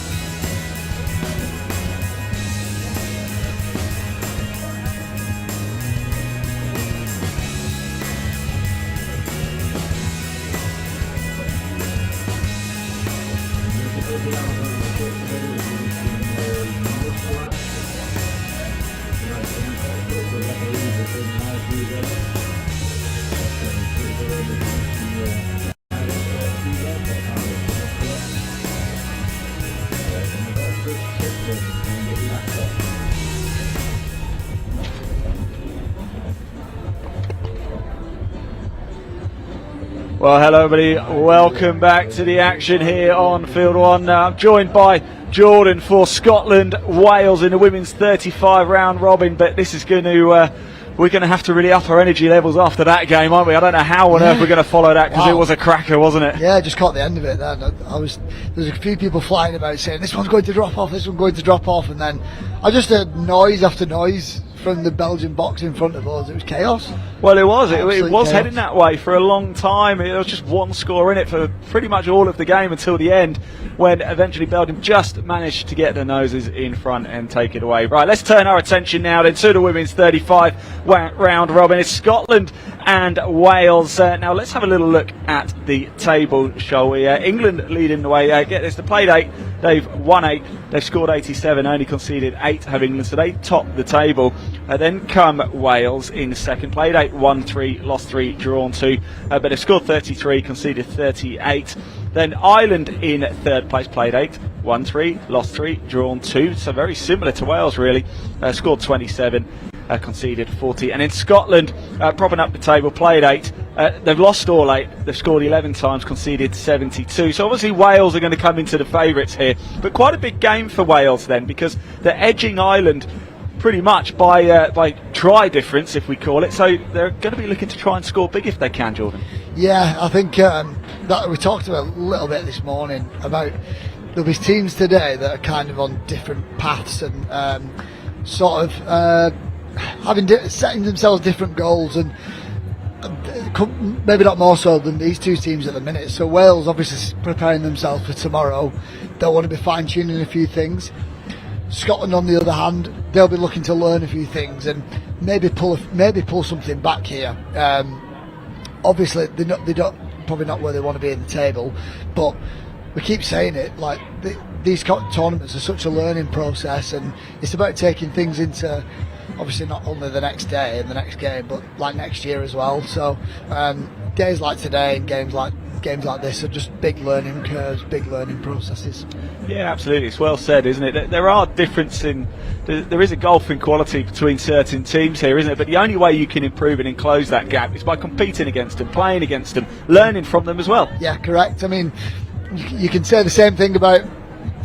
You'd probably say in the opens categories anyway that England are probably the top team in most of those categories, but compare ourselves to Australia and New Zealand, we're still a developing country, and if we're not playing them types of teams regularly, then we're never going to improve, and that's for the same in every level of sport. It's no different in touch. The day, it's long days and long games, and you've just got to take everything from it you can. And I keep saying it, but the benefits will come if this group of Scotland players can remain, keep that nucleus together for next year and the year after, and it comes undone a little bit when there's new faces coming in next year and they have a completely new team. They've got to stick together after this and learn as much as they can from it, but No, I'm really looking forward to this. Yeah, it's going to be a good one. So in the Scotland team, you have Gillian Bond, Ruth Cameron, Sila Clark, Donna McCrillis, Isla Falconer, Susan Ferguson-Ward, Jill Guild, Rachel Howe, Donna Jacobs, Ruth Kerr, Linda Leslie, Lizelle Holmes, Sarah McCauley, Sarah Ebbett, Fiona McKinnon, Alison Morrison. Lining up for Wales in the squad, we have Ellen Llewellyn, Rachel Stenson, Natasha Matthews, Bethan Van Scholwick, Larry Loud Hughes, Camilla Bruton, Rachel Letman, Sarah Price, Cheryl Villis, Joanna Seymour, Abby King, Rachel Stevens, no, not the one from S Club 7, Claire Jones and Samantha Healy. And it's almost time to get underway, Jordan. That's an old a throwback reference, that. Show me age there. I think I only just got that. You knew exactly what I was talking about. I did, yeah. So Scotland going to get things underway for us here, the women's 35 round robin match. It promises to be a corker, doesn't it? Scotland and Wales. Here we go. Scotland did a bit of a formation in this tap-off here. I think most teams do have 1, 2, maybe 3 tap-off moves that they're confident scoring off, and Scotland, I'd be very surprised if they don't go into a tap-off move here. So they'll work their way down to the 7 to begin with a little bit of 4-man driving, 1 arrow from one side, 1 into the other. Now they're at the 7, now they can break into their attacking plays. I've commentated on a few games today as well, and wide play has been used quite a lot today, throwing the long balls. Is this a tactic that you would recommend? That's what I want to see. That's what I want to see. I need to see those pills going over the top. Those pills. More pills. 5th touch for Scotland, so going to have to generate some momentum from a bit of a static play, and it's always so difficult to do that. But we'll get a little bit of a taste now of what Wales is subbing and their transition is like, and they've got a long way to come over to their box now. It's been killed quite smartly in that far corner by Scotland. Yeah, these two teams have already met twice in the European Championship. They met on Wednesday, Scotland 1, Wales 9. They met yesterday 2, Scotland 2, Wales 10. So 8 points to gap in both games so far. Yeah, a little bit of a gulf between the two teams. I think, like we keep saying, Scotland will just look to be learning from it, but Wales, good yards already. It's so dangerous having a good transition and a good sub-in and being able to get your players on and off quickly.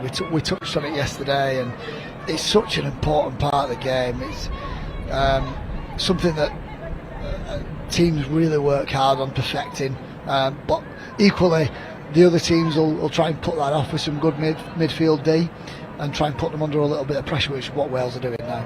Excellent stuff. Scotland's top scorer, incidentally, so far in the European Championship, Rachel Letman. She's gone over 6 times. For Wales, Ruth Kerr and Sila Clark with 3 apiece. Scotland on the break here. Can she get it offloaded? Back of the Yes, she can. Great score. Jordan, it's TRY time. You've been dying to get that in. Yes. We talked about subbing, we talked about transition, and that's where it pays off. If you're driving hard, then you've got your opposition on the back foot. You can get through to a 5th touch scoop, and then it's just about finding your mirror.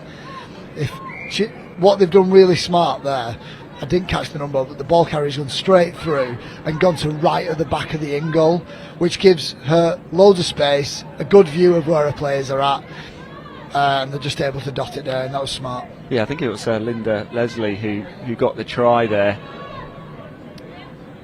And it was only Scotland's 12th try in the tournament so far. So it's just about experience, getting as many scores as possible, isn't it, really?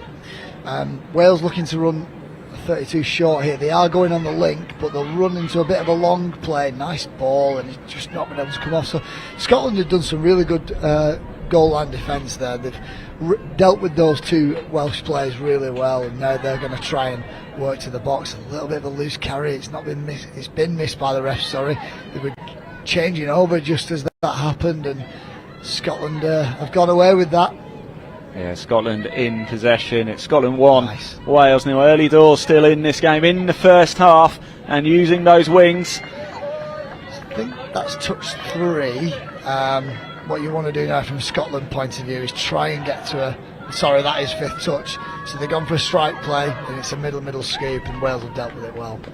Yeah, they have. They're good position really to go on the attack. Yeah, so obviously Scotland weren't able to get down to the Welsh line there, so Wales have got a little bit more room to get to their strike play on first. See, they're in the Scotland half, and that's only second, and the referee's caught a forward pass there. Bruce Lockie, quite an experienced referee.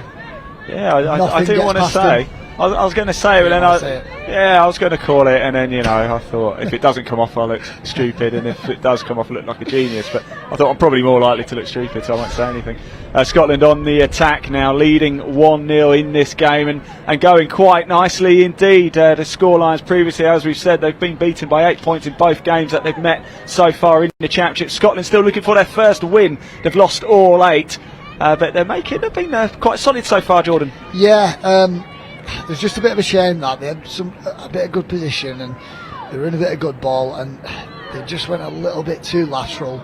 They lost the way a little bit, and sometimes because you practice so much of your subbing from your own line, when you actually get the ball back in good position, but you still want to get off, in more less experienced teams, it kind of breaks down a little bit, and it's a strange thing that happens. But Wales have gone for a short side scoop.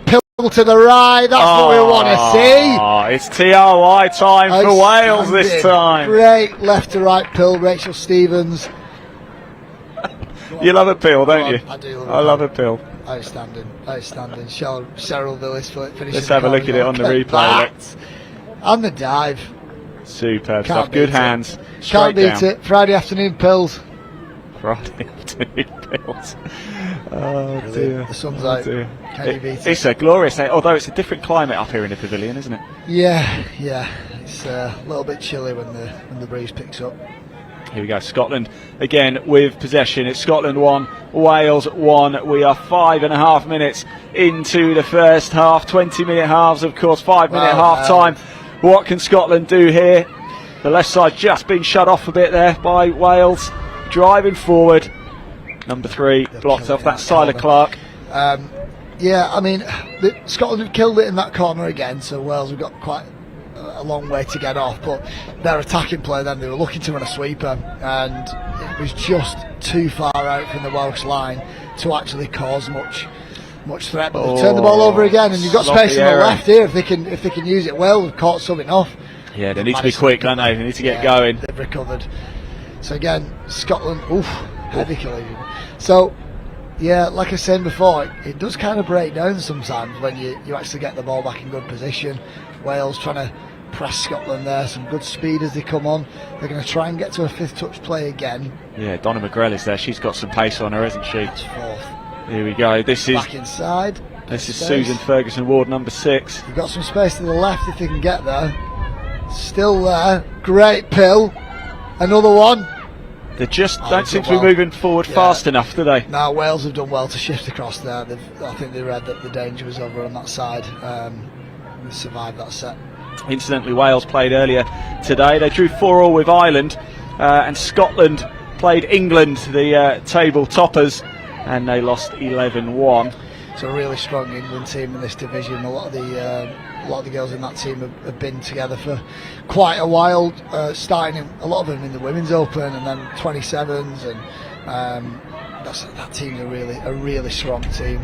So Natasha Matthews stretching her legs a little bit, going for a long run, eventually getting touched, and the ball passes over to Scotland. They're still 1-1 though. You think Scotland will be reasonably happy? Yeah, I think they'll be really happy. We're approaching quite a way through the game, and I think the only thing I would note is that Wales' subbing is picking up a little bit of momentum there. Like they get into those 5th touch scoops, and they look dangerous on them. They look lively, and Scotland just need to slow them down a little bit. And on the other side of the ball, this needs to be quicker for them. It needs to generate a little bit more momentum. They get into 5th, and they're a little bit too far out. They've gone through this time. My word, we're going to have another one. She's got to find someone.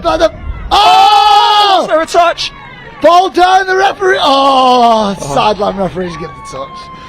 Oh, great entertainment, great excitement. Scotland breaking through again, though.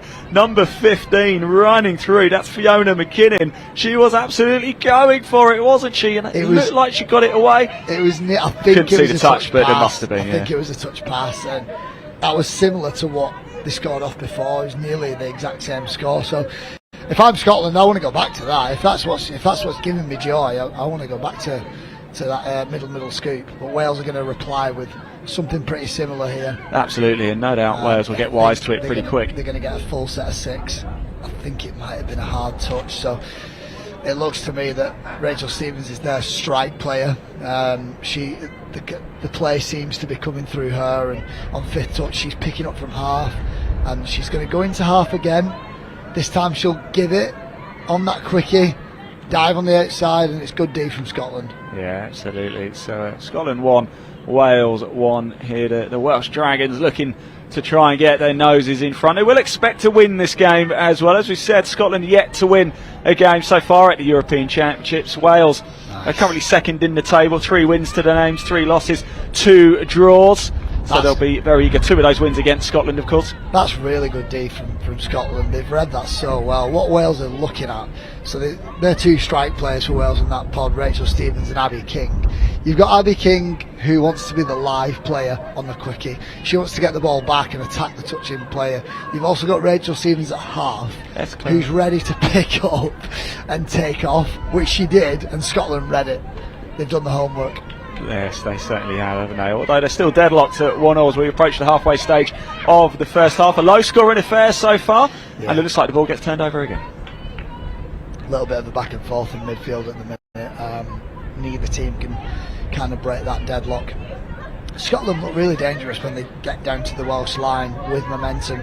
They're just struggling to generate it on touches 2 and 3 at the minute, and they're kind of left chasing themselves on touches 4 and 5. Well, Wales' midfield D is really good at the minute. Yeah, I must say I haven't seen a great deal of the women's 35 Scotland team, but I'm impressed with what I have seen, and looking back at their previous scores in the research, I'm surprised. Can she get it down? There's got to be a touch there, surely. I'm surprised they haven't at least drawn a game yet. Yeah, especially off this first 10 minutes. Like I said, we're a quarter way through this game, and to me, like they've looked sharp. Like I said, there's a couple of things that they've got to improve on, and that's really risky, but they're making a way over. This is what they need now. They need momentum. Touch 2. I want somebody coming in on 3. That's good. You need to be around halfway on 3rd touch, and now this needs to be quick as well. Yeah, that's Sarah McCauley there with the pigtails driving through, and look at this, good pace. That's just a little bit too lateral, and now that momentum's lost, they've got to come back and they've got to start again, and now this is going to be 5th. They've got to go on this, and they're just too far back for anything to be generated. And that's going to be the turnover. And if you are watching this for the first time and wondering why they're not kicking on the final tackle, it's because you can't. That's why. No kicking. Too easy. Too easy, absolutely. Wales on the attack then, looking to drive into the Scotland half as quickly as possible. It's quite crowded there over the halfway line. Yeah, people trying to get on, people trying to get off. There's a few tired bodies in the box at the minute, coming towards the end of day 4. I think something we spoke about with Jono this morning, just as Wales come into this attack, they're going to go short side skip with Stevens again, ball to the right, good D from Scotland again. No way through there. Really good for Camilla Bruton. Something we touched on this morning about Euros is normally 4 days. It's normally World Cup that's 5 days, and today I've noticed there's quite a few sort of dead rubber games where there's not much to them, they're hard to kind of get yourself up for, because tomorrow, day 5, even though you're sore and you're tired, you've got a bit of adrenaline and you're playing in those finals, you can kind of get through them even if you're sore. I think you're going to see quite a few sore, tired bodies knocking around the campus tonight. Do you think then, based on what we've seen so far in the results between the two of these sides that have already been, are Wales just taking it a bit easy? I'm not sure, because it seems like they're digging into their playbook a little bit. Like, or are we doing Scotland a discredit here? That's good, Hans. That's great, Hans. But again, like, Scotland are just reading everything Wales are throwing at them. It seems to me like that they're just reading things well. Like, it definitely could be a case of them just learning from those previous games. Here we go, Scotland they're just finding it just tough to generate anything off their subbing at the minute. That's third, fourth, so 5's coming and they're still in they're their not own even half. at the halfway line, are they? And There it's they go now. It's so tough to get anything from it. So it's good defence got- by they have Wales. got Oh, no, something from no. Oh. I tell you, once again, for Scotland, that's Fiona McKenna. That's twice now. She's almost got through. She's a very quick... In fact, she did get through once, didn't she? Just couldn't quite... Well, she offloaded, but there was a touch along the way. So, it's certainly a player to watch. Fiona McKenna with the red cap on. She's danger for Scotland. And it's very similar to when Rachel Stevens comes on for Wales. She's their strike player. And... both of them causing damage. It'd be great if Scotland could give her that platform to get through. Yeah, absolutely. Rachel Stevens, don't stop, never give up, and through they go. Brilliant. You've been dying to get that in. I didn't think you picked it up. So. If anybody knows any more S Club 7 songs, please comment them. I was thinking. I'm struggling that here. Is the only one, isn't it? I'm sure that's it. 32 short on the right hand side. Good completion. Good little one-handed dive as well. Yeah, Bethan going over there. Bethan van Schalwick. Very Welsh name, that. And Scotland get us back underway here. It's Scotland 1, Wales 2. So Wales get their noses in front for the first time in this game. There is still just over 5 minutes to go until the break. What does Scotland do here? I think they've just got to be a little bit more patient. It's quite frantic, and they've gone into so the hip, that signal from the referee means the hips weren't square on the touch. Your hips have got to be facing your attacking goal line when you're driving down the field or when you're running those plays, and they were facing the touch line on that one. 5 minutes to go till half time. I think it'd be great if Scotland could just generate something off their subbing, even if it's just a repeat set. It'd be great to see them get a full set of 6 on the Welsh line. Here we go, Wales driving forward again. Number 13, that is Rachel Stevens, just offloading the ball there. And here we go at the 7. Can Wales make it a 2-point game? Back into those 2-man plays now, so actually going into a 32 short, so they're changing it up a little bit. Stevens off her right hand, she's got the wing free, but great D from Scotland again, unbelievable.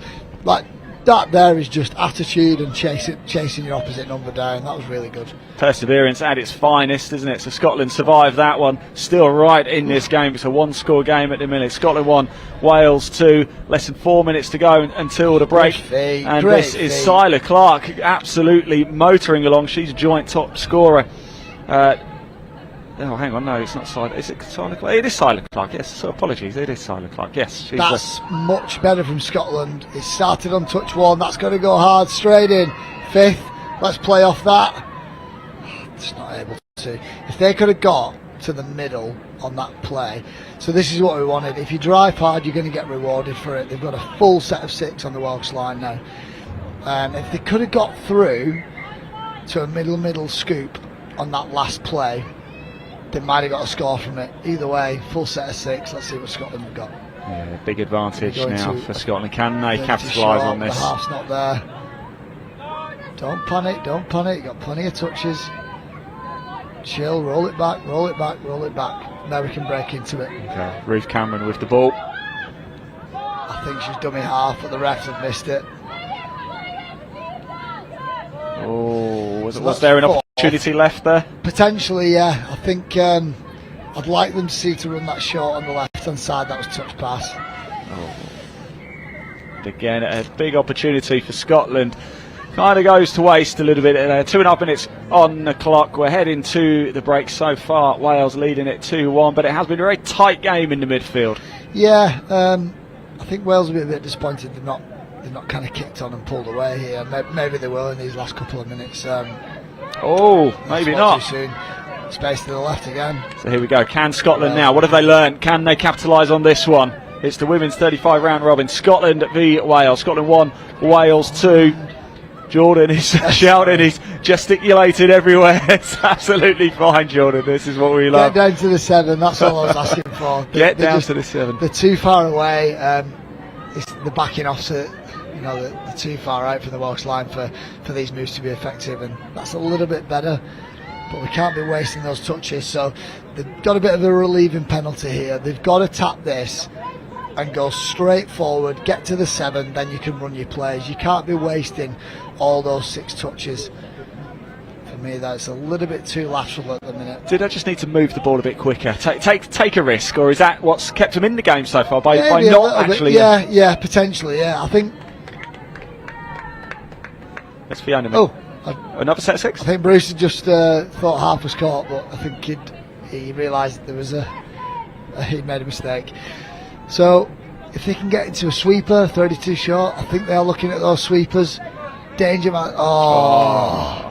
Unlucky. Yeah, Fiona McKinnon wanted to come around on that sweep and attack on the outside. But she's certainly been a danger player. Fiona, we've mentioned her a few times, haven't we? I think they've done the right thing there, getting her in a position to be an attacking player, but they've just not been able to execute. So Wales have got 40 seconds to have another go at the Scotland line. I think they'll have a good shot here. That's 5th touch. They've run a short on that right hand side. Space is there. Oh, that's good. Yeah, there's a touch there, isn't there? You can just tell it just takes all momentum, everything out, doesn't it? Got 2 young supporters trying to make sure that they're on the live stream over on that far side. Let's give them a wave. Look, they're not looking anymore. No, maybe someone's telling them that they're on the live stream. 2 future European champions right there. Let's get them into the game. Yeah, I think they're having a look. So half time, who to goes? And it is Scotland 1, Wales 2, and a very tight game so far, but Wales just edging it. Yeah, just like it is literally just like their transition, their midfield D is much better. They're not giving Scotland much room, but when Scotland do get a bit of a roll on, this is what we see. Yeah. We see Fiona McKinnon picking up from half, being able to get through to the in goal, and then look for an option. She's done it twice, they've scored off it once. If I'm Scotland, I've got to generate momentum throughout touches 1 to 4 for then 5th to be a good strike dump for McKinnon to pick up and go through, because she will. On the Welsh side of the ball, they seem quite composed and relaxed, but they're not able to convert it into scores at the minute. That's what they seem to be struggling with. When they do get a full set of 6 on the Scotland line, Scotland are dealing with it really well. They defend it out quite well, so it'll be interesting to see if Wales can kick on here. The table's telling us that Wales are the better team. At the minute, there's not much separating them. So yeah, I'd just like to see Scotland just turn it up a notch in midfield on both sides of the ball, and we could have a really interesting second 20 here. Yeah, it's going to go one of 2 ways, isn't it? It's going to be an incredibly tight second half like that, low-scoring affair, or Wales are going to start to come into their own and they are going to start to get a bit of a head of steam. And if that happens, if they do score 2 in quick succession, it's just important Scotland's heads don't go down. That's the thing as well, and I'm pretty sure Wales have got the tap off as well, and it's massive, it's huge. We said it, because Scotland did tap off, so we mentioned it just before Scotland tapped off. Most teams will have 1, 2, maybe 3 tap off moves that they're confident scoring off. I'd be very surprised if Wales don't have a tap off move that they'll run into. If they score off it, 3-1, maybe they'll kick on from there, but it could be a bit of a 2-way swing there. Scotland could D it out, transition really well upfield, and before you know it, it's 2-all. So I think a lot hangs on this opening tap off for the second half.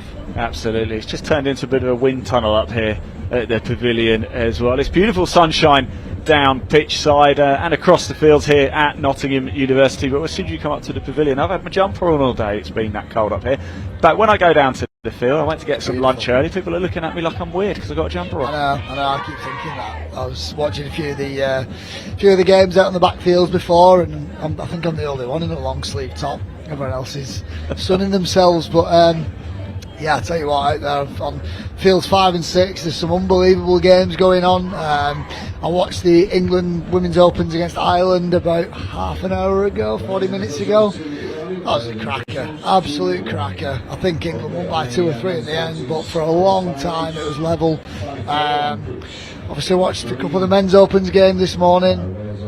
Yeah, there's been some awesome touch going on today, and Really looking forward to tomorrow now. Now, for day 4's kind of coming to a close, you kind of start thinking ahead to tomorrow, and you can't help it.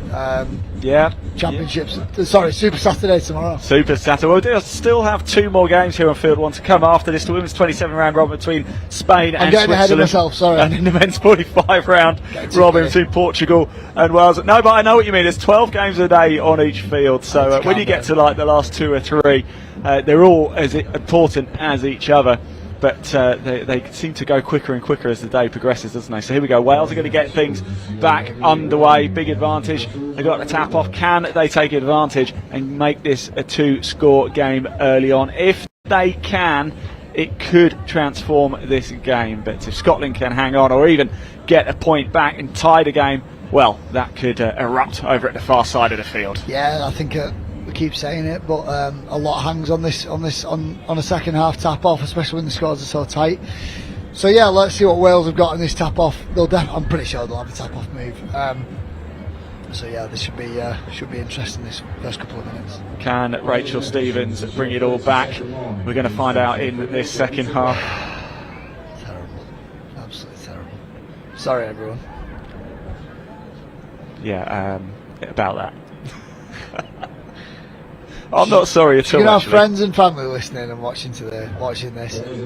You're ruining the experience.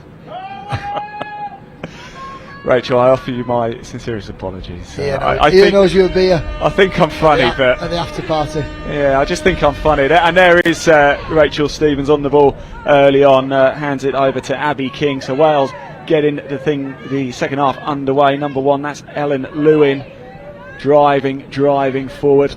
So here we go. This is going to be their strike move, and it's 32 short with Rachel Stevens. Short sides open. Oh, she down. Touch was in.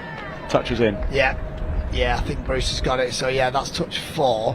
So Wales have got another to play with.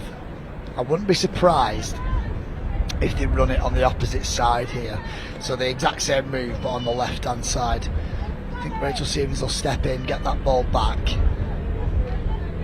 They're going to go into those quickies. She's going to pick up, look to that short side, nothing on. Oh, well done, Scotland have defended that just really blocked everything well. off, didn't they? Well done, Scotland. So that's one job done. Second job, drive off hard, transition on hard, and we'll see what we can get on 5th touch. It's a good start. That's good yards on 1. Yeah, that's number 13 there for Scotland, Sarah Macaulay. She's had an impressive game so far. Gaining those yards is so important, isn't it? They're up to the halfway line now as well. And Much here we better. go. And here is straight through. Oh, she's gone. She's gone. Oh my word! There you go. She's threatened that a few times. Yep, she has. And now she's absolutely nailed it. Fiona McKinnon, take a bow, doff your cap. Fiona McKinnon has just absolutely blitzed the Welsh defence. Ripped them to shreds. I tell you what, there's a couple of times in the first half where Scotland were driving hard, but then they'd get caught on the back and have to bring the ball back, start that momentum all over again. She's took a gamble there and thought, there's a bit of a gap, I'm just going to go for it. And if I get caught, I'm going to come back. Then that's kind of that setup. Why not do it? It's worked. She's gone for it, and 2-all. That's what we talked about. We talked about that two-way swing. We had Rachel Stevens, Wales strike player, come over in this corner. She didn't score. Scotland did it out, and now they've got it back again. There's a little bit of a momentum shift here. That half-time might have come at a really good time for Scotland. But can Scotland capitalise on it, though? It's one thing to have the momentum, but you've got to convert it, haven't you? And they've had a great start by getting 1, but they need to keep it going, they need to capitalise, and that has just killed it completely, hasn't it? And there's a bit of space here on the right for Wales if they can exploit it. Scotland was subbing on. Yeah, that's a tough one. That's a coach killer. Because the thing that they look like they changed in the second half is driving harder. Yeah. That's what that score came from, and taking a risk as well, wasn't it? Yeah, it was. Yeah. So Bethan Van Sharwick, number 5 there, scored a try in the first half, plays it out wide. Oh, and it's a drop there. Samantha Healy. Scotland's line D has been really good this afternoon, really good, and they've carried it on to the second half. They've got to go hard on this driving. McKinnon's waiting in the box. She's waiting to come on. You've got to give her a good platform. At the minute, It's not good enough. That's way too far in your own half. Fifth touch is coming, and they're too deep. Still in their own half. That's fifth. Let's give it to Fiona and let her run. Here she is, Fiona McKinnon. Oh, they've got it back to 1. Oh, huge. She's making a difference. So it's a team game, isn't it? But Fiona McKinnon is the standout at the minute. What? We talked about it yesterday. I think it might have been Jono actually. Touch is sometimes it's quite similar to basketball in that you have your kind of marquee strike player, and then you have your supporting cast. You've got to have a Scottie Pippen to the MJ. I like the reference. I like the reference. And that touch is very similar to basketball in that way. And a bit of NFL as well. You're wearing a Cardinals jumper at the minute. You've got to make those yards, haven't you? Correct. Yards, push. And each team will have a quarterback that throws pills. And it honestly, you're not far off being right, because you'll see it tomorrow. You'll see it tomorrow in the Opens games. There'll be players that can just throw monster pills left to right. Yeah. But most of the time, they've got to pick options, and there'll be a good 5 options that they've got to pick from, and they've got to pick them in about. They've got half a second to pick the correct one. It's that much of a window. So even though it's awesome seeing a long ball go over the top, that ball player has selected that option in a millisecond, because he's got 1, 2, 3, 4 options to pick from. And it's same as a quarterback. Quarterback's dropping back, he's looking at all his options, and he's got to pick the right one. Oh, look, Rachel Stevens, Rachel Stevens, can she find someone? Oh no! Good D from Scotland to chase it down. They've got to put her under pressure there. That's great. They kept their head in the game. Rachel Stevens, great stuff there. That's awesome. It was Joanna Seymour, unfortunately unable to get the ball grounded.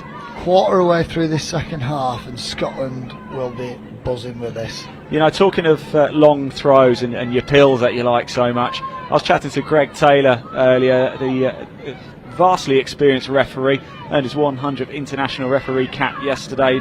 He's saying when you go to the World Cup, look out for Papua New Guinea.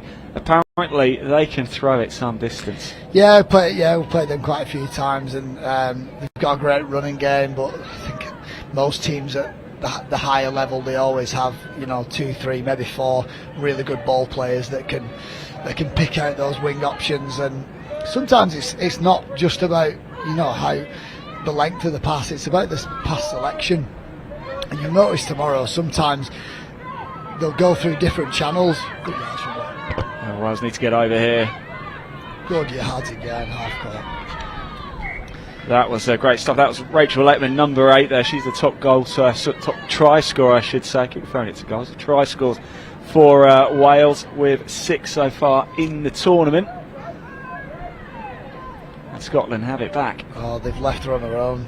They've done that a few times, Scotland. I don't know whether it's a lack of communication, where they'll drive one to the middle, they'll drive the second to the box, and then instead of one more player staying on to drive for the third, somebody's going off and wanting to get off the field.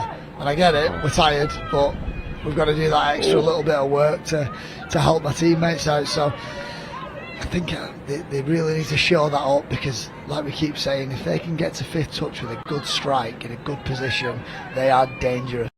Yeah, if you are just tuning in, hello, good afternoon. We're here at Nottingham University. This is the 2022 European Touch Championship. It's the women's 35 round robin match between Scotland and Wales. We're deadlocked at 2-2, but Wales in possession and driving forward. Yep, Stevens back on the ball. She's outside of the link. Ball down, score. And it's Tiawa time again here in Nottingham. Wales just getting their noses ahead again, but it's still only a 1-score game. It's Scotland 2, Wales 3. Let's have a look at the replay. Stevens is that quick. She's got outside the middle, then a link, and I think she thought she's in that much space. I think she thought she was half for a bit, but then dotted the ball down. Wales look really good when she's on the field. Really good. Both teams have certain notable players so far. I like to do a player of the match, and for me so far, Fiona McKinnon's right up there. So is Rachel Stevens. Yeah, those are the 2 players. I mean, sometimes, especially when you don't know teams that well, or you've not seen them play that much before, you can kind of tell who the strike players are really early on, and who their on-field generals are, who their on-field coaches are, and those 2 are definitely the strike players for both teams. McKinnon wants it back on that quickie. Oh, she doesn't get it. She's slipped over there. She's all right, so we'll play on. A little bit of a limp as she comes back into the line, but she soldiers on, and Wales will break back into that deadly transition. They move towards the box, so what Wales have there is that third drive in. That's the one that's killing Scotland, and 4 even quicker. They're going to get to 5th touch The now. better Wales, aren't they, getting the more touches into the Scottish half. Yeah, it's just quicker, it's with a little bit more intent. Oh. It would have been nice to see there if they'd have got back to the middle for a 33 scoop, because there was a lot of space to the left hand side for Stevens to run into. But they've killed the ball in a good position. Scotland have got a long way to get over, and they're really struggling to get to the box at the minute. Yeah, they are, aren't they? Tackles are racking up already, and they're not even anywhere near the halfway line just as yet. 5 come in, and they've got to scoop from their own half or feed it on. Got to make something from nothing, and it's a turnover again. I think they might have lost the count a little bit there. They might have thought they had 1 extra touch, and that's just credit to how good Wales midfield D actually is. You have somebody shouting at the sidelines there, don't you? Touches. Yeah, so sometimes you'll hear box wingers or your far side winger calling out the touches, but sometimes they won't. It's the referee. Sometimes the referees call it, sometimes you don't. Sometimes it's going that quick and you just kind of lose the count, and especially when you're being put under that much pressure. Like when Wales get this midfield D right, they're not letting Scotland breathe, and I think that's the reason they're 1 up at the minute. We've got 10 minutes to go. Wales will look to start to close this one out if they can. I've seen for Wales, number 4 Natasha Matthews and number 8 Rachel Letman have been teaming up quite well in this game so far, and they're both right in the heart of the midfield, and seem to be getting the ball off to each other well. Yeah, so that's a great pill, right to left, and down they go. Well. I think he's given forward. Oh, he has. Oh, a let off for Scotland. Exciting stuff. It's Scotland 2, Wales 3. It's the women's 35 round robin, day 4 of the 2022 European Touch Championship. I'll tell you what's even more exciting. Ben Meakin has just offered to take me for a takeaway tonight. No. Take me for a takeaway. Offered me Take you for a takeaway. Yeah, take me for a takeaway. Who's going to make you stand in a queue? Yeah. What he means is he's going to send you out to go get it. Yeah. He's going getting it. Here's a question for you then. Chinese or Indian? Tonight? Well, just in general. Which is your favourite? It's hard, isn't it? Depends on mood, I suppose. That's too hard. I might ask that for my next interview. How about... There's the touch there. How about your last meal? What's your last meal? My last meal, I'm instinctively going pizza. Pizza? Okay. But I do like a good steak. Like a really nice steak. Yeah. Nice fillet steak. That's really tough. That I'm going sirloin. So okay, fair enough. Yeah. Nice and bloody. Some really nice chips. Some really nice chips, absolutely. Yeah, I do like a good pizza. Right, back to the game because we're getting hungry now. And Fiona McKinnon on the ball again for Scotland, trying to drive forward, but it's now time for Wales get back onto the attack, and Scotland managed to push a bit further up that time, but they haven't really troubled the Welsh half a great deal in the last 5 minutes or so. No. As the game wearing on a little bit as well, obviously it was tough to get that momentum off driving anyway, but as the legs get a little bit more tired, Wales seem to just have a little bit more in their step when they get down to the line, and Stevens will set up for a middle scoop. She's found a hole, but there's good defence coming in from this side for Scotland. They're staying in this game. Wales haven't shut the door yet. They're leaving it open for Scotland. Well, you can see it happening. It's still a 1-score game. We've got anything can happen. 7.5 minutes left to go, so there's still plenty of time on the clock. It's just whether fatigue's going to be a factor. A few unforced errors going to be a factor. Can Wales... They could have got that ball away then. There's some space on the left here. Yeah, I think... Oh! You said it before, but I think you've got to start taking chances if you're Scotland. And when they were coming on then, Wales were so compact over to Scotland's box. If they could have just found one little tip on pass, I think that's what you're looking for. So when Wales are pressuring Scotland, woof.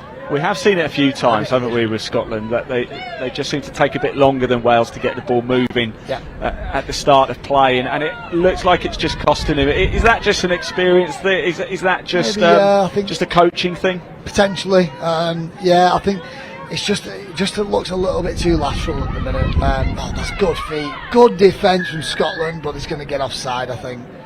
But we saw the speed of Wales then, you know.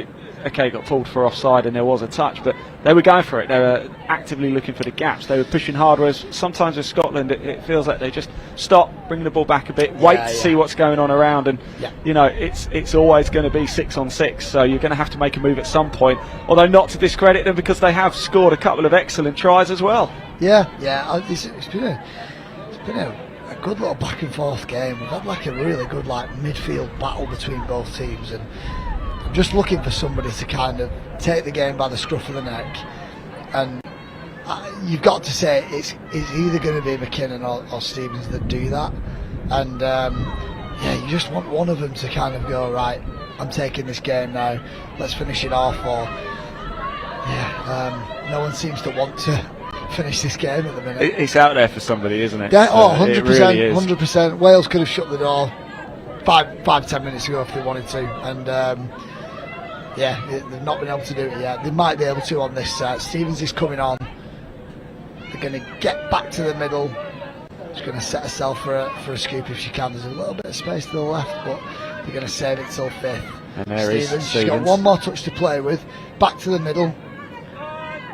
And she's going to drive straight back into a quickie. Bit of space to the right. Scotland remaining nice and calm. And that's the turnover. Well done, Scotland. Yeah, they just kept the calm, they kept the composure. Just shut the door on Wales. 100%. They did so well to recover there because Wales had so much momentum. They bent the line out of shape, and I was expecting Wales to put the game on ice then, but door's still open.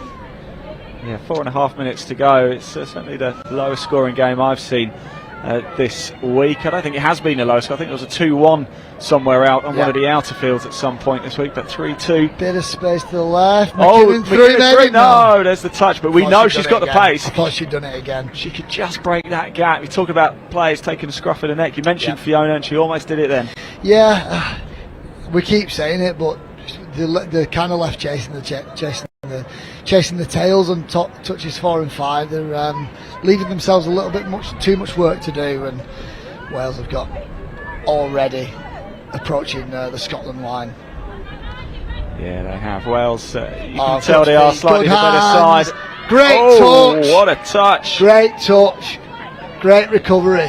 It was Samantha Healy for Wales, almost going over the line, but not quite getting the ball grounded before a touch comes in, but it's still Wales on the ball. Another opportunity here. Can they make this a 2-score game? Can they? There is space. Oh no, can't quite get that hands on it. We're still on. Start again. You know, I can see Scotland in the very last second of just getting over you know it. What? It's made for it, isn't it? I can. I can see Fiona McKinnon breaking the defence and legging it from the halfway line all the way over. Yeah, but the way Wales are defending in midfield, it's just tenacious. That's much better from Scotland. They can go off that, and there's a bit of space in the middle. They might play through. That's back to 1. Oh, sir. Ambitious play from Scotland. Unless they've given the touch.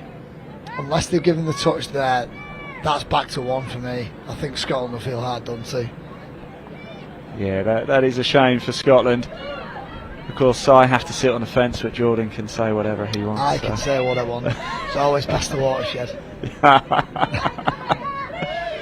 Here we go, Wales back into the Scotland half. It's finally poised here in the women's 35 round robin. Scotland 2, Wales 3. Time is ticking on. Just over 2 minutes to go. This game is still up for grabs. Play through. Is this it?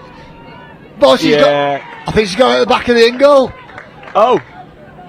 Yeah. So her feet were out the back of the dead ball before she could get it down. Oh, I want to have a look at this because I so thought she grounded it in the right that's place. play on. Pass to the wing, and the feet are just out before she gets it down. Oh no. Samantha Healy there. A few times she's gone over, thought she's had it. I was but just not about to quite say speed. Scotland have been given another chance, but they've given the ball up to Wales. If Wales can score here, it's game over. If Scotland can get the ball back in the next 30 seconds or so, they've got a chance to level it before we hit the hooter. 32 short from Wales. Is this it? This is going right down to the wire. Can Wales kill the game? Is that ball down? No decision from the refs. And she looks a bit hurt, unfortunately. I hope she's actually getting onto her feet. That's a good sign. Was that number 12? It is. It's Abby King. I think she took a bit of a hard fall. It's her knee strapped up as well. Hopefully she's okay. Yeah, I hope she's all right. But Wales have the ball. The time is ticking. We've got less than a minute on the clock now. That's the thing with injuries. The clock can't be stopped. And that's taking up some time for Wales. And time is against Scotland here, but that's a great score. There you go, and that Great wins score, the that's game. your game. And it was the play that they ran on the right-hand side a couple of minutes earlier. She scooped through, she skirted the in goal, and this time they can dot the ball down and finish it off. On the in this pod of players, like you said, Rachel Letman's the one that's the strike player in that pod of players, and we've talked up, we've bigged up two players for Wales and Scotland all the way through. Rachel Stevens on one side of the ball, Fiona McKinnon on the other side, but it's actually Rachel Letman that's put the game on ice for Wales, and I think they deserve that one. They had the noses just ahead throughout, and I wouldn't say they never felt they always felt uncomfortable, or sorry, they never felt comfortable, but yeah, they deserve that win. Based on previous results, though, Scotland have got to be happy. I'd be really happy with that. At the same time, you'll kind of feel a bit disappointed because I think that was there to win, or at least to draw. And I think they had the time, they had the chances to get something from that game. So yeah, they will take stuff from it. Like we said, it's all a learning experience, but at the same time, there'll be that in the back of your head that thinks, we could have got a win there. And, yeah, but no, that was an entertaining game, and it's great to see all the players coming together for 3 cheers at the end. Always good to see. Just off camera to the left, but yeah. Joint photo, it looks like, as well. What could have been for Scotland, but it was still an impressive performance anyway. It ends your women's 35 round robin match between Scotland and Wales. Wales 4, Scotland 2. Almost time for our next game. It's going to be the women's 27 round robin match between Spain and Switzerland. Jordan, thanks so much for joining me on comms on that one, and we're going to hand back to John O.C.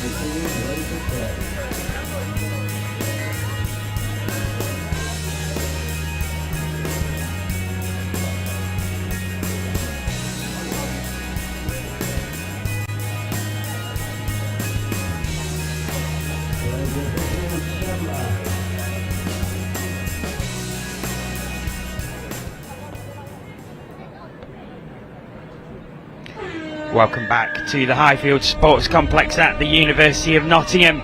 Underway in this women's 27th round robin game. It's Spain against Switzerland. Spain in the blue and pink strip, Switzerland in the red. Spain going from left to right in this first half. I'm delighted to say Robin Budd joins me again for this one. Try and manufacture some high drama like the last one, eh?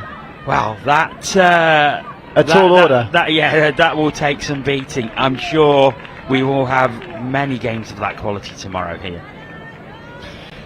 Many tomorrow, and today just a little bit of a wind down for us. Is that probably fair to say? Yeah, well, these two teams in a 16 competition, they're third and fourth in the table, and this is the last game of that pool. So the other games have been completed. They will finish in third and fourth, so both safely through to the semi-finals. Well, interesting. What do you do here? Do you gear things up? Do you say how we're going to play in our semi-final? Try some things out, make sure you're in good shape, or do you just take it a little bit easy and make sure you make the semi-final? That's the question. Yeah, it's an interesting one, isn't it? Because I suppose they're both there. Do they take the foot off the gas and save the legs, or do they try and make a statement going into those semi-finals? Yeah, exactly. Well, I guess we'll find out pretty soon. Spain have been an interesting little surprise package in this tournament, I think. They've finished higher than some of the home nations, if I'm not wrong, who you'd maybe expect to be stronger. Yeah, higher than Wales and Ireland, with 15 points from their 9 games so far. So they won't catch Switzerland because Switzerland have 20 points. So Switzerland will finish third, Spain will finish fourth. Spain will play England in the semi-final tomorrow. Scotland will play Switzerland in the second semi-final. I see. Well, I think Spain are very athletic. They've got some good ball skills, which has sort of stood them in good stead in this tournament so far. So I think they're going to be really strong on that. Yeah, what do you take into the semi-final? Hopefully your body in working order. That's always the priority. And a nice little opportunity here, and I think she's got it down. Yes, she has. Yeah, so it is Switzerland who take the lead early in this one. And I suppose the positions in the table will sort of point to Switzerland being the favourites for this game as we see this one again. Just a quick pass into the hole, and down it goes by Claudia Watford. Well, Watford who popped that down. You were locked into Irish name mode, and you had to revert to Switzerland name mode there, weren't you? Yeah, good finish, good touch. I think Switzerland are a more structured team, and actually do have some decent athletes in there as well. Spain, they'll run around, they'll generate chances through that. So this can go either way. What's the head-to-head? Head-to-head, they played each other once before on a Wednesday, and Switzerland won 6-4. 6-4 isn't a huge margin, no. So you could spring a surprise here. Who knows? They could indeed. Switzerland do have the ball as the pitch one is bathed in sunshine. It's probably the warmest it's been all day about now, because we've had a really cold breeze blowing most of the day across this balcony. The sun does hit it at this time, so it's warmed up nicely. Unfortunately, it's only hitting my legs, so I'm warm at the bottom. I'm gonna hang you off the edge of the balcony like a gangster just to warm you up. It's cold in the shade and it's warm in the sun. It's a very English summer day. Because I was up here with you earlier, I went out for a stroll around the grounds and warmed up nicely, and now I'm back up here and send help, send thermals. I just realised we've got Anya Tomazuska, who I think is about to award that try as the on-field referee, refereeing her countrywomen. Country of residence, because I think she's Polish. But yeah, Anya Tomazuska just gave that try. She's based in Switzerland, so they'll be her club mates. They'll be some of her friends on this team. But we're all good. We're all neutral when we come to ref. So 2-0 Switzerland lead. 2 really well executed scores. There's not much to be said. I think if you're playing good, open, aggressive kind of structured touch like they are, I think Spain are going to struggle with that. They don't seem to have that same structure to their game. Yeah, it's Spain who looking to get one back from the tap off. Good defence so far by Switzerland, and the ball just put down a little too hard, which means it rolls, and that means Switzerland will have possession back. Yeah, lost in the roll ball there, wasn't it? Not too good. They got up to the line. They had a little chance they might have struck off the back off, so there's always options, but now we're driving to the middle. We are indeed in Switzerland. Going through, good drive so far. Picked up in the middle and looking to go to the middle outside, but it's too many touches, and Spain have possession once again. So what can Spain give us here? What can Spain try out? I think if you've got a semi-final, you've got a team like England, I think, you know what I'd say? I think, do you want to try and play the way that the teams you're up against play? If they're athletes, if they've got the ball skills, maybe they should look to play a bit more expansively. There's a little opportunity here on the outside. I wanted us to straighten and try for the 2-on-1, but she scooped, and there might be an option here. I didn't think back inside was the option. Just to let everyone know that Switzerland, who will be playing Scotland in the semi-final, that will be on this pitch tomorrow. And then we will have the women's 27 final. I think that is at 2:50. So nothing but knockout touch tomorrow, I think. Or yeah, maybe the last dribble drabble of pool we've games. Got a men's open round robin to open the day. I think that's Belgium against Scotland, but then it's knockout all the way from there. It's quite funny that the way it works with the format. So we're going to have a touch and pass in the middle over here. It's quite funny how it works with the format that you've got teams still finishing off games against each other before the finals, and in a few cases, I know I was speaking to Dan Powell, who's the senior mixed England senior mixed player. He was saying that they're playing France in a round robin game in the morning, and they're playing France in the final in the afternoon. So yeah, it's another little dynamic, isn't it? You know, you're up against the exact same team later that day. How hard do you go? What can you put in their heads? That's a really difficult one, isn't it? Because if you play the game you're planning to play in the knockout, are you giving too much away? It's a really difficult one, and that must be a real quandary if you're a coach. I know I've spoken to. So look, I'm a very one-dimensional man. I'm a very simplistic man. So I think I can operate on multiple levels. I've spoken to coaches who do say they keep some of their playbook back early in tournaments. A lot of the more the teams with a bit more support staff, or the teams who've sort of got the countries who've got multiple teams at the tournament might send someone over and say, right, you know, we're playing our men's open game over here, you're playing our next opposition over there, let's have a look, let's see what we can do, and that does sort of justify maybe keeping some things in reserve. The only other thing though is, I don't want to sound like I don't want to be wrong, I never want to be wrong, and often am, but never mind. It's not a huge game of subterfuge. It's not a massive game where you can completely, your advantage from concealing what you're going to do is much less than your advantage from being drilled in what you're going to do, and the only way you get drilled in it is by doing it in a game. The majority of scores you could tell the opposition what's going to happen, and they'd struggle to defend it much better if you execute it well. So, I think there's an element of that. I think you can overthink this idea of like, what do we keep in the bank? What's our sort of dynamite, finals only firecracker play? Kick left and there's an overlap, but it's gone the other way. There's a space in the middle as well. But long hair, I've been saying. You wanna play touch? No long hair. Right, we're just going to take a break here for a second, and let's head over to Ian in the studio. Over to you, Ian.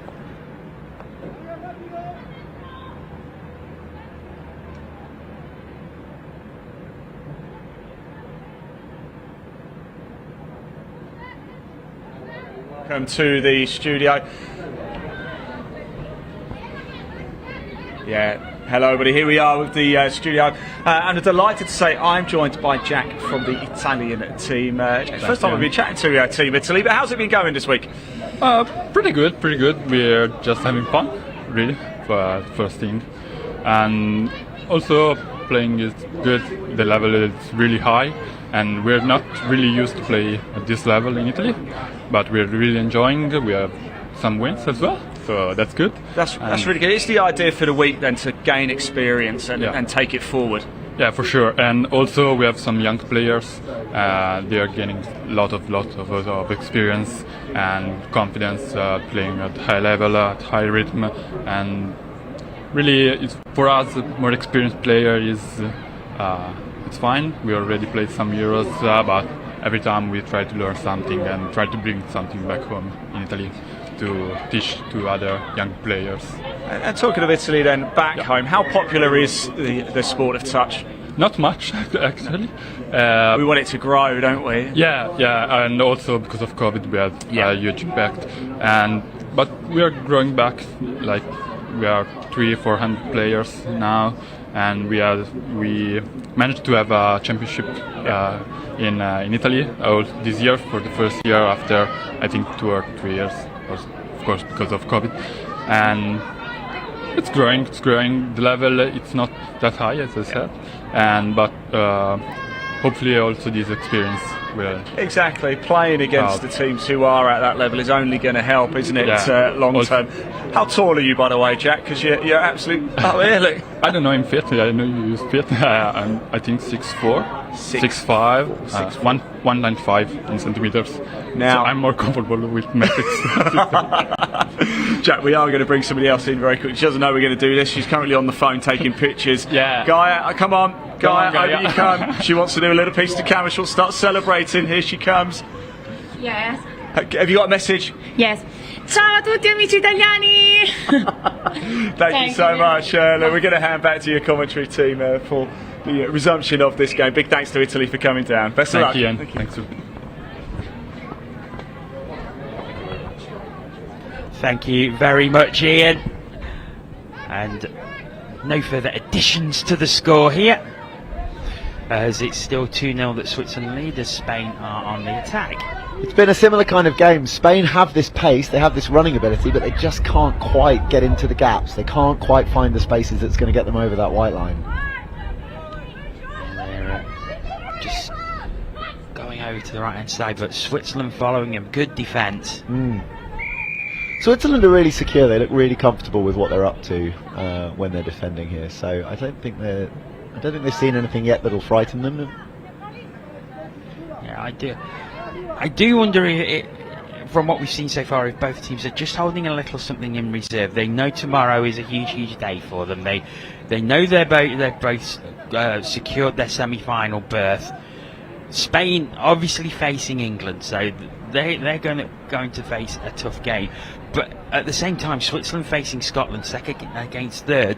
We saw fifth against sixth in that quarter-final earlier. And it's a similar sort of scenario, isn't it? Well, actually, not to diminish the game in front of us, but I'm really curious, what's the head-to-head of the second... I've completely blanked on the name of a country. This is why I've never been good at geography quizzes. Of Switzerland and Scotland. Scotland. Just bring Switzerland because that results probably is a bit of a tight one. I don't think Scotland are too far ahead of Switzerland. So Tuesday in the opening day, Switzerland lost 6-2 to Scotland. But then yesterday they drew 5-5 with Scotland. All right, let's focus on the last one because I hate being wrong. That makes it very saucy, doesn't it? So It is indeed. I think if you've got potentially, let's look at that in the light of you've got a Switzerland team who struggled to find themselves on the first day and then got there. Then you're in an interesting situation. You've got two very even teams, which is funny, really. There's something liberating for Spain. They know that they're not really necessarily going to have a lot of luck against that England 35s team. I should declare an interest here. If you want to do the head-to-head there, so Tuesday England beat Spain 10-0, then yesterday England beat Spain 12-1. So it's knockout rugby. Anything can happen. And listen, but you've got to say England go into that game heavy favourites. Yes, the heaviest of favourites. You need a forklift to. Oh, nice little check in from the Switzer. Oh, and it's off again, but it's down. As is a player as well, actually. I don't think there's any malice in it. I think they're just making sure she's okay. Yeah, just back up. She's fine. So that's good to see. That's number 10 is Irene Welty. Always strong opinions on the refereeing. She does a little bit of it herself and likes to give us an idea of where we're going wrong. So she might have had her own opinions on that touch. And there's an over the mark there. Anya Tomazusi is going to give that one. So can we get top scorers in the division? I'd love to know. So we've got an England team that should go into that heavy favourite. It's an England team that probably will go into that with one eye on the final. But equally, that creates its own risks. That creates its own situations where are you fully geared into that game? Are you fully in the right place to give yourself the best chance? I can probably give you top scorers for each individual team, but let's do top scorers for England. See what we've got for England. And then give me a second. While we've got you doing Bill Frindle, what's Spain's highest margin of what? I'll let you do the first one before I stack you up. Anna Wilson is the top scorer for England, 19. Yeah, fantastic. So very strong players in that 27s team. So they've got, and Anna Wilson's a link, I think, in that team, and really able to find those gaps. And I think that the Swiss defence, which isn't, the Spanish defence, which has already been found wanting a couple of times by Switzerland, is going to really struggle to deal with that threat from England.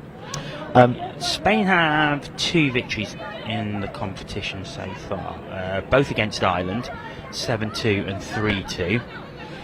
And then they had a 6-all draw against Wales, and another 5-all draw against Wales. So I think that's what's taken them up into 4th place, is that slight superiority in points that they've got over Wales and Ireland.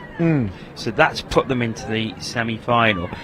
If you look at them against Scotland, for example, 8-0 and 11-2 losses. We've already mentioned 10-0 and 12-1 losses to England. And then they had a 6-4 loss to Switzerland in the previous time that they played. So their narrowest loss margin is 6-4 against Switzerland. So what's interesting for me in that is they are putting scores down. You know, we're a long way into this first half and they've not got over the whitewash, but they can. So what can they show us? That's my thing. What can they give us in this half to get themselves over the line, get themselves on the scoreboard? Yeah, the 28 scores they've made in this competition so far, but they have the 4th best defensive record, and that's probably what's seen them through. Yeah, I think that, and actually that's where athleticism helps you out. Structure is all well and good, but actually if you can just chase real hard, you can probably keep out an awful lot of attacks, and I think it's done them reasonably well here. If you think about the Swiss scores, I don't know why I found that hard to say. If you think about the Swiss scores, they've mostly involved little checkbacks, little touch-specific things, whereas when they just try and beat someone on the outside, Spain are more than equal to it. That's something for England to think about, I think. But equally, that's a very capable women's 27s team that will probably, have that in the locker and definitely have ways to protect themselves. And the thing is, it's a very round robin and knockout is very different we see it in the NTS. The morning round robins, when it comes to the knockout stages in the afternoon, they're very, very different games, very, very different levels of intensity. And I expect you're going to see exactly the same tomorrow when we get to the knockout stages in all of these competitions. Yeah, definitely. All of a sudden, it focuses the mind, it changes things up. So I think we'll definitely be seeing a lot of. Well, does it sharpen you up, or does it make you a little bit? What was we were saying about France? Rattled. So yeah, we've got going to have another turnover here, and it's going to give Spain, I think, one last chance just before half time, just to really sort of gear themselves into this. And the thing is, it's now we are, as we get to the end of this day 4, final day tomorrow, we're looking to set it up. We want as many people watching the streams as possible. We want to try and get as many people down to this complex to come and watch, come and experience it tomorrow. Tomorrow is going to be a great day. I mean, not only knockouts on this pitch, knockouts on every pitch, on the pitches behind us as well. Yeah, there's going to be some very intense, high-quality touch rugby. Yeah, 100%, and intensity is the key thing there. Intensity is absolutely the key thing. So all of these knockout games, the nice thing that happens as well is because everyone has slightly fewer games, a lot of the other members of their national squad will come out and cheer them on, support them, and so already you've got the makings of your crowd, you've got your pressure cooker, you've got your shouts from the sidelines, your fans in the bleachers, and it just changes things up so much. It just really gives those games an edge. So yeah, really different dynamic, different atmosphere, and I would absolutely say come down. I think it's absolutely a sport that's best experienced from the sideline, which is where I'm likely to be experiencing it from. So yeah, definitely a really exciting day tomorrow, really exciting. Oh, there goes the hooter for the end of the first half, and Switzerland 2 ahead, and then they've just really managed the game since then. They really have. They got their noses in front. They've not looked particularly ruffled after that. They've been really in control. And I believe, are we about to have an interview with the most handsome man in Bulgarian touch? Yes, I do believe we are. I think we are going to hand back over to the studio. Ian, over to you. Thank you, Jono. Yes, as you can see, I'm joined by Stefan from Bulgaria, and I'm delighted to have you here, Stefan, because it's Bulgaria's debut in the European Championships. How's it been going? It's been going good. It's lovely to be here. Playing touch at the highest European level is awesome. Even though it's been quite hard, quite tough for us, it's good that we're here. We really like it. Big hats off to your team as well. We saw one of your games yesterday. Unfortunately, one of your female players got injured, so you were down to 5 for the entire game. But nobody's heads dropped, did they? They stay going, they keep pushing, and it's a real congratulations to you. Thank you. Yep, that's why everybody's here to enjoy the game. It's not about winning. It's not about even scoring a point is a big thing for us. So that's it. Get enough game time. Enjoy proper games.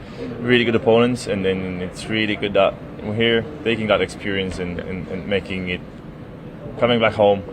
See where it is going to go. Now, we were talking off air, weren't we? You've been playing rugby for 15 years, only touch for 3 years, but then you said, I absolutely love touch. What really got you into the game?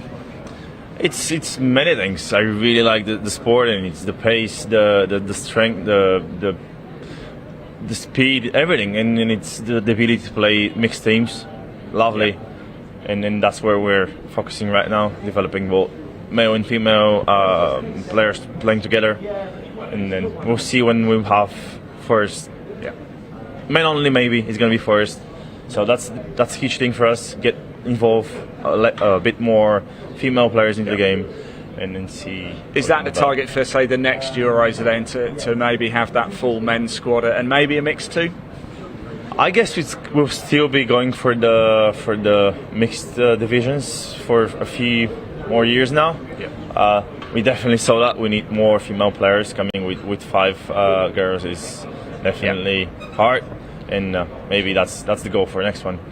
Attract a few more female players. Yeah. Make a good sync with the male players, and go and make First of all, it's going to be score a bit more points, then it's going to be play some more competitive games against higher. It's a better time teams. thing, but having the experience of playing in these tournaments, you learn from the opposition too, don't you? And then you can take it back home. How popular is touch in Bulgaria? Is it a player pool problem that you just have? Definitely, like touch is really, really young. We've started, we said 2019. The growth was affected by many different reasons, but getting more players into the sport will definitely help us grow, and this is a great reason for one of the many reasons why we're here. Expose that you can play the level, the game at the highest level.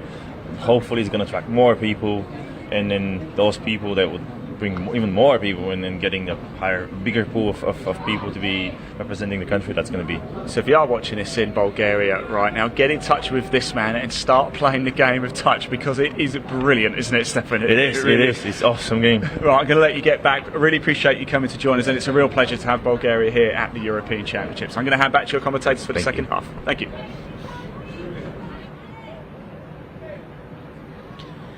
Thank you very much to Ian. We are back here in the commentary box. We're awaiting the second half of this game. Switzerland 2-0 ahead, and it's fair to say, Robin, they've looked very, very comfortable in this game. Yeah, Spain have really struggled to put them under threat. It might be that that's because they're deciding to just go a little easy. It might be that they're eyeing up that England game and saying, well, let's give that 100%. Let's make sure we're in a position to do that. Or it might just be that Spain are very structured in their defence and not really giving Spain much to use. Either way, it's a pretty difficult one for Spain to get themselves into right now. Let's see what they've got for us next. It's Switzerland do have the tap off here. I wouldn't be surprised if they do a similar game plan to what they had in the first half. They might try and get a couple of scores early and then just manage the game. Sorry, I was laughing because the Spanish player did the classic hands up, I've done nothing wrong, even as the ball was kicking around her feet. So that's being caught with the murder weapon and denying that you're on the crime scene, really. I think both sides will keep with the plan. I think Switzerland are playing touch in a bit more of a structured way. It's given them some advantages. Looking for phase here. Oh, it's zero touch. Yeah, zero touch it is. But it's an offside. So it'll be one of those where she was only there because she wasn't onside. I would like to see Spain try and use the width. There's some tired bodies out there. There are a couple of Swiss players who maybe are very good technical touch players, not quite as sort of quick on their feet as these Spanish players. Like, try that. Let's touch first. Let's see how they get on with that and give them that different challenge, because sometimes it's all very well to play touch as a structured game. Sometimes it's good to just find different challenges. We've seen Spain on this pitch a couple of times so far in this tournament, and often been on commentary with Mal, and a player we both picked out is Elena Lopez Cañara, number 11 for Spain, who has played very, very well when we've seen. Everything seems to drive through her. I'll keep an eye. I haven't seen them play at all yet, actually, so I'm really interested in this. They play very much compared to what I've seen from Spain previously on here. They play very, very much within themselves. They're a bit more expansive here. Oh, it's on! It's on. No, not quite. No, the door was open for just a second, then it was slammed shut. Number 5 showed some really good hands in the build-up as well. She got the ball, immediately got a defender, and then off she went. And going back here, the little behind pass, but I don't think Colette Labrador was just expecting that. And the interview's coming thick and fast now. We're going to head back over to the studio. Over to you again, Ian. Hello everybody, welcome back to the studio, and I'm delighted to say the only country I haven't spoken to yet have now joined me, Henrik from Germany. Last but not least. And we're in the midst of the president as well, not the president of Germany of course, but the president of Touch in Germany. Henrik, how's it been going this week for you? Oh, it's been terrific. I mean, just being out here and seeing all these teams and meeting all the friends that we've made over the years, and then playing good round of touch has been fun. You know, we've won a few, lost a few, but it's been a good experience so far. And that's what it's about, isn't it? It is about that experience and taking it forward. You're the president of Touch Deutschland. How popular is it back home, the sport? I mean, I'd say it's growing. You know, I'm not going to lie. The COVID years have been tough for the sport. People are looking at other alternatives, and it's been hard to get people back into it. But I'd say it's growing. It's definitely a growing sport. Such as is rugby, rugby union, and I think that's what we're trying to latch onto a bit to grow the player base. And I think there's a bright future. I mean, we're still in the earlier stages, but I think we are growing the right way, and it's fun watching it. We mentioned off air as well where Germany's located geographically. It's a good place, isn't it? You said you played a couple of practice games against France. That really helps the preparation. Yeah, absolutely. I mean, I think it's crucial to kind of get the shock out of the system early on, playing that high level. I mean, club touch in Germany is mostally mixed, so we rarely get our players exposed to the men's and the women's games separately. It's something that we are working on from an NTA point of view. But getting that done outside of the big tournaments and getting in that flow is really important, and we're glad that the French have been kicking out with us for a few times. So Henrik, what's been the highlight for you this week?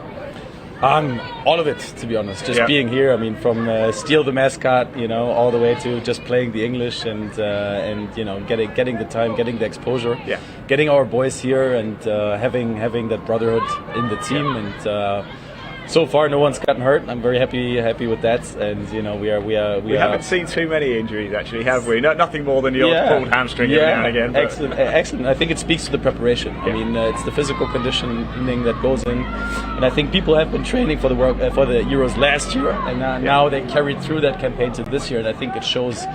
Very, very fit teams out there. I look at the Irish and I'm like, where do they breed these guys? It's crazy. But I'm happy to see it, and it's good fun to play it. Yeah. Well, who knows where it's going to go, Henrik? But it's only going to get bigger, certainly under your leadership as well. Thank you so much for joining us. It's a real pleasure to have Germany over here for the European Championships. Best of luck, and we'll catch up with you again, no doubt. Let's hand back to your commentary team for the rest of this game.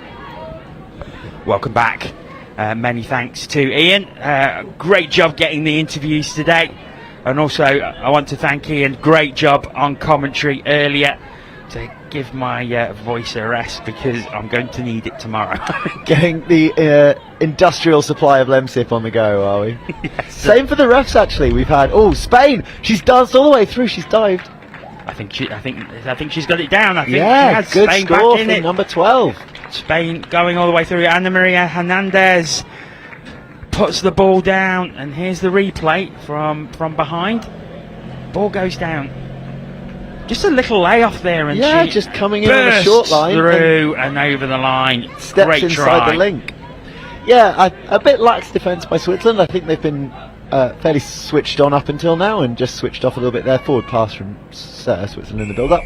So, a little bit of a lackadaisical defence. I think you saw we had a nice little close-up there from the camera in the end zone of the link's face, and I think she was a little bit mardy with herself about it. So, mardy, that's a good Nottingham word. We've got, is it a not? So this is interesting. So I've been spending some time with, I'm not sure what her title is here, because there's a different event organiser type roles, but Erica, who, fantastic job from Chris Simon obviously running the event, and then Erica, Meg Bays, I've committed myself to remembering Erica Robertson. It's in her email address that I've been sending stuff to every day. So Erica Robertson, Meg Bays and Aisling Musgrove all been doing a lot of the event coordination, event organising, and then a sort of huge team of volunteers as well behind them. Anyway, Erica's from the northeast, and my dad's friends and family come from the northeast, so occasionally I'll fall into those. So Switzerland now looking expansive. There's a big mid gap. They ran out of touches. I was going to say they sort of run out of steam, and it turns out it's because they ran out of touches. So the referees spend these 5 days screaming at players to get onside. We had a fine session this morning, and anyone who was so careless as to lose their voice got fined. How do you find it as a commentator? I've commentated on ice hockey tournaments, so junior ice hockey tournaments, where over a weekend you are commentating on in excess of 30 games of ice hockey. Oof. So in that respect, I've had a bit of training and got used to it.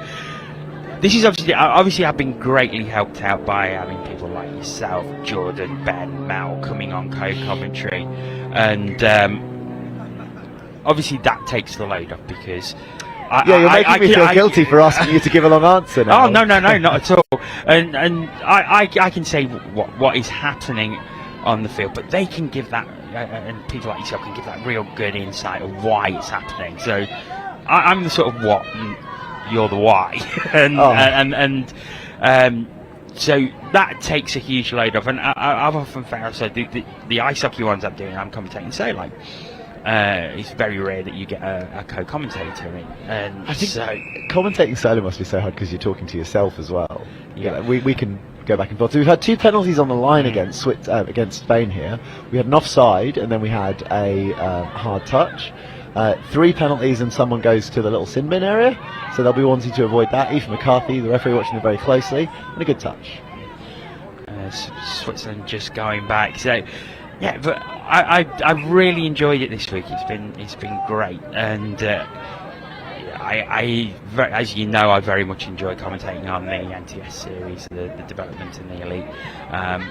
But I was really looking forward to this because I knew that this would be a step up because it's international. So I knew that it was going to be a step up in quality. There's longer games as well, and it's not disappointed at all. It's a step up at the top level. It's a huge range. It's a huge range, isn't it? But yeah, some of these games, I think we also forget that even some of the nations that aren't thought of as the stronger touch nations, when they actually get all of their resources together, they're very strong. They have some real players in those teams. So, yeah. I think what was nice from my point of view is seeing a lot of the players who I've seen in the elite and the development series. A great example: John Weston Stanley, Louis Treyers, and Camille Shepardine from Galaxy, then coming in to play on the same England team. I'm really interested to see how the way they play together at Galaxy, is it going to be a similar way that they play together here for England? Well, it's an interesting example that because John Weston Stanley he's playing in a different pod to the other two, I think. Oh no, he wasn't before. Is he now? I haven't seen him. He was on the game I was watching. We've only seen actually England's men's open once on here. As Switzerland score again. So sorry. It looked to me like it was nice little sort of just run through the middle, and so she scooped and then she's given, and it's Irene Welty, who I did shout out earlier for never being backwards and coming forwards, and she's got herself over the line there. So 3-1 Switzerland lead, and they restore their two advantage. I think it's an interesting one actually, in a way that some countries, the bigger countries, almost have a structural disadvantage. These Swiss players, I think there's 2 or 3 big touch. Oh, it's good hands, and it doesn't quite come off.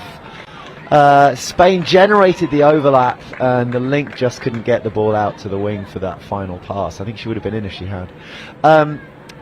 Switzerland, they have geezers, at least one other that I forgot the name of, and maybe a third. So actually, a lot of these players might know each other a fair bit better. They might play together a fair bit more. It's something that we find with the junior competitions, is that sometimes actually, if a country's national team in the juniors is pretty much based around one city, they come into that tournament stronger than the England one, because the England one's sort of often taken from everywhere. Switzerland are through, really good hands, not quite got the pace down the line to finish. Yeah, good touch coming back from Aniera Sanchez there.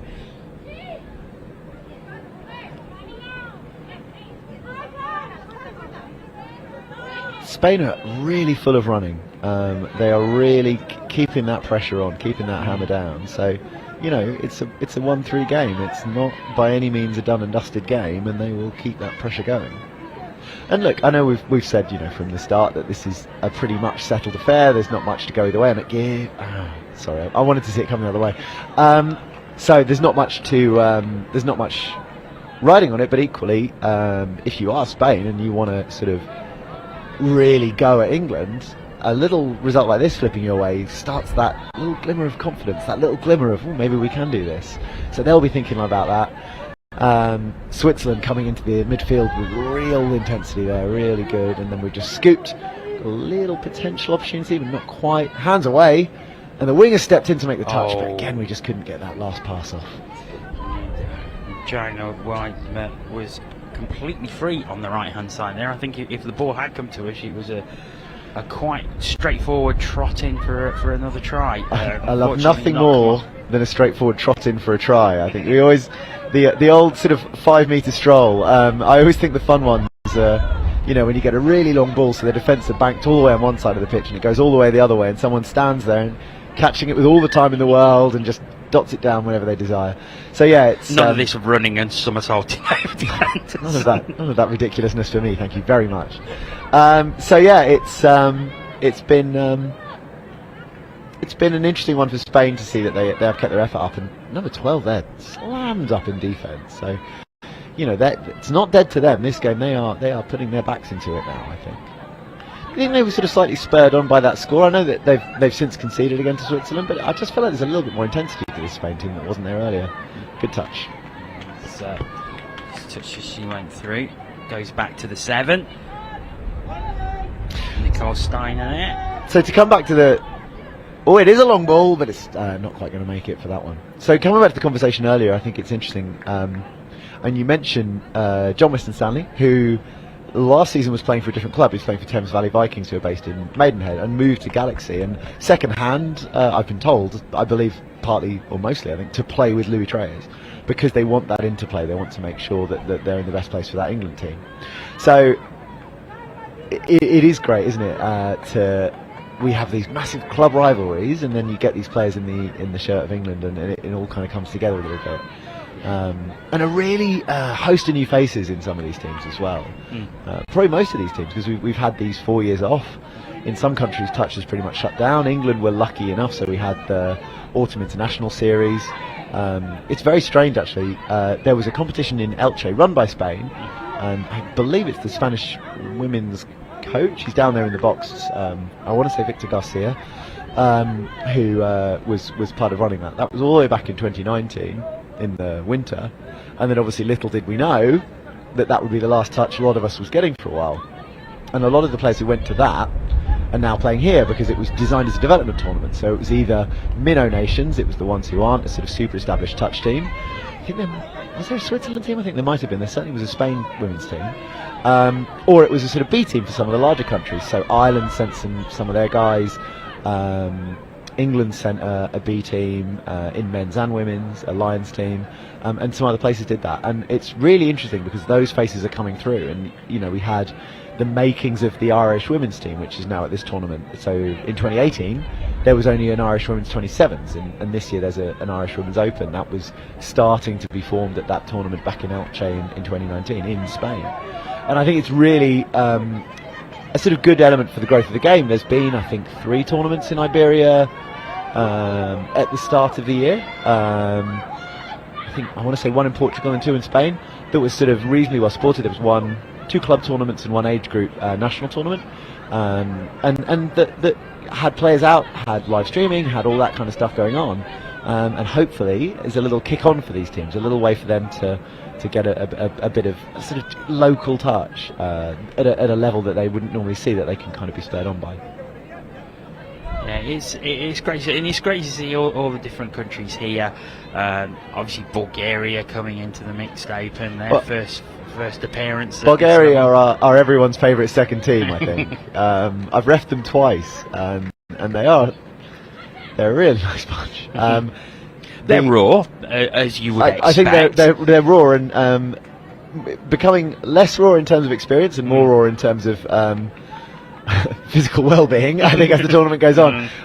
You know, yesterday was middle point of the tournament, and I think they only had 3 fit female players, so you know, it would have been hard yards for them, but what an experience. Yeah, I think there's a novel in there somewhere about the Bulgaria team turning up to the European Touch Championships and sort of the little cobbled together group they had. And there is for everyone. I think it's so great. You know, you think this Spain team, the majority of them, I'd love to know whether they've even picked up touch. There's a few clubs, so I know Jen Lee, one of the referees, also plays. She's sitting down there. She plays in Valencia, I think. There's some touch in Elche. There's some touch in some other places. Yeah, to get to a point where there's 16 of you in an age group team to get on a plane together and come and play is fantastic. Yeah, definitely. And I think it's worth pointing out this is all self-funded as well. There's no. Yeah, it's all amateur. There's no there's no massive sponsor or anything like that. It's all pretty much out of their own pocket. No, very much so. There's very little money that comes in that isn't from the players themselves, and the organisers are very mindful of that to make sure that everyone's sort of costs are managed as much as possible and as best experience as possible is delivered. But it's so relevant for the players when they make their plans to come to these kind of things, because you just can't. You don't put your life on hold and spend all that money not to give it your all. And giving it their all right now is Switzerland. They're driving really hard up to the line. Just run out of puff just a little on that last touch, but going to have a penalty against them, I think, for a touch and pass. 3-1 Switzerland lead. We're 2 minutes away from the final heater, and I think that they've both teams have really taken the options to take it a bit easy and save themselves for tomorrow, which is perfectly understandable. Very understandable. I think, you know, it's. I think they'll both come away from this pretty happy. From Spain, they've really shown some pace and intensity, and they did it again there. They almost had an overlap actually out on that wing. They did it again there. They really showed a bit of pace and intensity and showed what they're about. And for Switzerland, I think they'll have run through their playbook a bit. I think they'll have, you know, made sure they didn't take too much out of their muscles. And they'll be set up nicely for tomorrow as well. And that's the crunch game for me, I think. Take nothing away from Spain. I think they've got some ingredients that could be a bit of a surprise for England women's 27s, but really we should be, you know, you should be expecting the 27s to finish that one off fairly comfortably. Whereas Switzerland, a bit of a tougher test and a really interesting game. Spain have the ball back. We're into the final minutes, so maybe a chance of a final drive if they can get it to within one at the final whistle. I'm sure they'll be delighted with that. Yeah, I really want to see them just throw it around a bit. I really want to see them back their speed a bit more. I think they're running a sub play. They've got this fresh pod on, and with the last 30 seconds, let's see what these folks can do.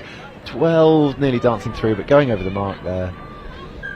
The over the mark is much more about timing than positioning. It's much more about the fact that you didn't anticipate and didn't sort of prepare yourself to roll the ball than it is about any kind of structure or you know, gaining an advantage by being a metre forward, and that was definitely what happened there. I suppose that's a slight difference as the heater goes from rugby league. Rugby league, they have to physically roll the ball back, whereas here in touch, it's straight down and pick up. Yeah, the main difference, and I think it's telling here.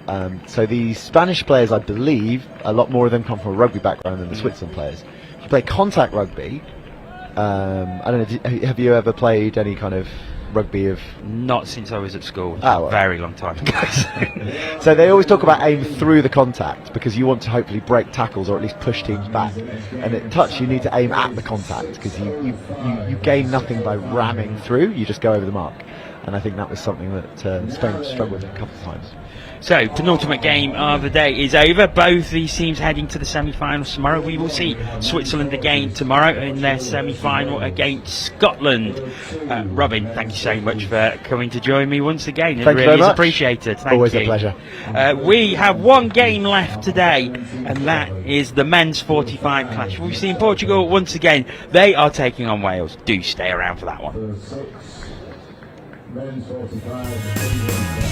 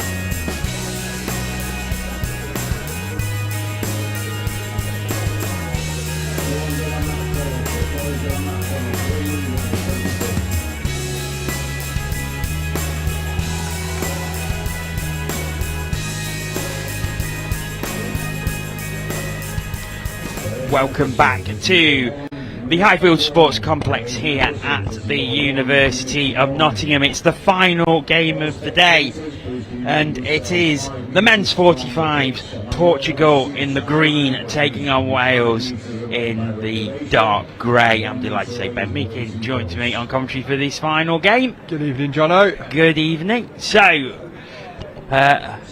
last game before tomorrow.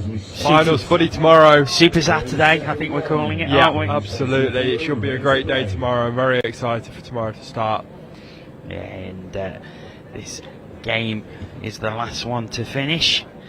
And men's 45s. Portugal, third time we've seen them on this pitch today. They've been very lucky, haven't they, to be on field 3 times in a day. Very lucky, so they should know the way around this pitch. They certainly should. We'll call it a home pitch for them today. I think it is really. More than anyone else has been on this pitch today. And but it's not the start that they wanted. Not at all. So Wales have the ball. Portugal can't take advantage of the tap off. And they are driving towards the 7-metre line. Just calming it down a little bit as it slows up, but we're going to look to strike here.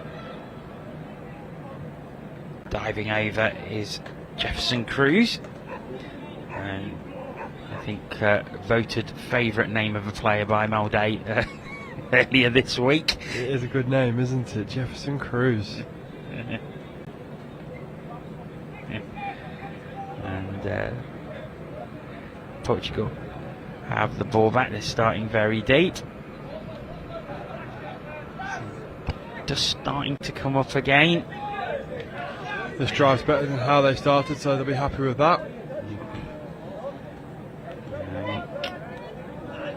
There's just a little bit of confusion as they head to the sub box and the pass isn't completed. I think there's going to be some tired legs out there for sure, because Portugal, you can see they've I think they've only got 5. They've got 6 in the sub box. 6 in the sub box, but it doesn't look to me like João Neto, number 7, is actually playing. He's got a heavy strapping on his thigh and knee as he goes and grabs some water. And I'm not so sure he's actually maybe taking part. We'll keep an eye on that and see if he is. But if he is, that's one full chance they've got. And that is the first score of the last game of the day. And it is Wales who take the lead here. And that's number 8, Paul North. He runs a quickie on the outside. He's the one that dumps the ball, gets the ball back, and he takes on his defending middle and throws the ball to the far Welsh Alan winger. Phillips it was who put the ball down. So Wales 1-0 ahead after 2 minutes.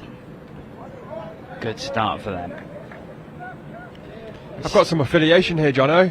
Yeah, a few of the Welsh players I used to play at Nottingham Touch. Number 10 Nick Carroll, number 13 Alex Carroll, played for Nottingham over the years, and I used to play there, and I've known them for a good 10-12 years, and they're very, very good players. And they're 3 brothers. I've not played with Chris, and then Nick's wife is one of the managers I think it's for the 40s, and then their son Owen is plays in the mixed open team. So it's a family affair here for the Carrolls.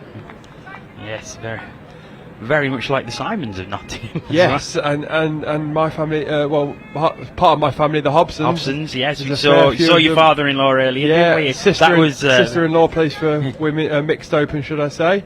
Brother should have played men's open. Brother-in-law, sorry, should have been playing men's open, but he got injured. So there's a fair few families around, and that's something that we love about Touch. The Carrolls haven't actually been on yet, so we'll see if they're trying to save their legs for tomorrow. Yeah, let's see if we can just look at what the situation is in the men's 45s. England 9 from 9, so I think they are very comfortably in the semi-finals there. Wales 6 from 9 and 3 losses.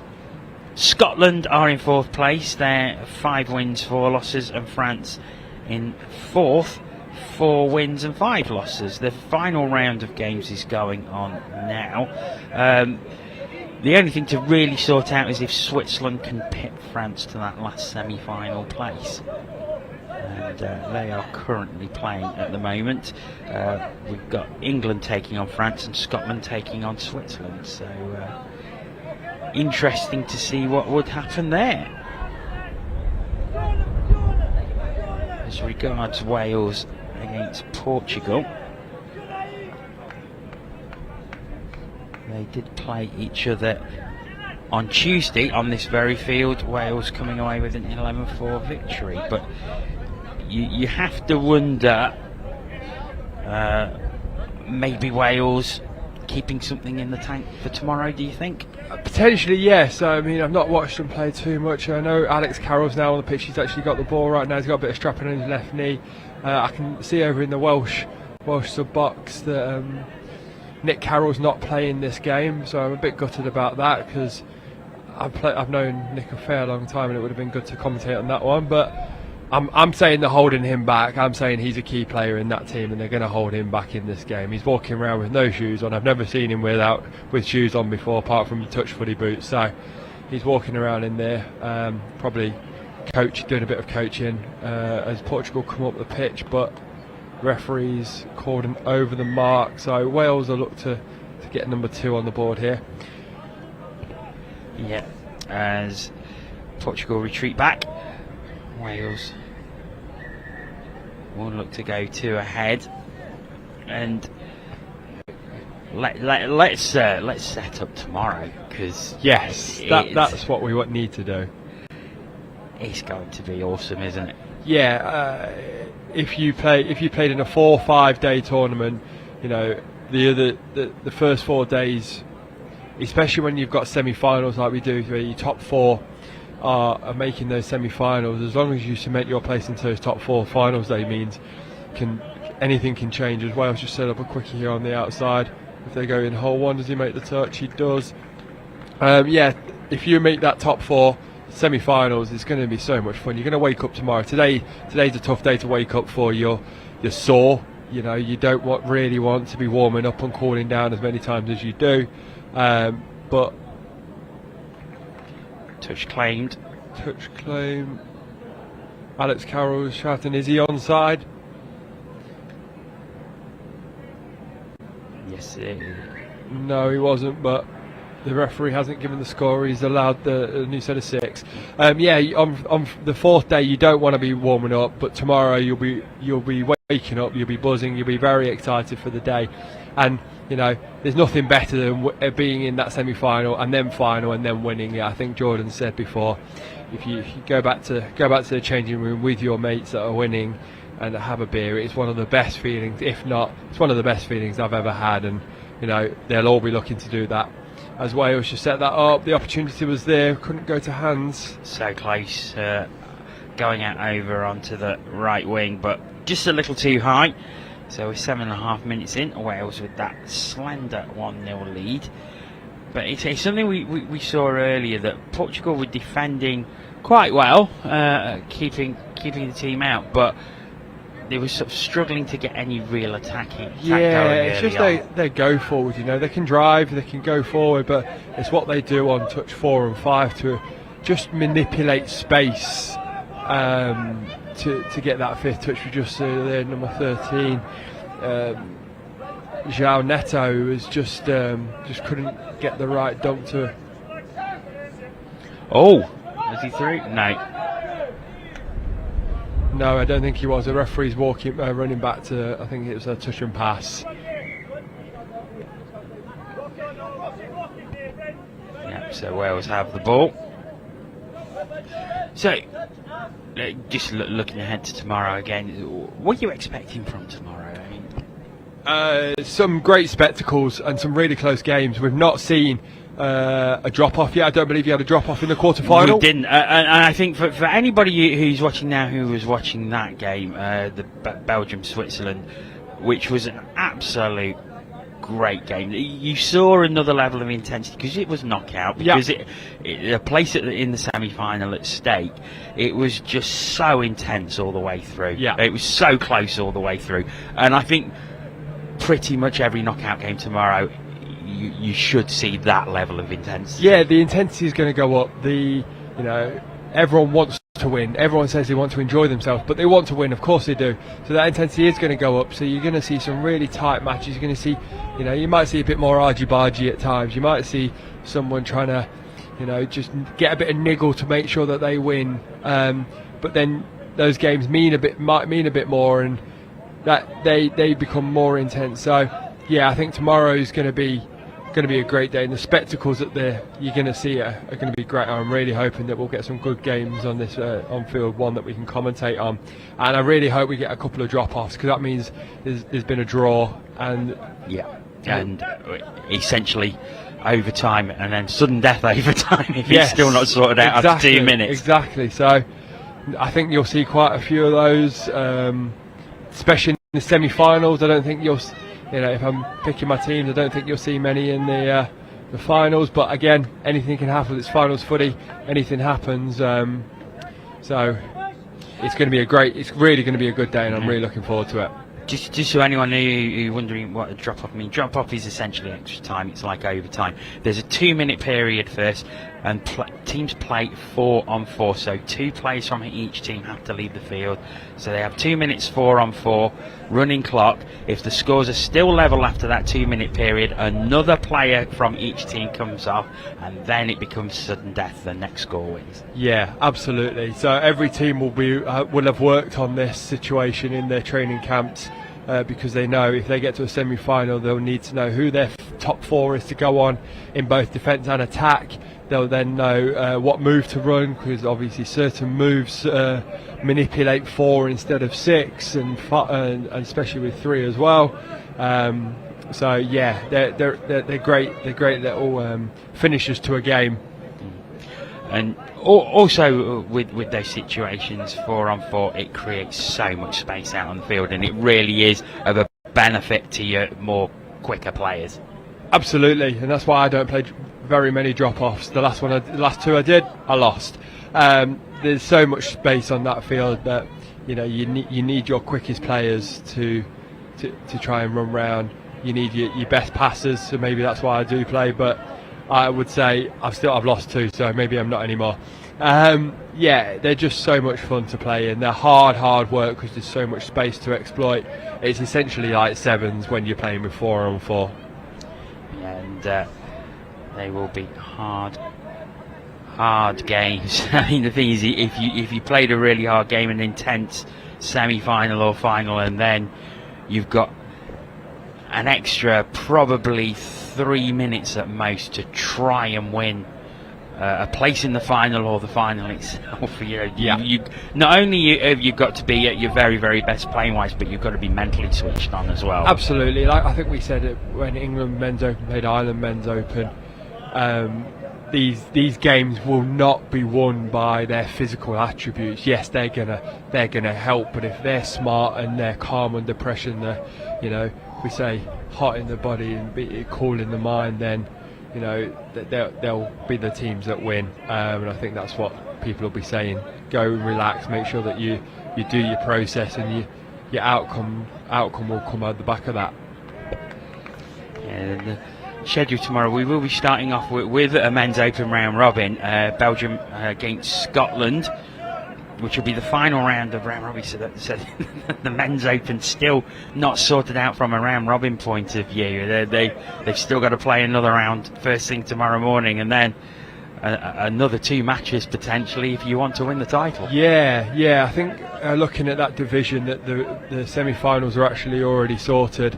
As long as everyone wins their games in the final pool match tomorrow. But that one's about making sure you get through it, you get your legs moving, making sure you get no injuries, and you just execute your game plan. That was a great touch in the corner by Portugal's try saving. It's still only 1-0. We're 14 minutes in. I think I would have expected a few more scores from Wales, but I think they are trying to just tick over really and make sure that they're good for tomorrow. Like I've just said about the men's open, these guys need to make sure that they're fresh for tomorrow. So I think that's something that they're trying to do. Yeah, and Portugal just trying to mount an attack. Wales defence holding strong, but they're coming forward at speed. Oh, it's just an unfortunate handle, and Wales will have the ball back. Yeah, Portugal just attacking their short side at the moment, where I think if they went open side a bit more, they'd definitely get a few more scores, but they're going short side. It's not working. Let's see if they can look to step back and exploit the space that Wales are giving them. You can tell Wales are really trying to just get through this game, because they've just taken 3 touches on their own line. They're not even at halfway. They are almost walking, and then they start to pick up on touch 4 and 5. Yeah, they just playing very much within themselves, I think. That's definitely the phrase. You can tell it's the last day before finals, can't you? Yeah. I think we saw that in the last game as well, as Spain and Switzerland in the women's 27s, but both were already confirmed in the semi-final. So I think it was a case of they just wanted to get through the game without any injury, so they can go into tomorrow in the best shape possible. And you can't blame them for that either, can you? No, absolutely not. The only downside that might come of that is that they go into the first game tomorrow thinking the same thing. A slight hint of a forward pass, no one's seen it, no worries. They're gonna just carry on. You might go into the tomorrow morning with a slight hint of that same relaxed game nature that Portugal got a 3-on-2. Can they exploit it? Can he get it away? Oh, unlucky. Just a shame. So I think as long as they switch on tomorrow morning, then they'll be okay. But let's hope that none of this kind of relaxed touch comes into tomorrow. No, we'll find out. I mean, the schedule we've got on here, we've got men's open. Then we have the final round of the men's 50s with first and second, so that's England against Singapore. And then we have 8 games. We have the women's 27 semi-final, the mixed open semi-final, women's open semi-final, men's open semi-final, and then we'll have the finals of all them competitions as well as the final 4 games. So it really is going to be a packed day tomorrow, as everything is sorted out here at Highfield. Yeah, I'm genuinely excited. It should be a great day. I'm really excited. I know once we get to those last 3 finals, you'll hopefully see it on the video tomorrow that this field will be packed. You know, we've got a few stands, but I think there'll be loads and loads of people standing behind each try line and sitting behind each try line, as they will be, let's say, well lubricated after having a few beers after 5 days of touch. Yeah, the beer tent has opened today, hasn't it? It has, and I've already seen a fair few mums and dads that have come down to support their kids and having a beer already today. In that last game I was watching on pitch 2 between France and Wales Women's Open. So yeah, I think if the crowds are anything to go by from today, that they'll be even bigger tomorrow. It certainly will. And we encourage anyone who's watching, if you're in the area, can get down to Nottingham. It's free entry. You don't have to pay a penny to get in here.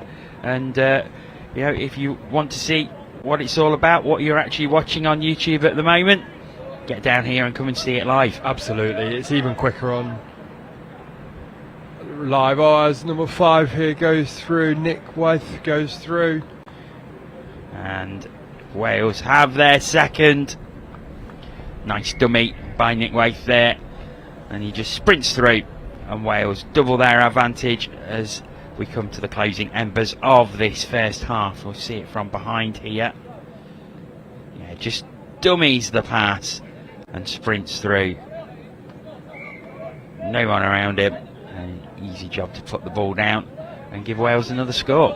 Yeah, and it's probably on reflection.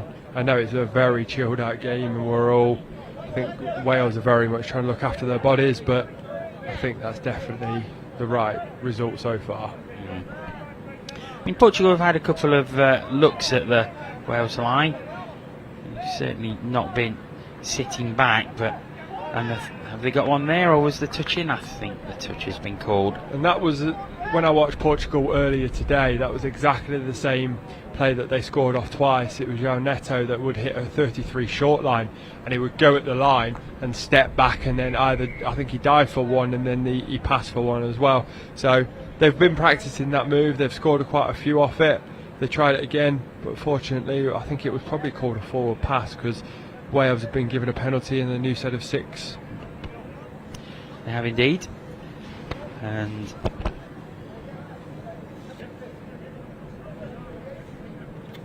Wales have the ball again. We're well into the final minute of this game.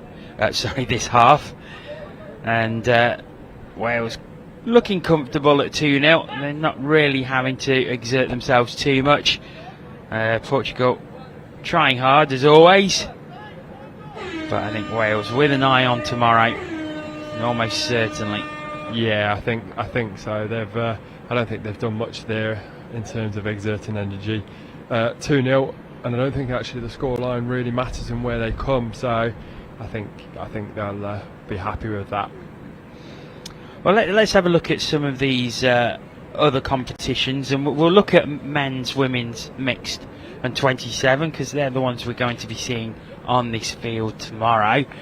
As regards the men's open, France have completed their games. They're on 32 points, but all the other 6 teams in that group are playing now, I think. No, they play first thing tomorrow morning. Sorry, of course, plays first thing tomorrow. So England against Ireland, that's on field 2. That's going to be a cracker, because I think that will pretty much decide who finishes top. Yeah, sorry, I was wrong in what I was saying. If England beat Ireland tomorrow, they go top. That means France will go second, and Ireland will still be third. I think Scotland can't catch them. No, so it's a big game, because it's going to decide how the semi-finals are going to play out. England win that game, you're looking at France-Ireland semi-final, which will be on this pitch. Yes, it will be, and it'll be very good, very good. Ireland and France played earlier. France lost to Ireland. Ireland were very comfortable in that game. I think they beat French quite comfortably after 11-4 in the end. Yeah, and I think that's the same. Obviously, England played France first thing this morning, so after their great start games, days 1 and 2, they've had a struggle today. Yeah, they've lost about 2 games, and they lost them both today. But again, like I said to you, Jono, that these 3-4 days actually don't mean too much until you start playing semi-finals. Touch tomorrow, So I think they're going to try and turn it back up tomorrow in their semi-final game. And the fact that they've only got 2 games tomorrow and everyone else has got 3, that could play a big difference. Certainly could. Just talking about Ireland as well. If Ireland can get that win against England, they'll finish top on points difference over Ireland, because they will go they will have the same points as Ireland, but they will have a better points difference. So it's going to be all to play for in that first game then tomorrow, isn't it? Certainly is. We will have on this pitch, I think it's Belgium against Scotland. Scotland already through to the semi-finals. So it'd be interesting to see how Scotland approach that game. Do they go for it to try and gain momentum for their semi-final against whoever finishes top, or do they just play within themselves to conserve some energy? If I was the coach, and I know the coaches, if I was the coach, I would look to try and just complete the process. I wouldn't look to, run at 100%. I would look like, we know Belgium are at the bottom of the table. I would just look complete processes to make sure that you do everything you're going to do in the semi-final, you do against Belgium, but you do it at 60%. So you get it a 100% completion rate, and that's what they'll be looking for in that first game. Yeah, so that will be on here on the stream tomorrow. So quick look at the Women's Open. We just had the games finish in the last, so that's table is not updated as such, but England were 9 from 9, so they will play whoever finishes 4th, which is between Wales and Scotland, depending on the results. Wales have just beat France, so I mean, we're trying to do the maths on the run here, so apologies, but I think Wales might just go above Scotland in this. So it depends who Scotland. Scotland and Ireland was the other game. So okay, so it depends on the result of that one, really. Yeah. So if Scotland have won that, they will have leapfrogged France into second place, and Wales will also, I think, may have leapfrogged, but I think Wales may have finished staying fourth. It's a lot to work out. Yeah, there's a lot of maths going on here in our heads, and we haven't got our calculators. But we know England will be top, and then we'll have to figure out the second and third. But that's and fourth, second and third tomorrow. It will be a good game. If it's that French-Wales game again that I've just watched, it was a very, very good game. I think Wales only won by one, and actually there was a bit of a scuffle. A bit of a scuffle at the end of the game as well. So that gives a bit of niggle into that semi-final if it is those two teams. As far as the mixed openings are concerned, the semi-finals are locked in this one. It will be England against France and Wales against Scotland. Wales against Scotland will be on this pitch. So those two good games. I would back England to beat France.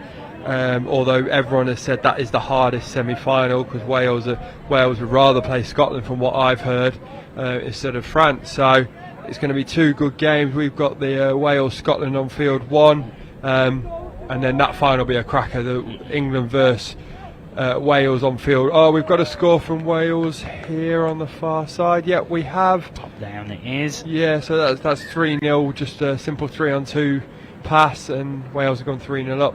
Sorry, so England mix versus Wales mix we had on here, where I think it was 12-11 to England mixed open, was an absolute cracker. England went up about 3 or 4, and Wales came back.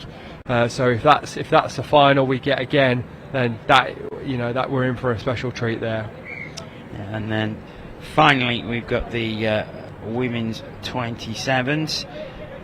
England will be taking on Spain in the semi-final, Scotland against Switzerland, which will be the one on this pitch as well. And of course we've just seen Switzerland beat Spain 3-1. That has not updated. Who did England draw with there, Jono, in that 27s division? Can we find that out? Yes, we certainly can. It was a 6-6 draw with Scotland. Interesting. Okay, I thought they'd won all their games. So again, not every you would normally back England 27 side, but as Nicky Bird said to me earlier, apologies, that they've got 7 new debutants in that team that have not played at this level before, so that might have an impact tomorrow and the mentality that they've got. So I've got plenty of working to do when I get home, and some team sheets to update ready for tomorrow. Yeah, I think so. I think it's going to be one of those we've got to do it on the fly as well as the finals come in and the semi-finals. Yeah, certainly have. There's still issues to be sorted in that men's open. So the England-Ireland game on field 2 is going to be huge first thing tomorrow morning. Yeah, it is. It really is.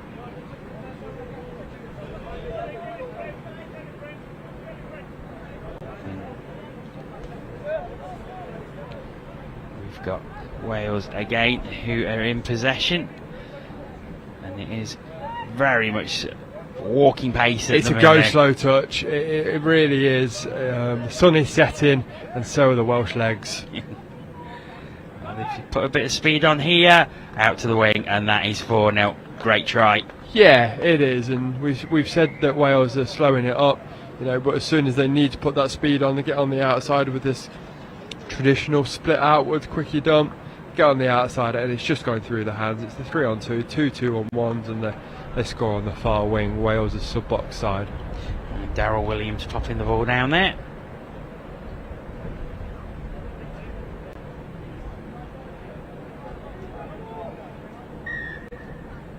And as the pitch is bathed in sunshine again, shadows getting a bit longer. 6:30 in the evening here, local time.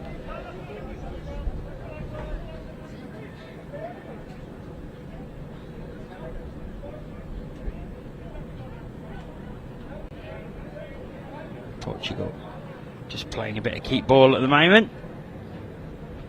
Just a forward pass there from Portugal. I think Portugal are at that point of the day as well. Yeah, they are. I mean, they've had 3 games today. You've seen them all. Yeah, men's 45s. They've only got a squad of 12. They're going to be tired. They are going to be so tired. Wales have got a squad of 16, so they've got 2 more in the sub box for the game, the actual match day, and then they've got 2 resting each game as well. So, yeah, it's a big difference. Long pass, well taken. Comes back into the middle. Goes over to the left-hand side. Pass isn't completed, so Portugal will have the ball again. 4-0 Wales lead, 15 minutes to go. Breeze has just picked up here, hasn't it? You can see really the flags has. there. You can see the flag in your background there. It's really starting to pick up, and it's still cold on this gantry, isn't it? Today it's been like it all day. Yeah, now the gantry is a little bit of sun. Now the sun sort of come over to this side and dipped a little bit. We are getting a little sun, so I am probably the warmest I've been all day stood here. I'm still in my winter coat. I'll certainly be bringing a thicker jumper tomorrow, I know that much. I was just about to check the weather for tomorrow. I think it is going to be slightly warmer. It's forecast to be dry and sunny. Yeah. I think up to about 23 degrees, Yeah, I believe. something like that. Hopefully that's great weather for finals day, and I'm sure that'll make sure that everyone's still out watching the finals by the end. By the time it's 24 hours time, essentially it's 6 o'clock. This is the final, I believe. I can imagine the beer tent will do very brisk business tomorrow. Pardon? I imagine the beer tent will do very brisk business tomorrow. Absolutely. Especially in the afternoon. Yeah. So, I think we've got to pay credit to the organiser here. There's some great catering here, some really good concessions bought in, coffee, smoothies, some lovely barbecue as well. Yeah, there is. Oh, we've got a bit of a belly flop again. Yes, no, it's been a great setup here. England Touch have done a great job of hosting the second European Championships here at Highfields. I would say it's definitely better than 2018 in terms of facilities, and this time they've allowed a beer tent as well, so that must add to the experience. Yeah, it certainly will. I've mentioned a few times on commentary, unfortunately I live in the city. The tram that goes straight past actually does go to the town I live in Nottingham. Unfortunately there's works going on the track, so I would have to get a replacement bus service at this point, which would make my usual 25-minute journey from home in the car an hour and a half journey on the tram. So unfortunately that has not been an option this week. No, not for me. Well, I had one night where I'm in the accommodation halls here, so it's quite lucky. The fields are on one side of the road and the university's on the other side. So it's a great place to stay touch for a European Touch Championship. Nice stroll across the road in the morning, especially when the weather's like this. Yeah. So it's Wales who have the ball. We've got 12 minutes left, and it's not being played at breakneck speed, which you can perfectly understand. Wales got to keep something in the tank for tomorrow. Portugal will have games as well for positional playoffs, and Wales pulling off a great move, and Andrew Harrison puts the ball down, and that is 5-0 the Welsh lead. Yeah, so Wales have done the same thing, but on the right side. He wanted his number being called. That was number 2, Andrew Harrison. You did say that, didn't you, Joanna? Sorry, I did see him turn round, so maybe he just wanted his number being shouted out again, so I've given him that. Wales did the same thing that they did on the left side to the right side. They've just they've split outwards on a quickie play, and then they've just thrown the ball on a 3-on-2 miss pass to the winger. So Portugal A little bit of speed in the Portuguese legs now as they look to get something on the board in this game. They'll not want to be shut out in their final round robin game. They come out to this left hand side. Oh, nice pass, but the touch is made. Telegraphed well again by Andrew Harrison, because it was a nice little pass behind the back there. It was a good disguise, but Andrew Harrison managed to figure it out and make the touch on both players. Portugal still have it though. Oh, it's an interception, Bog. Harrison, I think he was about to put the burners on and run the entire length of the pitch. Everyone in the Welsh box said, no, don't, stay there, just relax, look after those calves and legs for tomorrow. I think the referees are at that point as well. If you can see them just strolling down the sideline, ensuring that they get their recovery as well. They're on and off very quickly to ensure that they're not doing too much work either. Yeah, and of course, knockouts, so they're going to have to be absolutely at their best tomorrow. Absolutely.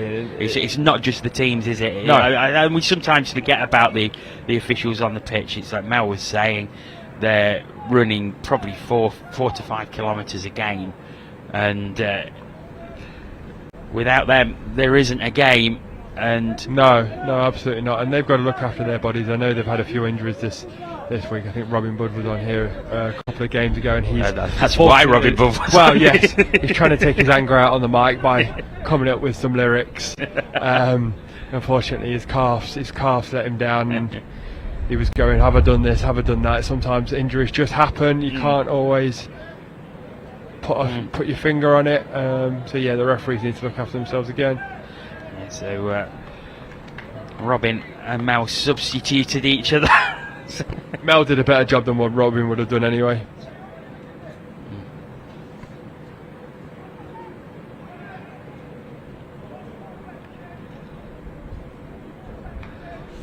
And Wales again just taking their time.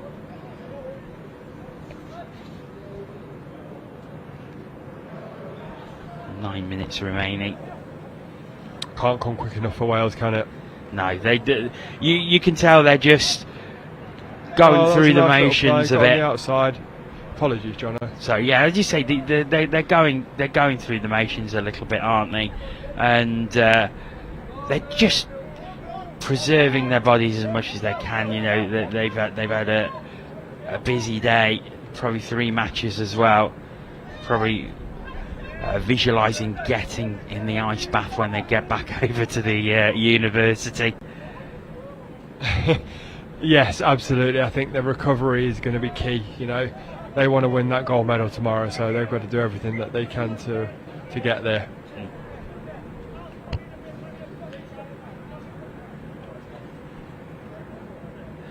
It's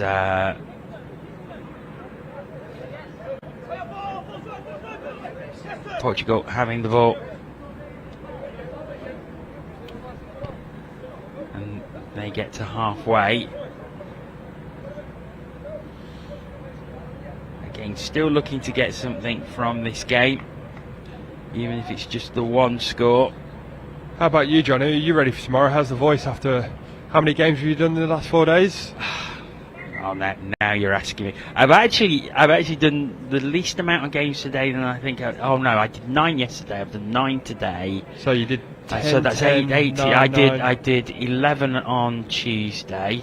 So that's 29. 29, sorry. 29 and 10 on Wednesday. So 39 so far. We've got 10 tomorrow. Are you doing them all?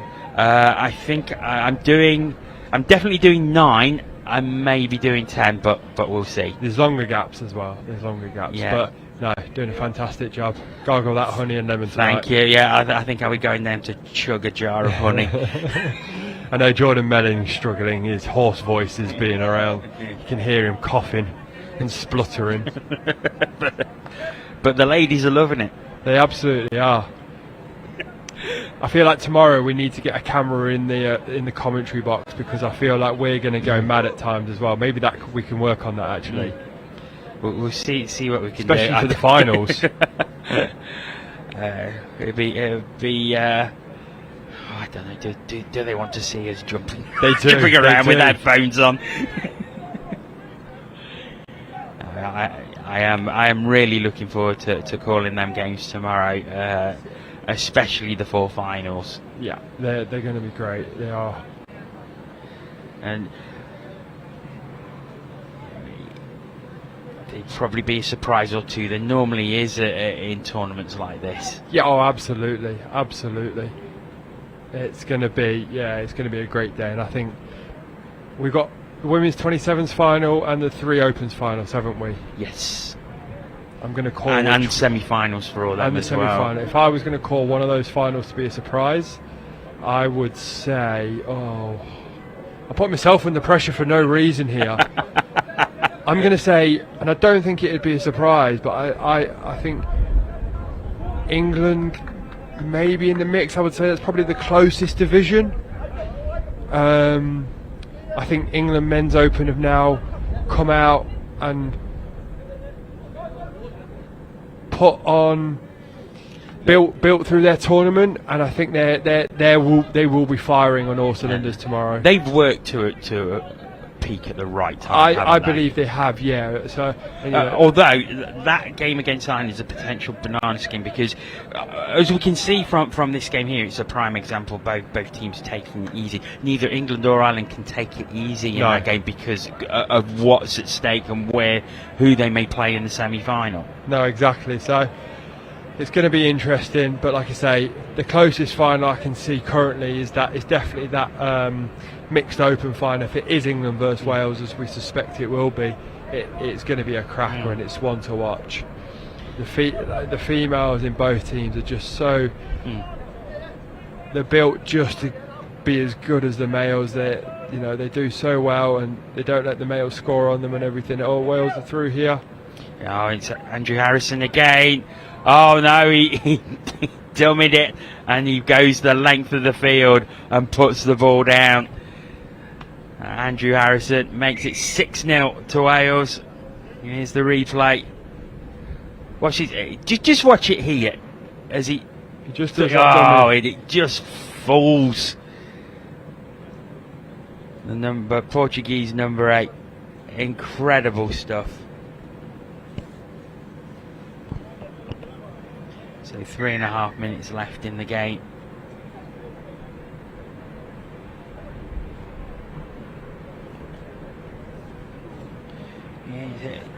I mean, I don't think you can rule Scotland out of the mixed open, because they've won the last 4 European Championships. Scotland. They have changed their team quite a lot, though.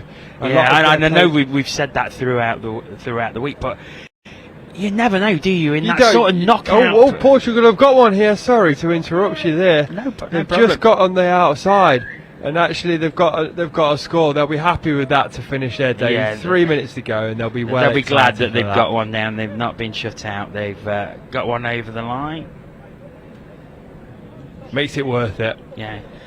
Bursting through, Sergio Goncalves. He's, I think he scored earlier today as well on here, and he scored again now. And it's nice to see them all congratulating him in the sub box below us. They'll enjoy their beer tonight. They certainly will.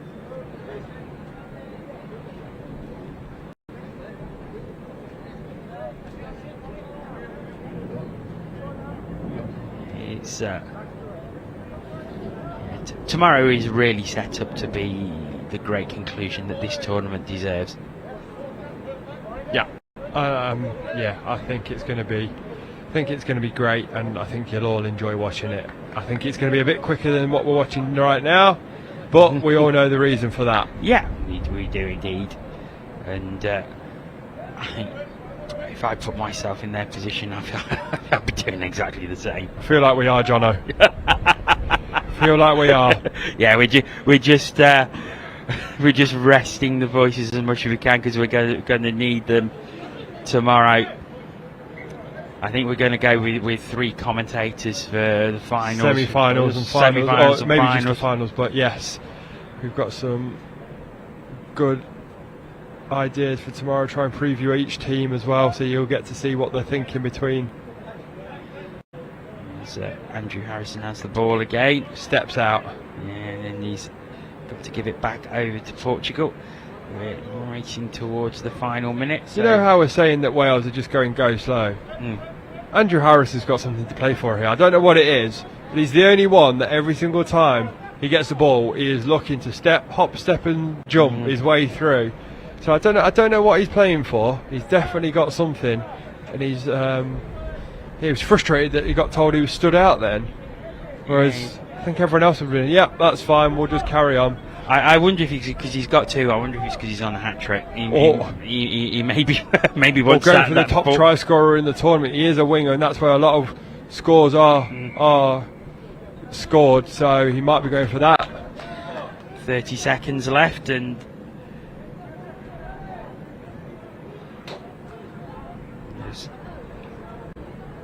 Ben goes into the website. I'm going digging for how many scores he's got. He's got 13. He's got 13. I don't know how up to date that is. He's the top try scorer in the team. They do get updated. Let's have a look at England. And just before, as the hooter goes, I'll just tell you if he is the top try scorer. So currently he is the top try scorer in the men's 45 division.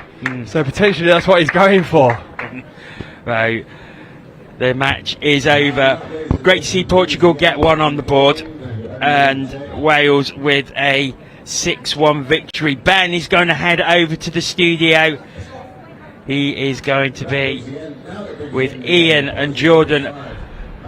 Thank you very much for watching today. I hope you've enjoyed all the coverage from here on Pitch 1. I'll be back tomorrow.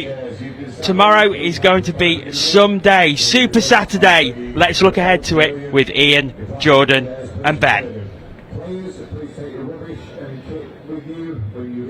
Well, there we go, yes. Tomorrow is Super Saturday, where these glorious trophies are going to be picked up. And gentlemen, you both got big smiles on your faces. It's going to be quite a big day. You've been involved in finals day before. What are we expecting?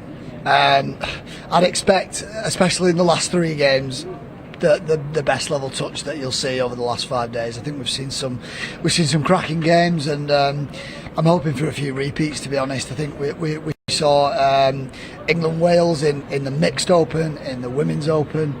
I really hope we get a repeat of those two games in the final tomorrow.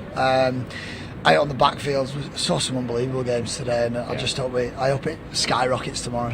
I'm sure it will. Ben, there's certainly no sitting on the fence from Jordan there. How about yourself? Yeah, exactly the same. The touch, it's going to be more intense. Tomorrow is going to be really intense, and people are going to be, you're either going to lose it because you're worried, or it depends what you do with that fear, right? So either you're going to lose it or win it because you can overcome that fear. And I just think tomorrow is just going to, skyrocket is probably the right word, to be fair. Talking about overcoming fear as well, we've seen decent amounts of people scattering around watching the games, but tomorrow's going to be different for those final three, isn't it? How are the players going to cope with actually having to deal with rowdy crowds around them? I think they'll love it. That's what we're here for. We don't get to play in front of big crowds all the time. It's only a couple of times a year where we have players finishing their days and then they watch the final. So tomorrow we watched France versus Wales Women's Open, and they were in a big crowd. We watched some of the men's games, and we watched the France versus England game out on the field too, and there was already a big crowd. Tomorrow, the final three games, no one else is playing, so you're going to have everyone else sat around that field. They'll have a beer in hand, they will be rowdy, they will be shouting. What a two, mate. Absolutely, yeah. So they're going to be all over that as well. Superb. Well, look, chaps, thanks so much for all your work this week. Day 4 draws too close. Tomorrow it's the final day. It's Super Saturday.